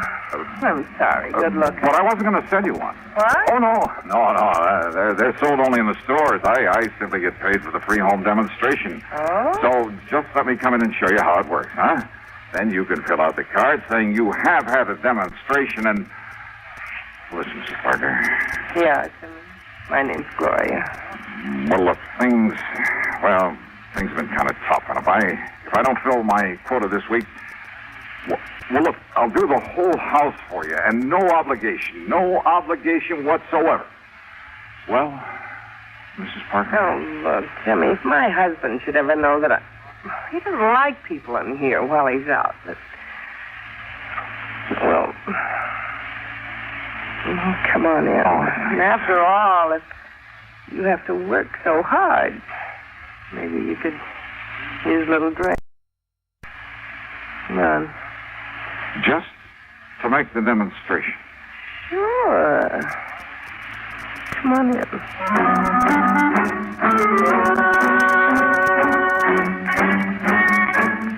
Oh, now just a minute. I'm a man of high principles. I had a job to do. Which is to say that as soon as I got inside, I unpacked the equipment, hooked it up, and went to work vacuum cleaning the whole house. And I'll tell you this, I should have studied the directions a little more carefully before trying this crazy stunt, or maybe made a few practice swings through my own apartment. Now, modern appliances notwithstanding, I now have a great deal of sympathy for the American housewife. I mean, that living room was huge, and so was the dining room. But I didn't want to be obvious by heading into the study first. The study where her husband's desk would be, and where, if I were lucky, she wouldn't leave me alone for a second. Oh, come on, Jimmy. Isn't that enough? No, gotta finish the job. I promised I'd clean the whole place, and I'll do it. Why don't you just sit down, relax, and read a book or something? What about that little drink I promised you? We could have it right here in the den. Hey, look, I know. While you're out the bottle and some ice and soda. Yes, this'll be fine. Suits me, too. See? We have the same taste. Yeah, well, while you're getting it, I'll finish up the study here, then we can sit down and relax a minute before I start. Relax, huh? What? What did you say? Nothing. So I'll go get the drink. Yeah. Still keeping the vacuum cleaner going, I made a dive for the desk. Top drawer and two on the side had only the usual junk in them. But the third one down had a small lock on it. By stepping on the handle, I was able to spring it. And there inside, a small black metal box. Yeah, the Rochemont necklace. And even my untrained eyes told me this was no fake. But I couldn't very well leave it there. And what if Gloria Parker knew about this? What if she suspected that my loud job was just an excuse? Phone right there on the desk nearly scared me to use room. It was the only phone.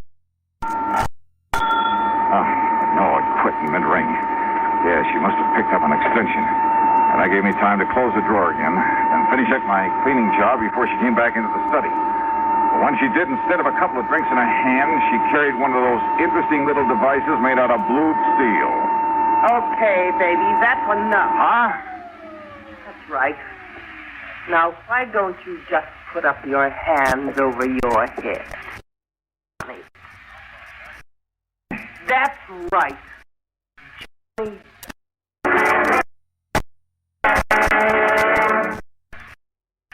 one of those people who newsmen are on the move all the time, always in the direction of developments of the day.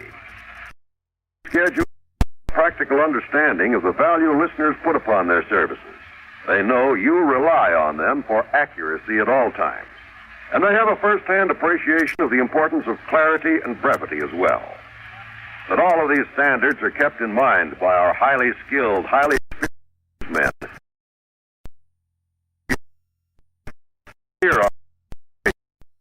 The busier you are, the more you'll appreciate the efforts of our CBS News staff. These men offer you a direct link with history day by day. But more than that, they do their job with full regard for your busy schedule. For accuracy, brevity, and clarity in news reports. For news at frequent intervals at the most time. Every day. Now, Act 3 of yours truly, Johnny Dollar, and the Super Salesman Matter.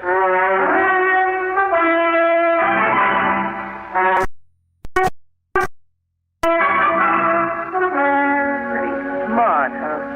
Making like a famous salesman to get in here. Now, why don't you put the thing down? Oh, no. But you should have been smart. Oh, no, Johnny, that was Clayton, my husband. Thought you might come here. You... Johnny, Mrs. Parker. That's right. Johnny Dollar, the famous dick. You stupid. You think Clay didn't recognize me from the store last night? Oh? Then why didn't the police pick me up this morning? Police find out you were checking on him, they might think he had something to do with that phony necklace that... That what, Mrs. Parker? You know, that rich Mrs. Rochemont asked didn't know his phone. Gonna prove otherwise? Maybe. Oh, no. Got some crazy ideas. Well, I don't think anybody's gonna hear them. Because when Clay gets... Ideas? What? What if I have some proof? Any...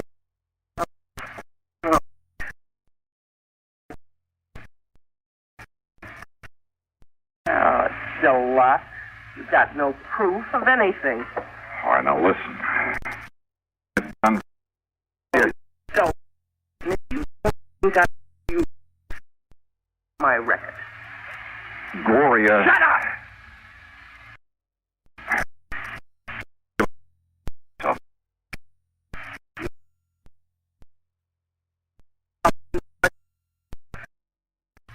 Go on.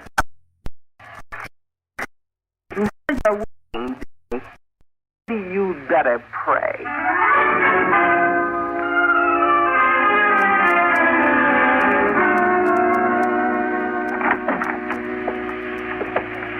Good work, Glory. Sure, Clay. Comes to leading in the sheep to the slaughter. But why'd you let him in here in the first place? Even if you didn't know who he was. Are you kidding? What do you mean, Dollar? Well, if you could have seen the open arm welcome I got on the strength of betting my nice brown eyes that are a couple of... What? Sure. You don't keep very close tabs on her when you're out of the house, do you, Parker? Don't listen to him, Clay. He's lying. He's trying to trick you, make you drop your guard. That's right. Won't work, Dollar. Well, okay, I tried. So, now you can call in the police to pick me up. Police? Don't make me laugh. Why do you think I didn't call them in last night? You're on this case. You sure of that? You trying to tell me they'd go for breaking and entering my shop? They or that insurance company of yours? In the hopes that maybe you'd find that pretty little necklace? Yeah, I see. So you admit that you substituted Tony. Well? Keep that gun on him, Glory, while I make sure it's still okay. Don't worry. He doesn't have a chance. Where to look.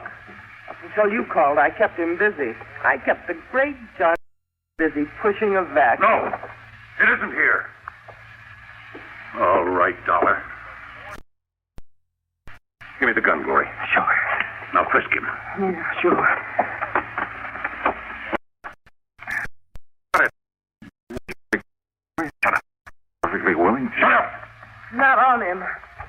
anybody else in this house? No, Clay. And I only left him alone in this room for... Hear that? And shoot him down if he makes one move. Worry. He turned the room upside down, looked in and around, even outside the windows. He made me strip to my shorts and went through every inch of my clothes.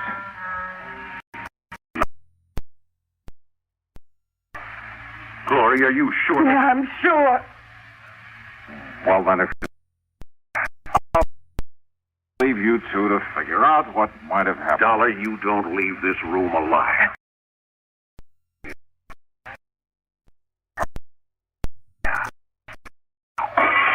Police! Yeah, well, they don't get...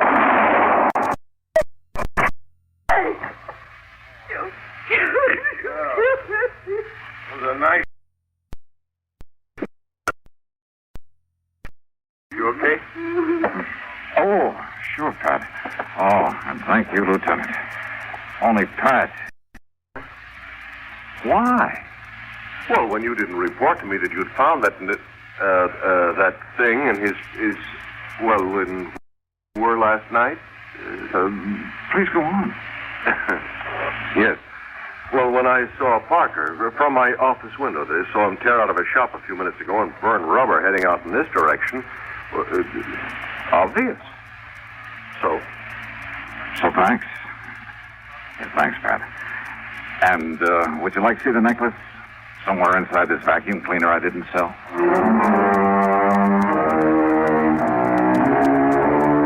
Parker is dead. His wife yammered all over the place in the hope of getting off easy. Optimist. So that's that. Expense account total $189.95. Oh, and by all means, don't forget my commission over $320,000. Yours truly, Johnny Dollar.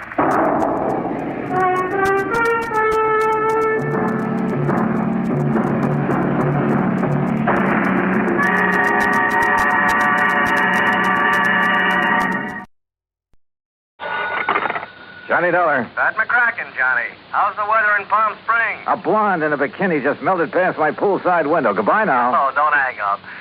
Johnny, this job's just a few miles north of where you are. It'll take maybe a day to clear it up. Yeah, you said that last Christmas, Pat, and I got trapped in a blizzard. This season, I soak in the sun. Happy New Year. John boy, we have a bonus list in this office. Your name could be on it. Near where I am, huh? It's a ghost town named Calico. An old prospector named Kringle is breathing his last up there. I thought old prospectors never died. He wants to change the beneficiary on his $50,000 policy, but a nephew, Ned Kringle, threatened suit if we let him. So you contact our agent, Gene Craig, in Barstow. Who's the new beneficiary? Carmen Kringle. Carmen? A borough. A borough? Yeah. If I don't hear from you, Johnny, Merry Christmas.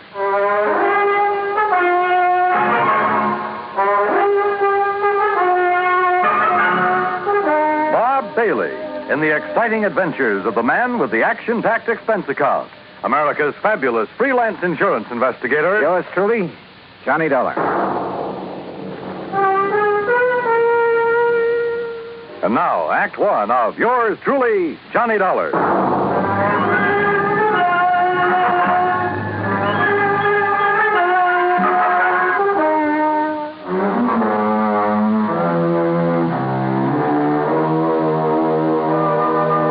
Expense account submitted by Special Investigator Johnny Dollar to the Home Office, Universal Adjustment Bureau, Hartford, Connecticut. Following is an account of expenses incurred during my investigation of the Carmen Kringle Matter. Expense account item 1, $1.40. Telegram to Gene Craig in Barstow telling him where and when to meet me. Item 2, $50 even to Al Sterner for his charter plane to the ghost town of Calico. The guidebook says there's something about desert country that's good for the soul. And in spite of the air bumps, I got a panoramic view of the Great Mojave that took my breath away. The sun's setting rays hit the weird mineral stratas of the Calico Range and turned them into a patchwork of beauty. Night comes quickly in this country, and I turned to Al when a Christmas tree cluster of blinking lights appeared under our wings. By way of answer, he put the plane into a glide and set us down on the smooth surface of a dry lake bed.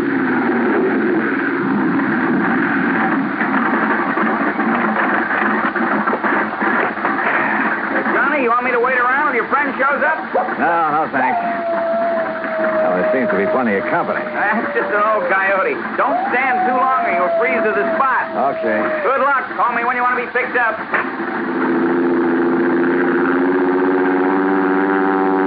I watched Al's plane until it was swallowed by the darkness.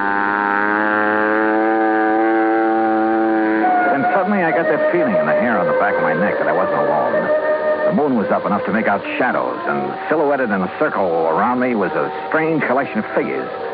One of the pack moved toward me, and for a crazy second, I thought I bumped into Santa Claus's reindeer. Then a car without lights came rushing at me. The headlights slammed on, and I got a glimpse of a donkey herd scattering into the night. All right, mister. Walk toward me. Slow, with your hands high. I've learned never to argue with a Winchester 94, so I followed orders. I spotted the weaving headlamps of another car approaching and prayed it was the agent, Gene Craig. Close enough, Sonny. I can pop the rattlers off a Sidewinder at 60 yards, so don't you make no sudden move. He was maybe 60 with gray sideburns and a frosty goatee. A marshal's badge was pinned to his leather jacket. All right, now, mister. Marshal, that's all right. That's Mr. Dollar. Huh? I was supposed to meet him earlier. I'm awfully sorry, Mr. Dollar. I'm Jean Craig. Huh? I couldn't get here until I drove Doc Spangler up to Chris. He's had another setback, Marshal. Yeah, some darn fool let down a rail on his corral, and Chris Kringle's whole herd got loose. He don't give a chuck for most of them, though, except Carmen. Now he's fretting because she's running wild. Almost had him tracked down when this here fella showed up. If you vouch for him, huh, Jean? You are Johnny Dollar, aren't you? Well, a frozen facsimile. Come on, I'll drive you into Calico. You tell Chris that I'll have his Carmen back in the corral before the moon's full. And, Jean. Yeah, Marshal. Tell the old sourdough to stay alive, will you? We need him around here. Sorry about mistaking you, Mr. Dollar.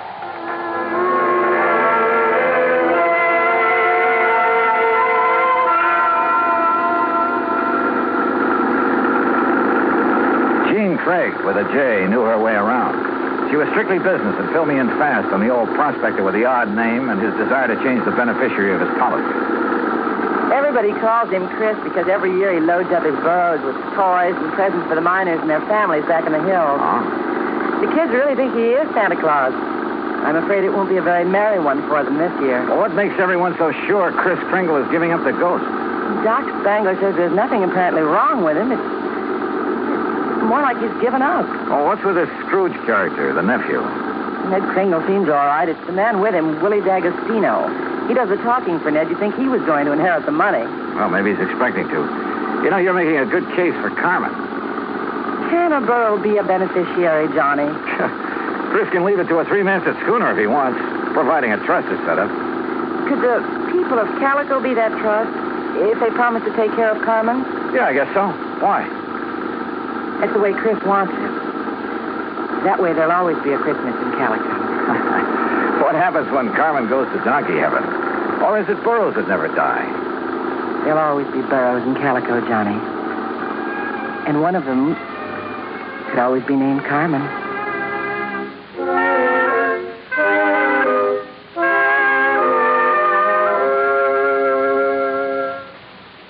Act two of yours truly, Johnny Dollar, in a moment. Act two of yours truly, Johnny Dollar, and the Carmen Kringle Matter.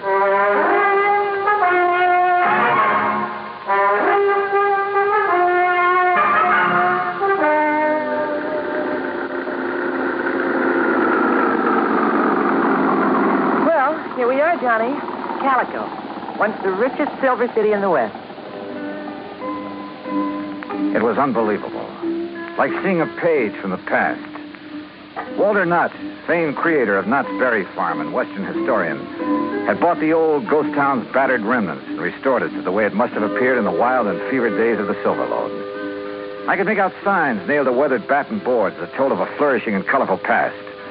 Joe's Saloon, The Last Chance, Hyena House Hotel, Lane's Mercantile, the Calico Prince.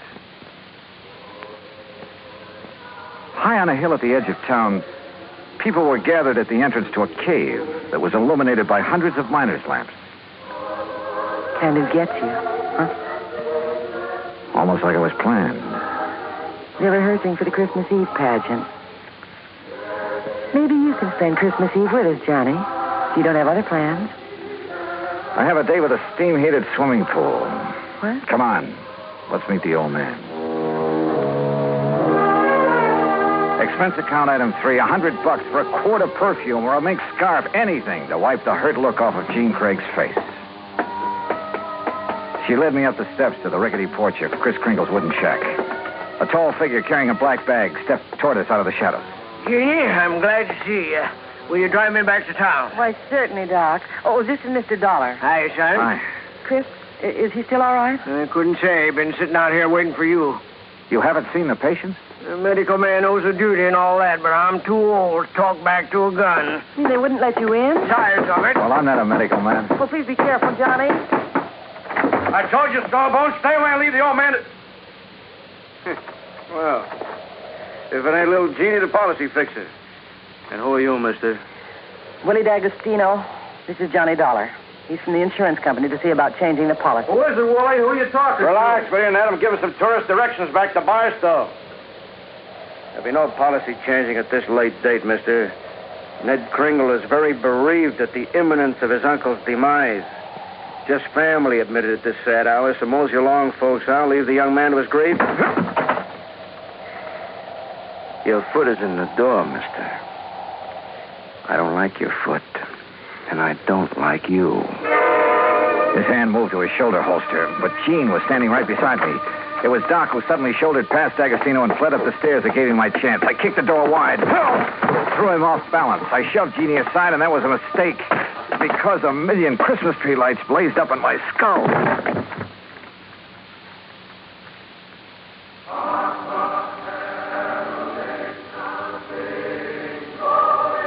Then slowly the tree lights faded away, and I saw Jeannie fussing over me and looking worried. A young, nice-looking fellow was seated next to a marble-top table. D'Agostino leaned against the stone fireplace and dangled his gun, smiling like he had a stacked deck. He's all right, Doc? A nasty cut, but no fracture. I know how to pull my punches, Doc. The old man. How is he? No better, no worse. Just lying up there staring at the ceiling. I want to see Chris. I have a right to, Ned. I'm an old friend. Wooly, wouldn't it be okay if Jean just went up? No, let him die in peace. He's past carrot hoe season. Wooly, these people have a right. I said no. I'll get a hero boy on his feet and shove off.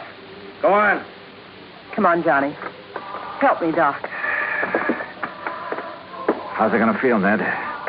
Sharing blood money with a hoodlum. Your uncle paid for that policy with a pick and a shovel.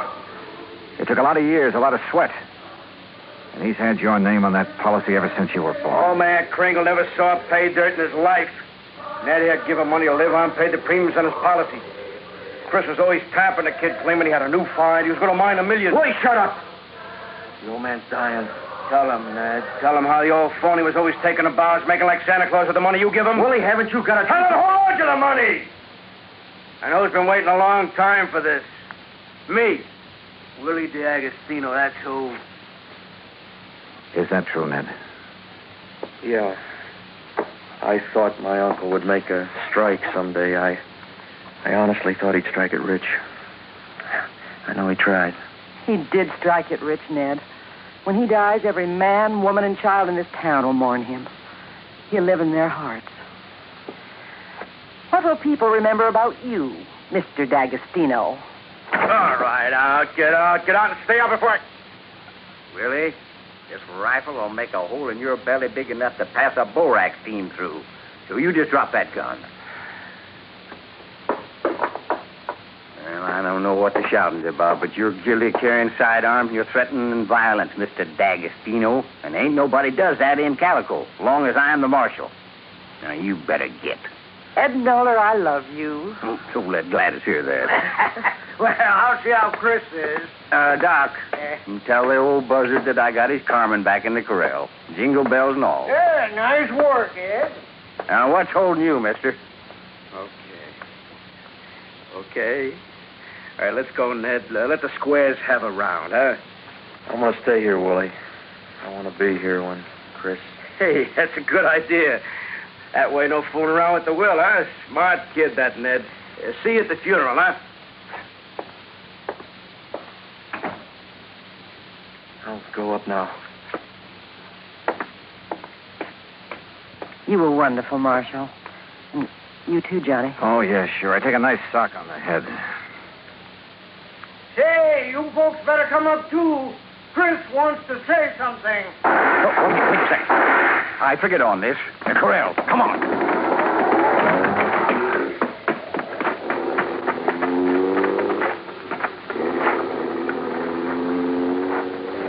D'Agostino must have had another gun in his car. One of the bullets had found the mark he intended. Willie Boy wasn't taking any chances that Carmen Kringle would inherit $50,000. We found the burro lying on her side, quite dead. Jingle bells and all.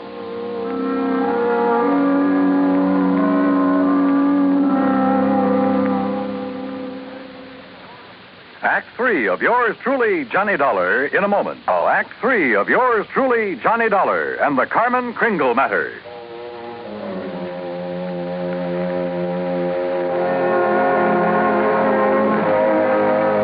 Oh, Marshall. Johnny, how could he have been so cruel? Carmen dead. It's just not right.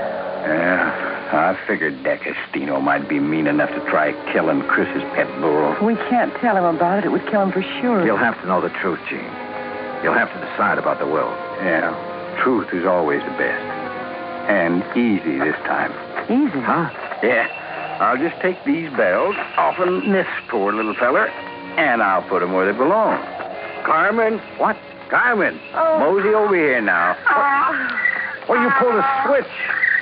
You put these bells on another book. Yeah. I didn't trust that greasy character, and I was right. And nice girl, Carmen. Oh, great. Now, you folks going up and see old Chris. I'll keep an eye on this here $50,000 jackass. That's the way it's going to be, ain't it, Johnny? Yes, sir. That's the way it's going to be. But I was wrong. The roly-poly little old man in the four-poster bed with his white whiskers resting on the quilt changed his mind again. Even after hearing about how the marshal saved Carmen. I wasn't going to scratch Ned's name off of that insurance, Mr. Dollar. I tried to shake that D'Agostino, figuring he'd take his hooks off of Ned if he thought my Carmen was going to get the money. Oh, I was scared for a while that I just might have to up and die to square my nephew's gambling debts. I'm sorry, Chris. I'll work my fingers raw paying every cent I owe, but I'll pay him back with interest. I want you around. Yeah. Okay, Mr. Dollar. Yeah, Chris. Lift the lid on that footlocker and fetch me one of them bags in there. They're pretty heavy, but you look strong. Oh, they're sure heavy enough. You got them stuffed with silver? It's better than silver. Open it up there. Yeah, that's it. Yes, recognize the dot? Yeah. Maybe you'd better have a good sleep, Chris. This here's plain old gravel. Oh, plain gravel. It's uranium dust, huh? The last batch assayed at $900 a ton. And I got a mountain of it staked out. In both our names, Ned. You don't say why. Mr. Dollar, if you and Jeannie check with the Barstow Bank, you'll find that they'll extend credit on the strength of that assay. You reckon you can spend 2 days buying enough presents so as we won't disappoint the folks hereabouts?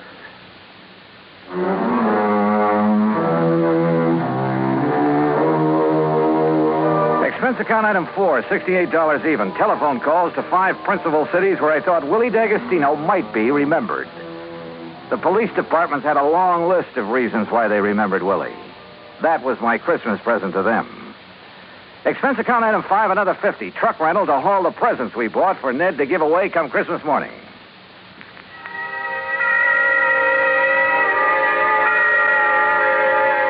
And then it was Christmas Eve. We sat on the Kringles' porch and watched the procession up to the Maggie mine. The flickering lights from the miners' lamps reflecting on the faces of the happy children. Old Chris was bundled up in blankets, his little eyes twinkling, chuckling to himself like he knew all the answers to the universe. Jean was there, too. Kind of nice. Isn't it, Johnny? Kind of nice. Marshal Ed Noller was one of the wise men in the procession. I recognized the sideburns. And Doc Spangler couldn't hide his height. Oh, he wore an awful beard. Ned Kringle led the burro that carried the Blessed Mother. Yeah, you guessed it. The burro was Carmen Kringle. Expense account total, including return to Palm Springs and incidentals, $229.75. But forget it, Pat. This is the best holiday I ever had. And I was only cold at the start. From all of us to all of you, may this be your very merriest Christmas ever. Yours truly, Johnny Dollar.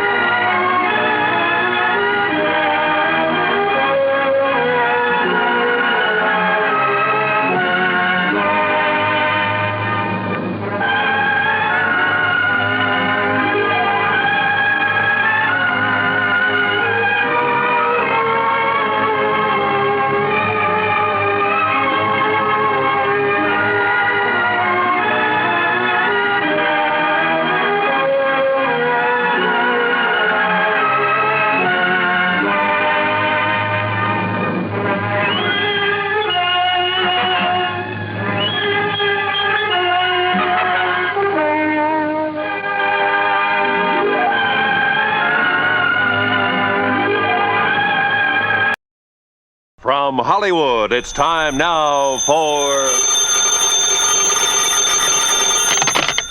Johnny Dollar. Peter Hanley at Western Maritime and Property. Oh, yeah, Mr. Hanley. I found this message to call you. You're still in town at the Beverly Hilton. Yes, that's right. I thought you'd be back in Hartford by now. When I can enjoy a spot like this on expense account? What? This California weather, the swimming pool here at the hotel? Wait. Wait. You say on expense account? Why, sure. Dollar, you cleared up that matter for us. You proved conclusively that Randolph Merrill did not lose his yacht, that the explosion and the sinking were fake. That's right. And incidentally, as you anticipated, the yacht was found in a small Mexican seaport, all ready to be rebuilt and repainted to thoroughly disguise it. Good. Now, Mr. Hanley. Well, by the way, in spite of his earlier vindictiveness, Merrill has decided to plead guilty and throw himself on the mercy of the court. Has he signed a confession? Well, no. Then I'll bet he changes his tune by the time he goes to trial. Oh? Sure, that's an old trick to slow things up, gain time. Are you having Mrs. Merrill held as an accessory?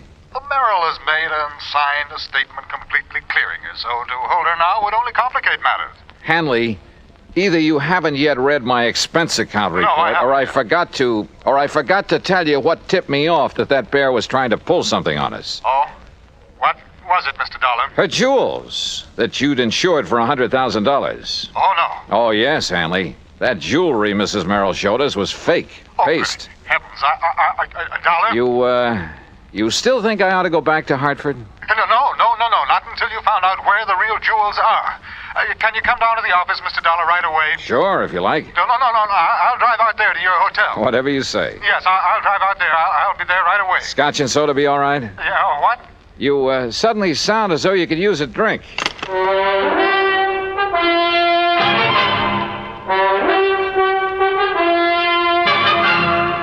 Bob Bailey in the exciting adventures of the man with the action-packed expense account, America's fabulous freelance insurance investigator. Yours truly, Johnny Dollar.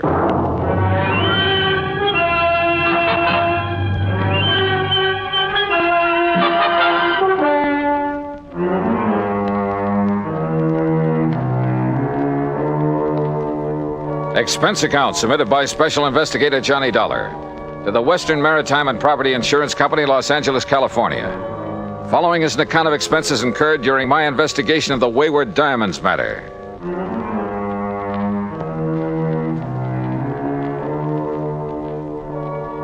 Expense account item 1, $2.25 for drinks in my room at the Beverly Hilton.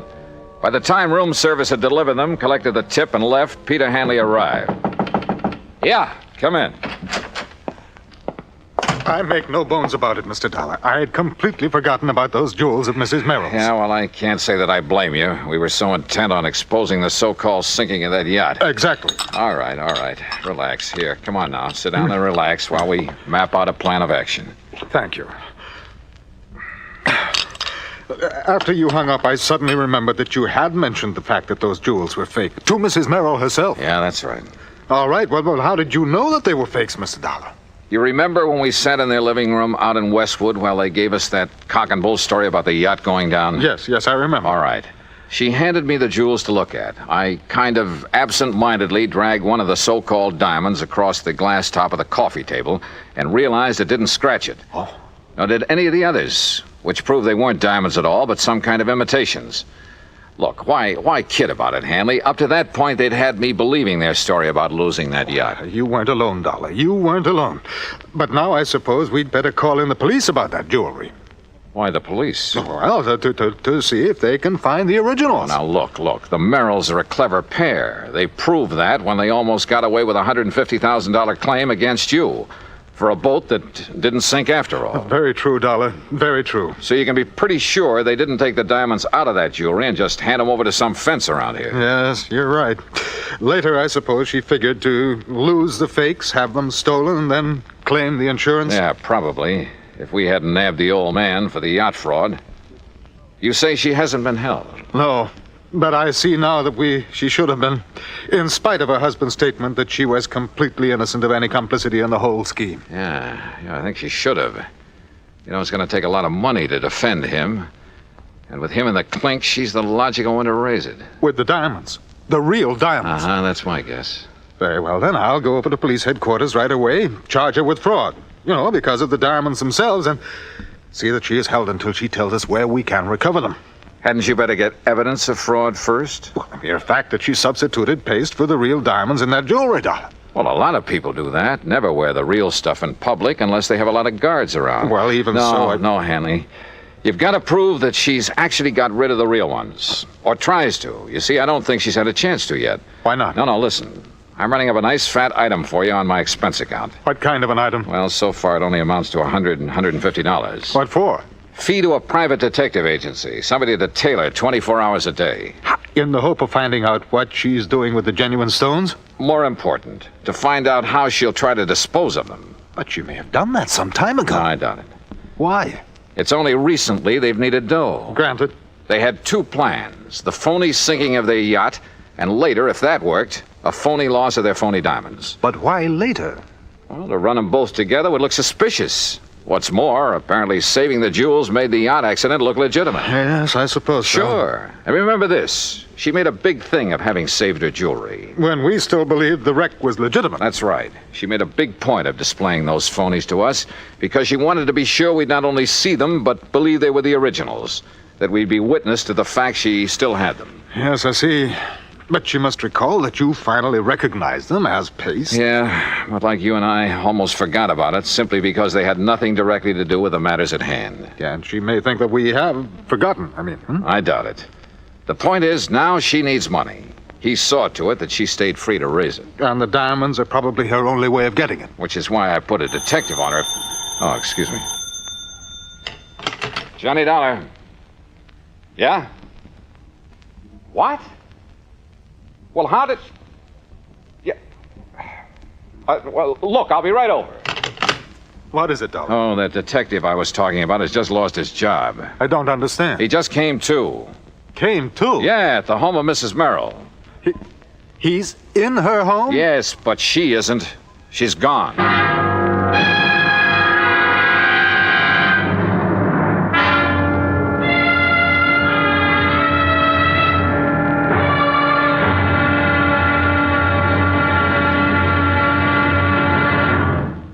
Act 2 of yours truly, Johnny Dollar, in a moment.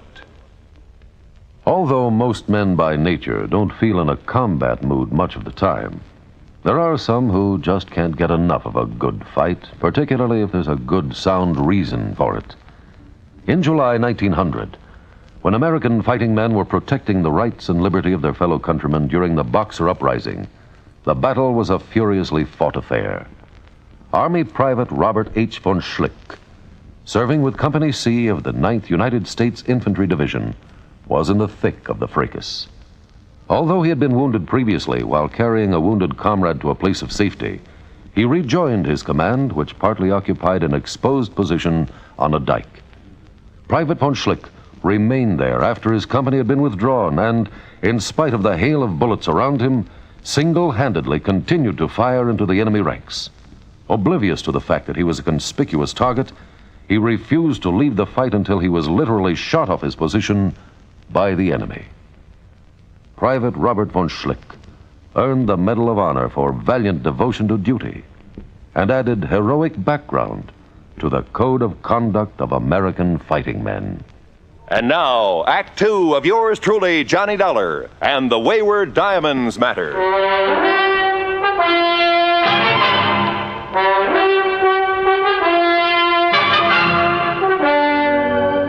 In separate cars, I still had my rental job. Pete Hanley, the insurance man, and I drove out to Westwood, just beyond Beverly Hills. You're sure that detective was here at the Merrill home when he called you? Well, that's what he said. But if he was supposed to simply tail... Come on.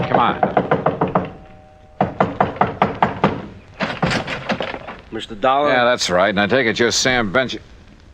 Holy smoke, what happened to you? Where's Mrs. Merrill? Well, like I told you on the phone, Mr. Dollar, she's gone. Any idea where? Oh, sir. Hey, you mind if I sit down? I don't feel so good. No, go ahead. Go on, sit down. All right, you all set? Yeah. Now, what happened? Well, I was walking up and down the street.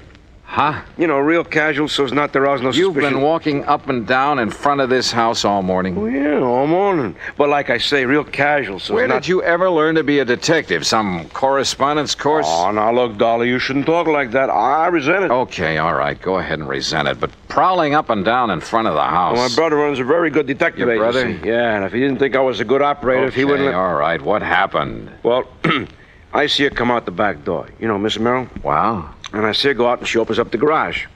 And where were you? Well, by good luck, I just happened to be in front of the driveway about then. So, real casual, I lean over and I start tying up my shoelace, Yeah. you know, so she won't get suspicious of me, you see? Go on. Well, when she gets in the car and she gives me a look, but that's all. So I figures me being so casual and all, she's not wise to what I'm doing around here, you know? I bet she wasn't. But that's where you're wrong, Dollar, because somehow she must have figured it out, even with me being so casual. All right, what happened? Yeah. Well, Dollar, she comes barreling out of that garage so fast, I didn't have hardly And time to maybe she even... casually ran you down. So I was casual about it. By the time I picked myself up and to find out I got any busted bones, she's down the street and around the corner. What kind of a car was she driving? Gee, no. What was the license number? I don't know. You don't know? Well, then how it happened so fast? Hey, look, whoever assigned you to this job ought to I have told you, their... my brother. And don't you go say anything about my brother. How did you get into this house? Well, my order said if she made any move, I was to phone you. I figured nearest phone was in here. How did you get in? Well, I looked around and see one of the back windows was open. You have so any authority to enter this house? A warrant, maybe? Well, no, but I have my orders to phone you just as soon as I could, and like I said, I figured the nearest phone... You want to see my orders? No, I don't. Well, look, see here. Now, you here. look. You can take those back to your office and shove them in your darling brother's face. Oh, And now when you're saying things against my just brother. don't forget to tell him you're fired. Oh, now look, Dollar. Anybody can make one little mistake. You asked me, you made them all. Now, go on. Get out of that chair and get out of here. Oh, now listen. Oh, will and you... I suppose that car that's parked right across the street, I suppose that's yours. Well, sure. Oh, no. So as if she made a move, I could follow without wasting no time. Real casual, huh? Sure. So she wouldn't know you were following her. Of course. All right, go on. Get out. Oh. Now, look, you wasn't really serious About what you being said about... fired? You bet I was. And you can tell your brother he and his agency are... Oh, go on. I'll settle with him later. Look, I'm not used to being treated like this. And when I told my brother... Oh, brother. Well, Hanny, it looks like I called in the wrong detective agency. I'm sorry. I'm afraid so. And I suppose you and I have no more right to be in this house than that idiot had, so perhaps we'd better leave. Yeah, sure. But not until you get on the phone and call the Department of Motor Vehicles. Oh? Find out from them the year, make, and model of Mrs. Nancy Merrill's car. Oh, better still, I can call my office. Your office? Well, yes, we issued the insurance on that car. Well, good. Meantime, rather than just sit here and twiddle my thumbs, I'm going to have a look around. But, Dollar, if our simply being here is illegal... Will you stop worrying about it and get on that phone? In the bedroom, I found the jewel box, all right, but no sign of the jewels. However, in a desk, I did find a receipt. A receipted bill for some work done by a jeweler in Westwood Village. The amount of the bill? Yeah. It was more than enough to cover the substituting phonies for the diamonds in that jewelry. So when Hanley got the description of Nancy Merrill's car, I sent him over to West L.A. Police Headquarters to have my pals over there put out an APB on it. Then I hopped into my own car and headed for the jewelry store in Westwood. And you know something? If I'd had any idea of what was waiting for me there, believe me, I'd never have gone alone. Act 3 of yours truly, Johnny Dollar, in a moment. Our flag now numbers 50 stars, and behind each star there stands yet another flag representing one of the 50 states. Kentucky's state flag is dark blue, with the seal of the Commonwealth encircled by a wreath of goldenrod, the state flower. Within the seal, two friends embrace, their right hands clasped, their left resting on each other's shoulder, their feet on the verge of a precipice, which illustrates the motto beneath them: united we stand, divided we fall. Kentucky's state flag, the flag of the 15th state to enter the Union, was adopted on March 26, 1918. And now, Act 3 of yours truly, Johnny Dollar, and the Wayward Diamonds Matter.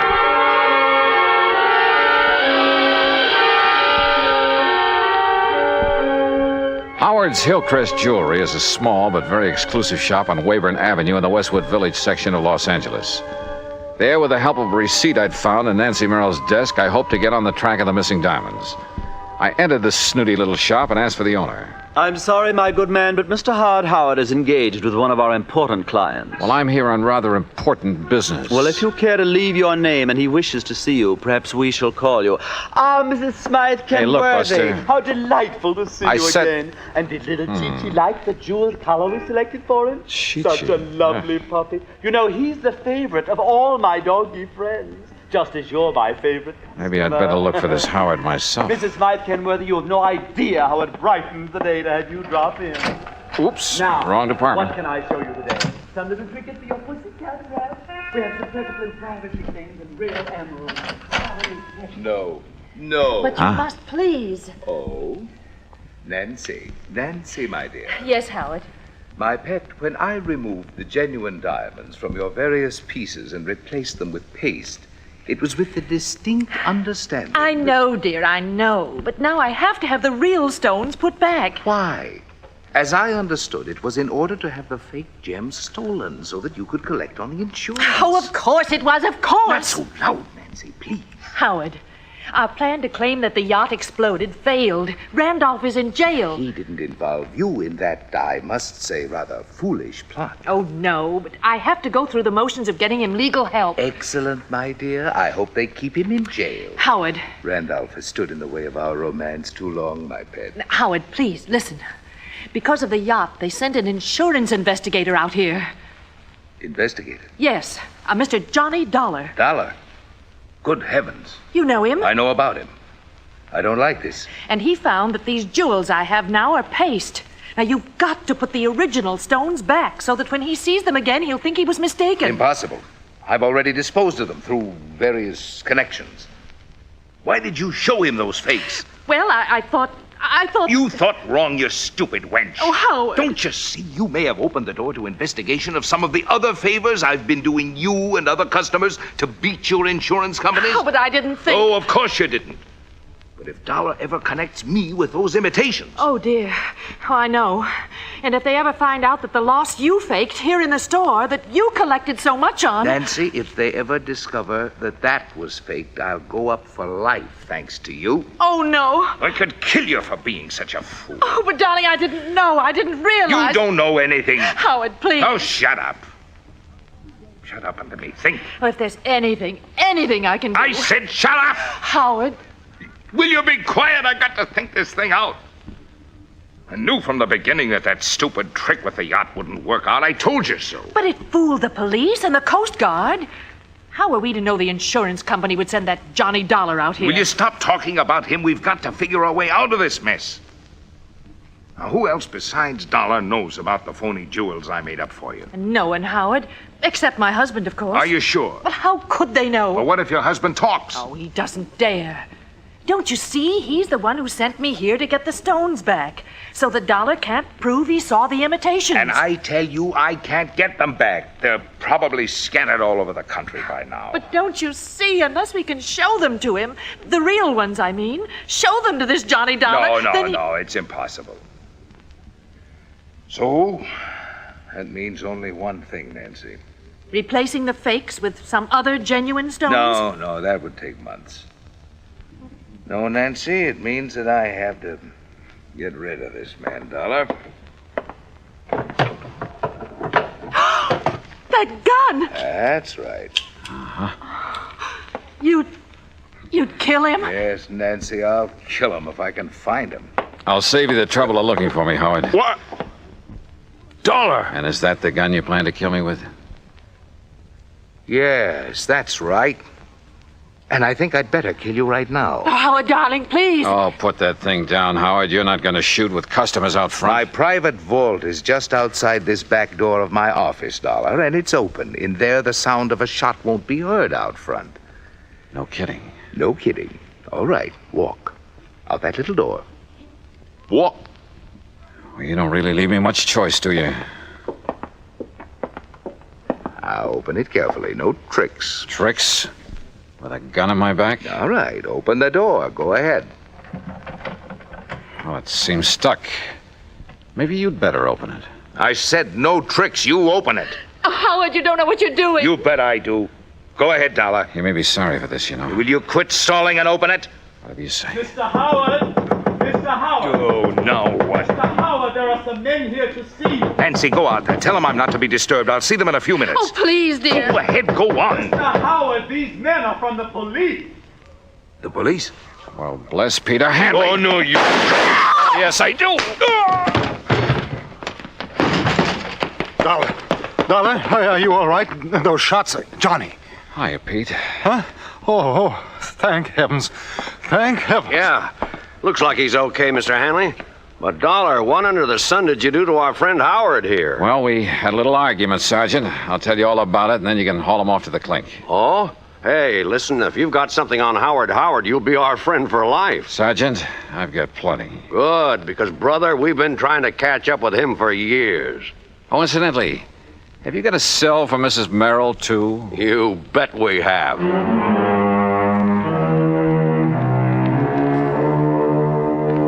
Expense account item 2, $50 in legal fees to make a deposition so I won't have to hang around for a trial or 2 or 3. And I have a sneaking suspicion that Howard and Merrill and his wife are going to have a long, long time to think things over. Expense account total, including additional mileage on my rental car and the trip back to Hartford, $218 even. Yours truly, Johnny Dollar.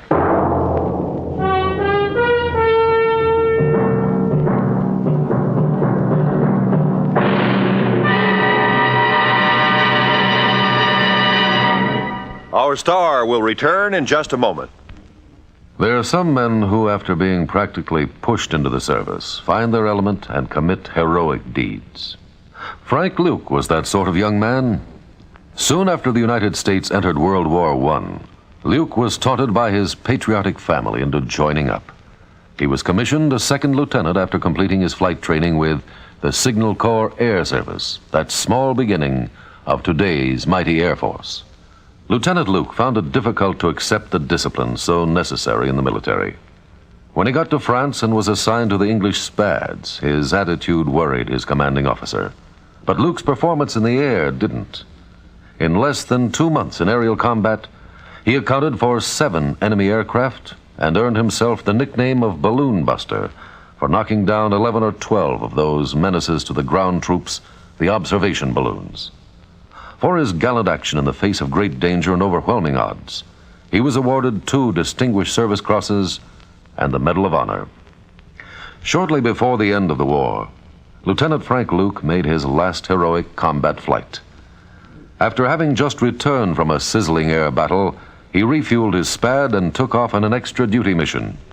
Pursued by 8 enemy planes, he shot down 3 balloons. He was wounded, and his plane was so badly damaged in the action that he had to make a forced landing in a German cemetery.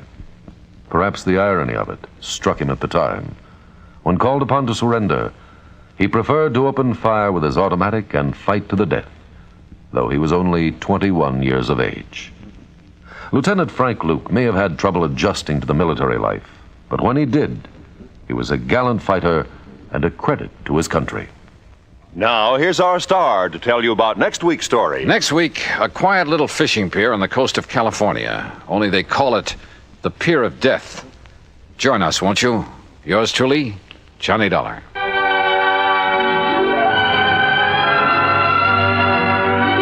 Yours truly, Johnny Dollar, starring Bob Bailey, originates in Hollywood and is written, produced, and directed by Jack Johnstone. Heard in our cast were Paula Winslow, Ben Wright, Jack Crucian, Jack Edwards, Marvin Miller, and Joseph Kearns.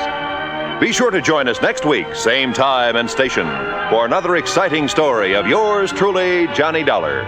This is Roy Rowan speaking.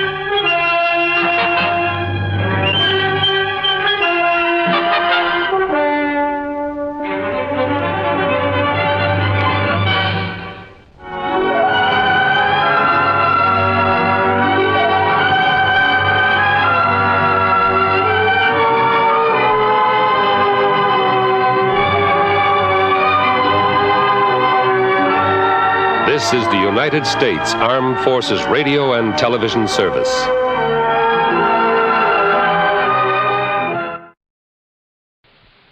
From Hollywood, it's time now for... Johnny Dollar. Dave Lawler, Johnny, over at Surety Mutual and Trust Company. Oh, hi, Dave. Long time. Yeah, I know. Listen, do you own a pair of dark sunglasses and some real loud sports shirts? Mine are so loud I have to keep them in a soundproof drawer. Great. But where you'll be at this time tomorrow, nobody will give them a second look. Oh? Like where? Well, according to the travel folders, it's, quote, the land where the summer spends the winter, unquote. In other words... Palm Springs, California. Dave, you're on. Good. But don't forget, this can be pretty expensive for your company. Oh, more than you know, Johnny. $75,000 hard cash. Wowee. Unless you're able to prove the bracelet Dan Galloway gave to his child bride wasn't really stolen. For a trip to Palm Springs at this time of year, I think I could prove anything.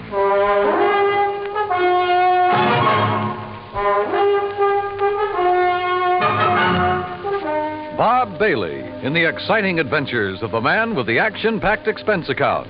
America's fabulous freelance insurance investigator. Yours truly, Johnny Dollar.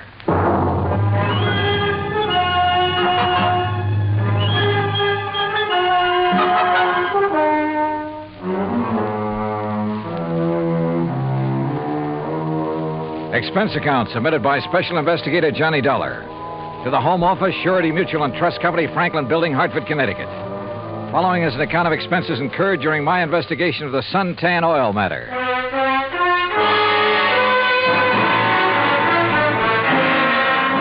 Expense account item 1, $197.40. Airline fare and incidentals, Hartford to Palm Springs, California.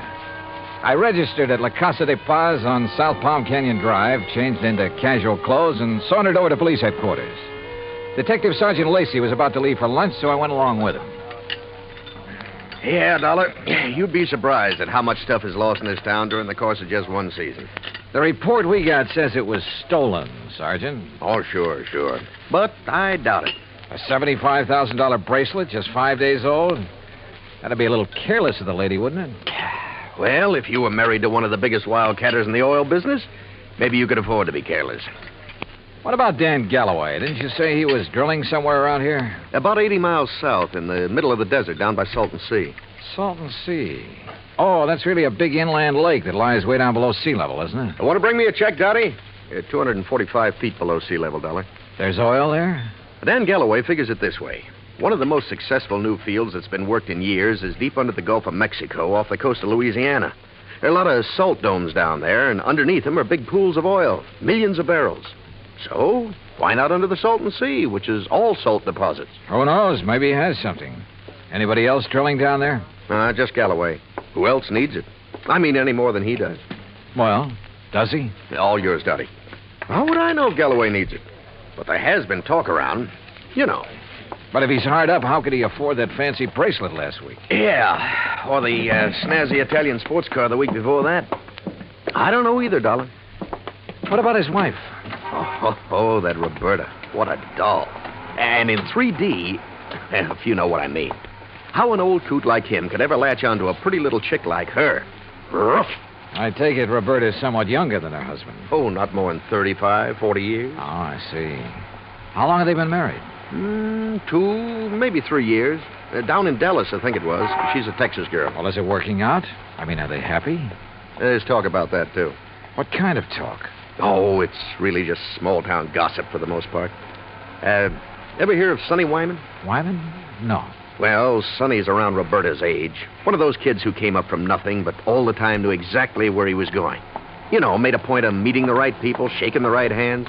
Real nice kid, too. What's he do? Well, when the season's over here, he works Pasadena, Beverly Hills, and L.A. Always has something that'll intrigue his wealthy friends. This season, it's Italian sports cars.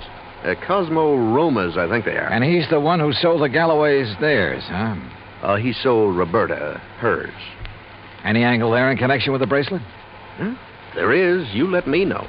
Well, if there isn't, what have you been working up to? Well, actually, nothing.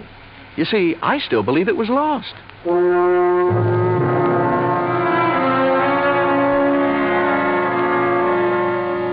Expense account item 2, $35 for rental of a drive-your-own car. I found the Galloway place about 2 miles out north and east of town. As I parked in the broad U-shaped driveway, I noticed a low, shiny suntan color sports car standing in the shade of a date palm back by the garage. I started over to take a look at it, but the front door of the house opened, a Filipino boy appeared, took my name, and showed me into the living room. Through the solid wall of picture windows, I could see that the whole place was built around a kidney-shaped swimming pool. Mighty inviting. And so was Roberta, Mrs. Galloway, when she stepped into the room a minute or two later. Hi there, Mr. Dollar. My, it's nice of you to come all the way out here. Yeah, Sergeant Lacey was right. Roberta was a living doll. 22 or 3, trim, petite, and with a figure that... Well, let's not go into that. She said it would be more comfortable out on the lanai beside the pool. I just wish there was something I could tell you about that bracelet that'd help you find it, Mr. Dollar, but... Well, just must have been stolen. Well, it makes no difference insofar as your claim is concerned, Mrs. Galloway. The company will still have to pay up, you know, unless, of course, it's found. Oh, I know that. How do you go about your investigation? I mean, do you offer a reward or something? Usually, yes. Of course, it depends on... How much have they offered for my bracelet? Well, frankly, I haven't checked on that yet. But now, Mrs. Galloway... How much would you guess, Johnny? Well, claim this size, probably somewhere between 10 and 30%. What's the matter, Johnny? Your ear's out a mile. Nothing. I just thought I heard... Now, that's funny. I didn't hear a thing. But I had. Quick footsteps somewhere in the house. Then a door opened and closed. Then a few seconds later, the unmistakable growl of a high-powered engine thundering out through twin straight pipes. Oh, that. Probably some hot rod fan in the neighborhood just drove by. Aren't they She prattled on for another hour or so and again asked about possibilities of a reward for her bracelet. But so far as helpful information was concerned, she came up with nothing. So I excused myself and drove back to town. I wanted to talk to the driver of that sports car.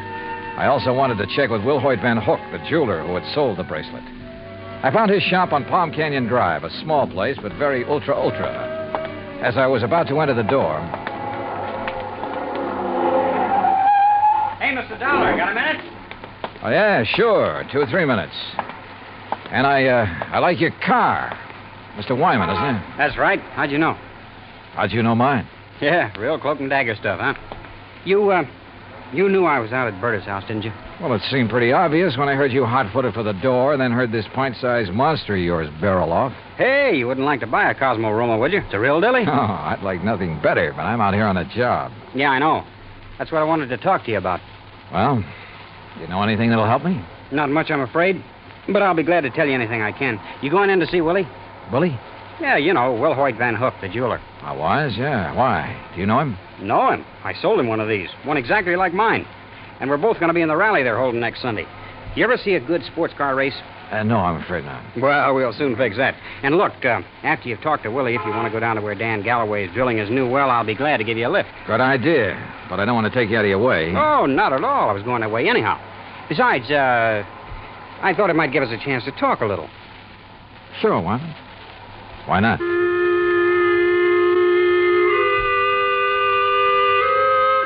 With a name like Wilhoit Van Hook, I expected... Well, I don't know what I expected. As it turned out, he was a smartly dressed chap of about 40, tall and slim, blonde hair and quick blue eyes, an alert mind. I told him why I was in Palm Springs, showed him my credentials, and he immediately offered full cooperation. Now, here we are, Mr. Dollar. Here's a copy of the appraisal. A duplicate of the statement I sent Dan Galloway. And here's a sketch of the bracelet. Ah, very good.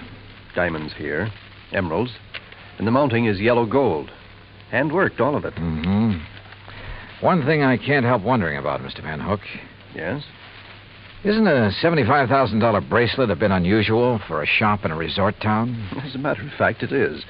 As you can see, I specialize in rare and exclusive sort of things. But very little over, say, $10,000 or $12,000. Then the Galloway bracelet was an exception. Yes. After Dan told me what he had in mind to give to his wife, I had some sent over from Pasadena and Los Angeles by wholesalers with whom I do business. You know, had them shipped down on consignment. He liked one, and that was that. I see. Mr. Dollar, I wouldn't want this to go any farther, of course. But after all, jewelers and insurance companies are... Well, our businesses are pretty well tied together, at least on occasion. Yes, unfortunately. But what are you getting at? I'll tell you. 2 days after the bracelet was delivered, one morning, just as I was opening up, Dan came in here. So? He was ill at ease, looked worried. He said he had to have some cash quickly. He asked if I could possibly refund his money. Oh? Did you? No, because I couldn't. Things have been rather slow for me this season. Quite frankly, I'd used all I'd made on the bracelet to pay up some old bills. I told him as much and that I was sorry, but I just couldn't help him. Did Galloway say why he had to have that much cash right away? Yes. Well? I don't know much about oil drilling, but as I understand it, his test well is down some 400 feet further than he'd planned on going. And the day before he came in here, something on his rig had broken loose and left him with a highly expensive repair job before he could proceed any further. Apparently, it was all very serious and very expensive. Strange his wife didn't seem to be bothered. I just talked to her. Berta? Believe me, Mr. Dollar, she wouldn't be. In fact, I doubt if she even knows. Oh? Figure it out for yourself. A man of nearly 60 who has to give bracelets and fancy cars to his wife to keep up her interest. Well, you'd hardly expect him to tell her that kind of news, now would you? No, I suppose not. Especially if he's worried about the competition. And if you ask me, he has competition. If only he could see it.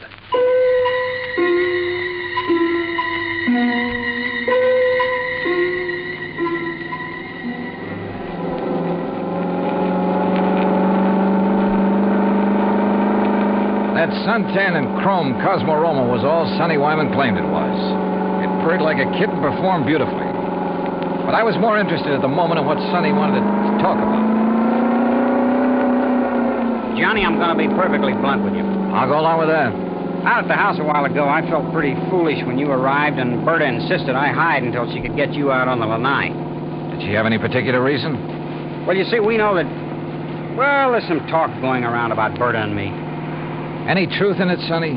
A little, I guess. You saw her. Oh, yeah? I mean, there's nothing serious between us. It's just that, well, with Dan away so much of the time, we have fun together. Yeah, sure. Now, what about the bracelet? You mean who might have stolen it? That's the general idea. I don't know. I have no idea. That sound funny to you? Should it? Well, after all, Dan and Berta keeping their house open to everybody. People in to swim, play badminton, cocktails, barbecues. I guess half the population of Palm Springs has been there at one time or another. And even if it weren't an invited guest, why, it'd be simple for someone to just sneak in and walk off with it. Providing, of course, they knew where it was kept. Well, yeah, someone who was close enough to...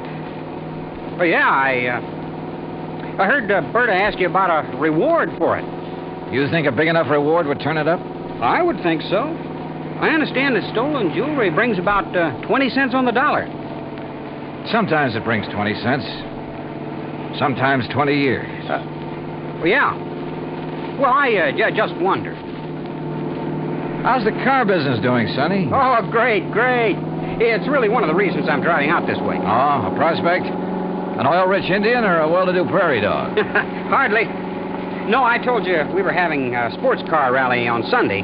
Well, being the promoter, so to speak, I'm going down to check the course. If you're still around, you ought to come. Oh, maybe I will. Having some good events, too. Willie Van Hook and I are running a match race.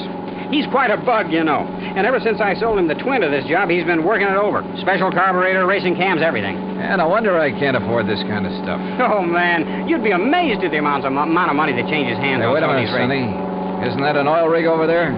Yeah, Dan Galloway's.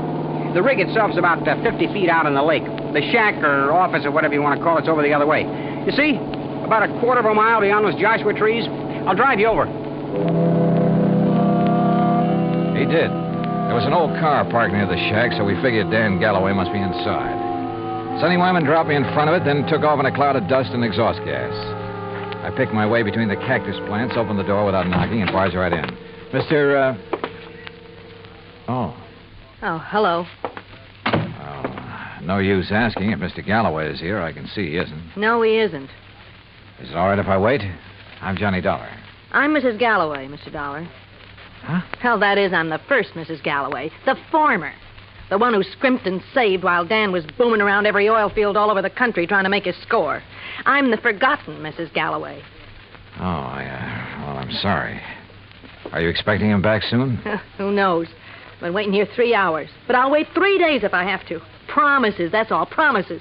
What do you mean, Mrs. Galloway? After working to help him the way I did for all those years, and then to be tossed over for somebody else who never did a lick of work in her life. Oh, sure. Give me anything I want if I let him free. So what have I got? Promises. Well, I'm sorry. But getting all upset isn't going to help. Well, wouldn't you be upset if you had more than $18,000 in back alimony coming to you? And with them living like royalty? Oh, I see. Well, he's not going to keep on getting away with it. That's why I'm here.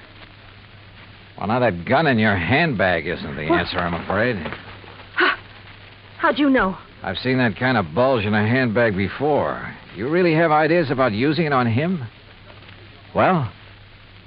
Well, I don't know. There are times when I feel as though killing would be too good for him.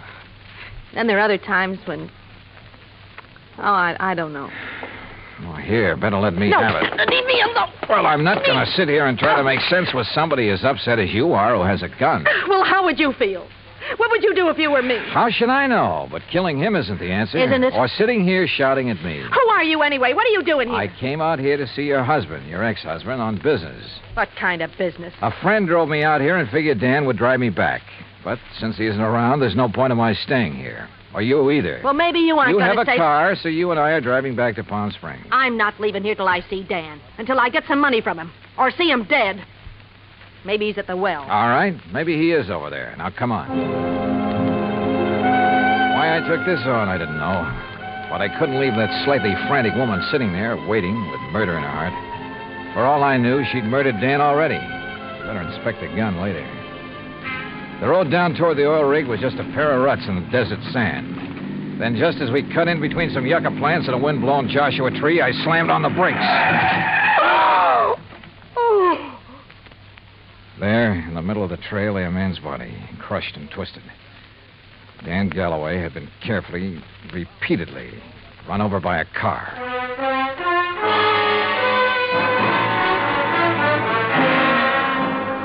Expense account item 3, $1.19 for a quick phone call to Sergeant Lacey in Palm Springs and smelling salts and a bromide for Florida, the ex-Mrs. Galloway.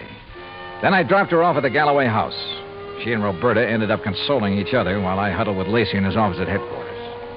Some of the boys are still out there, Dollar, checking tire prints, taking pictures, and so on. No clue as to who ran Galloway down? Not yet. Looked to me as though Galloway stepped out of his own car to see whoever had pulled up in the other and was run down for his trouble. The car that did it ran around in a circle over and over him. Any suspects, Sergeant? You found his ex-wife, Flora, waiting for him in the field office, you said. That's right. And she was pretty nervous, on edge, you said. So? Also, she was carrying a gun. Whoa, now, wait a minute. Any reason why she couldn't have run him down earlier, then gone back and just waited for somebody like you to come along? Somebody with whom she could then discover the body? Only one hitch. You told me yourself, Dollar, that she was pretty insistent about your going over there to look for Galloway. Yeah, I know. But, Sergeant, you're off on the wrong foot. Why? Because of the tracks left by the killer's car. They didn't match the tires on Flora's car. You checked? I checked. And if I were you, I'd have your boys find out whose car did make those tracks. I'm way ahead of you. Well, if you know, then what do you... wait a second. Yeah? Levine, Sergeant. I got news for you. Hey, listen to this, Dollar. About those tire tracks at the scene of the killing. Well, right on cue. They're the same make and size as the tires on Sonny Wyman's Cosmo Roma. You sure? Well, I told you at the scene I thought it was a sports car by the small size of the circle the tracks made. Yeah? And knowing the feeling between Wyman and Galloway, I went right over to his place. Nice, clean tracks all over. And they match. You holding Wyman? Oh, well, I don't know where he is, Sergeant. He wasn't at his place, and there was no answer to the phone at his showroom. Well, then get after him. Put out a flash on him. With that car, he shouldn't be too hard to find. Let me know when he's picked up. Yes, sir. What do you think, Sergeant? You know something, Dollar? I have a notion that when we find Sonny Wyman, we'll also find out what happened to that bracelet. Yeah, could be. One thing was certain. Dan Galloway could no longer be suspect in the case. But Roberta? Why not? Maybe she did know that Dan had run out of money. Maybe that's why she was so interested in the amount of reward for the bracelet. And what about Sonny Wyman? Well, it looked bad. A smart young opportunist out for the fast buck. And, of course, close to Galloway's wife. Anything he could do to hurt Galloway would help him. And now these tire tracks, the one solid clue to Galloway's killer. Sergeant Lacey and I drove out to the Galloway house. No, Johnny. I haven't seen Sonny since he left here this afternoon. That's when you were here. He didn't call up? Why should he call up? Why shouldn't he call, Roberta, if he'd heard that Dan was killed? Now, you listen here, Mr. Dollar. If you're trying to trick me into saying something about Sonny having anything to do with Dan's death, you're wasting your time. And what's more... Pardon me. Hello? Oh, yes. Just a minute. For you, Sergeant Lacey. Oh, thanks. Hello? Yes? Yes, when? Yeah, I see. Okay, Levine, thanks. Has he found Sonny Wyman? He sure has. And if you want to see him, you'll have to go to the coroner's office. What? Oh, no. Yeah, that souped-up car of his, a couple of miles out of town. Ran off a curve and over a 100-foot bank. Within minutes, Lacey and I were at the scene of the accident, looking things over with the help of flashlights. Yeah, he must have been really burning up the road to spin and roll this far off the highway. But surely he must have been familiar with that curve. Oh, sure. He knew these roads around here as well as anybody in the county. Tires still in one piece, too. And these sport cars usually corner pretty well. Well, this one didn't. Hey, Lacey, look here. Yeah? This left rear fender. Looks to me like this car was sideswiped. Hey, you're right. Rolling over never make a long crease like that. Uh-huh. No, wait. If another car sideswiped him, there'd be paint on this fender. Paint from the other car. Sergeant, you're absolutely right. And since there's none here... Sergeant, you're absolutely wrong. How far to the nearest filling station? What? I want to make a couple of calls to some wholesale jewelers in Pasadena and Los Angeles. Right now, in the middle of the night? Right now. Wholesale jewelers? Expense account item 4, $11.90, phone calls to Pasadena and L.A. The third call yielded Mr. Alfred Mencken of Mencken Imports Incorporated, who was pretty cheerful about having been gotten out of bed. It's quite all right, Mr. Dollar. Now that I'm up, I'm wide awake almost. Well, I hate to throw something like this at you in the middle of the night, Mr. Mencken, but tell me, please, did you ship a diamond and emerald bracelet to Will Hoyt Van Hook in Palm Springs within the past few weeks? Why, yes, Mr. Dollar. Oh? As a matter of fact, I sent him 3. That was 2 weeks ago, and he returned them all. Returned them? When? Well, 2 of them the day after he got them. But the third one he kept for a while. I got it back just last Thursday. Now, I don't know if that means anything to you. You bet it does. Thanks very much. Lacey and I piled into one squad car, 4 patrolmen in another. It was several miles out to the little ranch where Van Hook lived, and Lacey and I chewed it over as we drove along. Don't hold out on me, Johnny. Whatever made you think a Willie Van Hook is the one who drove Sonny Wyman off the road? Well, apparently there was no paint on that fender from the car that sideswiped him. Actually, there was. Holy... Of course. Van Hook's car is exactly the same color as Sonny's. Another thing. The car that ran down Galloway, like the one Sonny drove, even down to the tires, but not necessarily the same car. Plus the fact I couldn't help wondering about Van Hook all along. Yeah, but why? In a job like mine, you have to wonder about everybody connected with a case. Anything particular about Van Hook? Well, he told me that he'd use the money he got from Galloway to pay off some overdue bills. And yet, a few weeks ago, he was able to buy an $8,000 sports car. It ties up, Dollar. It all ties up. But how did Sonny Wyman figure in it? Oh, Sonny was a fellow who lived by his wits. He may have reached the same conclusion about Van Hook that I did. May have had an idea for latching onto the reward money. He mentioned the matter of reward to me a couple of times. Or he may have had ideas for blackmailing Van Hook. Another thing. Van Hook saw me drive away from his shop in Sonny's car. That meant he had to act fast, get rid of Galloway, who'd given him back the bracelet, and, of course, take Sonny out of the picture, too. Yeah, it all seems to add up very nicely. And when we face Van Hook, well, there's his place now. Yeah, here's his driveway. Well, either he's skipped out or he's asleep. No lights on in the place. Well, if you ask me, he's far... No, wait. Yeah? The third window on the right. The blind was pulled away for a second or two. Well, then let's get out of this car. We're sitting ducks in here. Well, how about it, Sergeant? What do we do? You boys split up. Cover the back and sides of the house. He's in there? Yeah. Okay, boys. Come on. Johnny, maybe you better keep out of this. Are you kidding? Hey, listen. That car door, I'm sure of it. Yeah, I know. Holy... What's he up to? Gonna lock himself in and take the monoxide route? Come on. Are there back doors in that garage? Not that I know of. Here, wait a minute. Van Hook! This is the police. We've got men all around this place. Turn off that engine and come out of there with your hands over your head. Don't be a fool, Van Hook. You haven't got a chance. Come out of that garage now. Hey, did you see that? He drove right through the door of his garage. Come on, Lacey, the car. Get after him, you guys. Get moving. Yeah, come on, boys.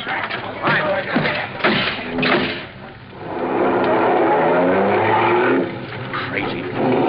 He's getting into the side-swiping habit. See what he did to that other patrol car? Yeah, they're okay. They're off and tailing us. Come on, step on it, Lacey. This is one time we ought to have a Cosmo-Roma. Well, maybe he can outrun us, but with two cars on his tail, he may get careless, take chances. If so... Yeah, hang on. Oh! Lacey, you could qualify for some of those road races yourself. That guy's out of his head. Main highway like this, full of trucks and trailers. Oh, don't worry about those guys. Those interstate truckers will give you a clear road after them. They're the best drivers in the country. Come on, hit your siren. You're right. Hey, see, I told you those guys would give you the road. Holy... Look! The trailer in front of him. And the oncoming truck. Van Hook's trying to squeeze through. Pull up. Pull up, or we'll...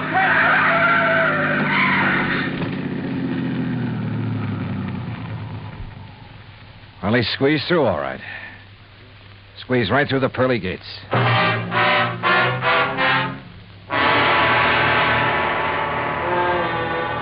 Expense account item 5, $38.75, room, 2 meals, and valet service at the Casa de Paz.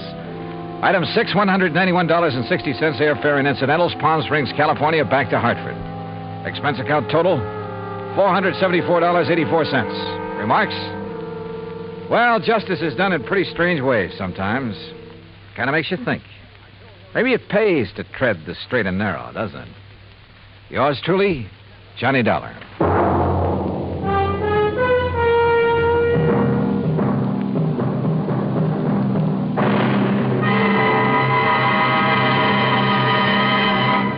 Now, here is our star to tell you about next week's story. Next week, international intrigue. A beautiful girl and a very clever chemist.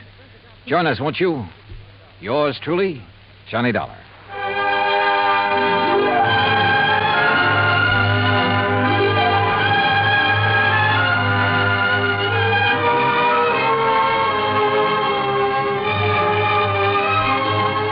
Yours truly, Johnny Dollar, starring Bob Bailey, originates in Hollywood. It is written by Paul Franklin and is produced and directed by Jack Johnstone. Heard in our cast were Barbara Eiler, Paula Winslow, Forrest Lewis, Frank Nelson, Sam Edwards, Austin Green, and Shep Menken. Musical supervision is by Amerigo Marino. Be sure to join us next week, same time and station, for another exciting story of yours truly, Johnny Dollar.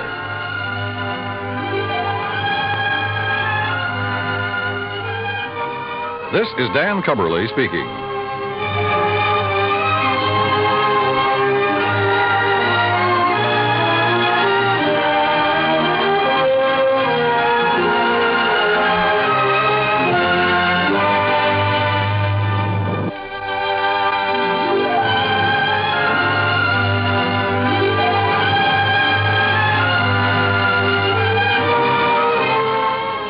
Johnny Dollar has come to you through the worldwide facilities of the United States Armed Forces Radio and Television Service.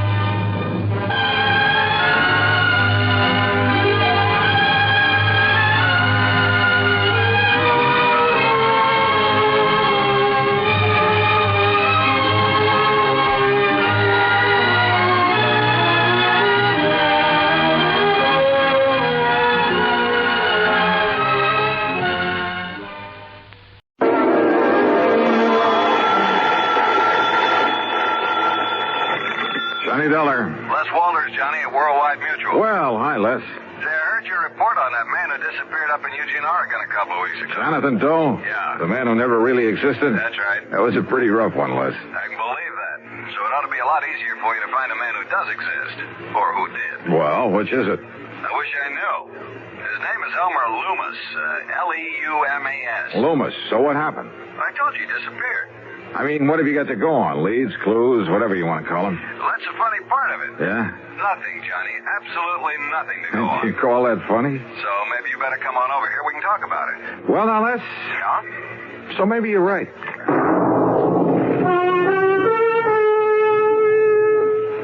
And now, Act One of yours truly, Johnny Dollar.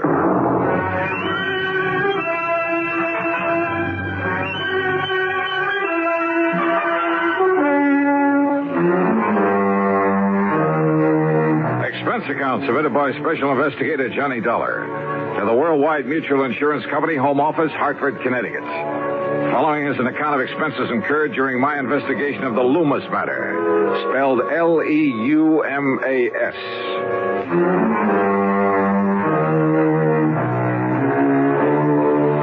No leads at all, huh? Well, at least it gives me a clean, uncluttered start.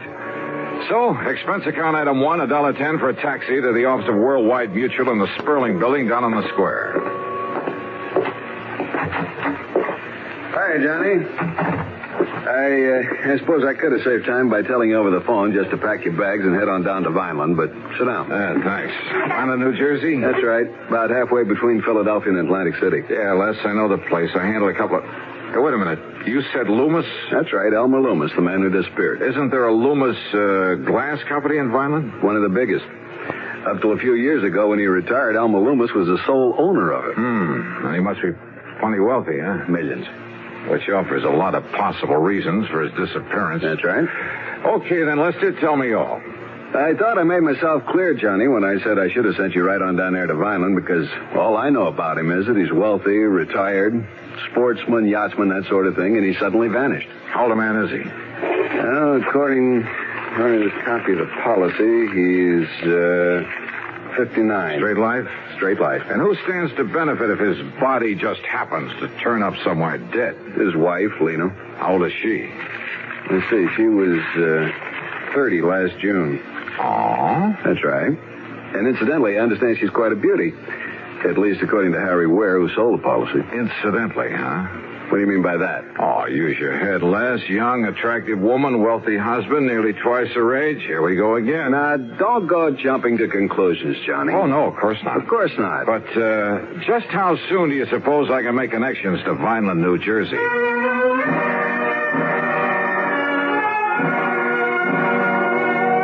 Item 2, $4 even for a couple of taxi fares. One back to my apartment where I packed a bag, the other out to Bradley Field. Item 3, $12.55 for a plane to Philadelphia. Item 4, there in the city of brotherly love, $50 deposit on a rental car. After a late and hasty lunch, that's item 5, $2.25, I drove across the Delaware River Bridge and picked up Route 47.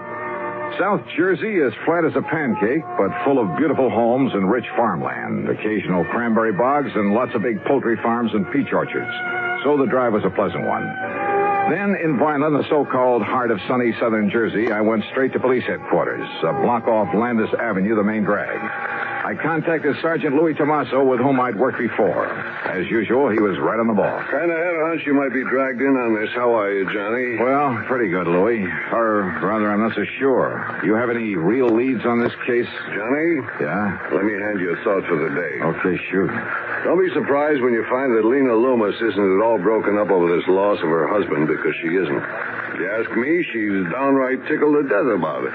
Is that your snide way of telling me that she's interested in somebody else? Somebody closer to her own age? Johnny, if I could find out who that somebody else is, but who knows, maybe there isn't any. Or maybe there's a dozen of them. I don't know. This gal is the social type. One big party after another, night after night, month after month, ever since they got married. And Leumas? Couldn't stay far enough away from it all. Spend most of his time off on hunting or fishing trips or out on his yacht. Funny that he ever married her in the first place. Well, when a gorgeous young charmer starts cooing at a poor, lonely widower, nearly 60, well, what do you expect? Apparently all she cared about was getting her hooks on his money. What else? When did he go?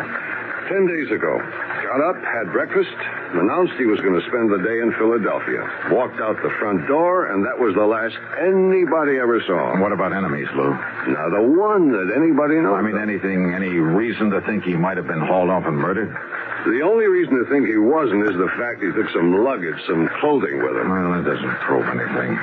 You've questioned his wife, of course. Yeah. When you get through talking to her, you'll know just as much or as little as I do. Well, how about his favorite hunting and fishing spots? Checked them all, favorite and otherwise. Nothing.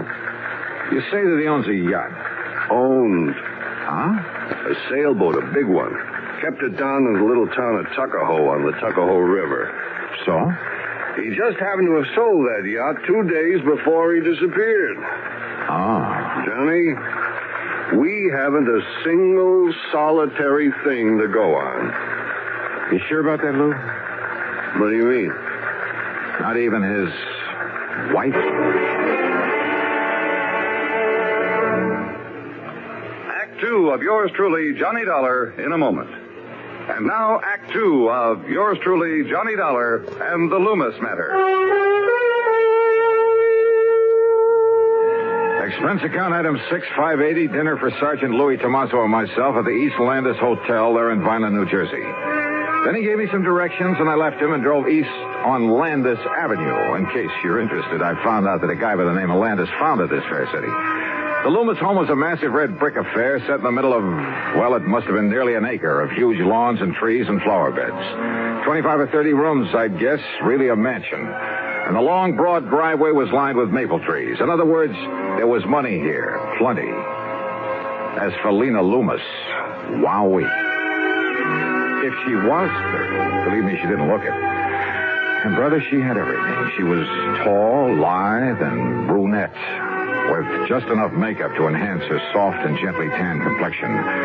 She wore a pair of sleek blue velvet capris and a light silk blouse. A subtle touch of arpege that, well, at the risk of sounding repetitious. Wowie. Well, come in, Johnny. Yeah. How an old codger, wealthy or not, could ever rate something like this. And framed there in the doorway and a trace of moonlight filtering through the trees, believe me. Johnny? Oh, I'm sorry, Mrs. Loomis. Mrs. Loomis? And with that look in your eye? It's Lena, and you know it, and come in. Yeah, sure, thanks. Oh, darn it, you would come the one night when I'm not having a party. In here, Johnny. Yeah. The place is dead as a doornail. Then I suppose I have to give the servant some time off. Sit down, huh? Like a drink? Yeah, I think I could use it. No, thanks. Not even to keep me company? Scotch and soda? A light one. Now, I just knew that was you I saw down on Landis. What?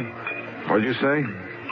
I just knew you'd be coming down here to investigate Elmer's disappearance. So when you rang the doorbell just now, I wasn't the least bit surprised. Oh, that's so? Elmer was always a great fan of yours.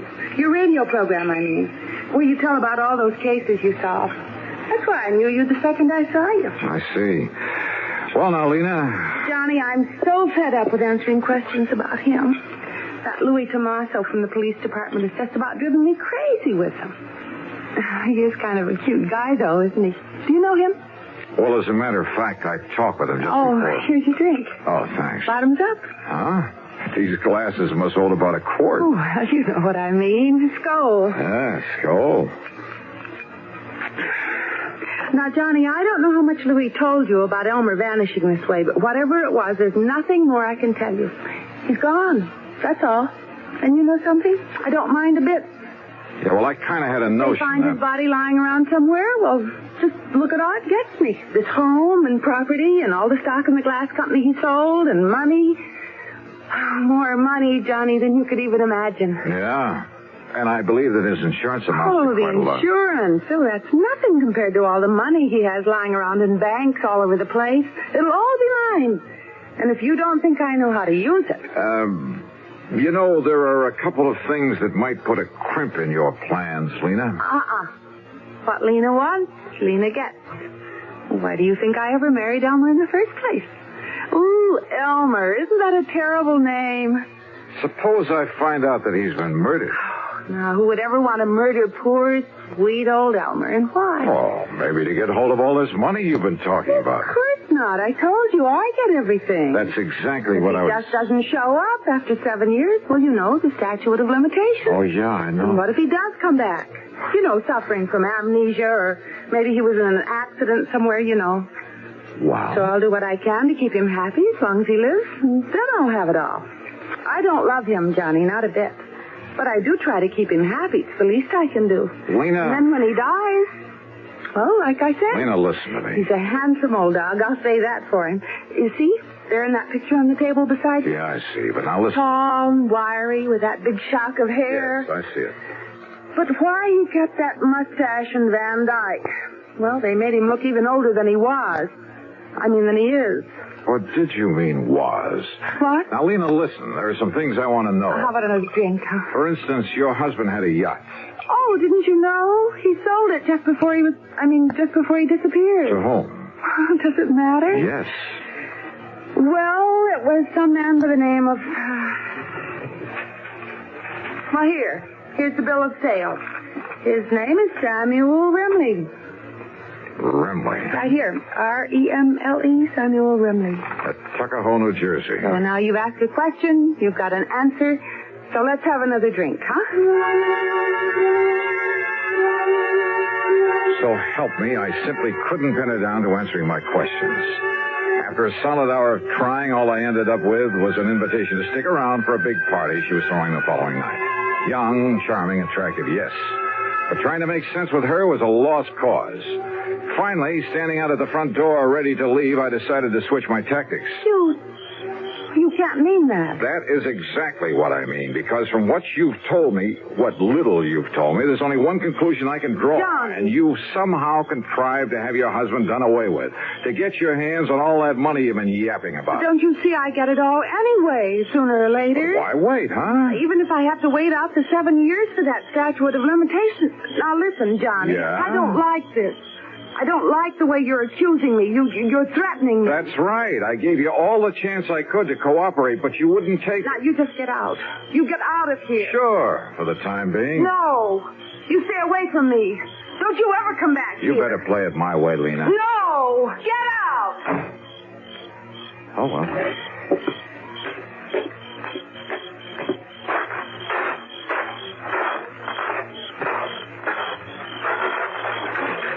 Hey, just a minute, buddy. Oh?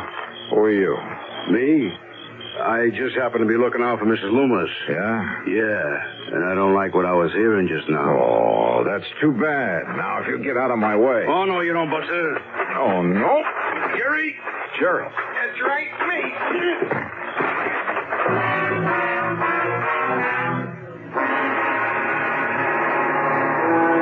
Of yours truly, Johnny Dollar.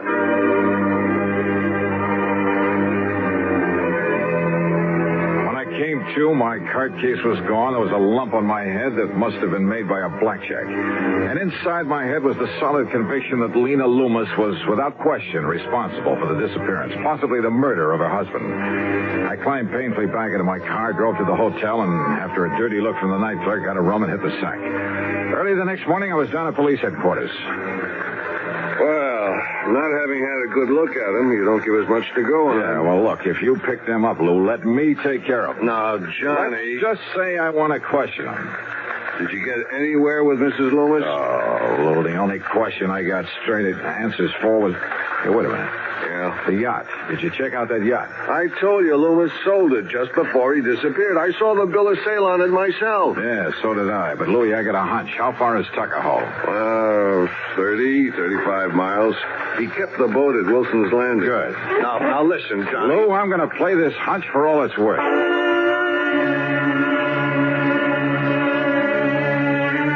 It was more than a hunch, because it had to do with a rather strange and interesting combination of names. And the more I thought about it, well, I made tracks to the little town of Tuckahoe, to Wilson's Landing on the Tuckahoe River. Here you are, Mr. Dollar. Right here is where the Lena was tied up. But the owner, this Mr. Remley, he took it out last night? Yes, sir. Did you know the previous owner? No, I'm kind of new here. But the boss must have. Captain Wilson. Where is he? Been down to Atlantic City the past week. All right. What does this Samuel Remley look like? Well, Mr. Remley's an old man, about 60. Yeah? Tall, slim, kind of wiry. Full head of hair, a mustache, and a little Van Dyke beard? Oh, no, sir. Mr. Remley's clean shaved and wears a butch. Well, now listen. Yes, sir? Do you know where he headed for when he took off last night? No, I don't, sir. Then show me the nearest telephone. Item 7, $3 for telephone calls. I hit pay dirt on the fourth one to the Coast Guard station at Cape May. Why, yes, Mr. Dollar. The Lena pulled in here a couple hours ago. Good. She's tied up at the clubhouse dock. I can see her from here. Then, Captain, I'll be right down there.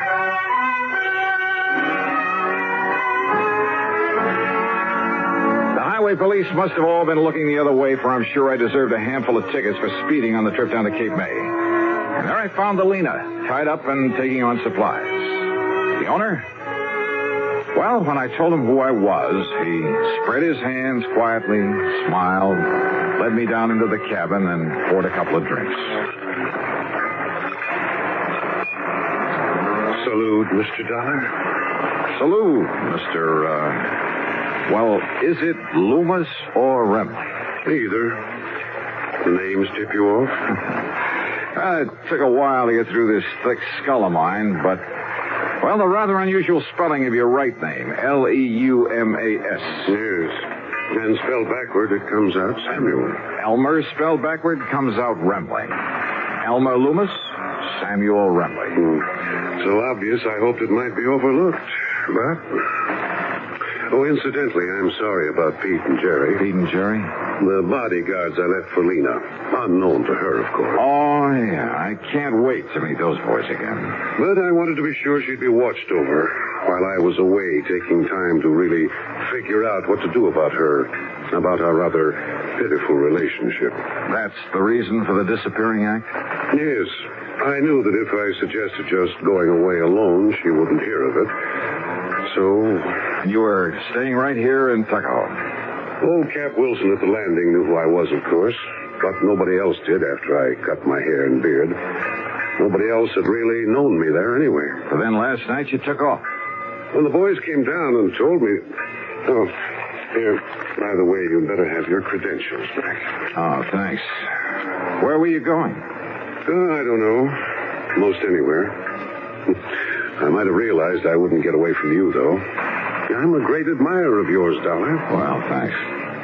So, what now? You've, had time to make up your mind? About your wife, I mean? No. Yes, I suppose so. Well, I don't know of any formal charges I ought to make against you. Of course, the violent police. I'll somehow try to make up to them for all the trouble I've caused them. Would you like to sail back to Tuckahoe? No, thanks. I've got my car. And who knows? Maybe you'd like a little more time to think. Alone.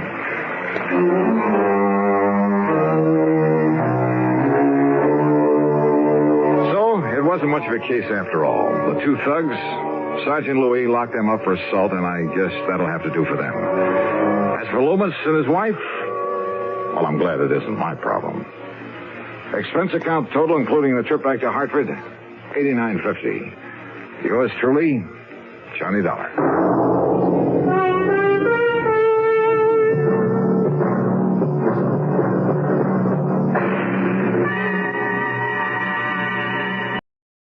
From Hollywood, it's time now for...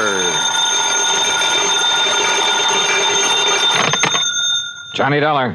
Johnny, this is Ed Barrett at Tri-State Life and Casualty in New York. Oh, hi, Ed. How are you? A little sick at the moment. Oh, what's the matter? I was planning to go up to the fishing lodge of a friend of mine over the weekend, Tommy Hargrave. Oh, but now you've had to call it off, and brother, I know exactly how you feel. No, Johnny, I don't think you do. Look, Ed, I'm a fisherman myself, and when something interferes with going... What was that? I just received word that Tommy had a car accident up there. Car rolled over on him. He was killed instantly. Oh, I'm sorry, Ed. Yeah. And company policy being what it is, since he carried $70,000 in insurance, double indemnity, since there was an accident involved, well, I got to order the usual investigation. Yeah, sure, I see. Who's the beneficiary? His wife, Mary. They get along all right? No, as a matter of fact, Now, look, Johnny, don't get any crazy ideas. Just go on up there and help her all you can. Oh, sure. Where, Ed? Place is called Shadow Hill, near the little town of Bethel. New York? Yeah, up in Sullivan County. The police department is a man named Skinner. Police? If everything's okay? It was Skinner who called me, that's all. Oh, yeah. Okay, Ed, I'm on my way. And if I dig up anything... Johnny, I assure you that everything's all right about this one. Oh, sure. You say that as though you don't believe it. Well, just my suspicious mind showing, I guess. Forget it.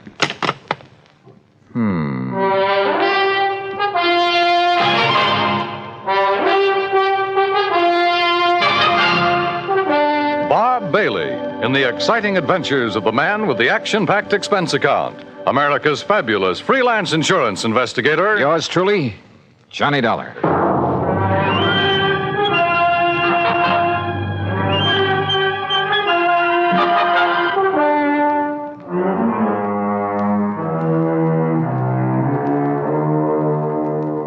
Expense account submitted by Special Investigator Johnny Dollar to the Tri-State Life and Casualty Insurance Company, New York, New York. Following is an account of expenses incurred during my investigation of the Gruesome Spectacle Matter. Expense account item 1, $620, fare and incidentals, Hartford to New York. Item 2, $50 deposit on a rental car. I swung north, crossed the George Washington Bridge, then picked up Highway 17 through Goshen with its famous racetrack, through the summer resort town of Monticello, then past White Lake, a good fishing spot, to the little town of Bethel. It really isn't much more than a crossroads, a couple of filling stations, a general store and post office, and Emmer's Hotel, where I park my bags. Shadow Hill, however, turned out to be a beautiful summer lodge sitting high above the edge of a nearby private lake. From the highway, I could see the narrow winding road that led from the lodge down to the lake shore. I could also see the spot where a car had apparently taken a corner too quickly, skidded, and rolled over to where it lay on its side. Then, shortly after pulling off the highway, I could see something else. Another car, just short of where the accident had occurred. It was half hidden in a clump of trees that bordered the road. And as I slowly pulled up to it, a man suddenly jumped out and leveled an old .30-30 rifle at me. Stop right there. Don't come any closer. Oh, well, now, just a minute, mister. Who are you? What are you doing around here? Stranger, huh? Yeah, I guess you'd call me a stranger, but look, Then maybe you're the stranger I'm looking for. Get out of that car with your hands up over your head. And don't try no funny business. Hey, what is this, a holdup? Do like I tell you to. And be quick about it. Okay, whatever you say. Come on. This door doesn't seem to want to... You trying to pull some trick? No, Open that door. Well, it's stuck, I guess. Here, I'll do it. Now then. Thanks. Yeah, now I'll take that gun. Oh, no, you won't. All right. Now. All right, up on your feet. Now, just a minute, son. Turn around. Go on, turn around. You just look here, son. You just take it easy, old man, and remember I have the gun now. I'll lock you up for this. That's what I'll do. You'll what? Yes, sir. Interfering with the law this way. The law? You? That's right. See? Here's my badge. See? Oh, okay then. Look, Mr. Skinner. You look, you... Hey, how'd you know my name? You are Mr. Skinner, aren't you? Well, sure I am. Amos Skinner. Only it's Chief Skinner to you. Police Chief Skinner. And if you think you're going to get away with this, you... What's your idea? Oh, Chief, it looks like you're just the man I came to see. Huh? Only, maybe you'd better have your gun back. Here. Well, all right. All right, now, you just put your hands up and...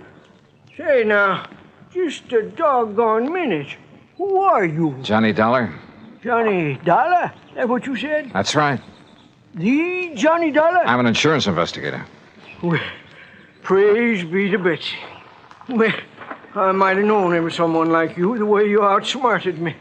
Banging the car door against me that way. Oh, I'm sorry about that, Chief. Well, Johnny, I'm real proud to meet you. And believe me, son, I'm just mighty glad you're here. Oh? Why do you say that? Just you look here, Johnny, over the edge of this road. Look. You see it down there? That car? Is that the car in which Mr. Thomas Hargrave was killed?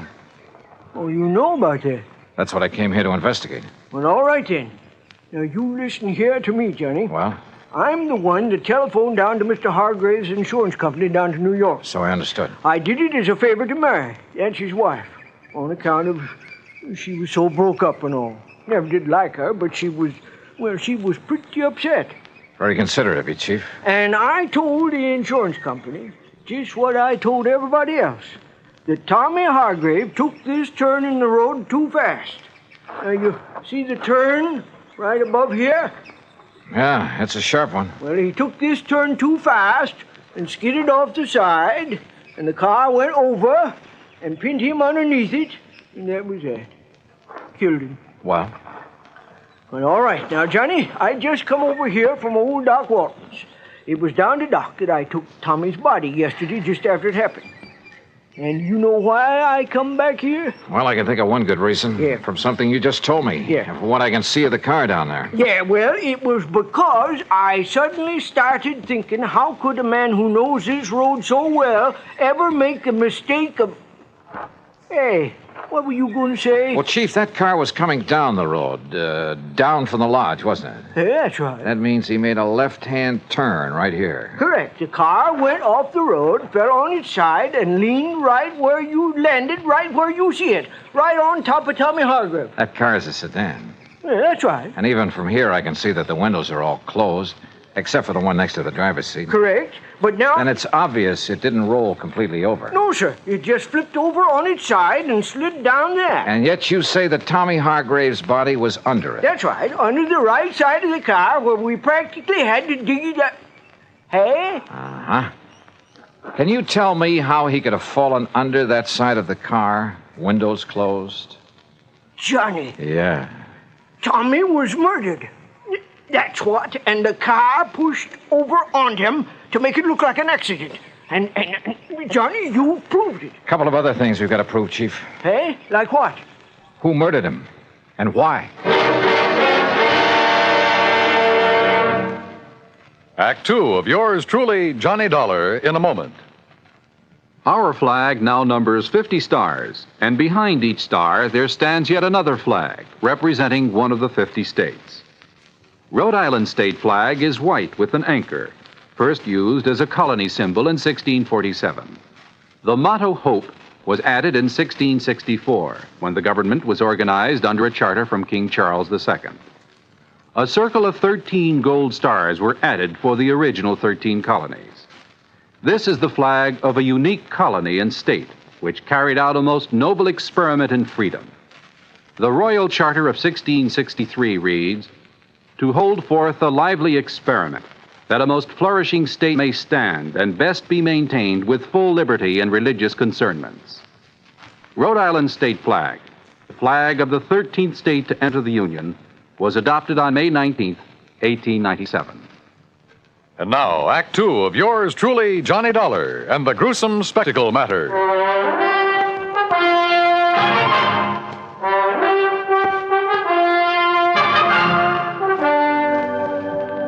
All right, Chief, tell me this. When and how did you learn of this so-called accident that killed Tommy Hargrave? Well, from Mary, his wife. Oh? It was like this, Johnny. I was sitting down at Bob and Ernie's and... Who are Bob and Ernie? Well, they run that mobile gas station down the highway you pass on the way. Oh, go on. Well, we were just sitting there talking about the Hamiltonian and all the money... What do you mean, the Hamiltonian? Well, you know, the big harness race they run down to Goshen every year. Oh, yeah.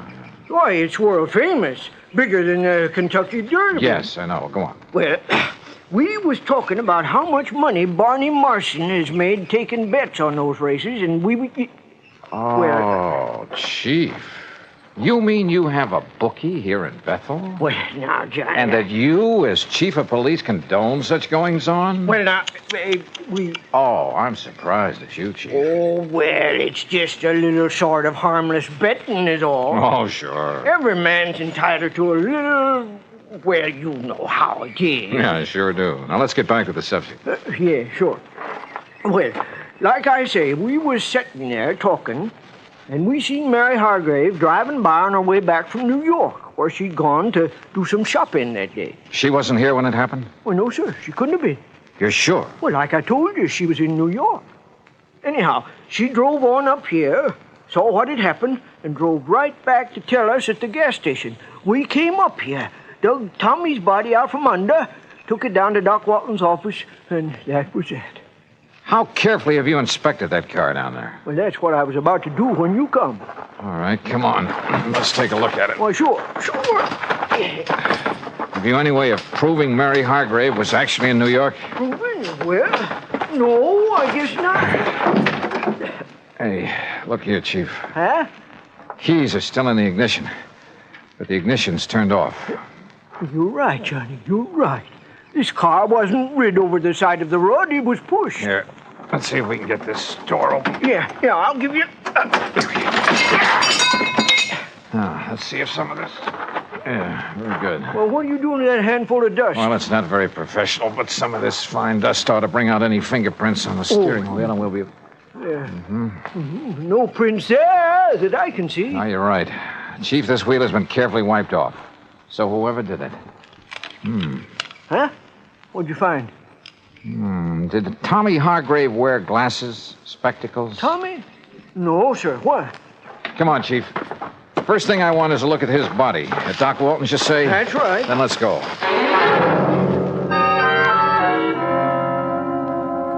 Well, as a matter of fact, it was I who suggested to Amos, to Chief Skinner, I should say, that he go back and have another look at that car, Mr. Dollar.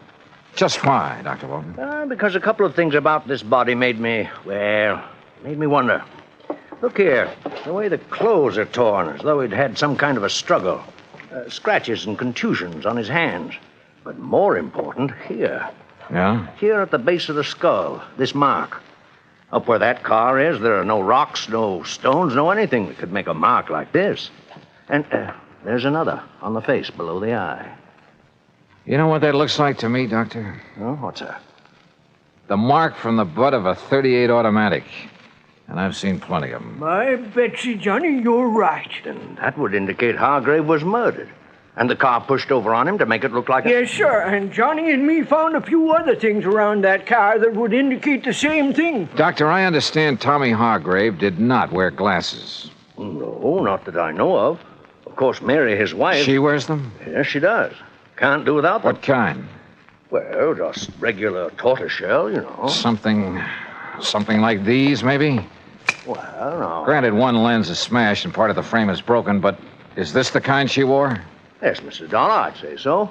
Of course, a great many Johnny, surely you don't think his own wife... They didn't get along too well, did they? Well, no, but after all, when any couple's been married 10, 11 years... Also, she just happens to be the beneficiary of his sizable insurance policy.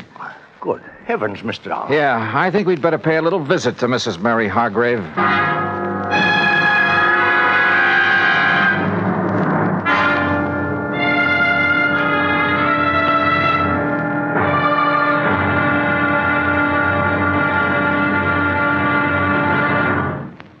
Act 3 of yours truly, Johnny Dollar, in a moment. Many times in the history of mankind, nations have pooled their forces to exert a greater strength against a common aggressor.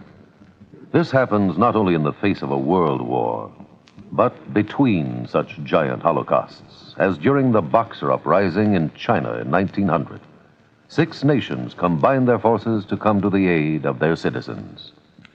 In the thick of the fight, undaunted by devastating enemy fire, Chief Bosun John McCloy of the United States Naval Contingent distinguished himself by meritorious conduct above and beyond the call of duty. For his valorous action, he was awarded his first Medal of Honor. But a man of action doesn't get the job done because of possible awards. It is the spirit of his code of conduct that guides him. John McCloy was guided by that code again and again. In June 1914, during the Mexican campaign, when the government of the United States was put upon once more to aid its persecuted citizens, Chief Bosun John McCloy was constantly risking his life.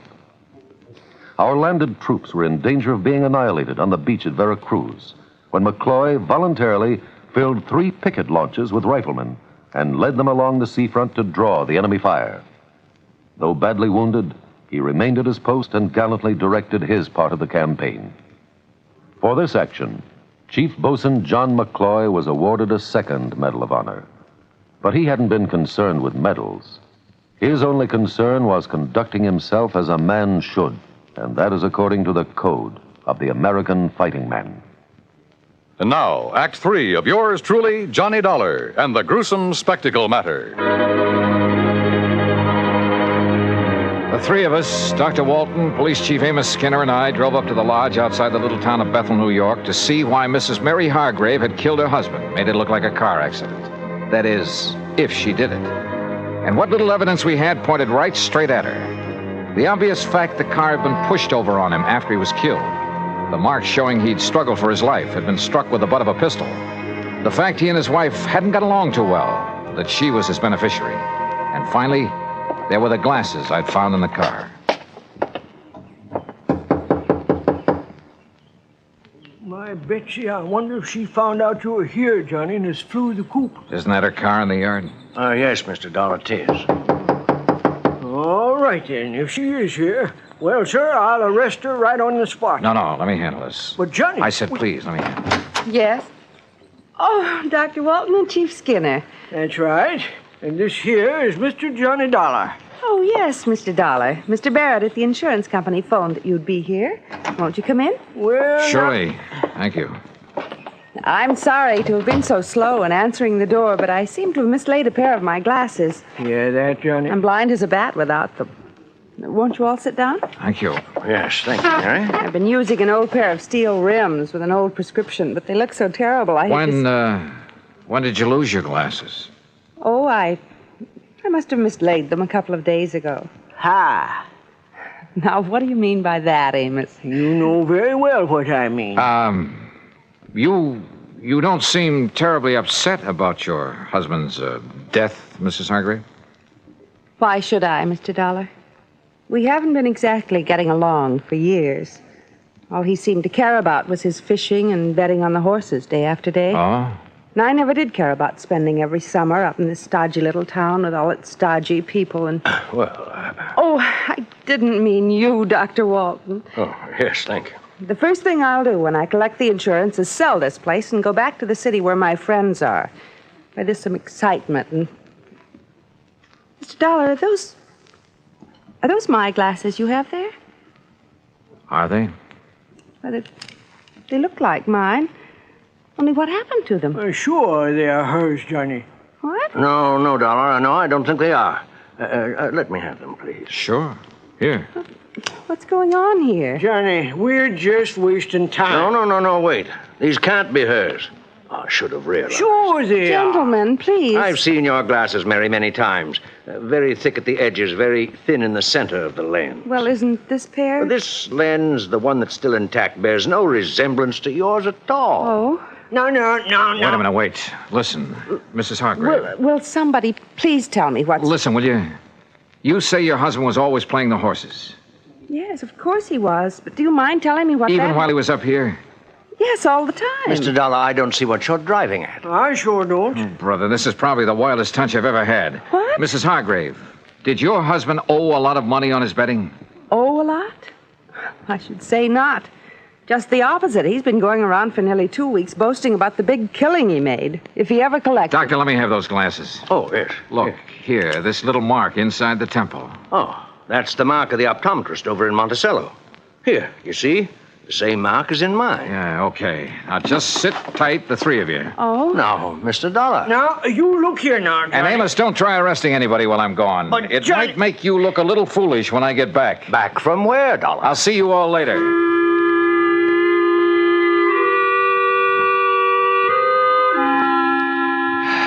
Well, that's really just about all there is to this case. Oh, except, of course, for the fact the optometrist in Monticello had no difficulty at all in matching the glasses I'd found with the prescription of... Yeah, you guessed it. They had belonged to the bookie Chief Skinner had told me about, Barney Marston. Of course, Barney wanted to put up a fight when we faced him with the facts. But then he couldn't seem to explain the various and sundry bruises he was carrying around. Until we reminded him of the fight he'd had with Tommy Hargrave. Yeah, he'd killed him and pushed the car over on top of him. The reason for it all? Simple. Tommy had won a cool $25,000 from him. Had threatened to put him out of business if he didn't pay, which he couldn't. So, Barney killed him and tried to fake the accident. And you know something? I have a sneaking suspicion Chief Amos Skinner isn't going to stand for any bookies operating in Bethel, New York from here on out. Oh, and Mary Hargrave found the glasses she'd mislaid. Expense account total, including mileage on the rental car and the trip back to Hartford, $148 even. Yours truly, Johnny Dollar.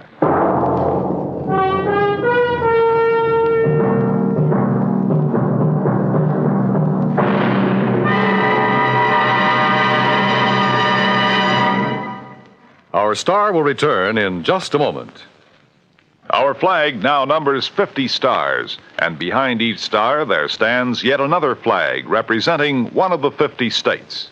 Kansas' state flag is dark blue, and in the center is the state's seal, surmounted by a large sunflower, the official state flower. The seal reflects the history of Kansas, the train of ox wagons going west, for most of the great roads passed through Kansas. An Indian is depicted chasing a herd of buffalo, recalling the words of the official state song, "Oh, give me a home where the buffalo roam."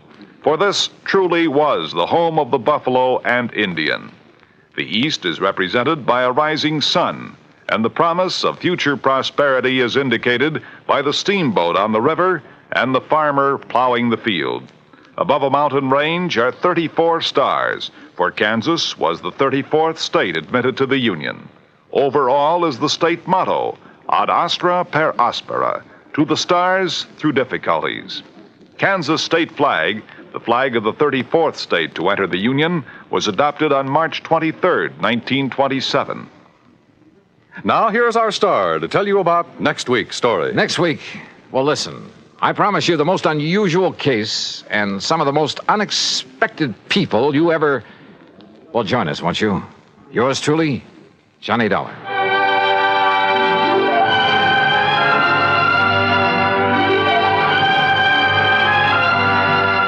Yours truly, Johnny Dollar, starring Bob Bailey, originates in Hollywood and is written, produced, and directed by Jack Johnstone. Heard in our cast were Virginia Gregg, Harry Bartell, Junius Matthews, and Joe Kearns. Be sure to join us next week, same time and station, for another exciting story of yours truly, Johnny Dollar. This is Dan Coverly speaking.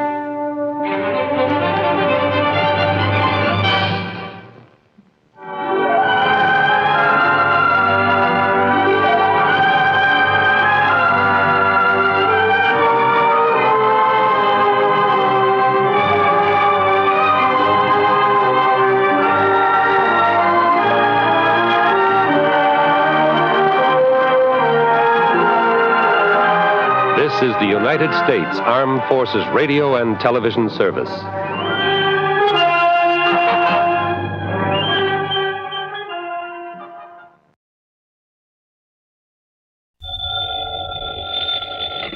Johnny Dollar. Johnny, you better come flying out here just about as fast as you can. Who's that? Johnny, this is Red. Yeah, Red who? Well, you know, your favorite fishing guide. Red Barrett? That's right. Lake Mojave Resort out in Arizona? Yes, sir. Well, Red, you old scalawag, how are you, and how's the fishing? Just great. That is, if you know where the good holes are. And believe me, you do. Now, that's really a fact, Johnny. I really do. I guess I'm the best fishing guide this country ever saw. Yeah, and I suppose you think it's time I made another trip out there and tangle with some of those beautiful lunker bass. Well, now, Johnny... it's no good, Red. I just can't do it. Now, you listen. The way the work is piled up on me, I'm just about going crazy. I've been trying to get away for some kind of a vacation for weeks now, but I just can't do it. Sounds to me like you need it, too. Yeah, it's been a tough year, no let up at all. Pat McCracken over at Universal Adjustment Bureau, half a dozen of my other contacts. They've been begging me to take some time off, but I just can't, Red. I'm not on a regular payroll. I'm a freelance, so I have to take on every assignment that's handed me, whether I like it or not. Look, you mentioned Mr... No use, Red, so don't make me feel any worse by talking about it. Me? That was your idea. Huh? Did I say anything about fishing until you did? Oh, now, wait. You mean there's some insurance matter I ought to look into out there? It was this Pat McCracken you mentioned that said I better call you. Oh, great. And he's the one who's been after me to take a rest. So, what's happened out there? That's the thing. It ain't what has, but what's going to happen. Yeah? Like what? Come on, get to the point, Red. Well, Johnny, when it does happen, well, it's going to be pretty tragic for Lake Mojave Resort. You mean somebody's trying to wreck the place? Something like that? Much worse, Johnny. Much worse. Well, what is it? Well, I just don't think I ought to tell you over the phone. But, Red, unless I know... And if somebody was to hear me talking to you this way... Red, look. And anyhow, you'll find out soon enough when you get here, Johnny. And you won't like it. No, sir. Red, quit stalling, will you? Of course, if you just want to sit around up there in Hartford and let a terrible thing like this happen without even raising a finger... Well, I just can't believe you'd do that. Look, will you stop beating around the bush and... Red? Red. I can't tell you over the phone. It's too awful. Now listen, you old goat. But, Johnny, they say there's an airplane leaves New York City just about 12 o'clock noon. So what? So it'll get you in Las Vegas about 9:45 tonight. Okay? What do you mean, okay? I mean, just you be sure and be on it. And I know you will. Oh, now look, I can't... Goodbye, Johnny. Red! Oh, if that crazy old coot thinks I'm going to fly all the way out there just because he... And yet, if he was serious...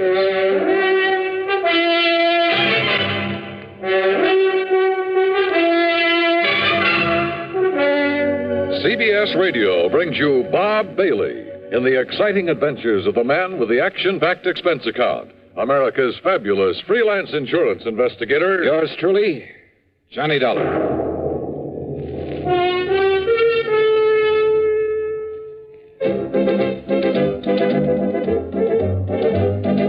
Winston tastes good like a cigarette should. Winston tastes good like a cigarette should. Winston gives you real flavorful, rich tobacco flavor. Winston's easy drawing too. The flavor comes right through to you. Winston tastes good like a cigarette should. A modern filter? Sure, Winston has it. But that's only the beginning of a Winston. Up front, up where it really counts, Winston packs exclusive filter blend. Light, flavorful tobaccos, specially selected and specially processed for filter smoking. Filter blend. That's why it's fun to smoke Winston, America's best-selling filter cigarette. Winston tastes good like a cigarette should. And now, Act One of yours truly, Johnny Dollar.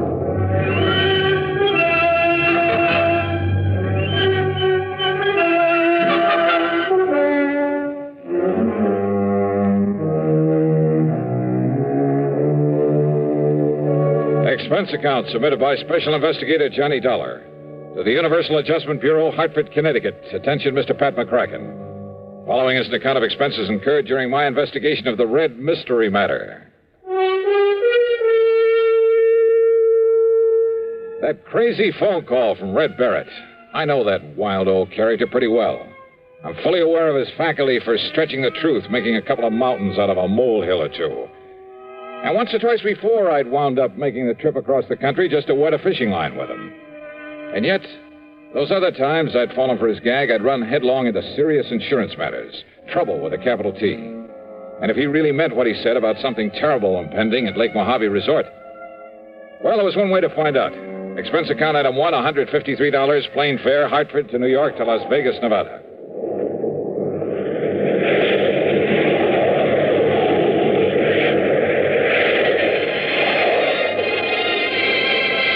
The awesome beauty of the clear night sky over the desert, with its billions of stars twinkling in the black sky above, is something I'll never tire of. The stars seem close enough to reach out and touch them. As the plane hit the glide path down to the landing strip at the south end of Las Vegas, the myriad many-colored lights of the city winked and sparkled like the lights on a gigantic Christmas tree. Yeah, from the air, Las Vegas, the fabulous city of chance, is just plain beautiful. I'd like to have stuck around Vegas for a while and tried my hand at some of the casinos and clubs along the gambler's alley they call the Strip, but I had other things to do. So, item 2 was $50 deposited on a rental car. And within minutes after the plane landed, I was heading south and east across the desert, down toward Davis Dam, down to Lake Mojave Resort.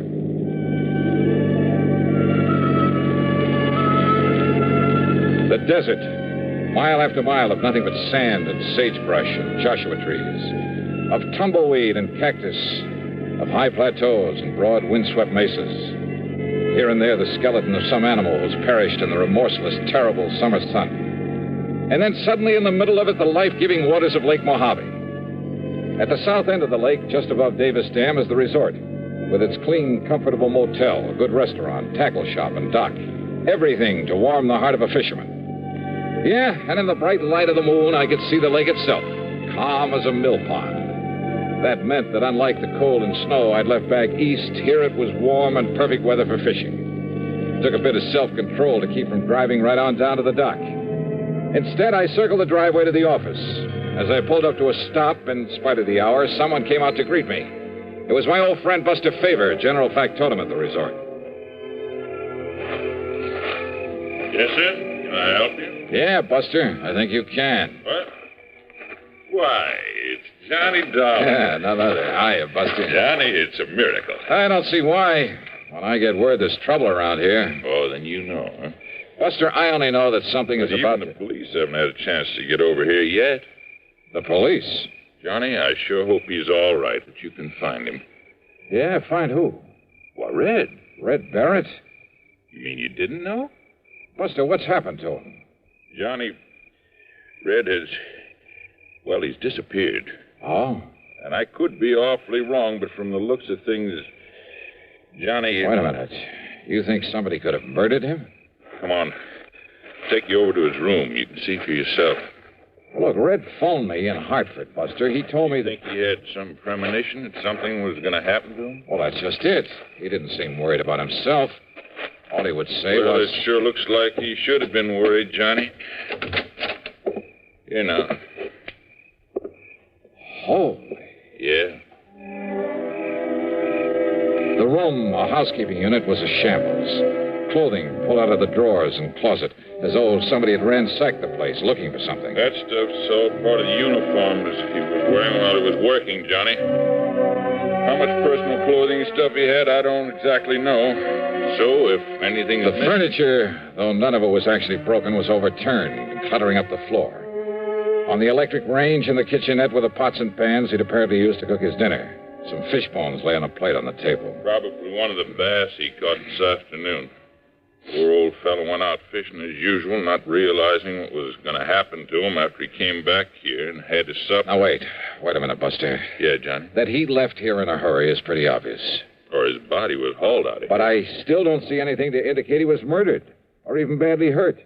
Well, look here, then. Look, Buster, you know as well as I do how unpredictable Red is. Well, I know, always but... getting restless, always talking about going somewhere else, doing something else. I know, Johnny, Look, he's told me a dozen times about a gold mine he hoped to go to back there and work someday, 50 or 60 miles north of here, up near Lake Mead.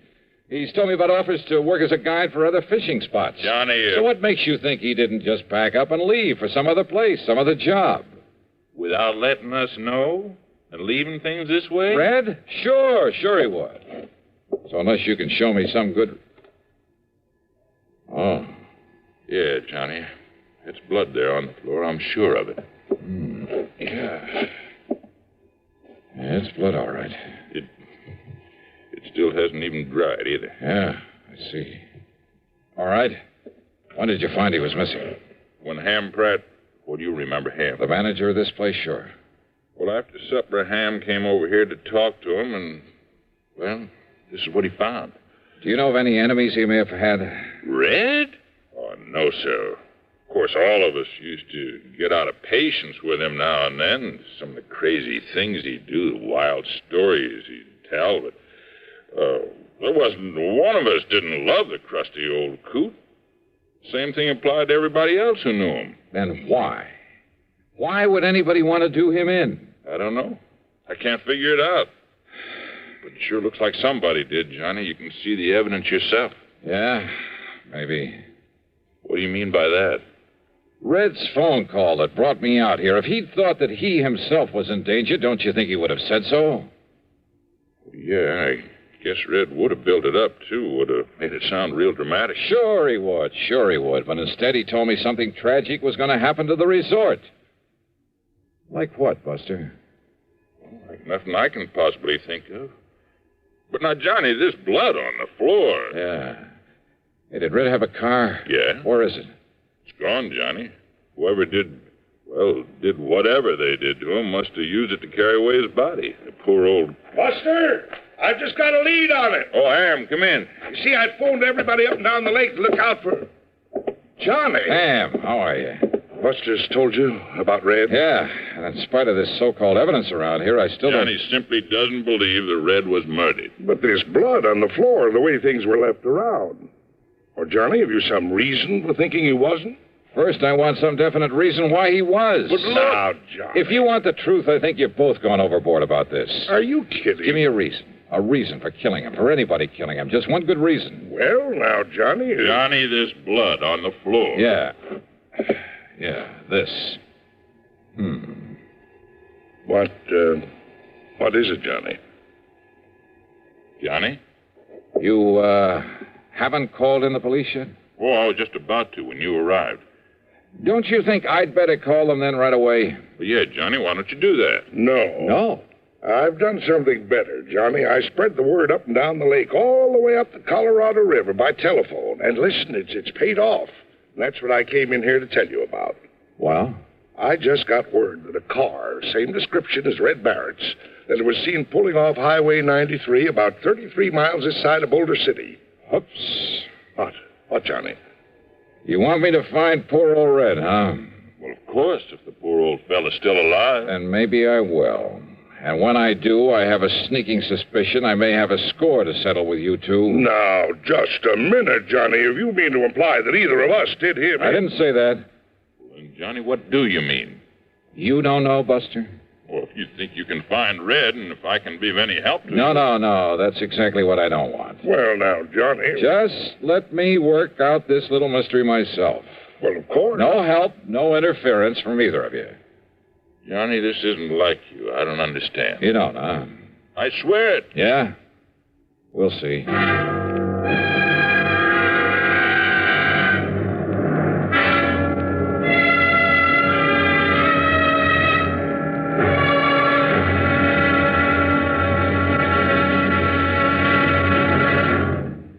Act two of yours truly, Johnny Dollar, in a moment. Welcome, recording star Mel Torme. It's terrible trying to sing with a bad cold. So I always take 4-way cold tablets to relieve cold miseries fast. Good idea. Tests of all the leading cold tablets proved 4-way fastest acting. 4-way starts in minutes to relieve muscular pains, headache, reduce fever, calm upset stomach, also overcomes irregularity. When you catch cold, try my way. Take 4-way cold tablets. The fast way to relieve cold distress and feel better quickly. 4-way, only 29 cents. Now, here's a word about another fine product of Grove Laboratories. To get rid of embarrassing dandruff in 3 minutes, change to Fitch Dandruff Remover Shampoo. 3 minutes with Fitch regularly is guaranteed to keep unsightly dandruff away forever. Apply Fitch before wetting hair, rub in 1 minute. Add water, lather 1 minute. Then rinse 1 minute. Every trace of dandruff goes down the drain. 3 minutes with Fitch and embarrassing dandruff's gone. At the same time, Fitch can brighten hair up to 35%. Get Fitch Dandruff Remover Shampoo today.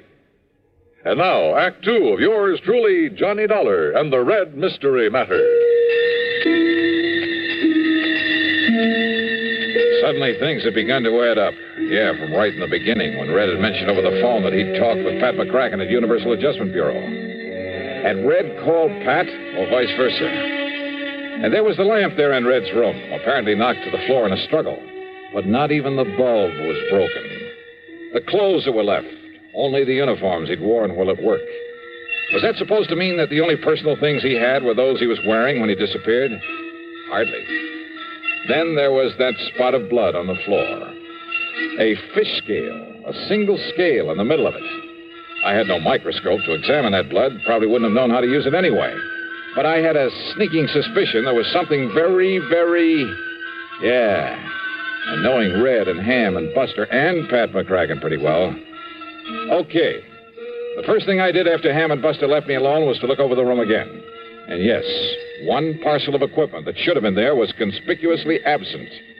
I went down to the boat dock and found the old Arkansas Traveler that Red had always used to fish in. There was was empty. Absolutely empty of the stuff I knew he always kept in it.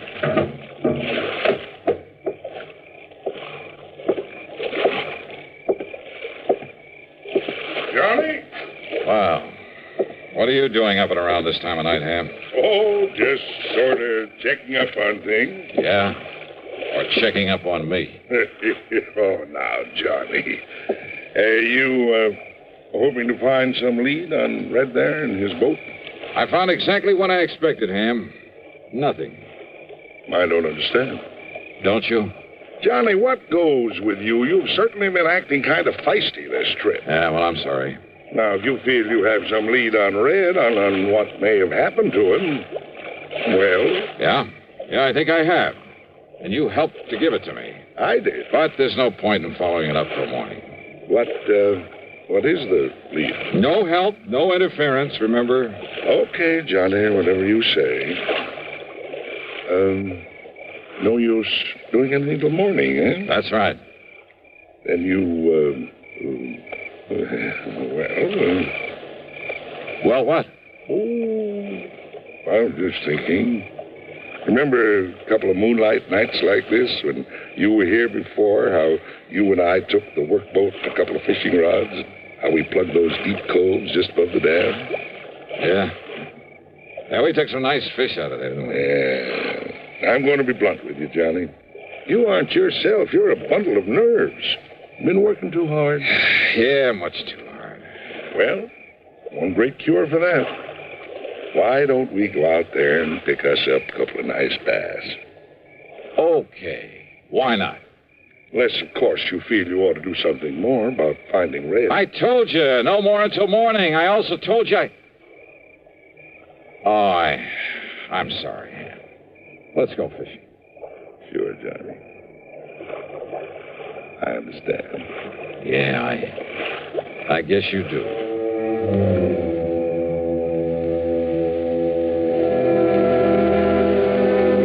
Maybe I had been a little feisty, as Ham had put it. And he was right about the fishing out there in the smooth black water with the bright moonlight overhead. When those 2 6-pounders hit my lure and I carefully played them into the boat, believe me, they did more to bring me back to normal than anything else in the world could have. That night, for the first time in weeks, I slept like a baby. Then, first thing in the morning, well, the whole thing really wasn't too hard to figure out. Red was a fisherman every day of his life. But I'd found no sign of his tackle there in the room or in the boat he'd always used. In other words, no matter how or why he'd left, he himself must have taken those things with him. Also his personal clothes and stuff, but naturally not the uniforms that belonged to the resort. The blood on the floor from one of the bass he'd had for dinner, carefully put there after he'd turned the room inside out. As for his whereabouts, Ham had given me the clue when he told me Red's car had been seen at the highway turnoff 33 miles south of Boulder City. That turnoff led to only one place, a fishing camp at the lower end of Lake Mead, known as Temple Bar. And when I got there, sure enough, waiting for me in his outboard beside the dock, Red Barrett. All ready for you, Johnny. Why, Red, you rascal. Got an extra rod and reel and a bucket of live bait. You and me'll go out there and slay him. Get in, Johnny. Get in. Sure, Red, why not? That's a boy. Here we go. Yeah, I just knew a smart man like you could track me down. Hey, you're working here now, huh? Well, I got kind of restless and thought maybe I'd make a change. And as long as Ham Pratt was willing... Then Ham was in on this plot to get me out here. Why, sure he was. And the terrible things to happen at Lake Mojave? Why, of course, Johnny. They've lost me, haven't they? Ah, you old son of a gun. Hey, Buster in on it, too? No, Ham's probably telling him about it right now. Probably showing him the letter he got from Mr. McCracken. McCracken? Pat McCracken? Yeah. Now, maybe you better read this one that he wrote to me. First part's just the usual howdy-do's, but here. And Red, I'm convinced a man can take only so much, even Johnny Dollar. And I'm afraid that unless he gets some rest and relaxation, he'll crack up one of these days. So if you and Ham Pratt can somehow contrive to get him out there for some of that fishing he loves so much, go to it. If he catches on, if he starts worrying about the expense, tell him it's on the house. Tell him... tell him Merry Christmas. Sincerely yours. Well, God bless Pat McCracken. As for you, Red, you old reprobate, Johnny, there's a hole over near the gyp beds where there's an old 10-pounder laying under a rock, just waiting for you and me. Brother, let's go.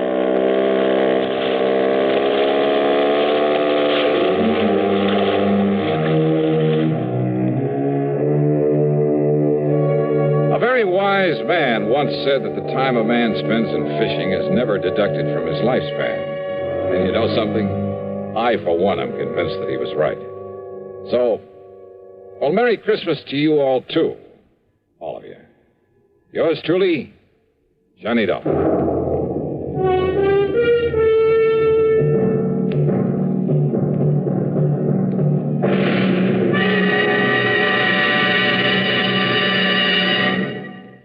Our star will return in just a moment.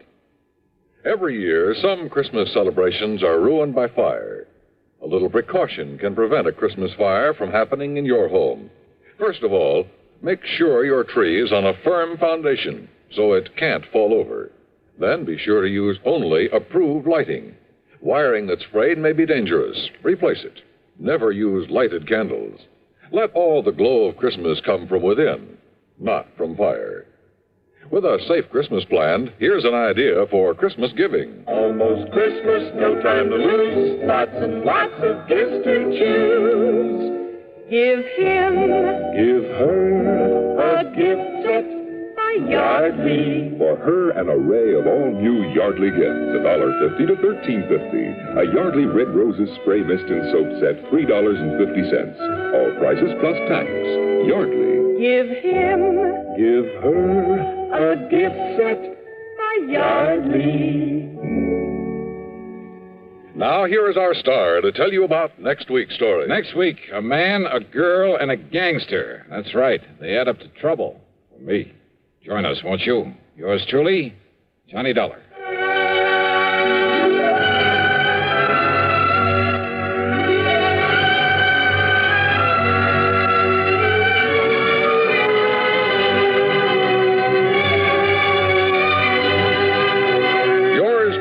Johnny Dollar, starring Bob Bailey, originates in Hollywood and is written, produced, and directed by Jack Johnstone.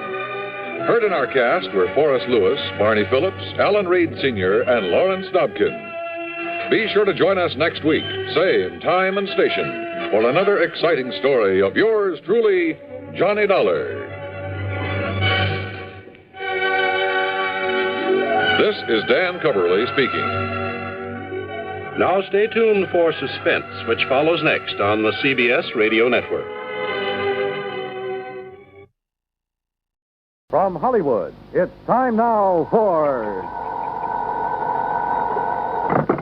Johnny Dollar. Pat McCracken, Johnny, Universal Adjustment Bureau. Well, hi, Pat. What's new? I've got a problem. This is new? Pat, every time you call me up, you've got a problem.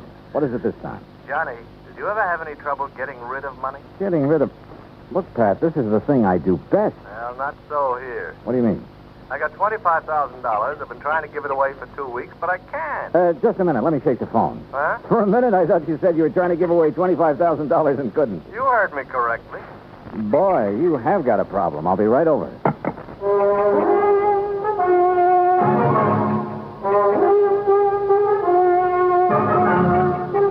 Bob Bailey in the exciting adventures of the man with the action-packed expense account. America's fabulous freelance insurance investigator. Yours truly, Johnny Dollar. And now, Act One of yours truly, Johnny Dollar.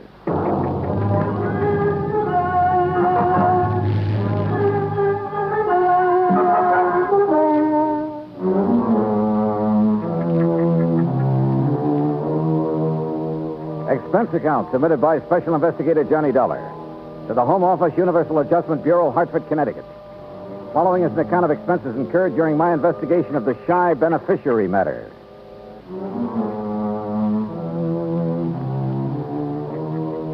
Expense account item 1, $1.20 for a cab from my apartment to the offices of Universal Adjustment, where Pat was waiting for me, looking very snide. Oh, this is a real twist, Johnny.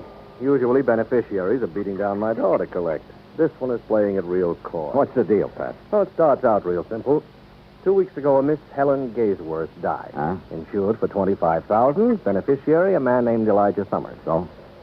Well, that's where my trouble starts. No Elijah. Can't locate? Can't locate. No trace whatsoever. Well, what have you done so far? Well, the usual, Johnny. We've checked death lists, advertised in the newspapers. All I've come up with is nothing. Where did you advertise? New York. That's where Miss Gaysworth lives. Uh-huh. She have any relatives? None, as far as we can determine. Any idea who this Elijah Summers is, or why she picked him as beneficiary? Well, the only lead we've got is something Miss Gaysworth's landlady told us. Oh, what's that? Well, apparently this Miss Gaysworth was something of, an eccentric. Lived alone in a dingy apartment, felt that the world was pretty much against her. Oh? All except Elijah Summers. Landlady heard her mention him once or twice. It seems he's been nice to her sometime in the past. How? That I don't know. Neither does the landlady.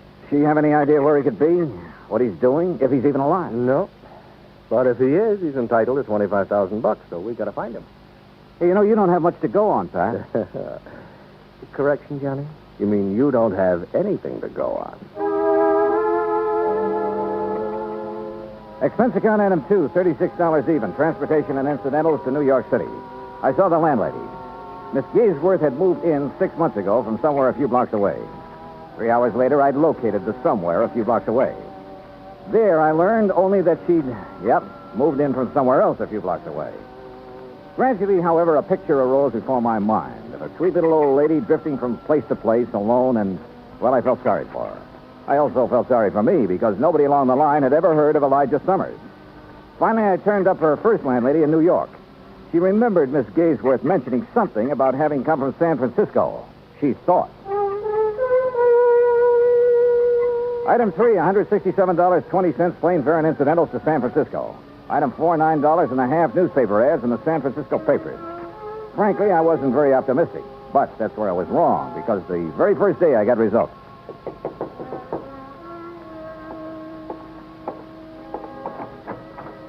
The results, incidentally, were blonde with brown eyes. Mr. Dollar? Yeah. I'm Janet Blake. May I come in? Oh, sure. Thank you. What can I do for you, Miss Blake? You're the one who ran the ad about Elijah Summers. Yeah, that's right. Has he answered it? Not yet. Do you have any idea where he is? No, none at all. That's why I advertised. Look, are you related to Mr. Summers? No. I'm a friend of his. Well, have you any idea where he might be, Miss Blake? Have you ever heard of a little town called South Fork, California? No. It's on the Yuba River, up in the Sierras, in what used to be some of the gold rush country. You think Elijah Summers might be up there? Maybe. What makes you think so? Just call it a hunch, Mr. Dollar. Just a hunch.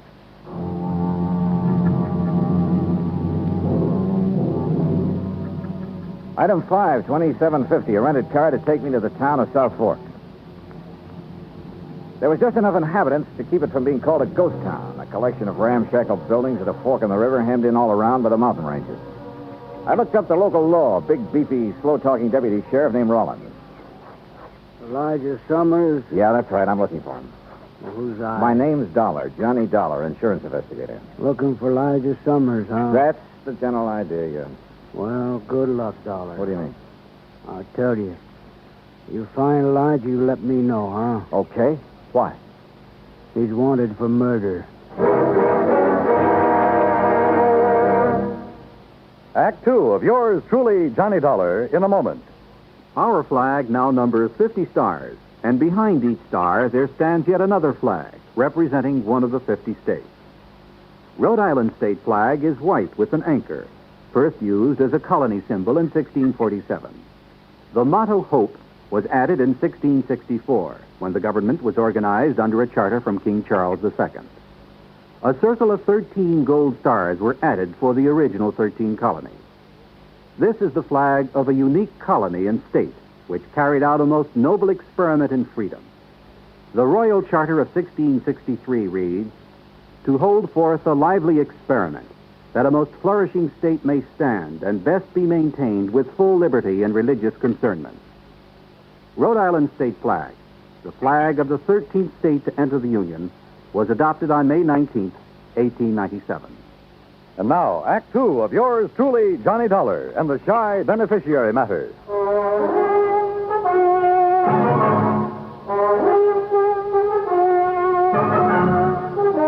Now I knew why Elijah Summers was so hard to locate. After all, a man who's wanted for murder isn't exactly going to make himself conspicuous. How come you want to find Elijah Dollar? He's a beneficiary of a life insurance policy, Sheriff, $25,000. I'm afraid the dough's not going to do him much good. Maybe not. Oh, sure, he's got to be brought in, tried, and convicted, but I figure that's largely a question of time. When did this killing take place, Sheriff? Last year. Here in South Fork? A ranch about 3-4 miles east of here. At Jess Tyler's place. Is Tyler the one who was killed? Yeah. Well, what happened? Well, Sir Elijah always was a funny old duck. Jess Tyler kept him around the place a couple years, sort of a hired hand. I see. Now, from what we could piece together, Elijah and Jess got in an argument about some work Elijah wasn't doing very good. Elijah went plumb crazy, shot Jess, and took off in the hills. I see. Jess's widow took it pretty hard for the better part of a year. I guess it was Ben Watts finally pulled her out of it. They was married just a month ago. Oh? She and Ben are living on the ranch. Straight out of town to the east, up on a rise. Okay. Can't miss it. Figure on going out there. Yeah, I thought I might. You any idea where Elijah might have gone? Matter of fact, I got a pretty good idea. Yeah? Over the next range of mountains is a place called Tough Luck Canyon. A couple of hermits in there panning gold. Gold? Only get maybe $3-4 worth a day. Enough to live on. Now, I got me a hunch Elijah'd hold up somewhere in there. Have you been up there after him? 2-3 times. Well? Well, someone's got to be careful. That Elijah's a mean shot with a 30-30. Jess Tyler found that out.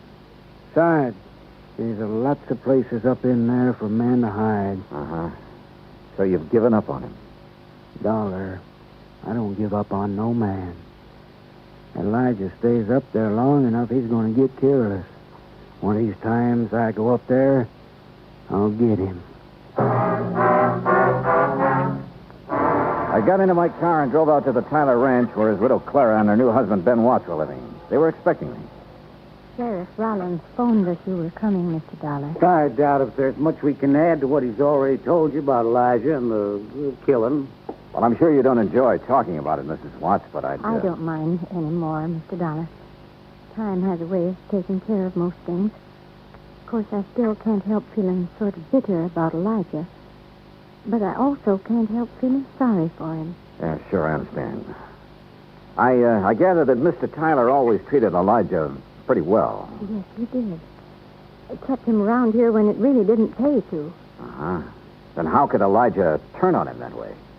Well, Elijah was always pretty unpredictable, I guess. No one really knows what the argument was about. Mr. Watts, how would I get to Tough Luck Canyon? You? You mean you're going after Elijah?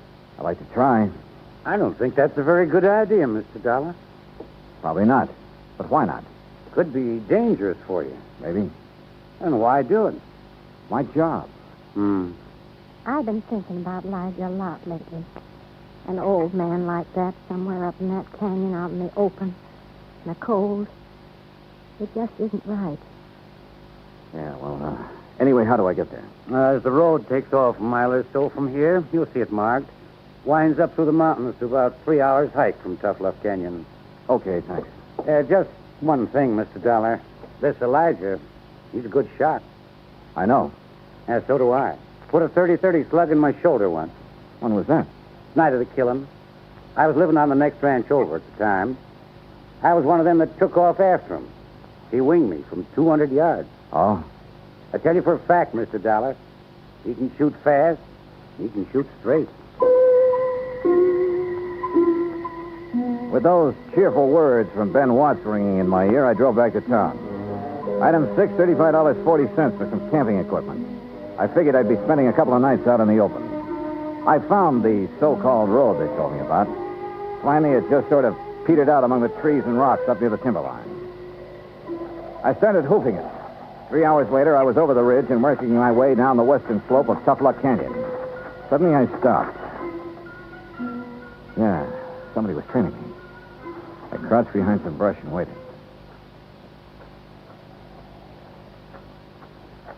Then I lunged. Hey, wait a minute. You're the girl who answered my ad about Elijah in San Francisco. Mr. Dollar. Janet Blake, isn't it? Oh, I'm afraid I lied to you about my name, Mr. Dollar. It's really Janet Tyler. Tyler? Just Tyler, the man Elijah killed. He was my father. Well, what are you doing here? Decide to take the law into your own hands, maybe? You don't understand. I don't want to harm Elijah, but he must be found and brought back. Well, I'm with you there. Then stay with me, because I think I can lead you to him.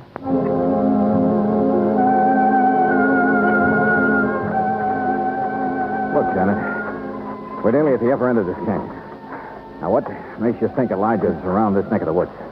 Well, years ago, Elijah brought me up here. There's a little pocket in the rocks. It's almost a cave. Yeah? He liked it. Said it was his place. I recognized the landmarks. Get down. Well, Janet, looks like we finally located Elijah. The hard way.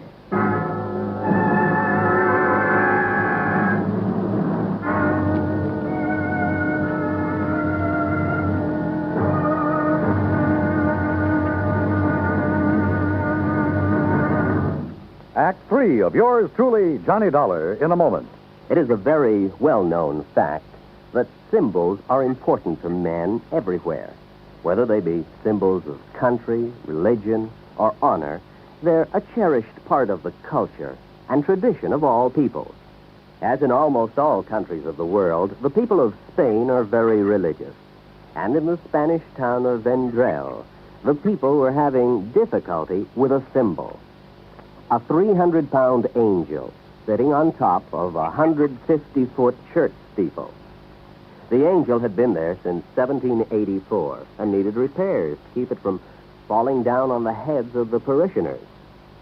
But 150 feet is a long way up, and 300 pounds are a lot of weight to bring down. Now, there was a great deal of head-scratching over the problem until someone casually mentioned the problem to someone else who happened to be stationed at the United States Air Force Base in Zaragoza, Spain. It wasn't long before visions of a helicopter came to mind. Because Americans like to help other people everywhere, the Air Force whirlybird lifted the angel from the church steeple, brought it down for repairs, and later returned it to its perch. So grateful were the people of Vendrell for this act of friendly cooperation that they held a mass celebration of American Day to show their appreciation. Television and newsreels carried the story of kindness. So did the newspapers and magazines throughout Spain. This gesture on the part of the United States Air Force created a new symbol, a symbol of friendship and understanding. It became a symbol of freedom, the right of all men everywhere. And now, Act 3 of yours truly, Johnny Dollar, and the Shy Beneficiary Matter.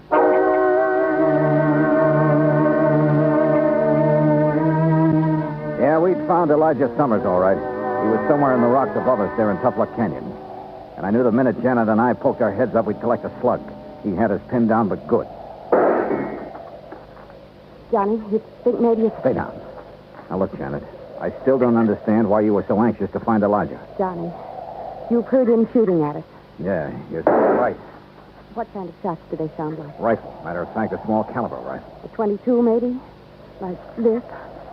Where'd you get that 22 slug? This came from Elijah's gun the night my father was killed. But he was killed with... Hey, wait a minute. That's why I want to talk to Elijah. That's a good idea, and so do I, but how? I think he'll still remember my voice. Let me try. Okay, but be careful. Elijah? Elijah? Who's that? Janet. Yeah, go on. It's Janet, Elijah. Janet Tyler. Miss Janet? That's right. Who's that with... Dollar, Elijah. Johnny Dollar, I want to talk to you. I'm your friend. I know you don't. Please, Elijah, he's telling you the truth. We don't want to hurt you, but we must talk to you. That's the truth, Miss Janet? Yes, you know I've never lied to you. You there. Dollar. You got a gun? Yes. Toss it out in the open where I can see it. Well, if we've guessed wrong about Elijah, we're dead. I just know I'm not wrong about him. I sure hope not. Okay, here it is. Now stand up and come out into the open. Okay. Elijah. Hello, Miss Janet. Oh. Elijah, you look terrible. Have you been up here all this time living like an animal? Oh, don't you worry about me, Nana. I've been getting along pretty good up here. By the looks of you, you haven't been getting much food. Enough to keep my eyes sharp, mister. Oh, I see that deputy sheriff fella come poking around here a time or two. He didn't even come close. And if he had have... I could have potted him easy with this. That's what I wanted to talk to you about, Elijah. That rifle of yours. It's a good one, Miss Janet. I remember when you gave me it 2-3 years ago for the grounds crew. Elijah, have you ever had any other rifle besides that 22? Nope. You're sure about that? Of course I'm sure. You see, yeah, I've took good care of it, too. I kept it clean and polished. Yeah. Look now, Elijah. Have you ever used any other rifle besides that one? Nope. Janet, your father was killed with a 30-30. I know, Johnny. That 22 slug you showed me a while ago. You said you got it the night your father was killed, that it came from Elijah's gun. I saw someone pry this slug out of his own shoulder the night of the killing. He threw it away. He didn't notice I was watching. Later, I heard him tell it around he'd been hit with a 30-30 slug. You mean your stepfather, Ben Watts? I was confused at first. I didn't understand. Then it came to me. Ben Watts was the one who'd killed my father. Elijah was probably trying to protect Dad and shot Ben with his 22. Yes, there was a big fight, Miss Janet. I don't just remember what all happened, but except all of a sudden they was chasing me. I run. Sure. Ben figured he could pin the killing on somebody like Elijah who wouldn't have a chance proving his innocence. Elijah, have you seen Ben since you ran away? Oh, sure. Oh, Ben's come poking around here, too, every so often. But I'm too smart for him. Yeah, sure. It figures, Janet. Elijah's a threat to Ben as long as he's alive. So Ben comes hunting up here every now and then. It's horrible. Well, of course, I got to be real careful, because I only got a 22, and he's got a 30-30. But he'll never get old Elijah. Believe you me, he won't get old. Elijah! Get down and keep quiet. The shot had come from a clump of rocks more than 100 yards away. I scooped up my automatic where I'd thrown it on the ground and started circling slowly, trying to get around behind the clump of rock. I'd almost made it when my foot slipped and sent a rock down the slope. He popped up then, ready to shoot, but lucky for me, his first look was toward the rock instead of me. He saw his mistake, swinging his rifle toward me, but he was too late. Johnny! Yeah, right here, Janet. How's Elijah? Shoulder. He's all right, though. Johnny? Yeah, it's Ben Watts, all right. Is he still alive? Oh, yeah, he'll keep. Long enough.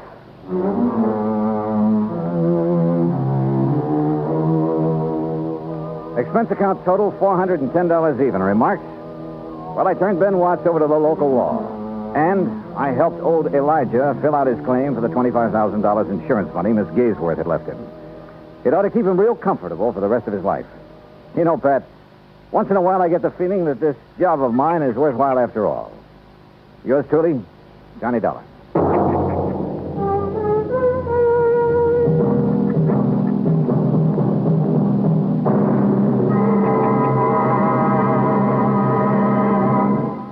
Our star will return in just a moment. Our flag now numbers 50 stars. And behind each star there stands yet another flag representing one of the 50 states. Alabama's state flag is white with a crimson cross of St. Andrew, the symbol of the Confederacy and the national flag of Scotland. Alabama's state capital, Montgomery, served as the first capital of the Confederacy, and it was on the steps of its Capitol building that Jefferson Davis took the oath of office as President of the Confederated States of America. The Scottish cross is in the form of an X, or saltire, and is also found on the state flags of Georgia and Mississippi. Perhaps it is the independent, rugged spirit of the Scots that recommended its national symbol to the Confederacy as a symbol of its rebellion. Alabama's state flag, the flag of the 22nd state to enter the Union, was adopted on February 16, 1895. Now, here is our star to tell you about next week's story. Next week, the most cockeyed case I ever worked on. Not one of life, but death insurance. Join us, won't you? Yours truly, Johnny Dollar.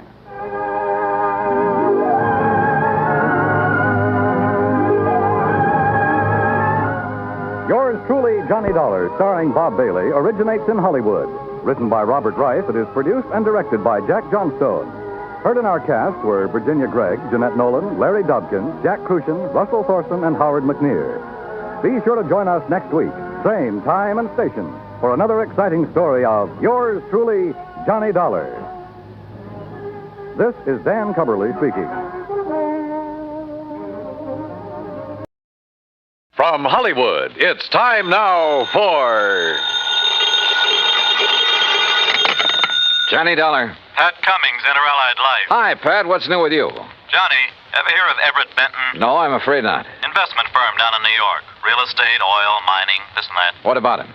We're carrying a $100,000 life policy on him. So? So last night he fell out of a 14-story window. Oh, that's too bad. Accident, Pat, or was it suicide? Maybe neither. I think he got pushed. I'll be right over.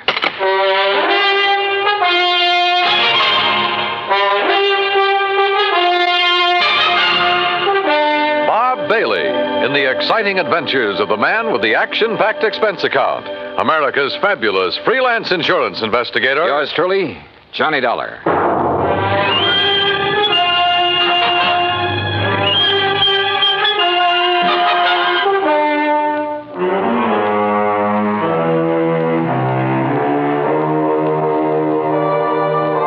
Expense account submitted by Special Investigator Johnny Dollar to the Inter-Allied Life Insurance Company, Hartford, Connecticut. Following is an account of expenses incurred during my investigation of the Killer's List matter.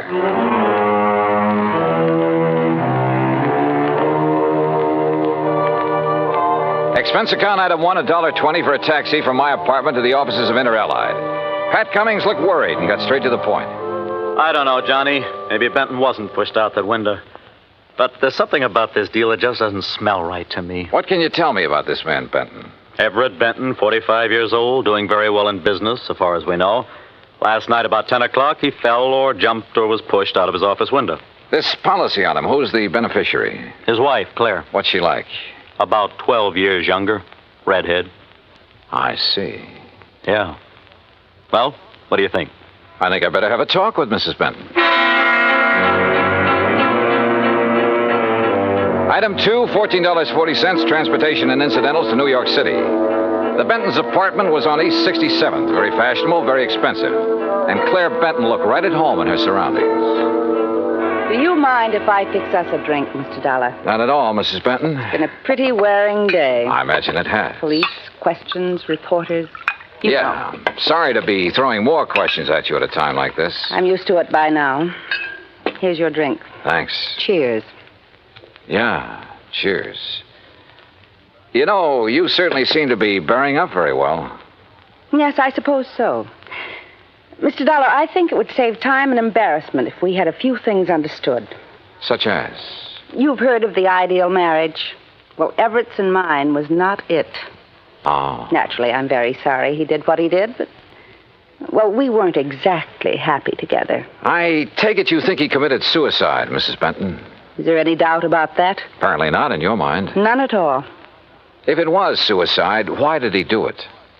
I wouldn't know. Everett hadn't confided in me for some time. We haven't been very close recently. Oh, Mrs. Benton, just suppose it wasn't suicide. Everett had no enemies that I knew of. I see. About the insurance policy. Yes. About the insurance policy, Mr. Dollar. $100,000, isn't it? That's right. When you get ready to file a claim. I intend to in the morning. I see. Oh, and one other thing. It just so happens that I have an alibi for last evening. Oh? And it's the nicest kind of alibi there is, Mr. Dollar. What do you mean? It's airtight. And that was Claire Benton. Very calm and collected. And incidentally, anxious to collect. I thought her over all the way to the office of Detective Lieutenant Tovich of Homicide. That's item 3, $1.60 cab fare. Yeah, I talked to her, Johnny. She's a hard one to figure out. Well, what do you think, Tovich? Did he jump or get pushed? You got any ideas? How about financial troubles? He was in the investment business. Have you looked into that? According to his lawyer, his affairs are in good shape. Oh, he'd made his share of poor investments over the years. Wildcat oil leases, stuff like that. But in general, he was doing okay. He was worth a lot of dough, Johnny. Okay, let's assume he was pushed out that window. What was he doing in his office at 10 p.m.? I've wondered about that, too. Any indication anybody was with him? No. The night watchman was in another part of the building when Benton came in. Let himself in with his own key. There could have been somebody else with him, all right. But who? Claire Benton says she has an alibi. Yeah. Don't know as I care for it much, but I haven't been able to break it down. Who is her alibi? Larry Santis. Santis. Runs a supper club over in the East 50s. Yeah. The Ace of Clubs, he calls it. Larry Santis. Thanks, Tovich.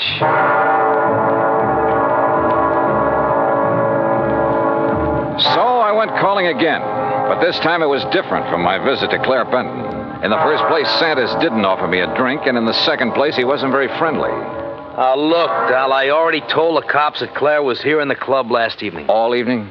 Until midnight. Out in the bar? Most of the time. What difference does it make? How about the rest of the time? We were talking here in my office. Just the two of you? Just the two of us. Now, look, Dal, What it boils down to is you've each got alibis for one another, huh? That's right. Now, look, nosy boy, Claire didn't kill Benton. At the moment, I wasn't thinking so much about her. Well, wait a minute. If you're trying to pin this on me... You and Claire have been pretty friendly, Santis. She benefits to the tune of $100,000 by Benton's death. Look, Dollar, you're blowing smoke in the wrong direction. I like the arrangement the way it was. Why should I try to change it? Well, that's a good question. So just let it drop. You get me? You got nothing to worry about, Santis. If you've got nothing to hide. I don't want this kind of publicity. It's bad for my business. You know what's wrong with you, Dollar? You got nose trouble. Yeah, occupational disease. You better just get over it. Sometimes it turns out to be fatal. Act 2 of yours truly, Johnny Dollar, in a moment. And now, Act 2 of yours truly, Johnny Dollar, and the Killer's List Matter.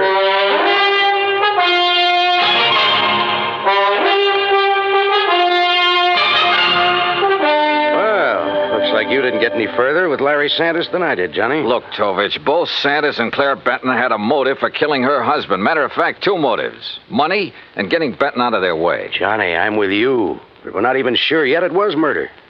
We do have something that indicates somebody might have been in Benton's office with him, though. Yeah, what is it? We found a cigarette butt in one of the ashtrays. Different brand than Benton smoked. Could it have been left there during the day? Janitor says he cleans out the ashtrays about 7 in the evening. Of course, he could have overlooked one. So I don't know whether it means anything or not. Oh, excuse me. Yeah. Homicide, Tovich. Oh? Where? Okay, I'll be right over. Johnny, looks like we've got ourselves a little epidemic. What do you mean? Ever hear of a guy named Arthur Mayfield, promoter? No, what about him? They just found him in an alley, dead. Wait a minute. Don't tell me. Yeah. Fell out of a 10th floor hotel room.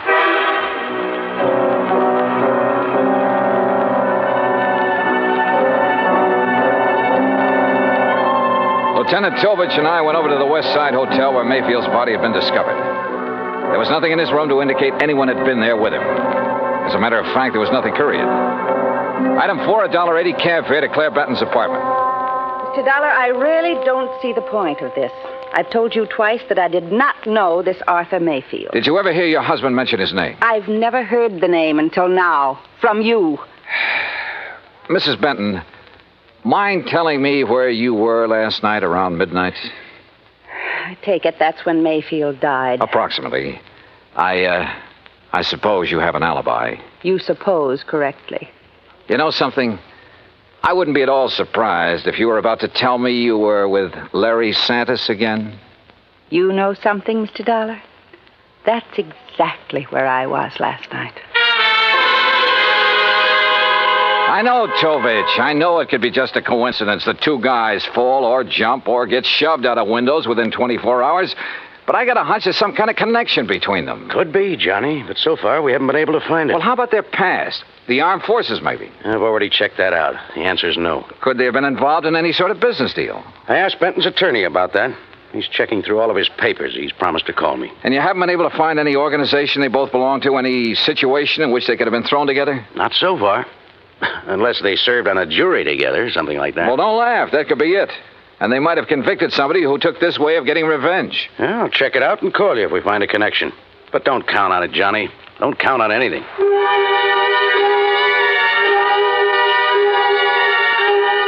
I went back to my hotel room and stretched out on the bed while I rehashed the whole deal in my mind. I thought about Claire Benton and Larry Santis. I didn't trust either of them. But as Tovich had pointed out, it was another thing to prove it. Okay, coming. Yeah? Mr. Dollar? That's right. You're investigating the murders of Benton and Mayfield? Well, I don't think they've been officially described as murders. No, but they are, Mr. Dollar. I'm certain of it. Who are you? My name is Alvin Whiting. I have some information that may be of value to you. May I come in? Come in. Thank you. If you don't mind, I'd like to look out the window a minute. You're being followed? I don't know, but it wouldn't surprise me. What is this information you have, Mr. Whiting?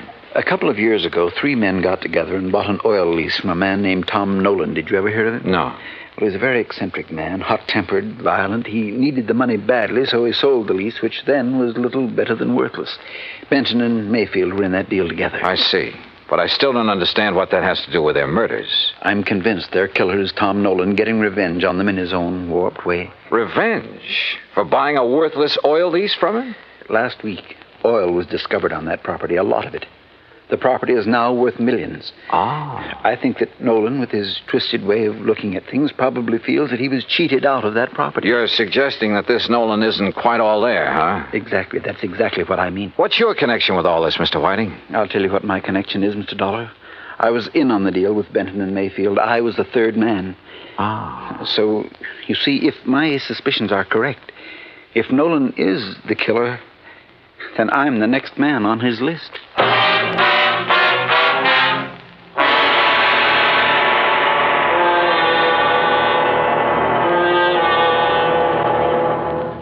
Act 3 of yours truly, Johnny Dollar, in a moment. And now, Act 3 of yours truly, Johnny Dollar, and the Killer's List Matter. I took Alvin Whiting down to Lieutenant Tovich's office, and he told his story again. I could see that Tovich felt the same way I did, that at last we were getting someplace. Matter of fact, Johnny, I was about to call you. Benton's lawyer just turned up the lease agreement linking Benton, Mayfield, and Mr. Whiting here. Question is, where's Tom Nolan? I don't think I'll draw an easy breath until he's been found and arrested. We have a bulletin out on him, Mr. Whiting. One thing we found out, about a year ago, he served time for assault and battery. Oh? Mr. Whiting, I'd suggest you take every precaution until we pick up Nolan. Don't worry, Lieutenant. I propose to remain in my apartment until you apprehend him. I'll post a man in the building to look after you. Thank you, sir. Homicide, Tovich. Oh, what's the address?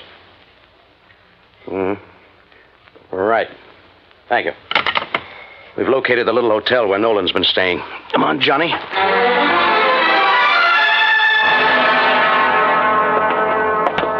That's Mr. Nolan's room at the end of the hall, Lieutenant. Okay, clerk. Is he in? I don't know. I really haven't seen him since he rented the room from me. How long ago was that? Oh, about a week ago, Mr. Dollar. If he's gone out since then, it must have been at night when I was off duty. Here we are. Now, try your pass key, quietly. Right.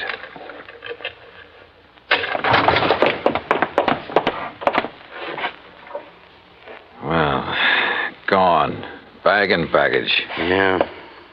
Room's been used recently, though. Hey, in this ashtray, cigarette butt.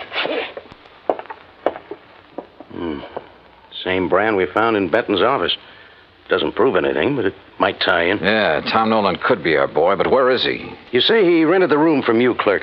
What did he look like? Oh, middle-aged, as I remember. Bushy hair, sort of a wild look to him. Fits the general description Alvin Whiting furnished us. And the mugshot I pulled out of the files. Well, all we can do now is rig a stakeout for him here, and then wait. Lieutenant Tovich posted a couple of men in Nolan's room, and we went back to headquarters. While he was getting out another bulletin, I went through Nolan's record. Assault and battery, resisting arrest. There was no doubt he was a violent sort of guy. And with the indication Whiting had given us that Nolan was a little unbalanced, the weird revenge motive might fit. Then something in the records caught my eye. I went back to the office of Larry Santis at his supper club.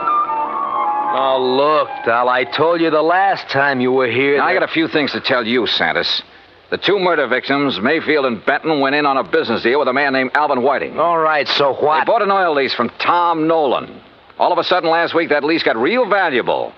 Alvin Whiting figures that Nolan's the killer. Says he's not all there, and he was trying to get his own strange kind of revenge. Look, Dollar, what's all this got to do with me? That's what I want you to tell me. Look, I don't know anything about any of them. Last year, Nolan was arrested for assault and battery. According to the police records, the man who put up bail for him was you.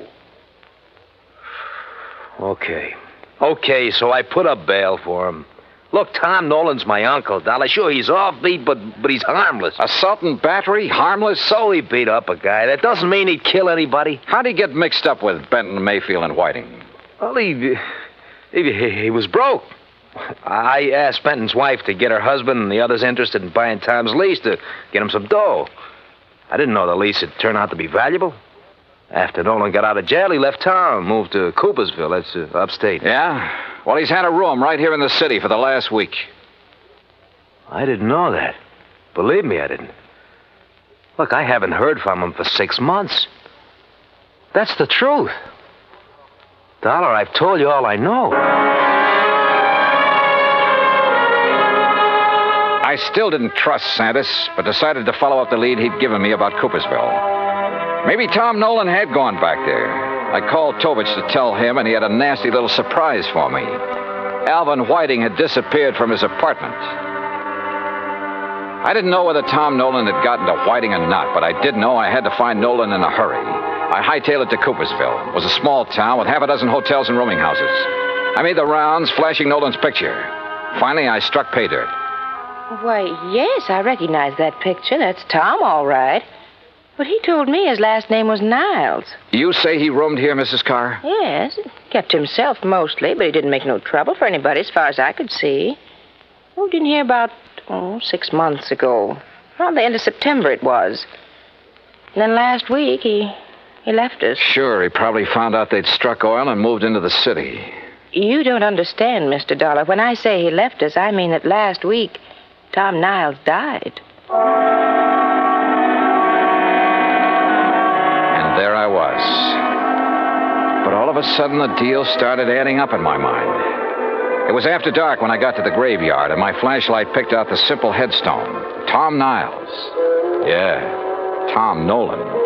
Resting in peace, right where he'd been, all through the murders he was supposed to have committed. The shot knocked the flashlight out of my hand. I hit the dirt, but the flash had pegged the gun for me.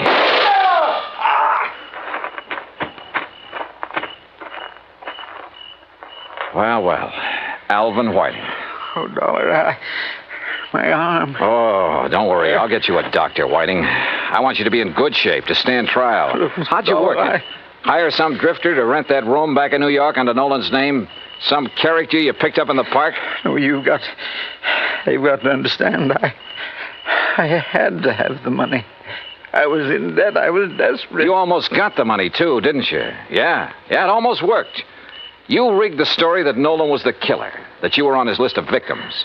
That way you end up in sole possession of the oil lease. If I'd only known he was... Yeah.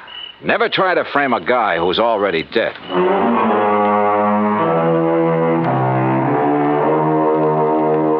Expense account total $146.50. Remarks? I turned Whiting over to the police and he made a full statement. Yeah, his motive was money.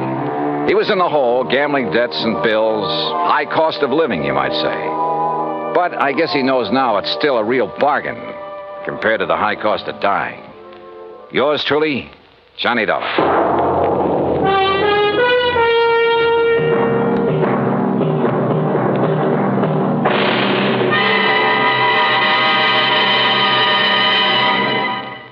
Our star will return in just a moment.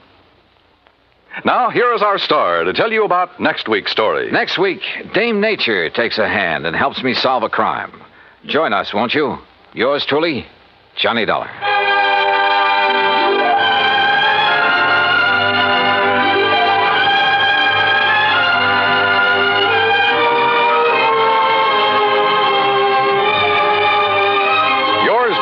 Johnny Dollar, starring Bob Bailey, originates in Hollywood and is produced and directed by Jack Johnstone. Today's story was written by Robert Wright. Heard in our cast were Virginia Gregg, Lillian Bayef, Jack Edwards, Jack Moyles, Tony Barrett, Parley Barron, and Carlton G. Young. Be sure to join us next week, same time and station, for another exciting story of yours truly, Johnny Dollar. This is Dan Cubberly speaking.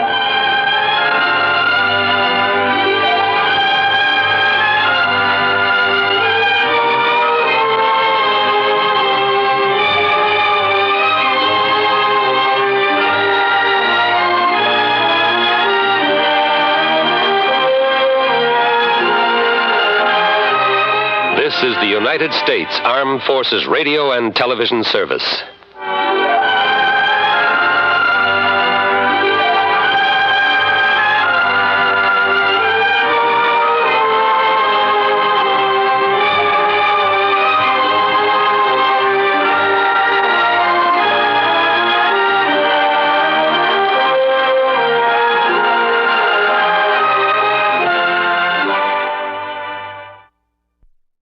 $20. Yeah? What? Who's that? Smokey. Smokey Sullivan? Yeah. Holy... Do you always call people at 5:30 in the morning?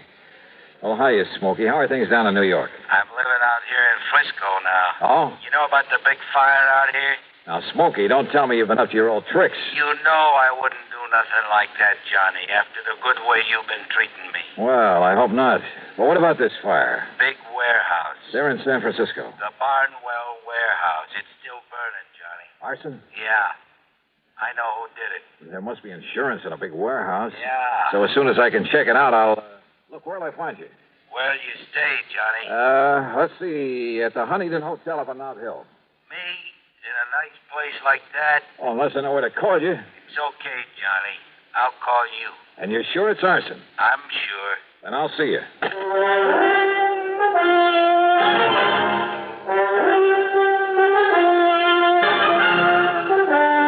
Bob Bailey in the exciting adventures of the man with the action-packed expense account. America's fabulous freelance insurance investigator. Yours truly, Johnny Dollar. A handcuffed thief makes a desperate bid to escape a frantic dope addict. Crashes through a fiberboard wall at the police station house. It's part of the daily routine in New York's 16th Police Precinct, Hell's Kitchen. In the new issue of Look magazine, you'll follow tough, dedicated cops as they track down the man who pulled the trigger, run down a burglar, subdue a drug addict. And you'll learn in Look the kind of guy it takes to make a detective, what he thinks about his job, what he thinks about the kinds of people he has to deal with. It's all here in Look's exciting picture story, Detectives at Work. An uphill fight in a tough city where the crime rate has risen almost 10% in the last year, where 40% of the nation's drug addicts fight, steal, or beg for a fix, where an entire neighborhood suddenly becomes silent when the police department tries to track the man behind the gun. You'll see it all in Look magazine's dramatic picture story, Detectives at Work. It's in the latest issue of Look, and it's on your newsstands now. Get your copy of Look today.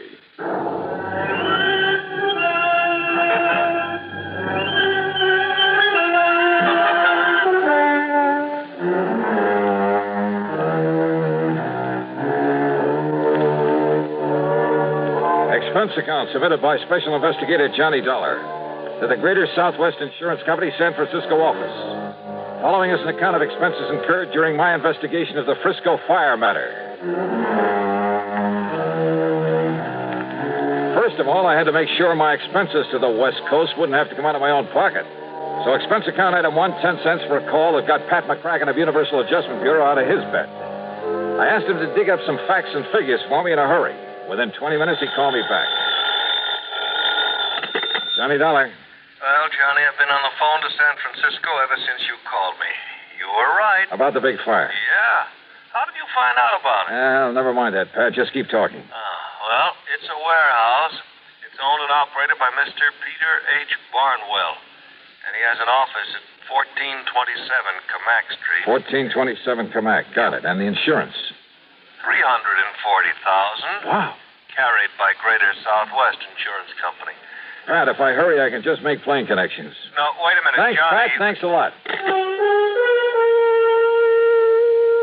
Item 2, 20188 plane fare, Hartford to New York to San Francisco. And believe me, those jet flights on American get you there in a hurry. I left New York at 8 a.m. and pulled into San Francisco before noon. Pacific time, of course. Item 3, a dime for a newspaper at the airport. Apparently, the fire had burned itself out. Item 4, 675, taxi to Peter H. Barnwell's office on Camac Street. The reception room was jammed. No, there's no point in sending anybody over here because he won't see them. Now. Listen, chick, I'll get you tickets for any show in town if you just... No! I tell you, he won't see any of you. Not even me? No. Now, why don't you reporters just go back to your papers and wait until Mr. Barnwell's ready to talk to you? My card, miss. It's no use, mister. Will you read it, please? But he doesn't want to see any reporters, right? Oh. Yeah. Just a minute, Mr. Dollar. Now, how do you rate that, buddy? What paper you from? The Bingville Bugle. Yeah, that's out near Bum Spung, Oklahoma. Oh, now, look, wise guy. Look. Mr. Dollar. Mr. Dollar. Dollar? Will you come in, please, Mr. Dollar? Sure. Thanks. Now, wait a minute. You Johnny Dollar, the insurance agent? Right in here, sir. Thanks. Hey, wait a minute. Sit down, Mr. Dollar. Make yourself at home. Well, I must say you weren't at all upset about the loss of your warehouse. Should I be? Sit down. Sure. Mr. Dollar, that building's been a losing proposition for years. Because of its bad location, because of zoning restrictions, and the cost of tearing it down. I've done nothing but lose money on it. Oh. But I've been very careful to keep up the insurance.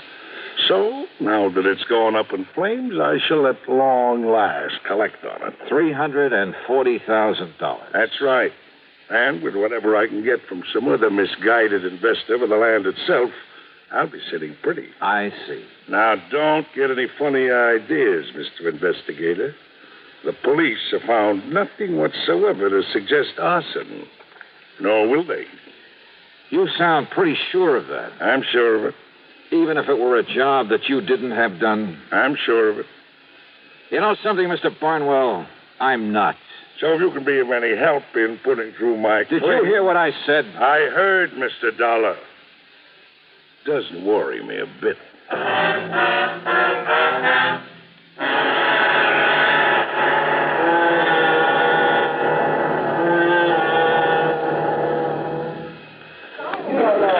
Hey, fellas! My car filter may be worth $1,000.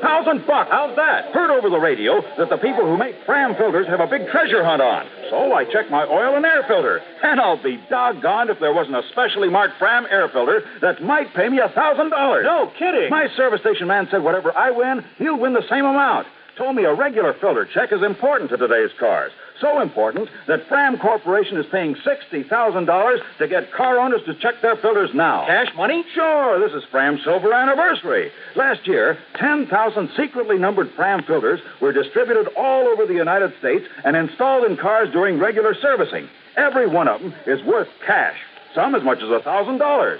Why, one of you guys may have one in your car and not even know it. Say, what are we waiting for? Let's get those filters checked. Hurry, folks. Get in on the big Fram treasure hunt. You could win up to $1,000 in cash. Check your car filters now.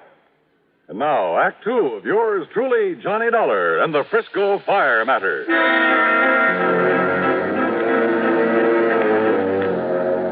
Expense account item 5, $2 for a taxi. In my opinion, Peter H. Barnwell had the warehouse fire set. But opinions don't count in my business. You gotta have proof. And I hadn't yet got together with my informant, Smokey Sullivan. Smokey, once a clever arsonist himself. Later, a counterfeiter, bootlegger, just about everything in the book. But from the time he helped me with a case a couple of years ago, he'd stayed on the straight and narrow. And, of course, I've always paid him well for his help. Before going on to my hotel, I stopped in to see Bill Mullen of the arson squad. Yeah, the papers say you're in town, Johnny. Glad to see you. Yeah, how are you, Bill? But there's no reason for you to be here about that fire. Oh, that's so? We've already found out how it started. How, Bill? Some old derelict, name of Stumpy Moran. He used to sleep there every night. Had an old iron bed and a little sort of shack on one side of that warehouse. Yeah? So last night, like a lot of the darn fools all over the country every night, he went to bed loaded and lit a cigarette. Result? No more mattress, no more shack, no more warehouse. Well, are you holding him? Also, no more Stumpy Moran. He died in the fire? Yep. And you're sure that's how it started? Johnny, when you've combed through evidence on as many cases like that as I have, there's no mistaking it. But now, Bill, listen, all the way from the source of the blaze to the empty bottle. The carbonized paper from the cigarette. The foil from the cigarette package. The hair from the mattress. 1,001 little things that the ordinary person wouldn't even think to look for. So listen. Yeah? Be a nice guy and call off the papers, will you? Why? Because they saw you over in Barnwell's office, they've decided it was arson, and they're calling us a bunch of bums. The only reason they do it is to make headlines. So call them up and tell them to lay off, will you? Set them straight. Not until I'm sure they aren't right, Bill. Huh? Now, wait a minute. What's that mean? I'll see you later.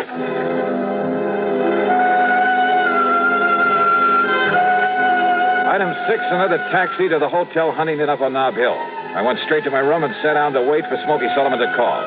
I didn't have to wait long.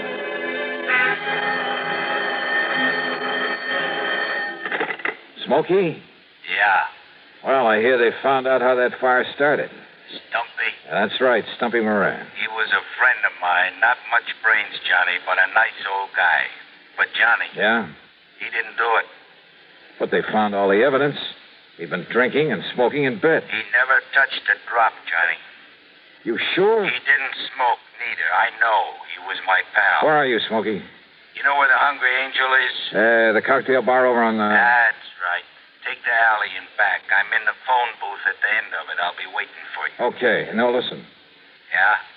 Do you know who did set that fire? Yeah. The only guy in the whole country who could leave no trace. Wait a minute. And they won't even question him because he's been living straight for so long. Touchy Thompson. Yeah. Lives in a nice house on Aldea Drive, 527. But he ain't there. How do you know? A note on his door says gone fishing. You're absolutely sure it was he? I'm the only one knew where to look for a sign around that fire, and I found it there. I'll show it to you. Proof, huh? Yes, sir, Johnny. I can prove that warehouse was set by... Oh, no. Smokey. Smokey!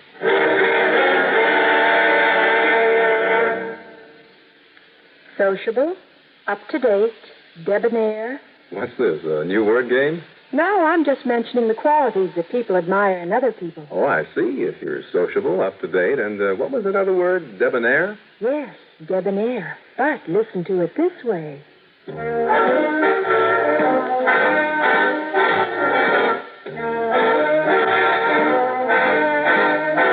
Be sociable, look smart, keep up to date with Pepsi, drink light, refreshing Pepsi, stay young and fair and debonair, be sociable, have a Pepsi. Notice how many of your friends are serving Pepsi-Cola these days. It's the up-to-date refreshment. Be sociable, serve Pepsi. In the alley behind the Hungry Angel, I found a couple of policemen carefully going over every inch of the phone booth where Smokey called me. Yeah, that's right. Conroy heard the shots and came running back here. You get the angle of that bullet, old Conroy? Hey, listen. What about Smokey? City hospital, but he isn't going to live, Dollar. Not a chance. And you have no idea who shot him? No. But you're a smart dick. Why don't you find out for us? All right, now look. And let me tell you something else, too, Dollar. If that warehouse fire had been a torch job, which it wasn't, like you're blabbing it out to all the papers, your dear pal Smokey Sullivan is the only one who could have done it. So his being knocked off is good riddance. Why Smokey? Because we got every other firebug in this town nailed down. That's why. Want to bet?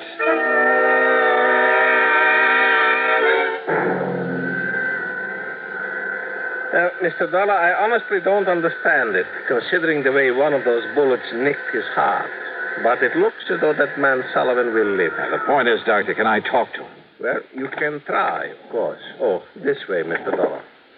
But he was not able to give anything to the police, who just left. And listen, Doctor, do everything you can for him, will you? I'll foot the bill. Oh, very well.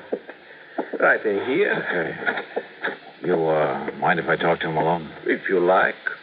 And if you can. Thanks.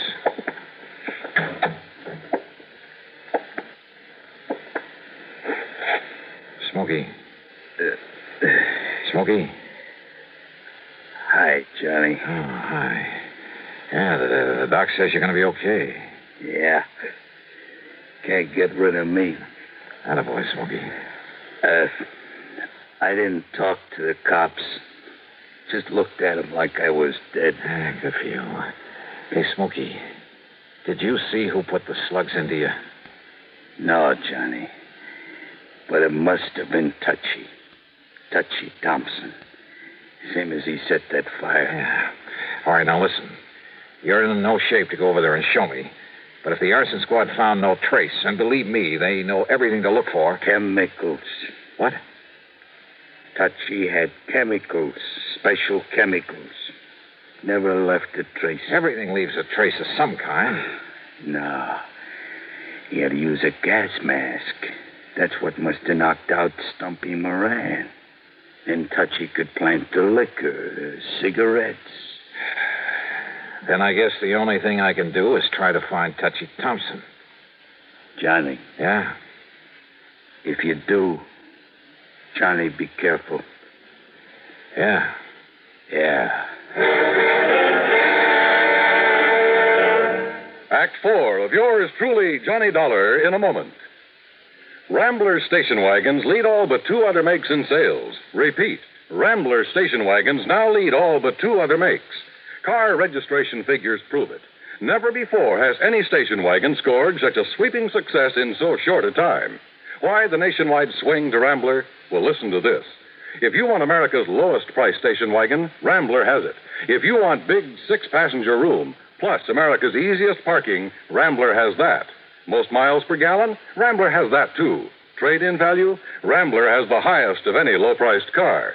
Yes, Rambler is America's top economy station wagon, but Rambler is also the compact quality car, the only car to offer personalized comfort, including front seats that glide back and forward separately, adjustable headrests, reclining seat backs, finest air conditioning at lowest cost, deep dip rust proofing.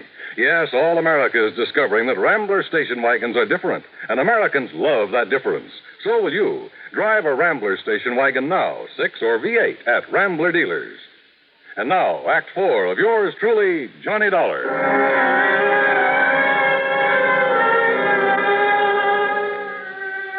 Expense account item 7520, more taxi fares.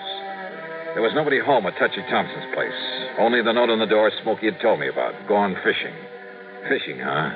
He was probably hiding somewhere around the town, waiting for the atmosphere to clear. But how to bring him out in the open? Then I suddenly remembered an old friend of mine, Maury Webster, head man at station KCBS. I'd have made $1 even for a cab to the Sheraton Palace and the KCBS studios. Johnny, this is a pleasant surprise, although I had heard you're in town. How are you, Maury? Up to my neck. We're in the midst of a big celebration. You know, our 50th anniversary. Oh? Yes, sir. We were the first broadcasting station in the country, and we're kind of proud of it. Well, I should think you would be. Let me add my congratulations. Well, thank you, Johnny. Now, what brings you here? Maury, when is your next news broadcast? Well, let me see. Well, Don Mosley will hit the air in just about 7 minutes. That'll just give me time to knock out a news item for him to read on the air. Oh, what kind? Tell you while I'm scribbling it, if you don't mind. Well, yeah, go ahead. And Maury, I have a sneaking suspicion it'll flush out an arsonist. Oh? Yeah. And killer. As briefly as possible, I told Maury Webster my plan, the wireless. I handed him the news item I'd cooked up. He penciled in a couple of minor changes, then gave it to his top man on the news bureau, Don Mosley. A few minutes later, there in his office, we listened to it being broadcast over the powerful facilities of KCBS. The international situation. On the local scene, well, it took insurance investigator Johnny Dollar to clear up the matter of the Barnwell warehouse fire. Here it comes. Dollar has proved conclusively that it was set by an old hand at that business named Smoky Sullivan. His reason? To kill another man by the name of Moran, whose body was later found buried in the embers. Incidentally, Sullivan himself has just died as a result of bullet wounds, no doubt inflicted by some friend of Moran's, who sought to avenge his murder. Well, as for the holdup that occurred early this morning on the Embarcadero... Well, I hope it does the trick, Johnny. What are you going to do now? Maury, there's going to be a stakeout at the home of one John R. Thompson, formerly known as Touchy Thompson, out on Aldea Drive. Oh, then you're turning this whole thing over to the police. That stakeout will be me. But if Thompson did set that fire and kill Moran... I still have to prove it. Well, don't you think it's a little dangerous, Johnny? Could be. Well, in just a minute. Thanks, Maury. Thanks a lot. So I went out to Aldea Drive again. And I parked myself rather uncomfortably behind a hedge across the street from Thompson's place. Finally, it must have been around 10 p.m., an expensive car pulled up and a man loaded with fishing gear went into the house. I waited a couple of minutes, and then I went over, knocked on the door, walked in, introduced myself, and laid a few cards right on the table. You're crazy, Dollar. Didn't even know about that fire until you told me just now. Why lie about it, Touchy? Look, I've been fishing. Yeah, for what? An alibi? Oh, give me that for trout. Look here. Here they are. There, trout. Ever see a nicer mess of them? Pick 'em up at any market. Not me. All right, who was with you? I was alone. I was over there camped beside the lake all the time. My sleeping bag's still out in the car. What lake? Mono Lake. It's a little over 200 miles east of here. Yeah, I know it well. Well, that's why I caught him. I know it well enough to know that because of the high mineral content of that water, no trout could ever survive in it. What? Oh, hello. Wait a minute. It's no good, Touchy, and with the proof I have that only you could have set that fire with some of your fancy chemicals. What do you know about that? No, you got no proof. Look. Perhaps he has, Touchy. Well, I'm glad to see you two know each other. Very smart, weren't you, Touchy? What do you mean? I mean the way you fell for that phony news broadcast and came back here. Phony? And Dollar, thanks for setting the stage for me. Yeah? What does that mean? You came here because you suspected Touchy. You had a big argument. You both pulled your guns and killed each other. No. Wait a minute. That's the only conclusion the police can possibly reach when they find your bodies lying there. Look. Nope. Don't make a single move, Dollar. Neither of you will do anything because 5 seconds from now you'll both be dead. Well, you're wrong. What? Pull that trigger, Barnwell, and it's the last thing you'll ever do. Bill. Climb in this window, boys, and take care of it. There isn't any need for violence, officer. That's right, Barnwell, there isn't. All right. You too, Tom. Well, Johnny, now just what under the sun ever led you to come out here, Bill? Your old friend Smoky Sullivan called me to the hospital. He was a little worried about you. You mind? Mind? You gotta be kidding.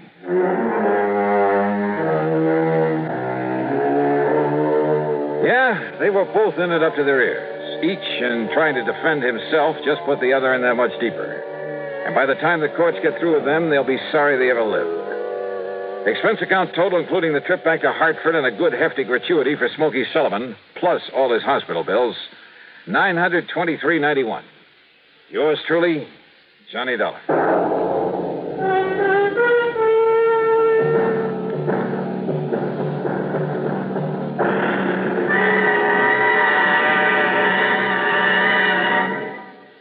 Our star will return in just a moment. I'm a mean widow, kid. And are you pleased with yourself? Sure, because I'm a germ. A bathroom germ. Bathrooms is where the meanest germs get to live. Do I have fun causing odor and spreading disease? Well, you better watch out, son, or your landlady may find out about Lysol brand disinfectant. Lysol? No, Lysol. That's what I said. Lysol. Well, anyway, a lot of women are finding that a dash of Lysol in their cleaning suds every week wipes out nasty bathroom disease germs like you, disinfects from one cleaning to the next as no other product can, wipes out many deadly viruses, too. Lysol makes every cleaner work better. It's the easy, modern way to get bathrooms really clean and free of odors. Lysol can do that? And what's more, now, besides regular Lysol, there's a new sweet-smelling, pine-scented Lysol, and they're both out to get you. Hey, was you ever a mean little kid? One more remark like that, and I'll open this bottle of Lysol. Help! Now, here's our star to tell you about next week's story. Next week, a quiet little ranch in Oklahoma. Quiet, that is, until the shooting starts. Join us, won't you? Yours truly, Johnny Dollar.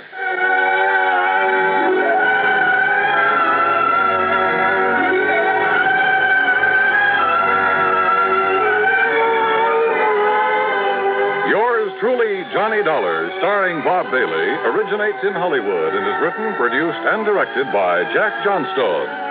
Heard in our cast were Virginia Gregg, Vic Perrin, Larry Dobkin, Alan Reed, Gil Stratton Jr., Paul Duboff, Bartlett Robinson, Don Mosley, and Tony Barrett. Be sure to join us next week, same time and station, for another exciting story of yours truly, Johnny Dollar. This is Dan Cumberly speaking.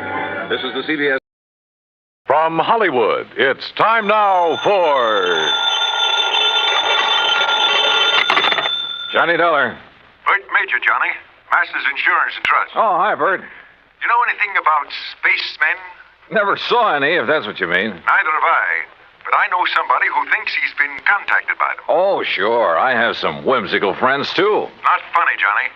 The company is betting $2 million that this man is either a liar or pulling one of the biggest hoaxes in history. $2 million? That's right. Conrad Billings. Ever hear of him? Billings. Texas Oil, one of the richest men in the country? Right. Presently of California, where he's holed up in an isolated mountaintop lodge. Minus a $2 million collection of diamonds he took up there with him. And you insured them? Yes, but not against ordinary theft. What does that mean? Those stones were insured against theft by persons or things unknown on this earth. What? That's right. Holy... You're serious, aren't you? You bet I'm serious. Okay, Bert, I'll see you at your office.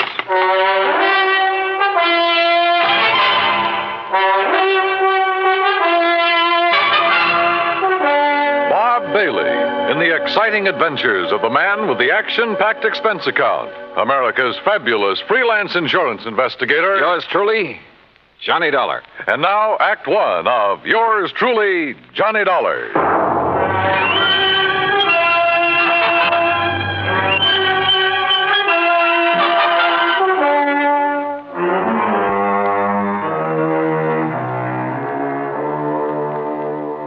Expense account submitted by Special Investigator Johnny Dollar to the Home Office, Masters Insurance and Trust Company, Hartford, Connecticut. Following is an account of expenses incurred during my investigation of the Diamond Dilemma matter.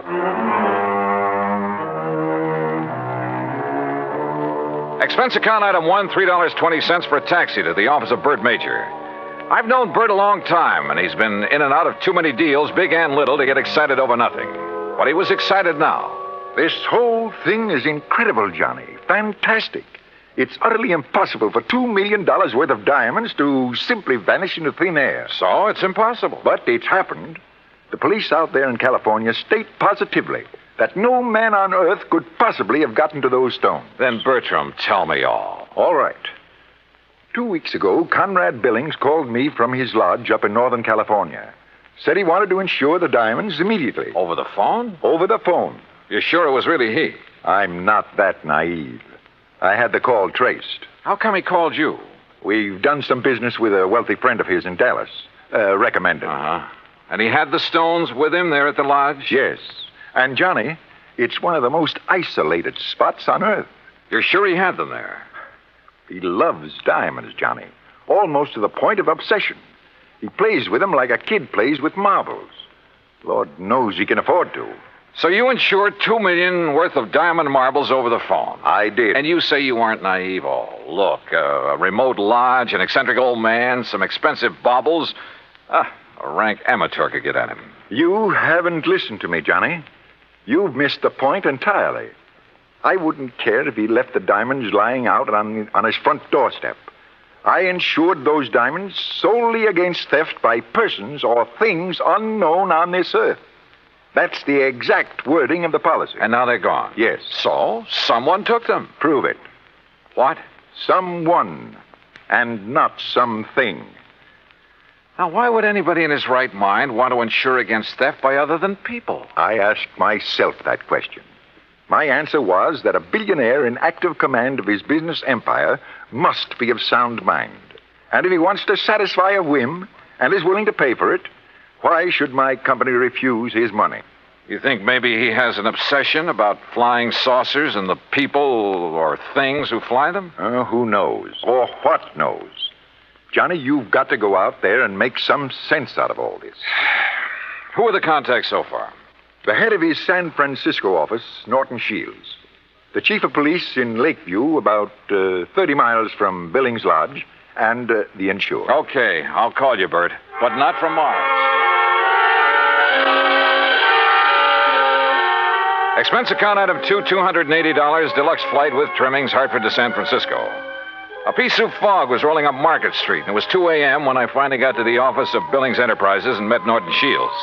He was wide awake, sharp, about 35. Yes, Mr. Dollar, I've been in charge of Billings West Coast operation for 10 years, with time out for Korea. Pretty young for such a responsibility.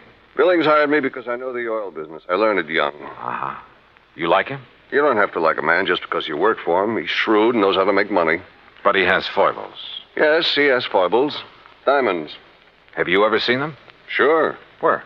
Oh, here in the office, at the lodge where he is now, at his home. You're certain he took them up to that lodge? 3 weeks ago tonight, they were spread out right here on this desk. He put them one by one in a chamois bag, put the bag in his pocket. I walked him to his car, and he was driven straight to the lodge. All right. What about the flying saucers, the spacemen, or whatever it is? No, that's a new one. I learned of it when Mr. Major called, disclosed the terms of the insurance, and the fact that the diamonds had been, that they were gone. You haven't talked this over with Billings himself? No, I haven't. Don't you think you should? Why? If he wants me, he'll call me. How do I get to this lodge? I have a company plane and pilot ready to fly you to Clear Lake in the morning. You'll be met there by a car and driver. Anything else you want, call me. Why all the cooperation when you're not even supposed to know what's going on? A good lieutenant knows when to follow orders before they're issued. You're registered at the Mark Hopkins. You better get some sleep. Yeah, I may need it.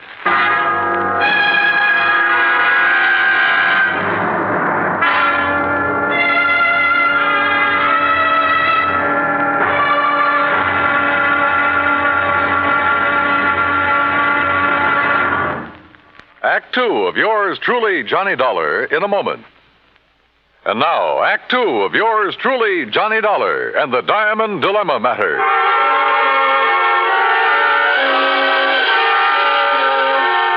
The company plane turned out to be a plush 2-engine amphibian waiting for me at a private dock near the Golden Gate Bridge. The pilot introduced himself, and we headed due north up San Pablo Bay and then northwest past the Valley of the Moon. Then, a few minutes later, we glided in for a landing on Clear Lake, the largest body of water in the state of California. There, I was met by a car and a driver as promised.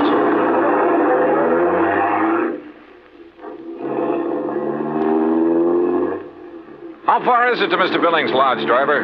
About 30 miles. What do you do when Mr. Billings isn't here? Wait for him. Do you, live at the lodge? Nobody does. Just Mr. Billings. No caretakers, housekeepers, anything like that? Just Mr. Billings. Well, surely there must be someone to look after. Look, mister, I'm hired to drive a car. I do it. And that's all. The car twisted and turned through some lush country, then left the highway and climbed a narrow mountain road with signs every couple of hundred yards marked private in big letters. After several miles of this, during which we passed through a couple of gates that had to be opened manually, we came to a high steel wire gate with equally high fencing stretching out in either direction. A small redwood blockhouse squatted inside.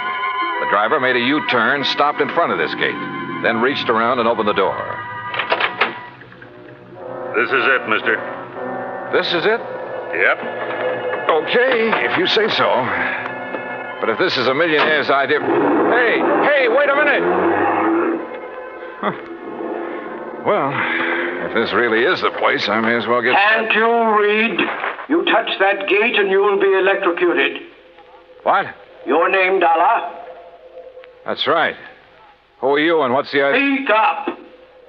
Where were you at exactly 2 o'clock yesterday afternoon? Well, if it means anything to you, I was talking with a man named Bert Major in Hartford, Connecticut. Come in. The big gate swung open, and I gingerly walked through it, as per instruction from the loudspeaker nestled in the wall of the Redwood blockhouse.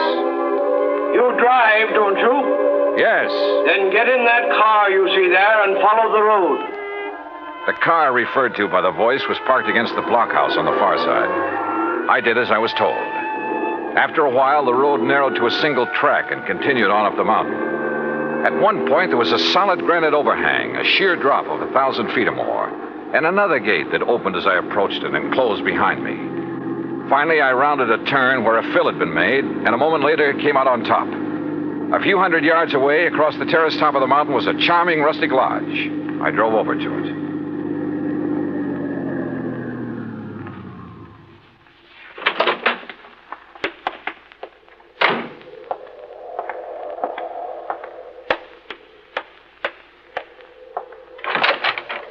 Good morning, Mr. Dollar. Mr. Billings? Come in. Hearing about this man was strange enough. Seeing him was even more of a shock. About 5'2", flashing gray eyes, bullet bald. He was wearing a baggy old jacket that hung nearly to his knees. This way. I want you to see my view of the lakes below. Well?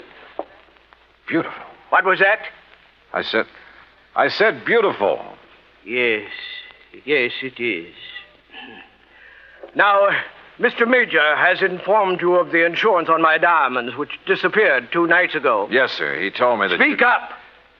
He told me you insured $2 million worth of diamonds against theft by persons or things unknown on this earth. Exactly. And I wish to collect from your company on that basis. Well, Tell me, where did you keep them? Right here on this table in front of the window, right here. You mean to say you didn't lock up such valuable property? Mr. Dollar, let me show you something. Look here, on my control panel. Do you recall the series of gates you passed through after leaving the main road? Yeah, very well. Well, by means of my electronic devices, I followed your progress every inch of the way.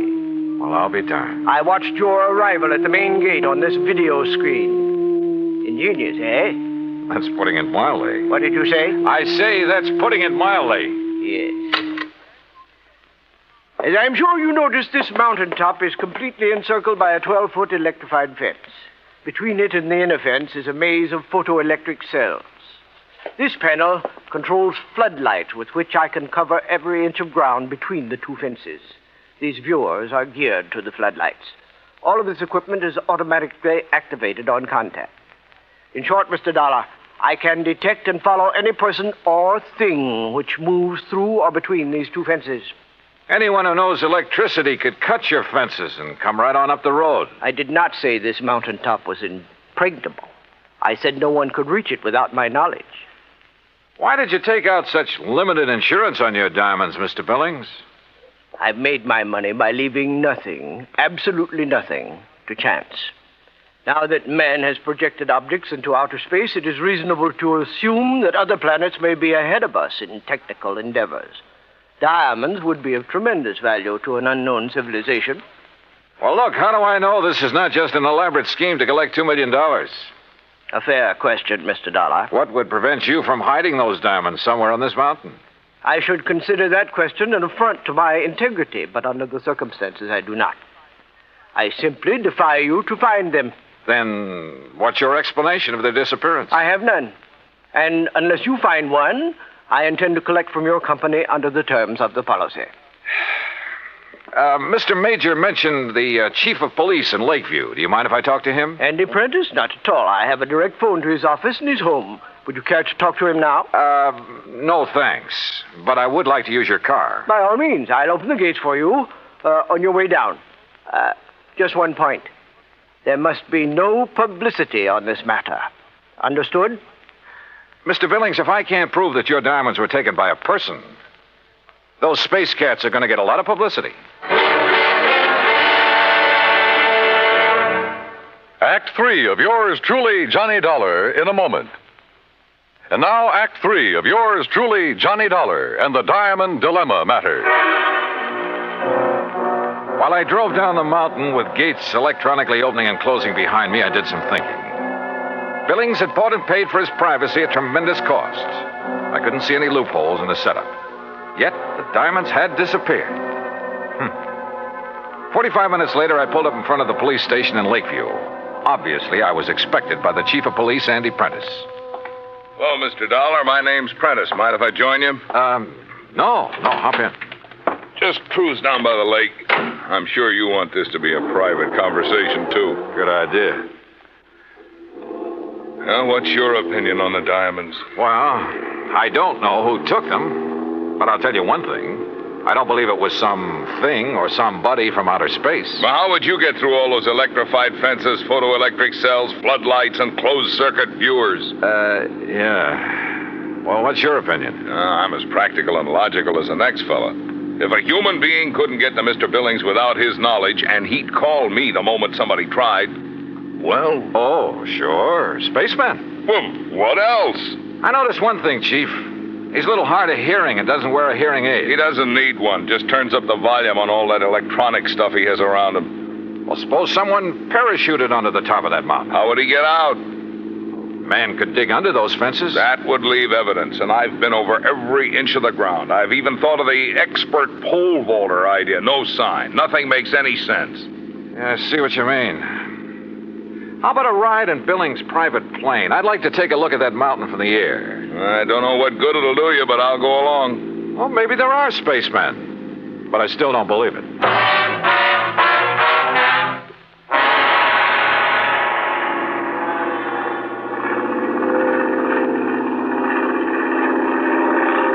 We're coming to it now. See the road winding up? And there's the lodge. Yeah. I asked the pilot to circle around the top as close as the air pockets will permit. Good. Chief, have the pilot drop down just below the top and steer a course between the two fences all the way around. Whatever you say. Oh, pilot! For the next few minutes, I studied the top of that mountain from all possible angles. The road leading up to it, the terraces, the lodge itself. Suddenly, an idea hit me. And a few minutes later, I left a somewhat puzzled chief of police at the landing dock on Clear Lake. An hour later, I was explaining who I was and what I wanted to do to a somewhat incredulous captain of police at San Francisco's International Airport. I finally convinced him I wasn't out of my mind, and he reluctantly agreed to cooperate. Then, about dusk, I found myself exactly where I wanted to be, on top of Billings Mountain, calmly walking toward the lodge.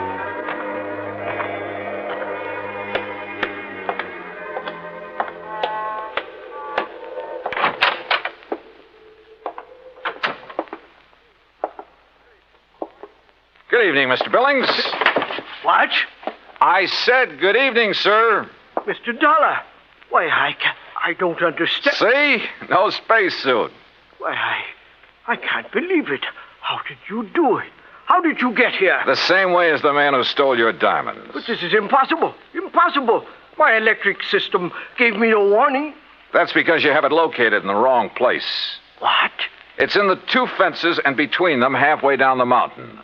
Above them, there is one level spot, 50 yards across, that isn't covered by your automatic whistles and bells. But it isn't, it's not necessary. Wrong. It's just big enough for a helicopter, which is waiting for me out there right now. A helicopter? You didn't see us because we came in and landed below your line of sight. You didn't hear us because you don't wear a hearing aid. I can't believe it. But you must be right. And you'll have to agree that your diamonds were not stolen by persons or things unknown on this earth. The terms of the policy. Of course, I disallow all claim, but Good. Now, it's none of my business, Mr. Billings, but was your San Francisco manager, Norton Shields, a pilot during the time he was in Korea? Why, yes, he flew rescue missions in a helicopter. Yeah. The company that insured your diamonds against ordinary theft might be interested to learn that. Good night, Mr. Billings. Yes. Good night, Mr. Dollar.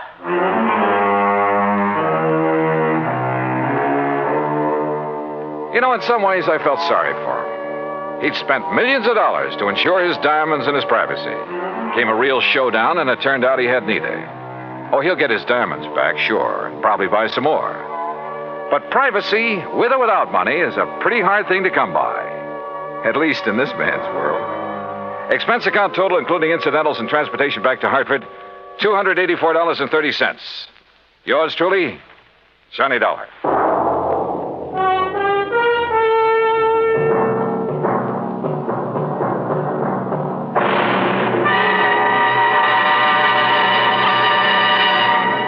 Our star will return in just a moment.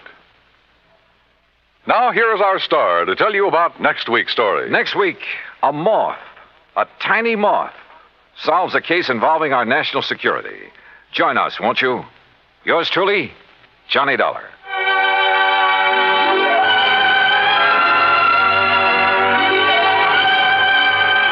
Yours truly, Johnny Dollar, starring Bob Bailey, originates in Hollywood and is produced and directed by Jack Johnstone.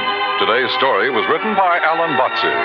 Heard in our cast were Edwin Jerome, Paul Dubois, Frank Gerstle, Junius Matthews, and Marvin Miller. Be sure to join us next week, same time and station, for another exciting story of yours truly, Johnny Dollar. This is Dan Cubberly speaking.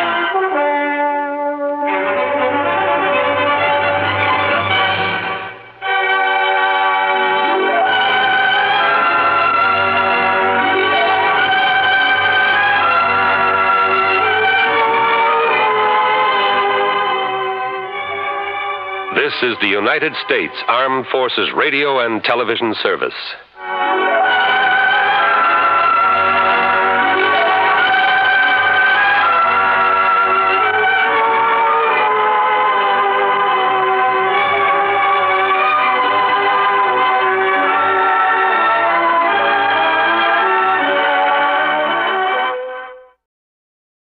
From Hollywood, it's time now for...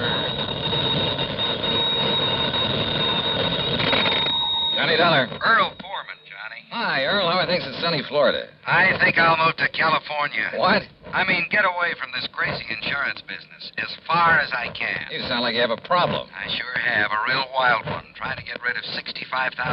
That's a problem? It's insurance on a policy bought and paid for by one Albert Schuyler Kingman. Well? He died and left the money to his only child, his son Henry. Well, what's the matter? Can't you find him? Find him? That's just the trouble, Johnny. I've found two of them.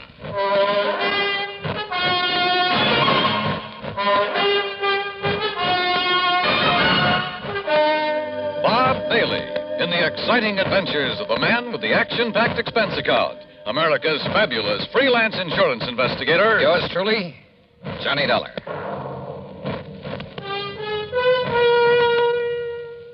And now, Act One of yours truly, Johnny Dollar.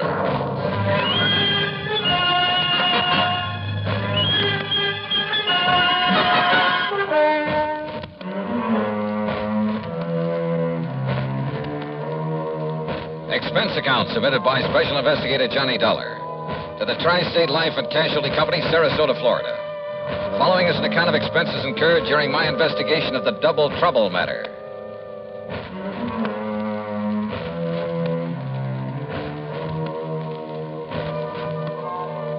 Expense account item 1, 8320, plane fare and incidentals, Hartford to Tampa to Sarasota, Florida. Item 2, $1.75 for a cab to Earl Poorman's office in the Conroy building.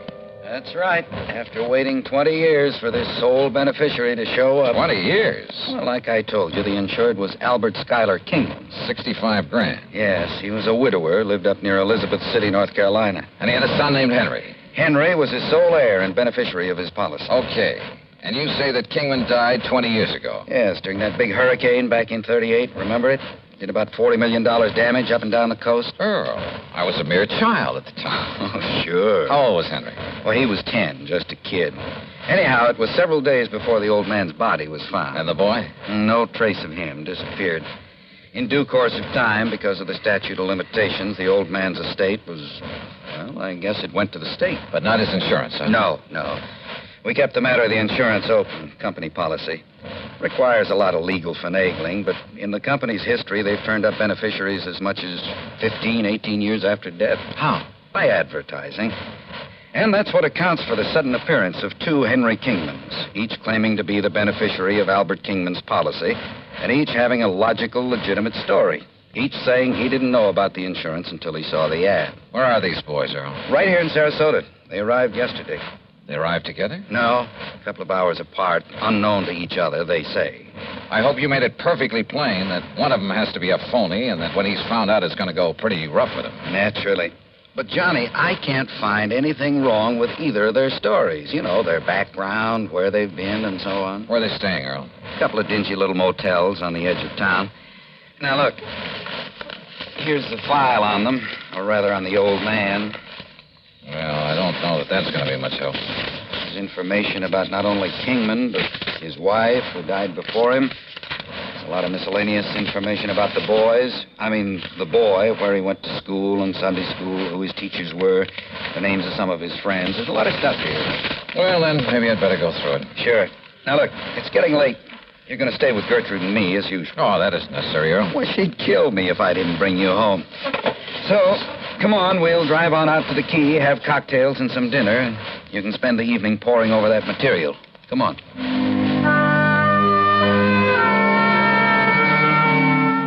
Cocktails and dinner were great.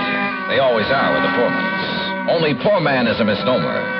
That home of theirs on St. Armand's Key is not only big and new, but beautiful. They have their own private dock and speedboat on the bayou directly back of the house. Yeah, they own a couple of spanking new fancy air-conditioned cars. I decided that if I ever get enough to retire, this will be the kind of a setup for me. It was nearly 10 o'clock by the time I got around to the folder on Henry Kingman. But by 2 a.m., so help me, I knew more about him than he himself could. Yes, I was all set to expose one of these claimants as a phony, a fraud. Had the whole situation right in the palm of my hand, I thought. But, brother, I had no idea of what was coming. Believe me.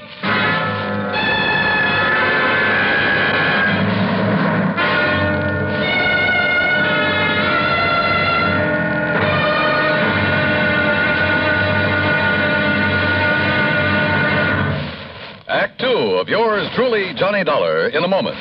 And now for another episode in the life of Sergeant Donald Bellwether, my husband.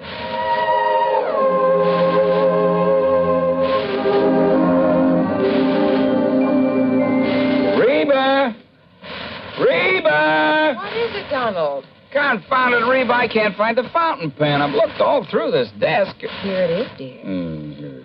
You must have used it as a marker when you were reading this book. Let's see, this great literary classic, Sick Fulch. All right, never mind about my reading habits. Just look at the coverage we're going to get with this new auto accident policy. Let's see. Yeah. Collision. $50 deductible. Fire, theft, public liability, property damage, medical benefits. In other words, we have complete coverage. That's right. Of course, it's going to cost us money. I'm sending the company a check right now. Gee, it's too bad we don't live in Rhode Island. Rhode Island? Why? Oh, because then our rates would be lower. Rhode Island has less accidents per capita than any other state. Oh. Well, which state has the highest? Let me see. Here it is, Nevada. Oh, by golly, Nevada's second highest. Alaska has the most. Really? I didn't know that. Mm-hmm. You know, it's just too bad we can't eliminate traffic accidents completely. Not only would it save life and limb, but it'd be a lot less strain on the pocketbook. Yeah, that's for sure. These automobile accident policies get more expensive every year, just because there's so many costly accidents. Well, I'm glad we've got some good insurance coverage, Donald, but just remember one thing. Oh, what's that, honey? Well, some auto accidents ruin a fender, and some ruin a family. Yeah, that's true. Very true. But as far as I'm concerned, I don't want any of your old insurance money. I want you here at home, safe and sound. You'll always drive carefully, won't you? Yes, I will, dear. That's my Donald. That's my doll.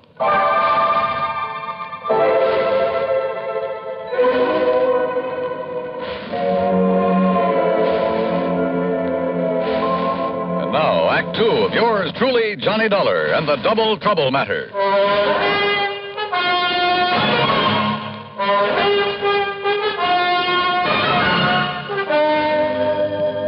By 9:30 the next morning at a cheap little motel on the north edge of Sarasota, I'd spent nearly an hour carefully questioning Henry Kingman, number 1. And I was getting nowhere. Obie O'Brien? Well, sure, Mr. Dollar. He was one of the kids I used to play with back in Elizabeth City. He and Bobby Tank. Yeah? You see the scar on my arm right here? That's where Obie hit me with a stick one time when we were playing caddy. Yeah, I see. If you know where Obie is these days, you ask him and he'll probably remember. Scared him to death. He thought he'd busted my arm. Now, let's see. How about Miss Albertus? Albertus? Yes. Gee, I don't remember any Miss Albertus. Your Sunday school teacher there in Elizabeth City. Listen, I was only 10 years old then, but I remember my Sunday school teacher real good. Her name was Miss Griswold, and she was, Look, are you trying to trick me or something? Yes, I am. Because Henry... Why don't you call me Hank? Everybody else does. The fact remains, Hank, that one of you two claimants to the insurance is a phony. Well, believe me, it's not me. Everything you've told me about your childhood checks perfectly with the information I have. Well, of course, Mr. Dollar. Almost too perfectly. Listen, where did you live and go to school after the hurricane? Well, I'll be honest. I didn't have much schooling. Where did you live? Mr. Dollar, I wandered around more than little Orphan Annie. All over North Carolina, then up north. Did you live anywhere long enough to be, well, really be recognized as Henry Kingman? No, I'm afraid I was just a bum. And all anybody ever knew me by was Hank. You saw the ad about the unclaimed insurance in New York? Yes, sir. I was working on the dock, stevedoring. Saw that ad in the Times. And I decided that if I had that much money coming to me and I could get a hold of it, why, maybe I could amount to something. Get an education, maybe, or, well... Hank, all the insurance company has to go on is your memory, or what you say is your memory of your childhood. What I've told you is true, sir. But if the other claimant comes up with the same kind of a story... But he can't. Because, don't you see, sir, I'm really Henry Kingman. I've told you all about my father and the house and the hurricane and the people I knew, about what's happened to me since... Yeah, I know. It's because I am Henry Kingman. Uh-huh. We'll see.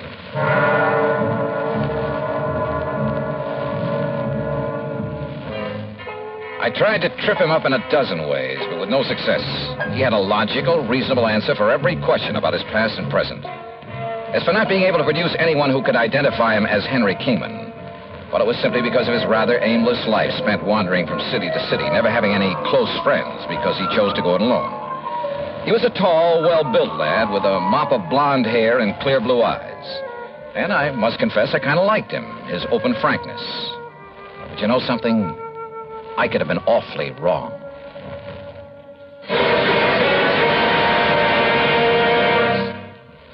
Although most men by nature don't feel in a combat mood much of the time, there are some who just can't get enough of a good fight, particularly if there is good, sound reason for it.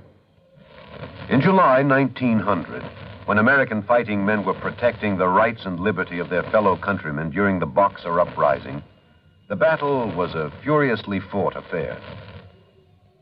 Army Private Robert H. von Schlick, serving with Company C of the 9th United States Infantry Division, was in the thick of the fracas.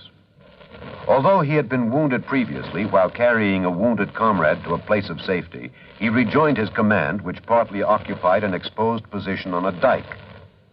Private von Schlick remained there after his company had been withdrawn, and in spite of the hail of bullets around him, single-handedly continued to fire into the enemy ranks.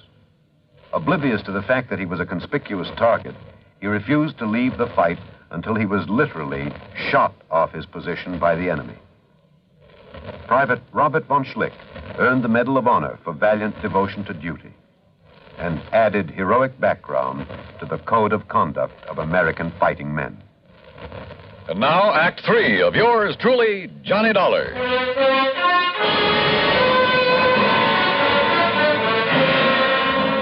I got into the car that Earl Portman had loaned me and drove to the motel east of town to see Henry Kingman, number 2. Tall, dark, and well-dressed, he was terse and to the point. And he answered all my questions with the same ease and conviction as the other boy. In only one major respect did his story differ. Oh, so I can't name you a single person who can identify me as who I really am, Henry Kingman. And for a very simple reason. What's that, Hank? It's Henry, Mr. Dollar. And the reason is that right after the hurricane, I was adopted by a family that just moved into nearby Bridgeton. Their name was McGovern, so I took their name. Go up to Bridgeton, ask them. Show them my picture, anything you like. They'll all tell you I'm Henry McGovern. Only my foster parents knew that I was really Henry Kingman. Knew? They both died about 7 years ago. And they told nobody else who you really were? No, not even the preacher. They'd wanted a son for years. Now they had a son. And they didn't want anyone to come along and take me away from them. Then how did you find out that you're Henry Kingman? If you are. I'll ignore that last part of your question, Mr. Dollar. They didn't tell me until my 21st birthday. Bridgeton. Isn't that the little town up near Currituck that was completely destroyed by fire a couple of years ago? Oh, yes, of course. I'd forgotten. There isn't a living soul up there anymore. Oh, but I'm sure a man like you could track down some of the people who live there. Uh-huh. When were you last in Bridgeton? I went up north right after my foster parents died. As I told you, I've been living and working in New York. Now, look here, Mr. Dollar. Well? Hasn't everything I've told you checked perfectly with what you know about my father, my childhood, everything? Hasn't everything I've told you proved to be true? Isn't it proof that I'm Henry Kingman? There's only one trouble. What's that? You're not the only one who has that kind of proof.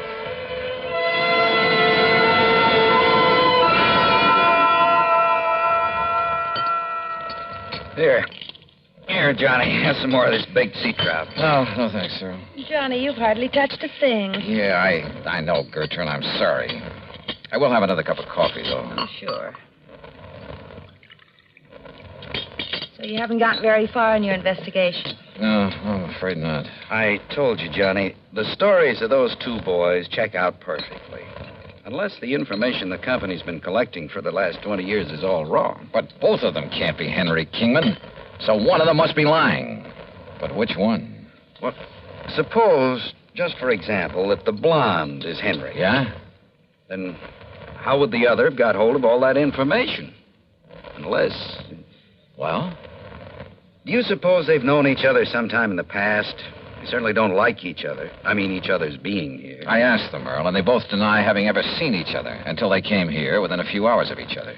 I didn't see the blonde boy, but the other came here to the house, and I just didn't like him. The dark-haired one, I mean. Hey, wait a minute. Yeah? What is it, Johnny? The description of the father in that folder. Excuse me. Can I help you? No, thanks. I got it right here.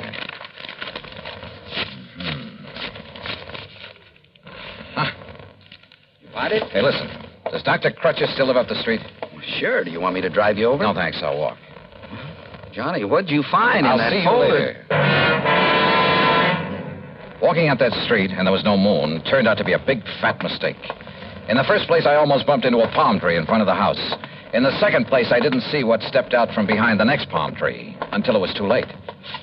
Huh? What do you want? Oh!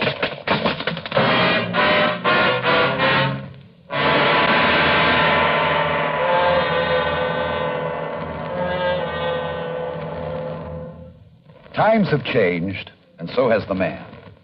Through the ages, man has advanced both physically and mentally.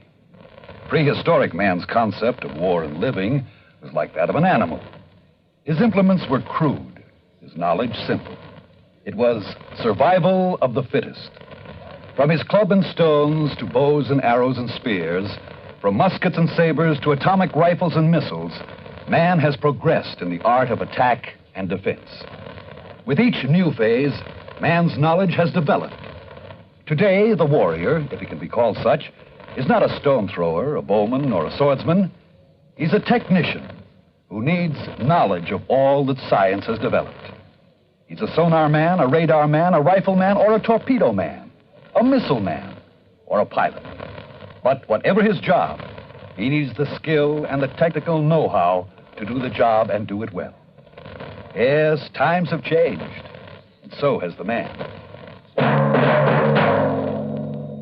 And now, Act 4 of yours truly, Johnny Dollar.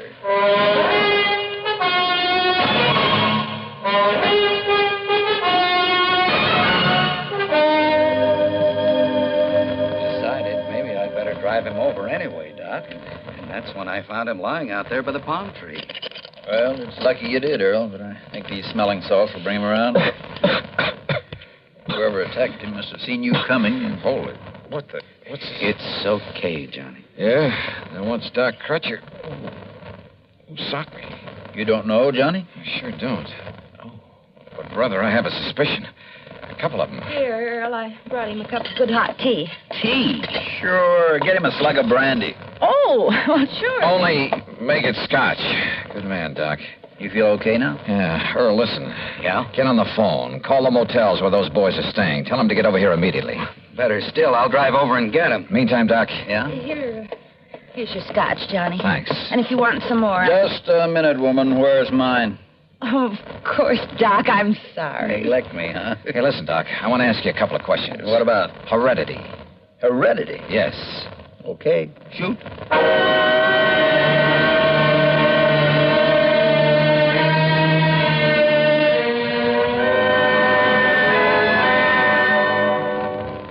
All right. Just to keep things straight, I'll call you Hank. Sure, Mr. Dollar. And you I'll call Henry. Well, it does happen to be my name. Now, Earl tells me he found you both in Hank's motel just now. That's right, sir. Comparing notes? I went over there to tell him that he's a phony. But if he doesn't get out of town... Oh, sure. Hank, let me see your hands. Huh? Oh, sure. Here, sir. What about them? Look, Doc. By golly, you're right. Right about what, sir? How did you bruise these knuckles?